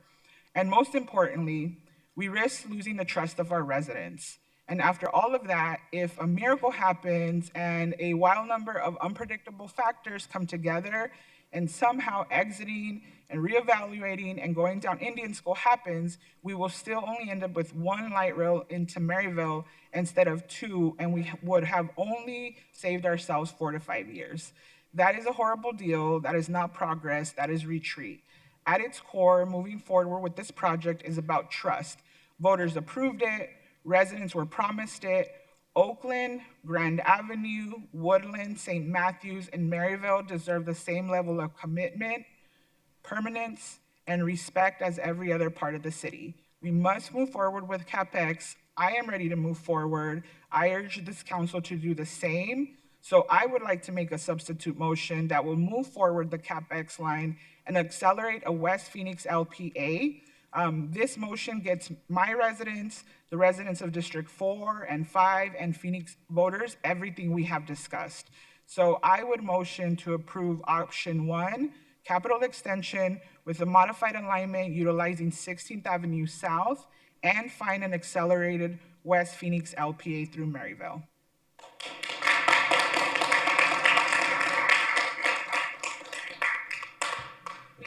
Councilwoman Pastor. I have questions. Great. Do we have the right folks? Yeah, okay, I'm ready to go. Explain to me what an LPA is.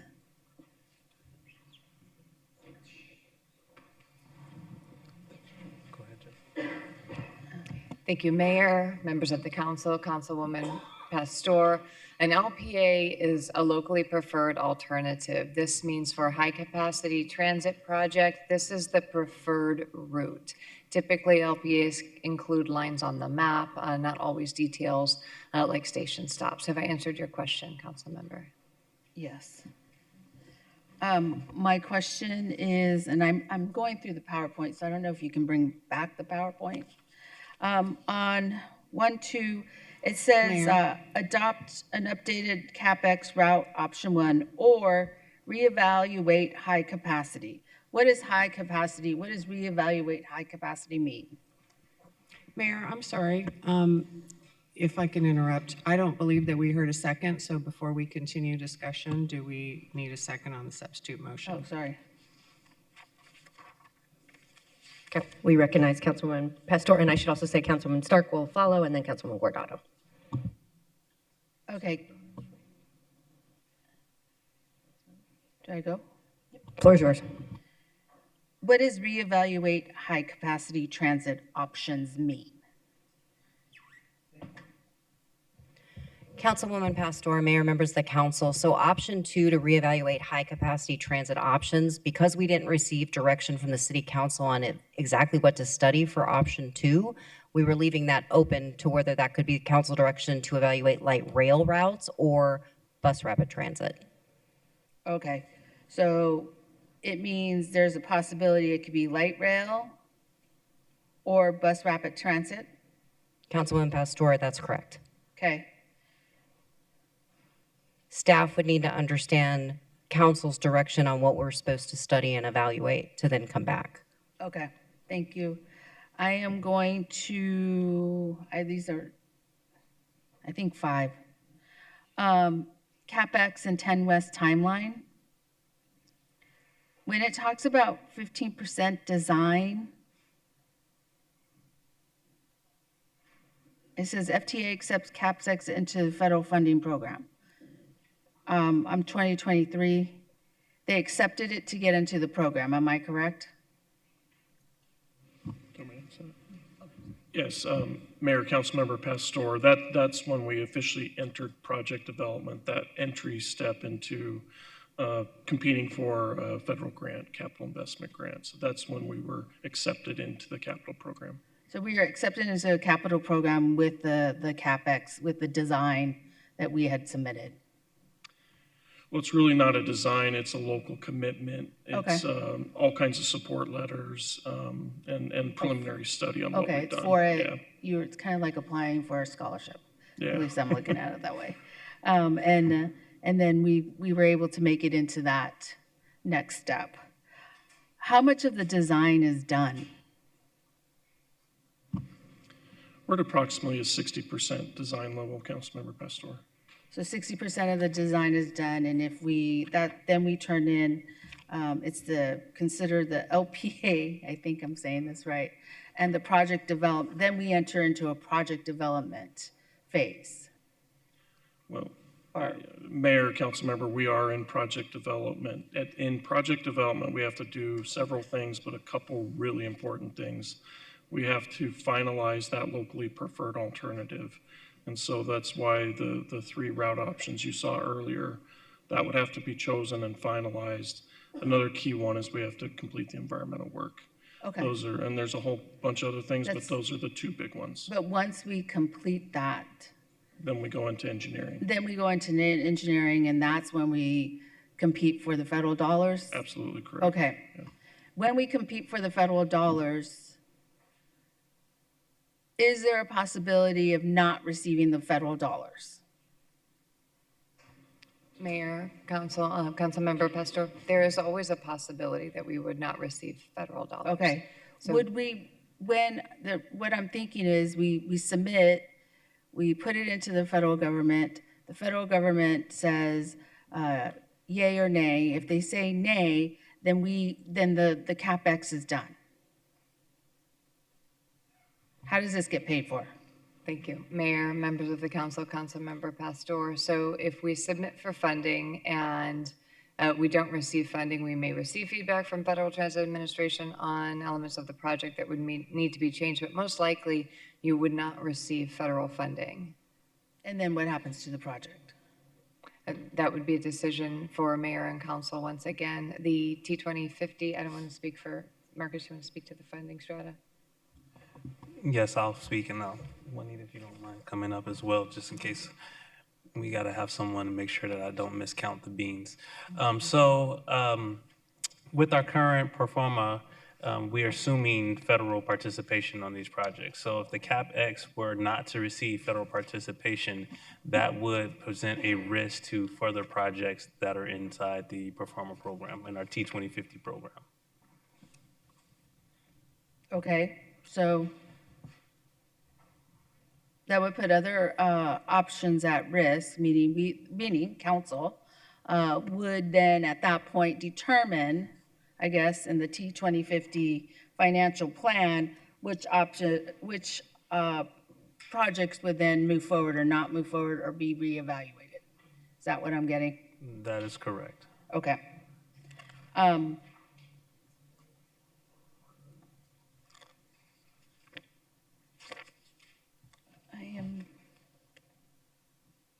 So I'm at 16, and I think I jumped ahead, but if you could go to slide 16, that's where I circled, federal funding is not guaranteed until a final grant agreement is awarded. What does that mean? So the mayor, members of the council, Councilmember Pastor, so federal funding under the Capital Investment Grant Program does require that a project be submitted for an application for capital investment grant funding, that be reviewed not only by Federal Transit Administration, but the administration in Washington, and it would be determined if it would be eligible for funding, and then it is up to the appropriators to appropriate the amount. I mentioned earlier in the presentation, it's been some hours. Federal Transit Administration does, on an annual basis, put out a ratings package for the projects that are currently in project development. And so this is Federal Transit Administration's feedback to project sponsors as well as to the appropriators, how competitive the projects are to the project sponsors, and then how what projects might need to be considered for funding to the appropriators in Congress. Okay. Thank you. And then on 21, talks about West Phoenix high capacity transit alternatives analysis. In there, and this is what we voted on, was the connection options to consider either 19th Avenue and Camelback or Central and Indian School. And that's what was voted on for, to go back out to the community to ask about those two connections. Am I correct? Mayor, members of the council, yes, you are correct. Okay. And so I believe it was the TIP committee that then gave some direction, and I don't know the exact direction that was given regarding Indian School.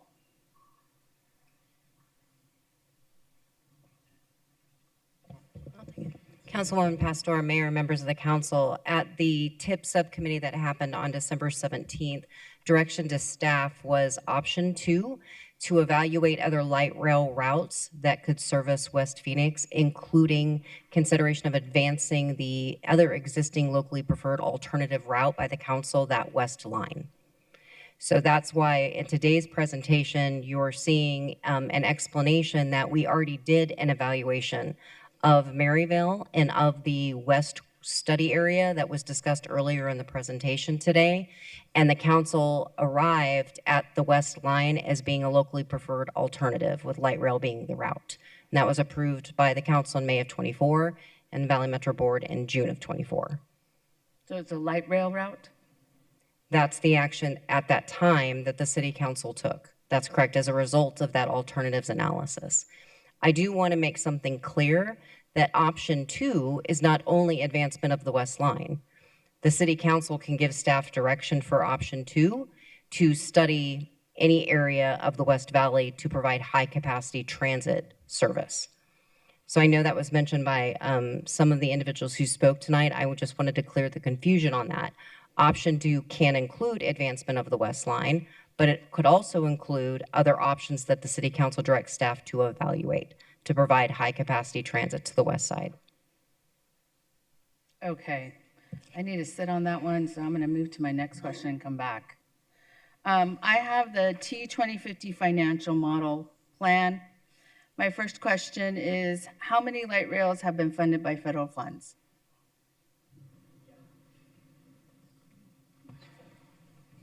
Are you speaking specifically for the city of Phoenix or for the program, our region as a whole? I'm talking City of Phoenix. For the city of Phoenix, we have had our Northwest Phase 2, our central, our initial starter mile, our South Central, and that is it. Those three.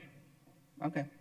Because the Paradise Valley one, or the Northeast, is slated for 2041, because in 2018, we voted for delay.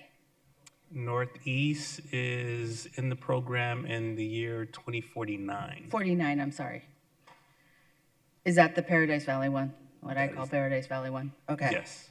So at the Paradise Valley one in 2018, we voted for it to be delayed because the council, I was sitting on the council that year, and that year the council members of that area wanted to delay that project. So it went to the back to 2049, which is T2050. And I'm giving you a little history so people understand what council has done. Camelback came up, it was a preferred line, 2019, we were ready to go. And several of my colleagues, former colleagues that sat here decided that that line shouldn't go. And on 2019, it was killed, died, delayed, I don't know. Is no longer in existence.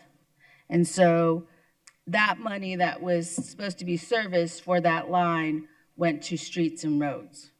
And then South Central came about in 2019, and I was part of this. Community came out and said, hey, we want 2 lanes, really 4 lanes versus 2 lanes. And I was at that time one of them that said, hey, pause, the community has come out and has asked for this. At that time, I learned all about the process of a line, and also learned at that process of many people sitting in front of me telling me, hey, if we don't move forward, this line will not go through. And then somewhere in there, we voted for Metro Center. Metro Center kind of got accelerated in between some of our votes. So I'm just giving some history. So to understand that council has the ability, even though it's a voter approved, has the ability to change, the flexibility to change these lines.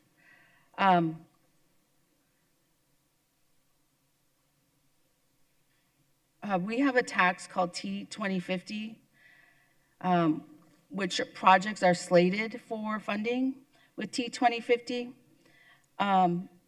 The ones that I have in front of me is capital extension, CapEx is slated and has dollars, the ones that we're talking about, and then would apply for federal share. But we also have West Phoenix slated, and it's also going to apply for a federal share. And we also have BRT on 35th Avenue slated, and that's being paid for by T2050 and PTF and something else. But I guess my question in all of this, if capital extension and West Phoenix are slated and we have the money, why can't we move it? Why can't we move both? Is it impossible? Councilwoman, Mayor, members of the council, it is possible on paper. I mean, we would have to do more, when we get better numbers and look at it then. But all of those projects you mentioned, the I-10 West, CapEx, West Phoenix, 35th Avenue, BRT, and the O&M yard, all of those are currently in the plan, ending with a positive fund balance. So if you wanted to move them around, we could look at that, and it would change based on the area of expenditure, and moving them would have a little less certainty than we have in the ones that are about to go into the pipeline, but it certainly could be looked at. And the council has the ability to move around the T2050 money on projects, or delay projects, I guess. Councilwoman Pastor, Mayor, members of the City Council, it has in the past, correct? Okay. Councilwoman Pastor, Mayor, members of the council, I just want to make one clarification to that. What Juanita is referencing is right now in the T2050 pro forma or the forecast, we are assuming the capital extension, I-10 West, and the West line, but they're based on construction timelines, meaning that they're phased in. They're not all happening at the same time. The pro forma probably cannot stand or be sustainable if we were to assume all of those projects happening at the same time. So I want to make that clear that it's based on right now when the West line would be starting and ending, which is 2030-31, and revenue service of 2041-42, and the capital extension and the I-10 projects happening based on the current timeline. So they're phased in over that T2050 forecast. I just want to make that clear. I understand that. Okay. I just wanted to I clarify. understand that, but I'm going to go back to my last question as to, can the council change the way T2050, I guess, rolls out, or what projects move forward or don't move forward? Mayor, members of the council, yes, the council does have the ability to prioritize those projects that are identified in the T2050 program. Okay. My next questions, because we had talked a lot about small businesses, and I was in this arena too, in the small businesses, in particular with South Phoenix. And one of the things I have is, what capacity does Valley Metro have to assist small businesses financially?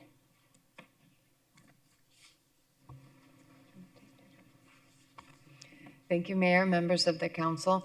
It depends on really the funding stream and the direction. And I can give you the example of the Small Business Assistance Program, first of its kind on the South Central Extension Project.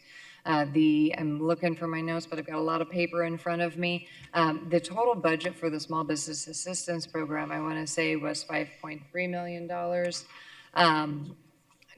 And of that two, I'm sorry. Mayor and council, I'll take this. For the Small Business Financial Assistance Program, what I would say, Valley Metro's ability to provide financial assistance is dependent upon dollars that they get from our local sales tax. So Valley Metro, under their purview of what they're able to do with the dollars that they have available to them and for a federal match, they are unable to do a financial assistance program. However, with our local dollars, our T2050 dollars, we are able to institute a program of that nature.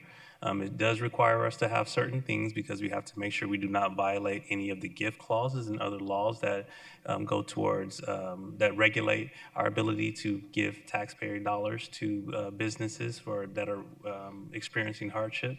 But yes, it's all done through our local T2050 dollars and not through any of the regional funds or through our federal matching dollars. Okay, so what I just heard is basically it's funds that come out of T2050. That is correct. And that there is an application process or some type of process due to a gift clause. My question is, do they have to repay that? No, the way that the program has been structured thus far, there is no obligation for repayment. These are truly grants that are being given to the businesses that qualify. And I know at one point, the grants, at one point we ran out of money. Another point, it was too tedious for some of the small businesses because they could not qualify for the grant. So to provide clarification on that, we were able to successfully fund the program throughout the entire construction period. We did get feedback from some of the businesses, especially early in the process, that the application process was somewhat cumbersome. Fortunate for us, we were able to get a grant from PCDIC, and that grant allowed us to have 2 tiers in our program, which that lower tier did not require businesses to show a financial impact, a negative impact, which made it a lot easier for those businesses to access those funds. Yes, so it was T2050 and then we had to go hustle, I say hustle, but PCDIC then we asked for if they were willing to be part of the program. That is correct. Yeah. And then that money, okay, that money came from T2050, not ARPA, right? Yes, that money came from T2050. CED did have ARPA funding that they utilized from some business assistance, but that was outside of this program. Okay, there was another program that we created? That is correct. Okay, and then my final one is really Proposition 479. My understanding with Proposition 479, none of the rail can be part of Prop 479. My funding. The Prop 479 funding, as far as it concerns with rail, can only be utilized for the state of good repair, and there is a maximum amount that can be utilized for that. And could you explain state of good repair? Oh, state of good repair is maintenance and making sure that the system is up and running smoothly. All of the existing infrastructure that we have. Okay, and I don't know who to ask this. I don't know if it's you, Ed, but my understanding with Prop 479, what we thought we were predicting for funding, it's not as much as we thought was going to be in the fund, and so now there's some dialogue or conversation regarding some of the funding in there. My understanding, Mayor, Councilmember Pastor, it's not that there's not as much money in the transit fund, it's that the expenses within the transit portion are greater than expected in some parts, leaving less available for other parts, and such as some of the bus program. So, but that's fully contained within the bus allocation of the Prop 479. Okay. If that makes sense. Which also affects the state of good repair. Actually, it should not affect the state of good repair because that's its own separate bucket within 479. The discussion about the is bus around the buses. Is solely contained within the bus. That's and my the understanding. paratransit or something? To Ms. Mefford Miller on that. I'm sorry? And the paratransit or?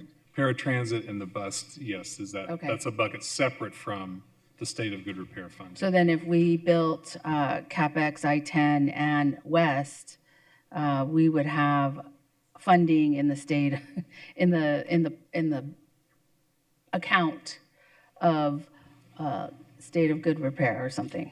I actually would defer to Ms. Medford Miller because I think there might be a nuance to that. Thank you, Mayor, members of the council. The State of Good Repair funding is to support a portion of the ongoing cost of maintaining the fixed guideway system and recapitalization of the system. When we say words like recapitalization, we mean large expenditures. Think purchasing new light rail vehicles at the time they retire. Now, with that being said, the majority of the funding for rail systems operation and maintenance is and has been local funding sources from our rail cities, Phoenix, Mesa, and Tempe. Okay, and this is my final question, I think. The motion that was made that didn't receive a second, is there any possibility of that?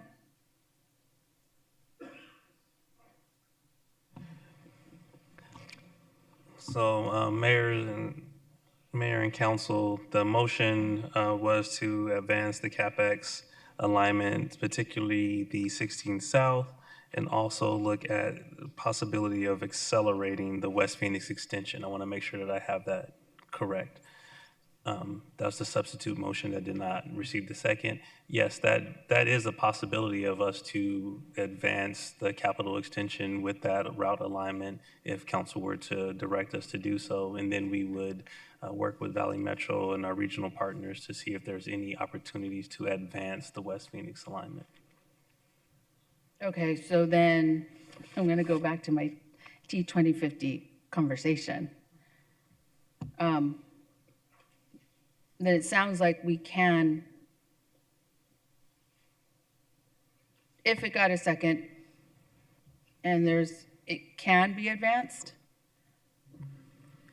Councilwoman Pastor, Mayor, members of the City Council, we haven't actually modeled that, and it would depend on how much it was advanced. It does, to Amber's earlier point, require some time in between projects, but we could research that. Okay, thank you. Thank you so much. And I just want to be very clear because it was confusing. There is a state law that has already been passed and signed by Doug Ducey that gives the legislature the most control over one extension, and that is capital extension. There is no such law that has been passed for Indian School today, right? Yes, Mayor. Great. Councilman. Okay, I just think that's a really important distinction that wasn't clear. There's a lot of things to be corrected here. There is active litigation over multiple transportation projects that have been canceled. In our Ninth Circuit, there is a very large number of cities who are suing over being required for all DOT projects to comply with Trump executive orders, which range broadly on it's all Trump executive orders, so from DEI to immigration. And there are many, many elected officials in this country who are alleging that the projects were canceled for political reasons. So we got to be accurate here. All right, who did I call on next? It was Councilwoman Stark. Thank you. Thank you. I promise I'll be brief. I just want to go back to the Proposition 104. Not only did we vote on light rail, we also voted on BRT, we voted on bus routes, we voted on bike lanes, and we also voted on actually paving some of our roads. Now, my understanding when I voted on Prop 104 was Bell Road was going to be one of our BRT lines. And it isn't at this point. And you used to send out these reports on the various issues with regards to what we voted on. And in the BRT discussion, you talked about what we voted on, and then it went on to say, but the Citizen Transportation Commission and the Phoenix City Council have since requested that BRT program reevaluate potential corridors considering the significant growth that has occurred since the plan was developed in 2014, 2015. So clearly, I think we do have some flexibility in reevaluating what went to the voters, because it certainly happened with BRT. Now, I know I still continue to advocate for Bell Road. My part of Bell Road has a lot of apartment complexes, a lot of density, and then north of that on Grover's, there's a lot of mobile home subdivisions, not parks, but actual subdivisions. And then south of Bell Road, the largest apartment complex in the state of Arizona exists at 7th Street and Greenway. So clearly there was density that would help sustain BRT, but through the analysis of staff, they said it just didn't warrant it, and that at this time we were looking at other locations. And so one of the locations we did look at was 35th Avenue. That was on the map. And in this analysis, it said only after Council has approved BRT plan and designating specific corridors. It talked about with design starting in 2022, construction of the first corridor could begin in 2023 with the first line commencing in 2023 or 2024. I wish that had happened, but it didn't happen. Because I think if we saw BRT, it looks and feels a lot like light rail. My brother lives in Madison, Wisconsin. Their light rail, they have BRT, they don't have light rail. Their BRT is in the center of the streets. You get on it just like you would a light rail, and it moves just as quickly. They control the traffic signals so they can go through the lights, and the buses move very quickly. Do they have problems? Yeah, they went all electric. And right now, it's 6 below, and they're having a hard time moving because of just the temperatures. But it does work effectively. The same in Las Vegas. They also have a center lane. I know in Los Angeles, and I believe in Seattle, it's on curb lanes. But it does work. It is an alternative. So one of the things, since we seem to have the flexibility when it comes to BRT, and it seems to me that I didn't see any voters get up and get irritated that we didn't stick with what we voted, I would be more than happy to look at BRT as some alternatives to get to the West Valley, including looking at I-10, if it really, truly, and it does. I mean, I've been on BRT. It does feel like you're on light rail. So I'm very open to that. But I do believe there is flexibility in what the council can do, and clearly the council member from District 5 has heard from her constituents, and it's long overdue that the West Valley be served. I would like to see a little bit more in the north part of our city. We don't have a lot of bus routes, and clearly we could have benefited from some BRT, but it's not happening right now. But I really do feel that there is a history of flexibility, including Paradise Valley Mall. I think you, Councilwoman Pastor brought that up. We did delay that because the mall was dying. I mean, the mall just was going away, and no one knew what was going to happen. And it just seemed like, okay, let's slow that down and reevaluate, which we did. Now, the good news is it's being redeveloped. So maybe it's time we start looking at that again. But I really look at this and I feel like we've had flexibility, and I just haven't seen people come out angry about what we did with BRT. And I think that's just a great alternative to light rail. I am not opposed to light rail. It serves a purpose. And long-term, yeah, long-term it works, but so does BRT. There's need for both, and I'm glad that you can stand up that long. God love you. So I do appreciate all the comments, but I look at this and I do think we have flexibility, and I do think council people have a sense of what's going on in their districts, so I can appreciate what you proposed, and so I thank you very much, and hopefully we'll continue the dialogue on bus rapid transit. Should have been built by now. It would be really nice if we had something so that everyone could say, oh yeah, I know what you're talking about, because I think a lot of folks may not have really experienced it, but it really, in my humble opinion, it really does look and feel a lot like light rail. So, thank you, Mayor.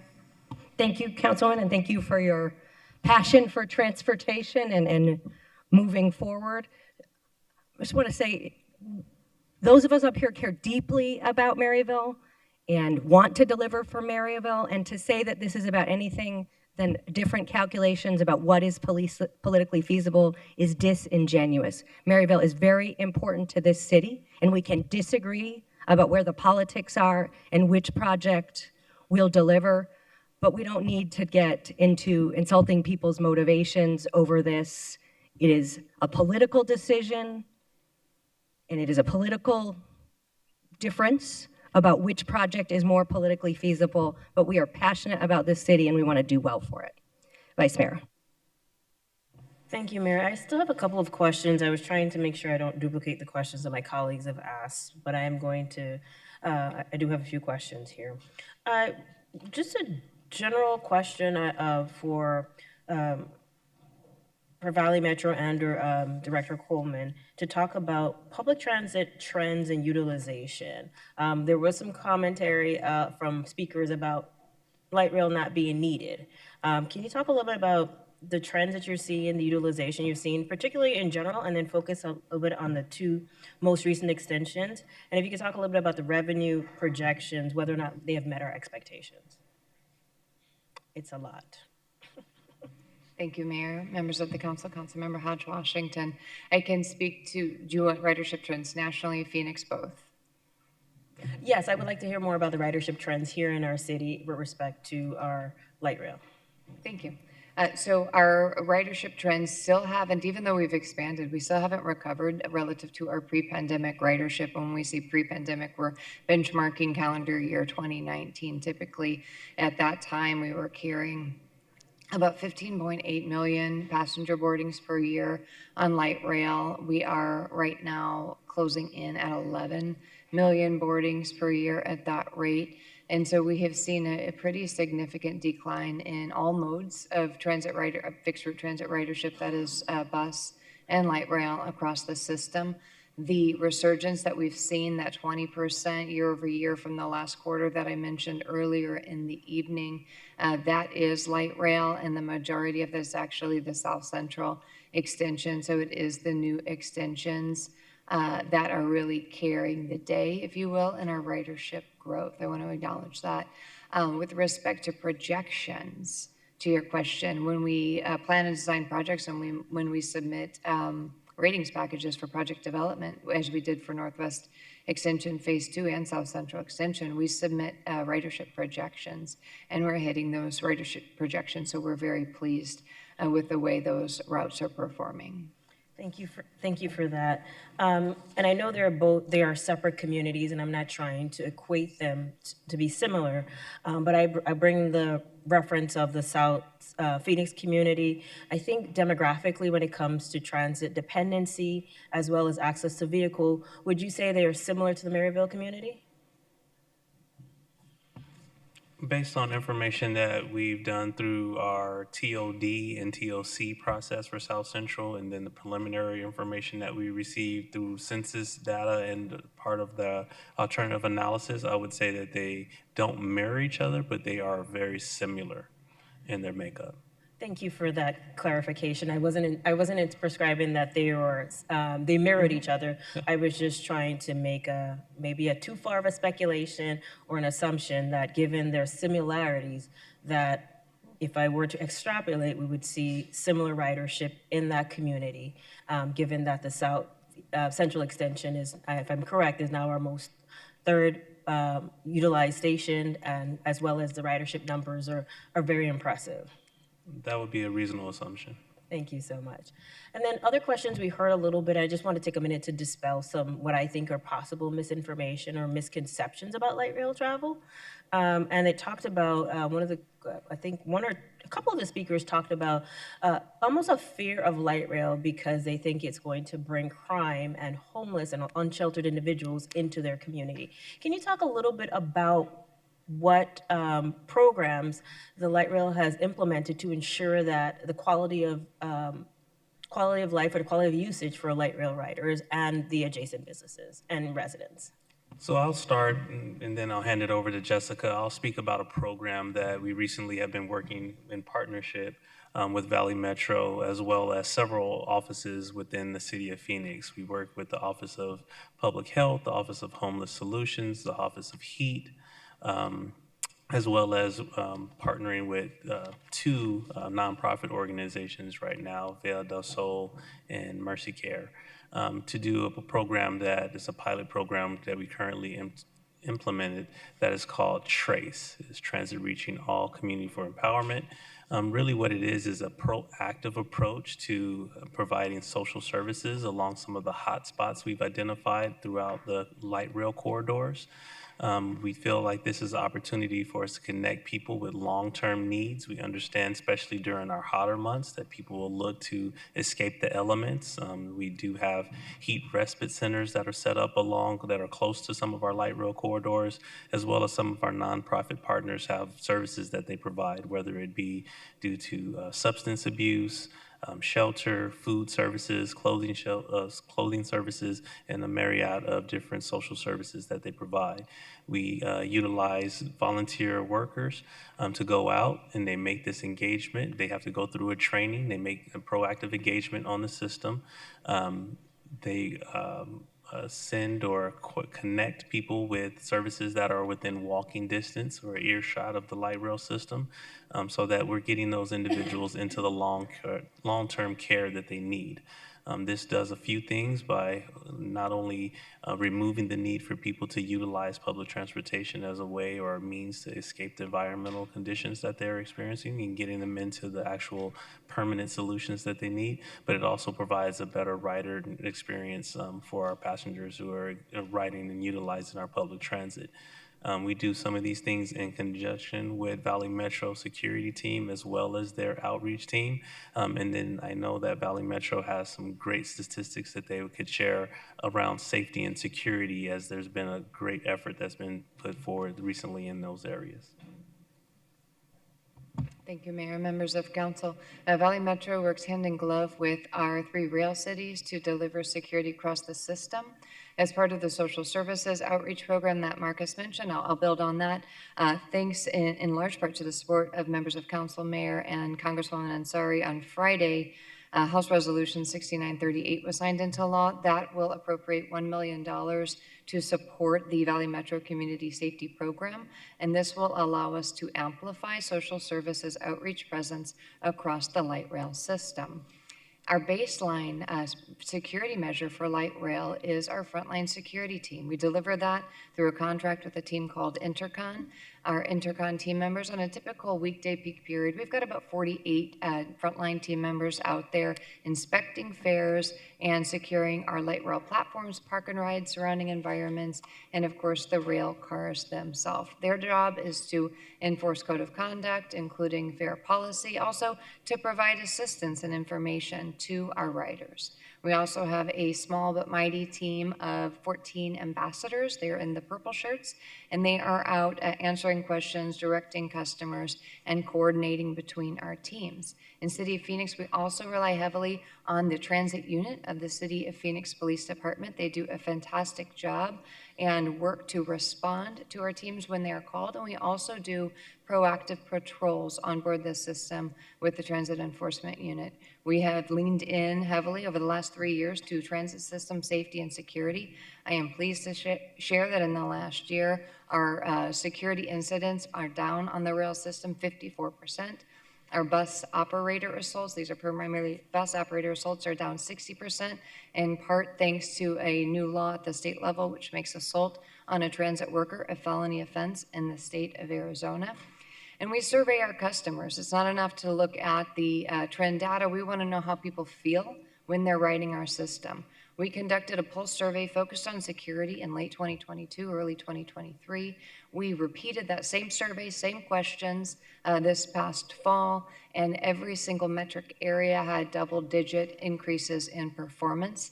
And today, 82% of our light rail riders say they would recommend or highly recommend Valley Metro Light Rail to their friends and family, which is a wonderful endorsement from our riders.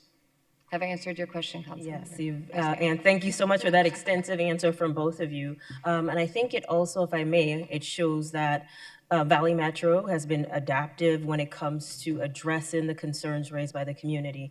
I can attest that as the South Central Extension was coming in or coming online, one of the community feedbacks that we heard consistently was to ensure that we had a plan in place to ensure that it was a safe environment and it would not be used as a mechanism for people to come into the community for services. I also think it also shows it's late. It shows the commitment to continual improvement because that's not what we did on the first extensions of the light rail. We have been constantly adapting to the feedback from our residents, and I think what we are seeing here is organization that has shown the ability to make those adjustments. So I thank you for going through that lengthy explanation of what it is that we provide here. I'm going to jump around a little bit next, and I want to ask some clarifying questions regarding the ballot propositions. And I think this might be a Derek question.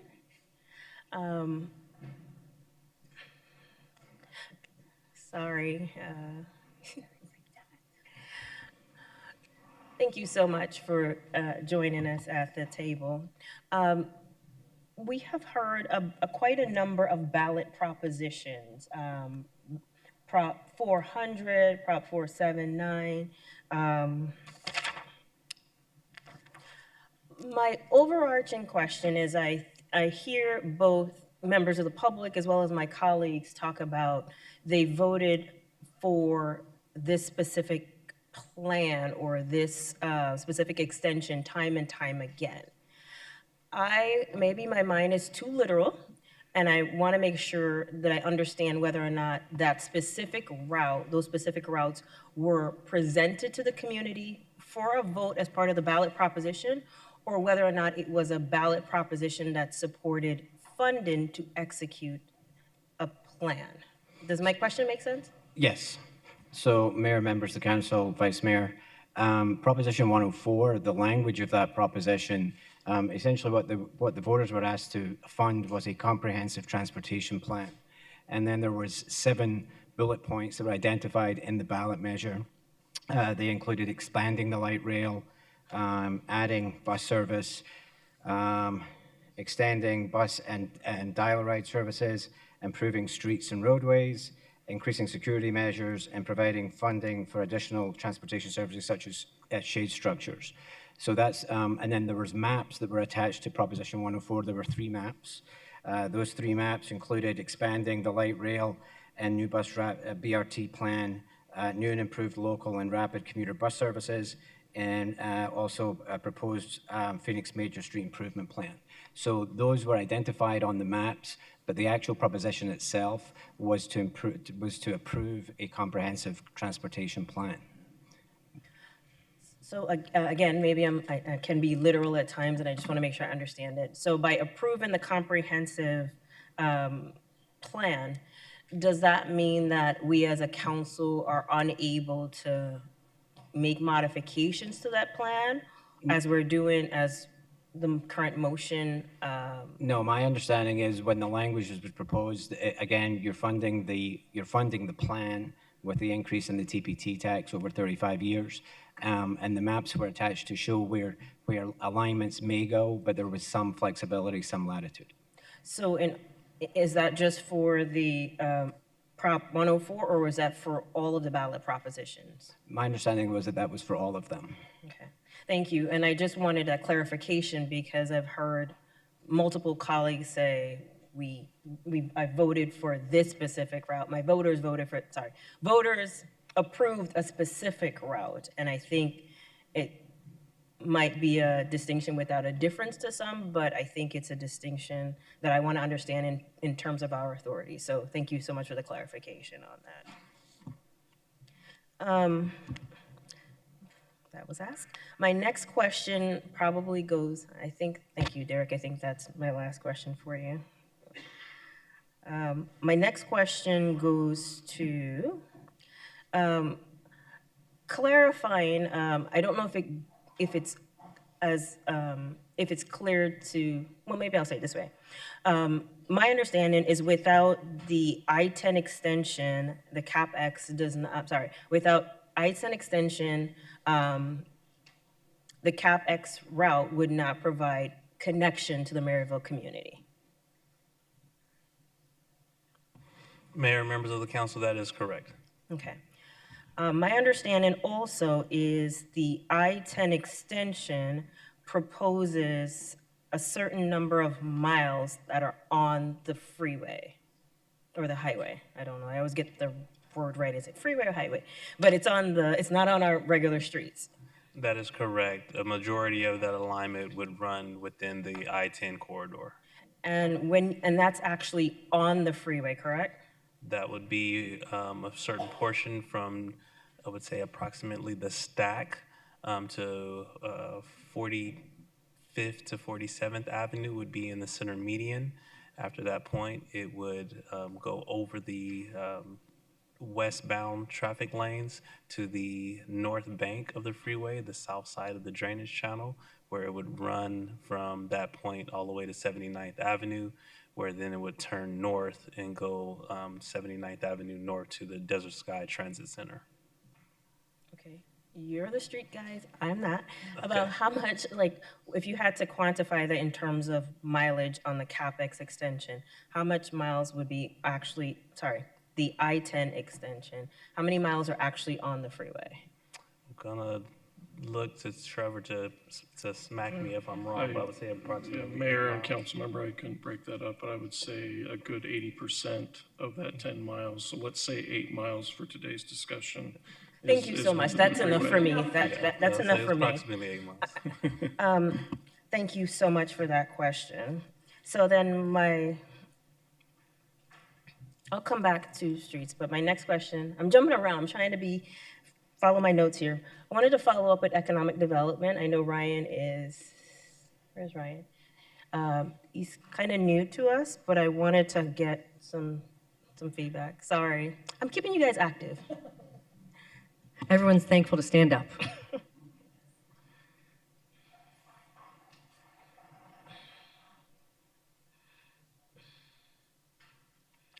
Thank you. Welcome to the table again. Well, welcome back, I should say.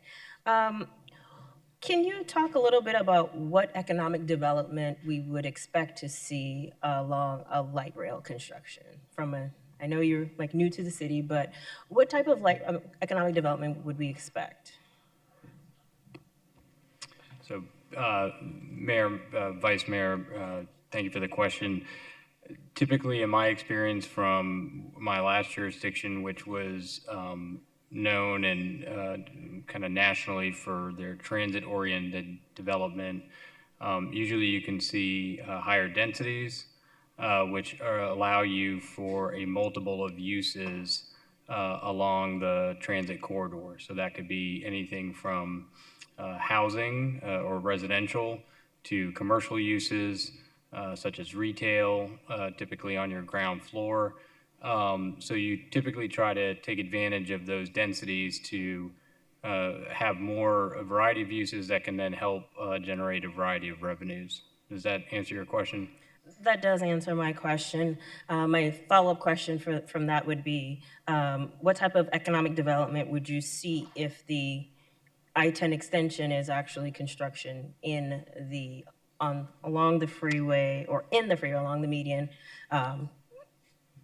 So on a freeway versus, for example, like through a downtown or a street area. So I can't speak specifically to that in Phoenix, but I mean, I think what you would probably see is less densification if you were along a major highway corridor, I would venture to say, but that's an educated guess. It's fine, thank you. I appreciate that. I think my other question, I apologize if the question was asked when I stepped out. There are plans for revitalization of the Desert Sky Mall area. We it's untraditional, but because you're new, maybe Councilwoman Cordado could also help.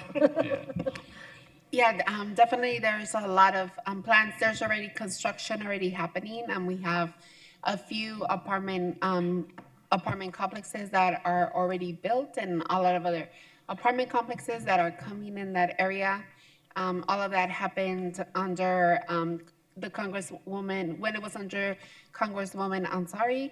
And then right now, we understand that there's a big supermarket that's also coming to Desert Sky Mall. That's going to be a huge staple for that community as well. And there's a lot of transformation that's happening in the corridor. A lot of people have spent, I think it's one of the only malls at this time that is still being kept alive. It's a very busy complex from Desert Sky Mall to all the different revenue sources that we have in that area. So yes, there is a lot of redevelopment that has happened and that is happening and that is being scheduled for. Thank you so much. And thank you, Director Tujo, for your clarification regarding the extent of economic development on, I call it traditional downtown versus on a freeway. I will move on to my other question. I'm not sure who's best to answer this, but it's my understanding that the CapEx project currently has a project rating of medium to high. Somebody nod to say if I'm right or wrong. Mayor and Vice Mayor, it's medium dash high. I want to be very clear. Medium dash high. It's not medium too high, it's medium high. Thank you. I appreciate that. For those of us that don't even get it right as to the dash versus the two, can you give us, is there any way you can give us kind of some of the factors that are utilized in making that determination? Like, what are the criteria? Yes, Mayor, Vice Mayor, multiple factors, including land use, projected ridership, cost effectiveness. And when we say cost effectiveness, both the cost to build it, the cost to operate it. Those are a lot of the key, but also local funding commitment feeds into a rating for different projects throughout the country. And if I didn't say it, ridership, Vice Mayor. Thank you so much. So I have maybe just big four: land use, projected ridership, cost effectiveness, and local funding support. Okay, thank you so much. And again, I'm terrible with distance. What do we anticipate to be the, well, if we had to look at the proposed Indian school route as the alternative that's been proposed in this motion, what is the length of that? Mayor, Vice Mayor, depending on that connection option, that Marcus discussed earlier, I believe we're looking at anywhere from 10 to 11 miles in that range. Okay. Thank you.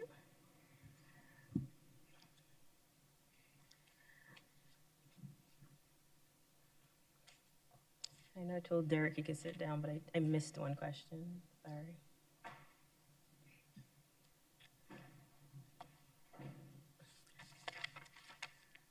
Sorry. There were I wrote notes for every speaker and I was trying to consolidate them, so I apologize. Thank you so much for coming back up.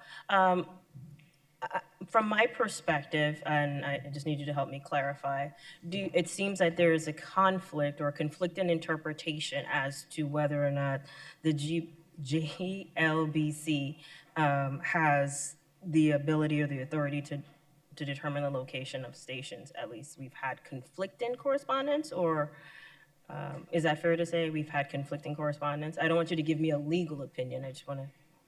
No, I can't give you a legal opinion, but I think, yes, there is a conflicting interpretation. I think you're referring to the governor's letter, and the office of the governor, the letter from the governor's office is obviously just an opinion, but the letter from the governor's office did provide a new interpretation regarding the application of that statute with regards to whether or not JLBC approval is required. The city's always followed the plain language of that statute and operated under the assumption that any contract or agreement relating to the placement of light rail station in the governmental mall must be submitted to the ADOA by the ADOA director to the GLBC for approval. And reflecting that assumption, the ADOA indicated in its letter on May 9th, 2025, back to the GLBC membership, and that was Senator Kavanaugh and Representative Livingston, quote, that the Arizona Department of Administration has not entered into any contracts or agreements with Valley Metro and would not do so without first submitting the contract or agreement to the GLBC for approval. So that new interpretation offered by the governor raises an issue between ADOA and the GLBC as to whether GLBC approval is actually needed. The statute itself places no affirmative obligation on the part of the city to do anything, but a disagreement between the ADOA and the GLBC might pose a risk of potential delay for the project. Okay. And then the last question might be an unfair question. But I'm gonna ask it anyways. There is a number of bills, as we heard. One of them being, I think, let me get the right number. It's Senate Bill 1332, which the summary I have says it prohibits state participation in any light rail expansion projects, including approval of any permits required by the state for construction. If you had to, I guess I'm saying guess, would you think that more state involvement would be, it's an unfair question. I'm gonna strike it. I'm gonna let it go. I'm not gonna ask you. Thank you for answering the questions. Those are my questions, Mayor. Thank you so much, Councilwoman Guardado. Thank you, Mayor. I just have some follow-up questions for Brianna, if she can come up, please.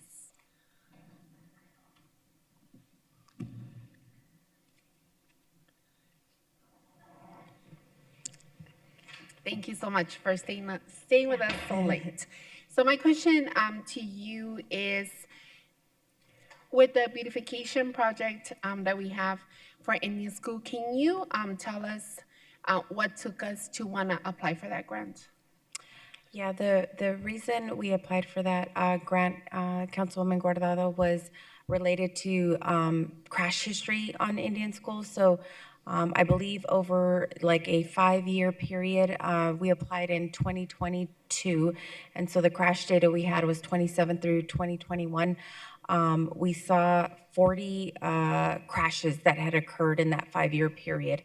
And so it resided on our high injury network and one of our corridors that had a long history of crash history. And can you tell us which is, I love being number one, right? I really do. I really do, and I'm very competitive. But on this one, I'm not sure I like it. Can you tell us which is our most dangerous intersection in the city of Phoenix? So the most dangerous intersection within Phoenix has changed over the years. At that time, it was 75th Avenue and Indian School at that moment in time. And I remember that we had so many conversations. I know Estrella Supermoms couldn't be here because of lack of transportation. A lot of moms taking care of kids. I'm sure if they had that avenue, they probably would have been here. But you know, just talking to them, seeing how many fatalities. Can you tell us how many schools and how many parks do we have between on 75th Avenue between Indian School and Thomas? I'm sorry, I know that's an unfair question. Maybe a little bit. Mayor and members of council and Councilwoman Guardado, I could not honestly speak to the number of schools and parks that we have within that corridor.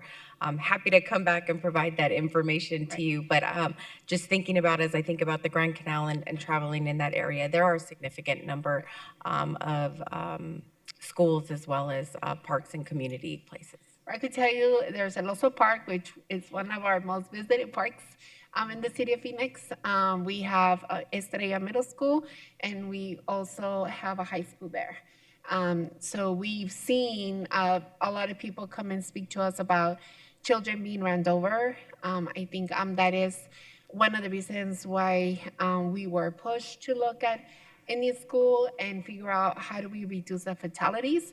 I'm not sure, Mayor, if you remember us doing the lighting for one of our hawk lights. And as that lighting happened, and as we were trying to do the first cross, a car just almost ran over all of us. And we were able to say, yes, this is the reason we need this. And we just added another hawk light over at 91st Avenue in Indian School in that same area. And we had the same experience as we were trying to cross. We had cars just rushing through the red light. So it's definitely a necessity. Like for me, thank you so much, Brianna, for answering those questions. For me, this is not just about whether it's this intersection or that intersection. We've lost too many lives on this corridor. As someone that lives in this area, I've experienced and seen how our neighbors do not walk on Indian School. They don't walk on any of our streets. A lot of our neighbors don't leave their homes after 8 o'clock because of how dangerous they feel it is to travel down these streets just because of speed. I know that as a council, we've adopted different measures to try to reduce traffic. We've tried educating drivers, and some things have worked, some things haven't. And I guess I just like and you tell me if you cannot answer this question or not, but do you feel that having light rail down Indian School would make it a lot safer and make it a lot more walkable? What I would say is the improvements that come along with light rail definitely can improve safety. So when we see light rail come through, they're rebuilding all of the traffic signals, they're adding in streetlights, we see additional pedestrian crossings. So those are countermeasures that we look at to implement safety on our roadways.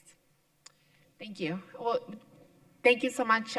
Thank you, Mayor, for the time, and looking forward to what we will be doing next. Wonderful, thank you. Does anyone have Councilwoman Pastor? I have a question. There's a number of things happening on Indian School. One is the ADOT project that is starting or going to start. Then you have the BRT going down 35th.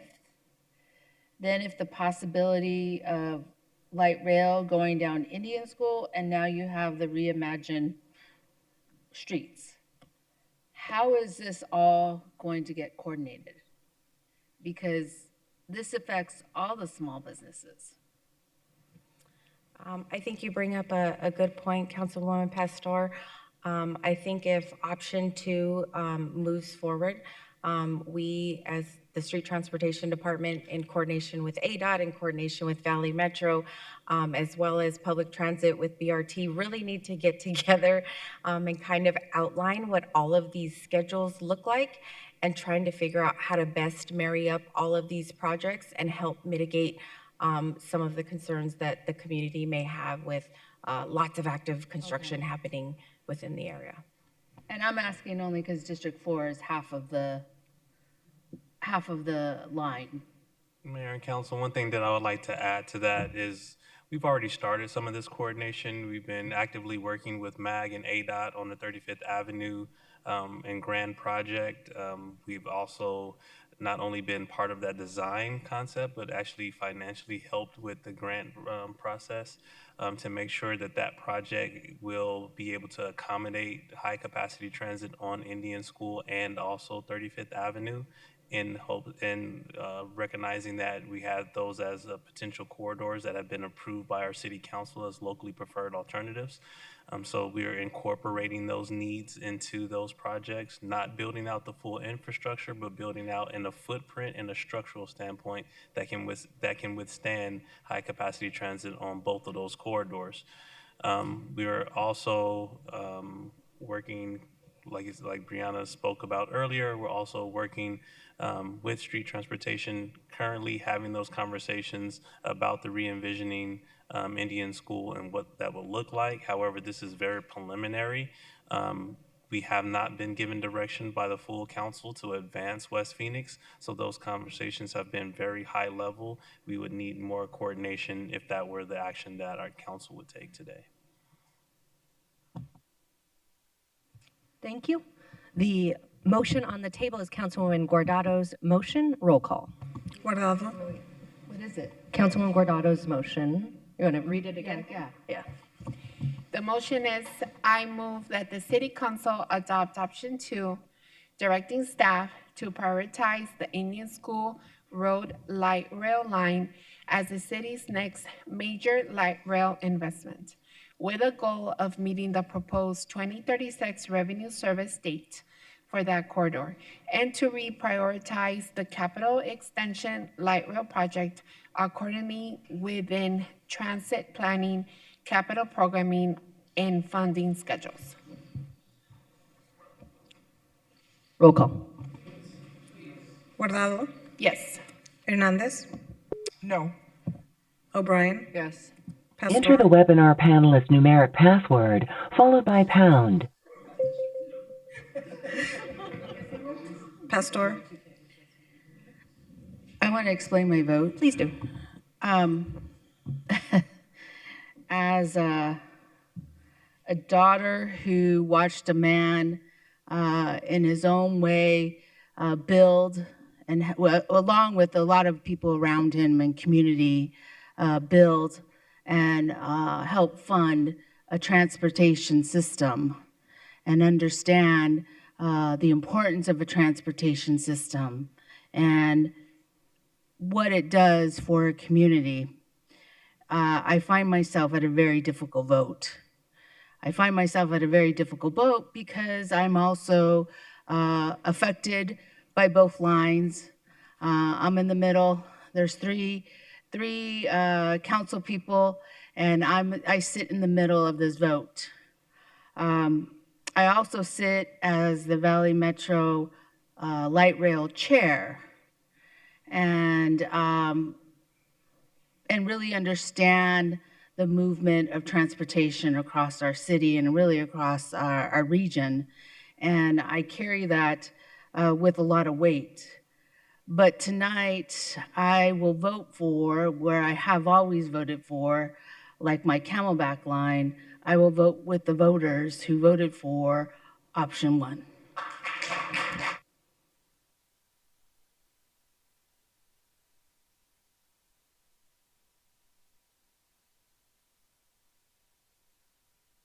Robinson, Yes. Stark. Quickly explain my vote. I don't think we give up on CapEx. It's just a different timing. I don't think I heard anyone up here say that they oppose CapEx. The voters did want it, and I think we still owe it to them. And I hope that if we go along Indian School, we make sure we work with the merchants very closely. But I still am committed to CapEx. I think everyone up here is, and I hope that we also look at BRX as an BRT. Sorry, you can tell me I'm getting tired. BRT as an alternative to light rail in some of our routes. So yes. Waring. Mayor, explain my vote. Please do. I'm anti-light rail. I don't think it produces anything even near what some of the people who like it will claim, but that is not the vote today. If there was a vote against light rail, then I'd take it. But this is a binary choice between angering the legislature, probably getting into lawsuits, spinning our wheels, or trying to find something that might produce something in the future with money that's already been dedicated. So I'm going to vote yes. Hodge Washington. If I may explain my vote, Mayor. Please do. Thank you. I want to again say thank you to the community members for your support and participation in this process. Whether or not you showed up in person, sent an email, made a call, or completed the survey, your voices matter, and your passion for this decision highlights its complexity. For me, it was more than just than the number of support votes versus the number of opposition votes notes. It requires careful consideration of several factors. This is not a political decision for me. It's about maximizing access for residents. As I mentioned during the TIP subcommittee meeting, I wanted to hear input from the council members representing the affected communities.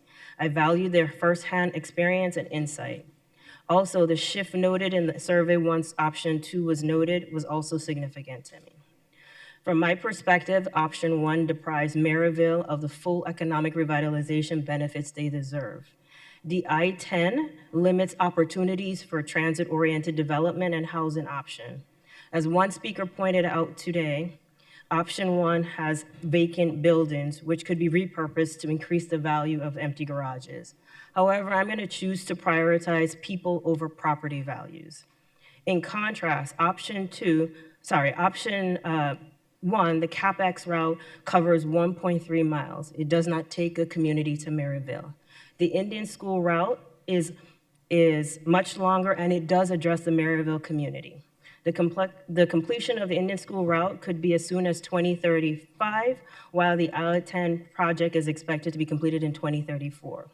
And on this 2034 timeframe, from my perspective, is subject to external factors, as the highway is largely outside the city's jurisdiction, leaving us vulnerable to other parties' decisions. Members of the state legislature have already introduced a bill that seeks to prohibit state participation in any light rail expansion projects, including approvals of any permits required by the state for construction. The latest written communication from the legislature indicates their continued willingness to oppose the project and the capital extension. I believe that this route, the Indian School route, gives us more control as a city, and I believe that access to public transportation for the Maryville residents is too important. In my opinion, option two respects the will of the voters. While revitalization might be a consequence, citizens voted, from my perspective, for access to transportation to their community members. The Maryville community shares similarities with the South Phoenix community in terms of vehicle ownership and access. They are transit dependent. In just 7 months, the South Central Extension has become a significant part of the community. It is the third most utilized station, serving approximately 9,000 passengers, and to me, that is critical. While I appreciate and note the initial plan, it is also important to acknowledge that circumstances have changed. When the plan was conceived, the I-10 route, from my perspective, was primarily designed to serve the West Valley region, not necessarily the West Phoenix area. Consequently, the region's contribution to light rail has been limited, and as a city, I believe we should prioritize utilizing funds to enhance services for our residents. I believe that the Indian School Road option represents a real opportunity for the Maryville community, much like the South Central Extension has been for South Phoenix. In South Mountain, the light rail has improved access to jobs, education, healthcare, and regional destination, while also bringing infrastructure upgrades, safer streets, and a long overdue public investment shaped by community engagement. Indian School serves a similarly transit-dependent corridor in Maryville, connecting residents to employment centers, schools, and existing light rail. I believe investing here will help reduce travel times, improve walkability, support local businesses, and catalyze thoughtful reinvestment if paired with strong displacement protection and small business support. South Central showed us when light rail is implemented with equity at the center, it can expand opportunities and strengthen communities. The Indian School alignment gives us a chance to apply these lessons in Maryville and deliver comparable, lasting benefits. Public voices do hold a significant importance. It is worth noting that option two has faced strong opposition from the business community along the corridor. One business owner aptly said that grants alone cannot replace customers. So I would also challenge that Valley Metro convene a working group or task force with the affected business community to explore ways to construct the light rail system without negatively impacting small business. I also encourage Valley Metro and the city manager's office to consider various construction phases and potential adjustments, such as relocation and additional options to minimize the adverse effects on adjacent businesses. Lastly, I encourage the city manager's office to establish an advisory team to ensure that the light rail project to Maryville remains a top priority for us as a city. And with that, I vote yes, Mayor. Gallego. Yes. Passes 7-2. Thank you so much. Thank you to everyone who has worked so hard and engaged and who made it to midnight with us. We are adjourned. Thank you, Mayor.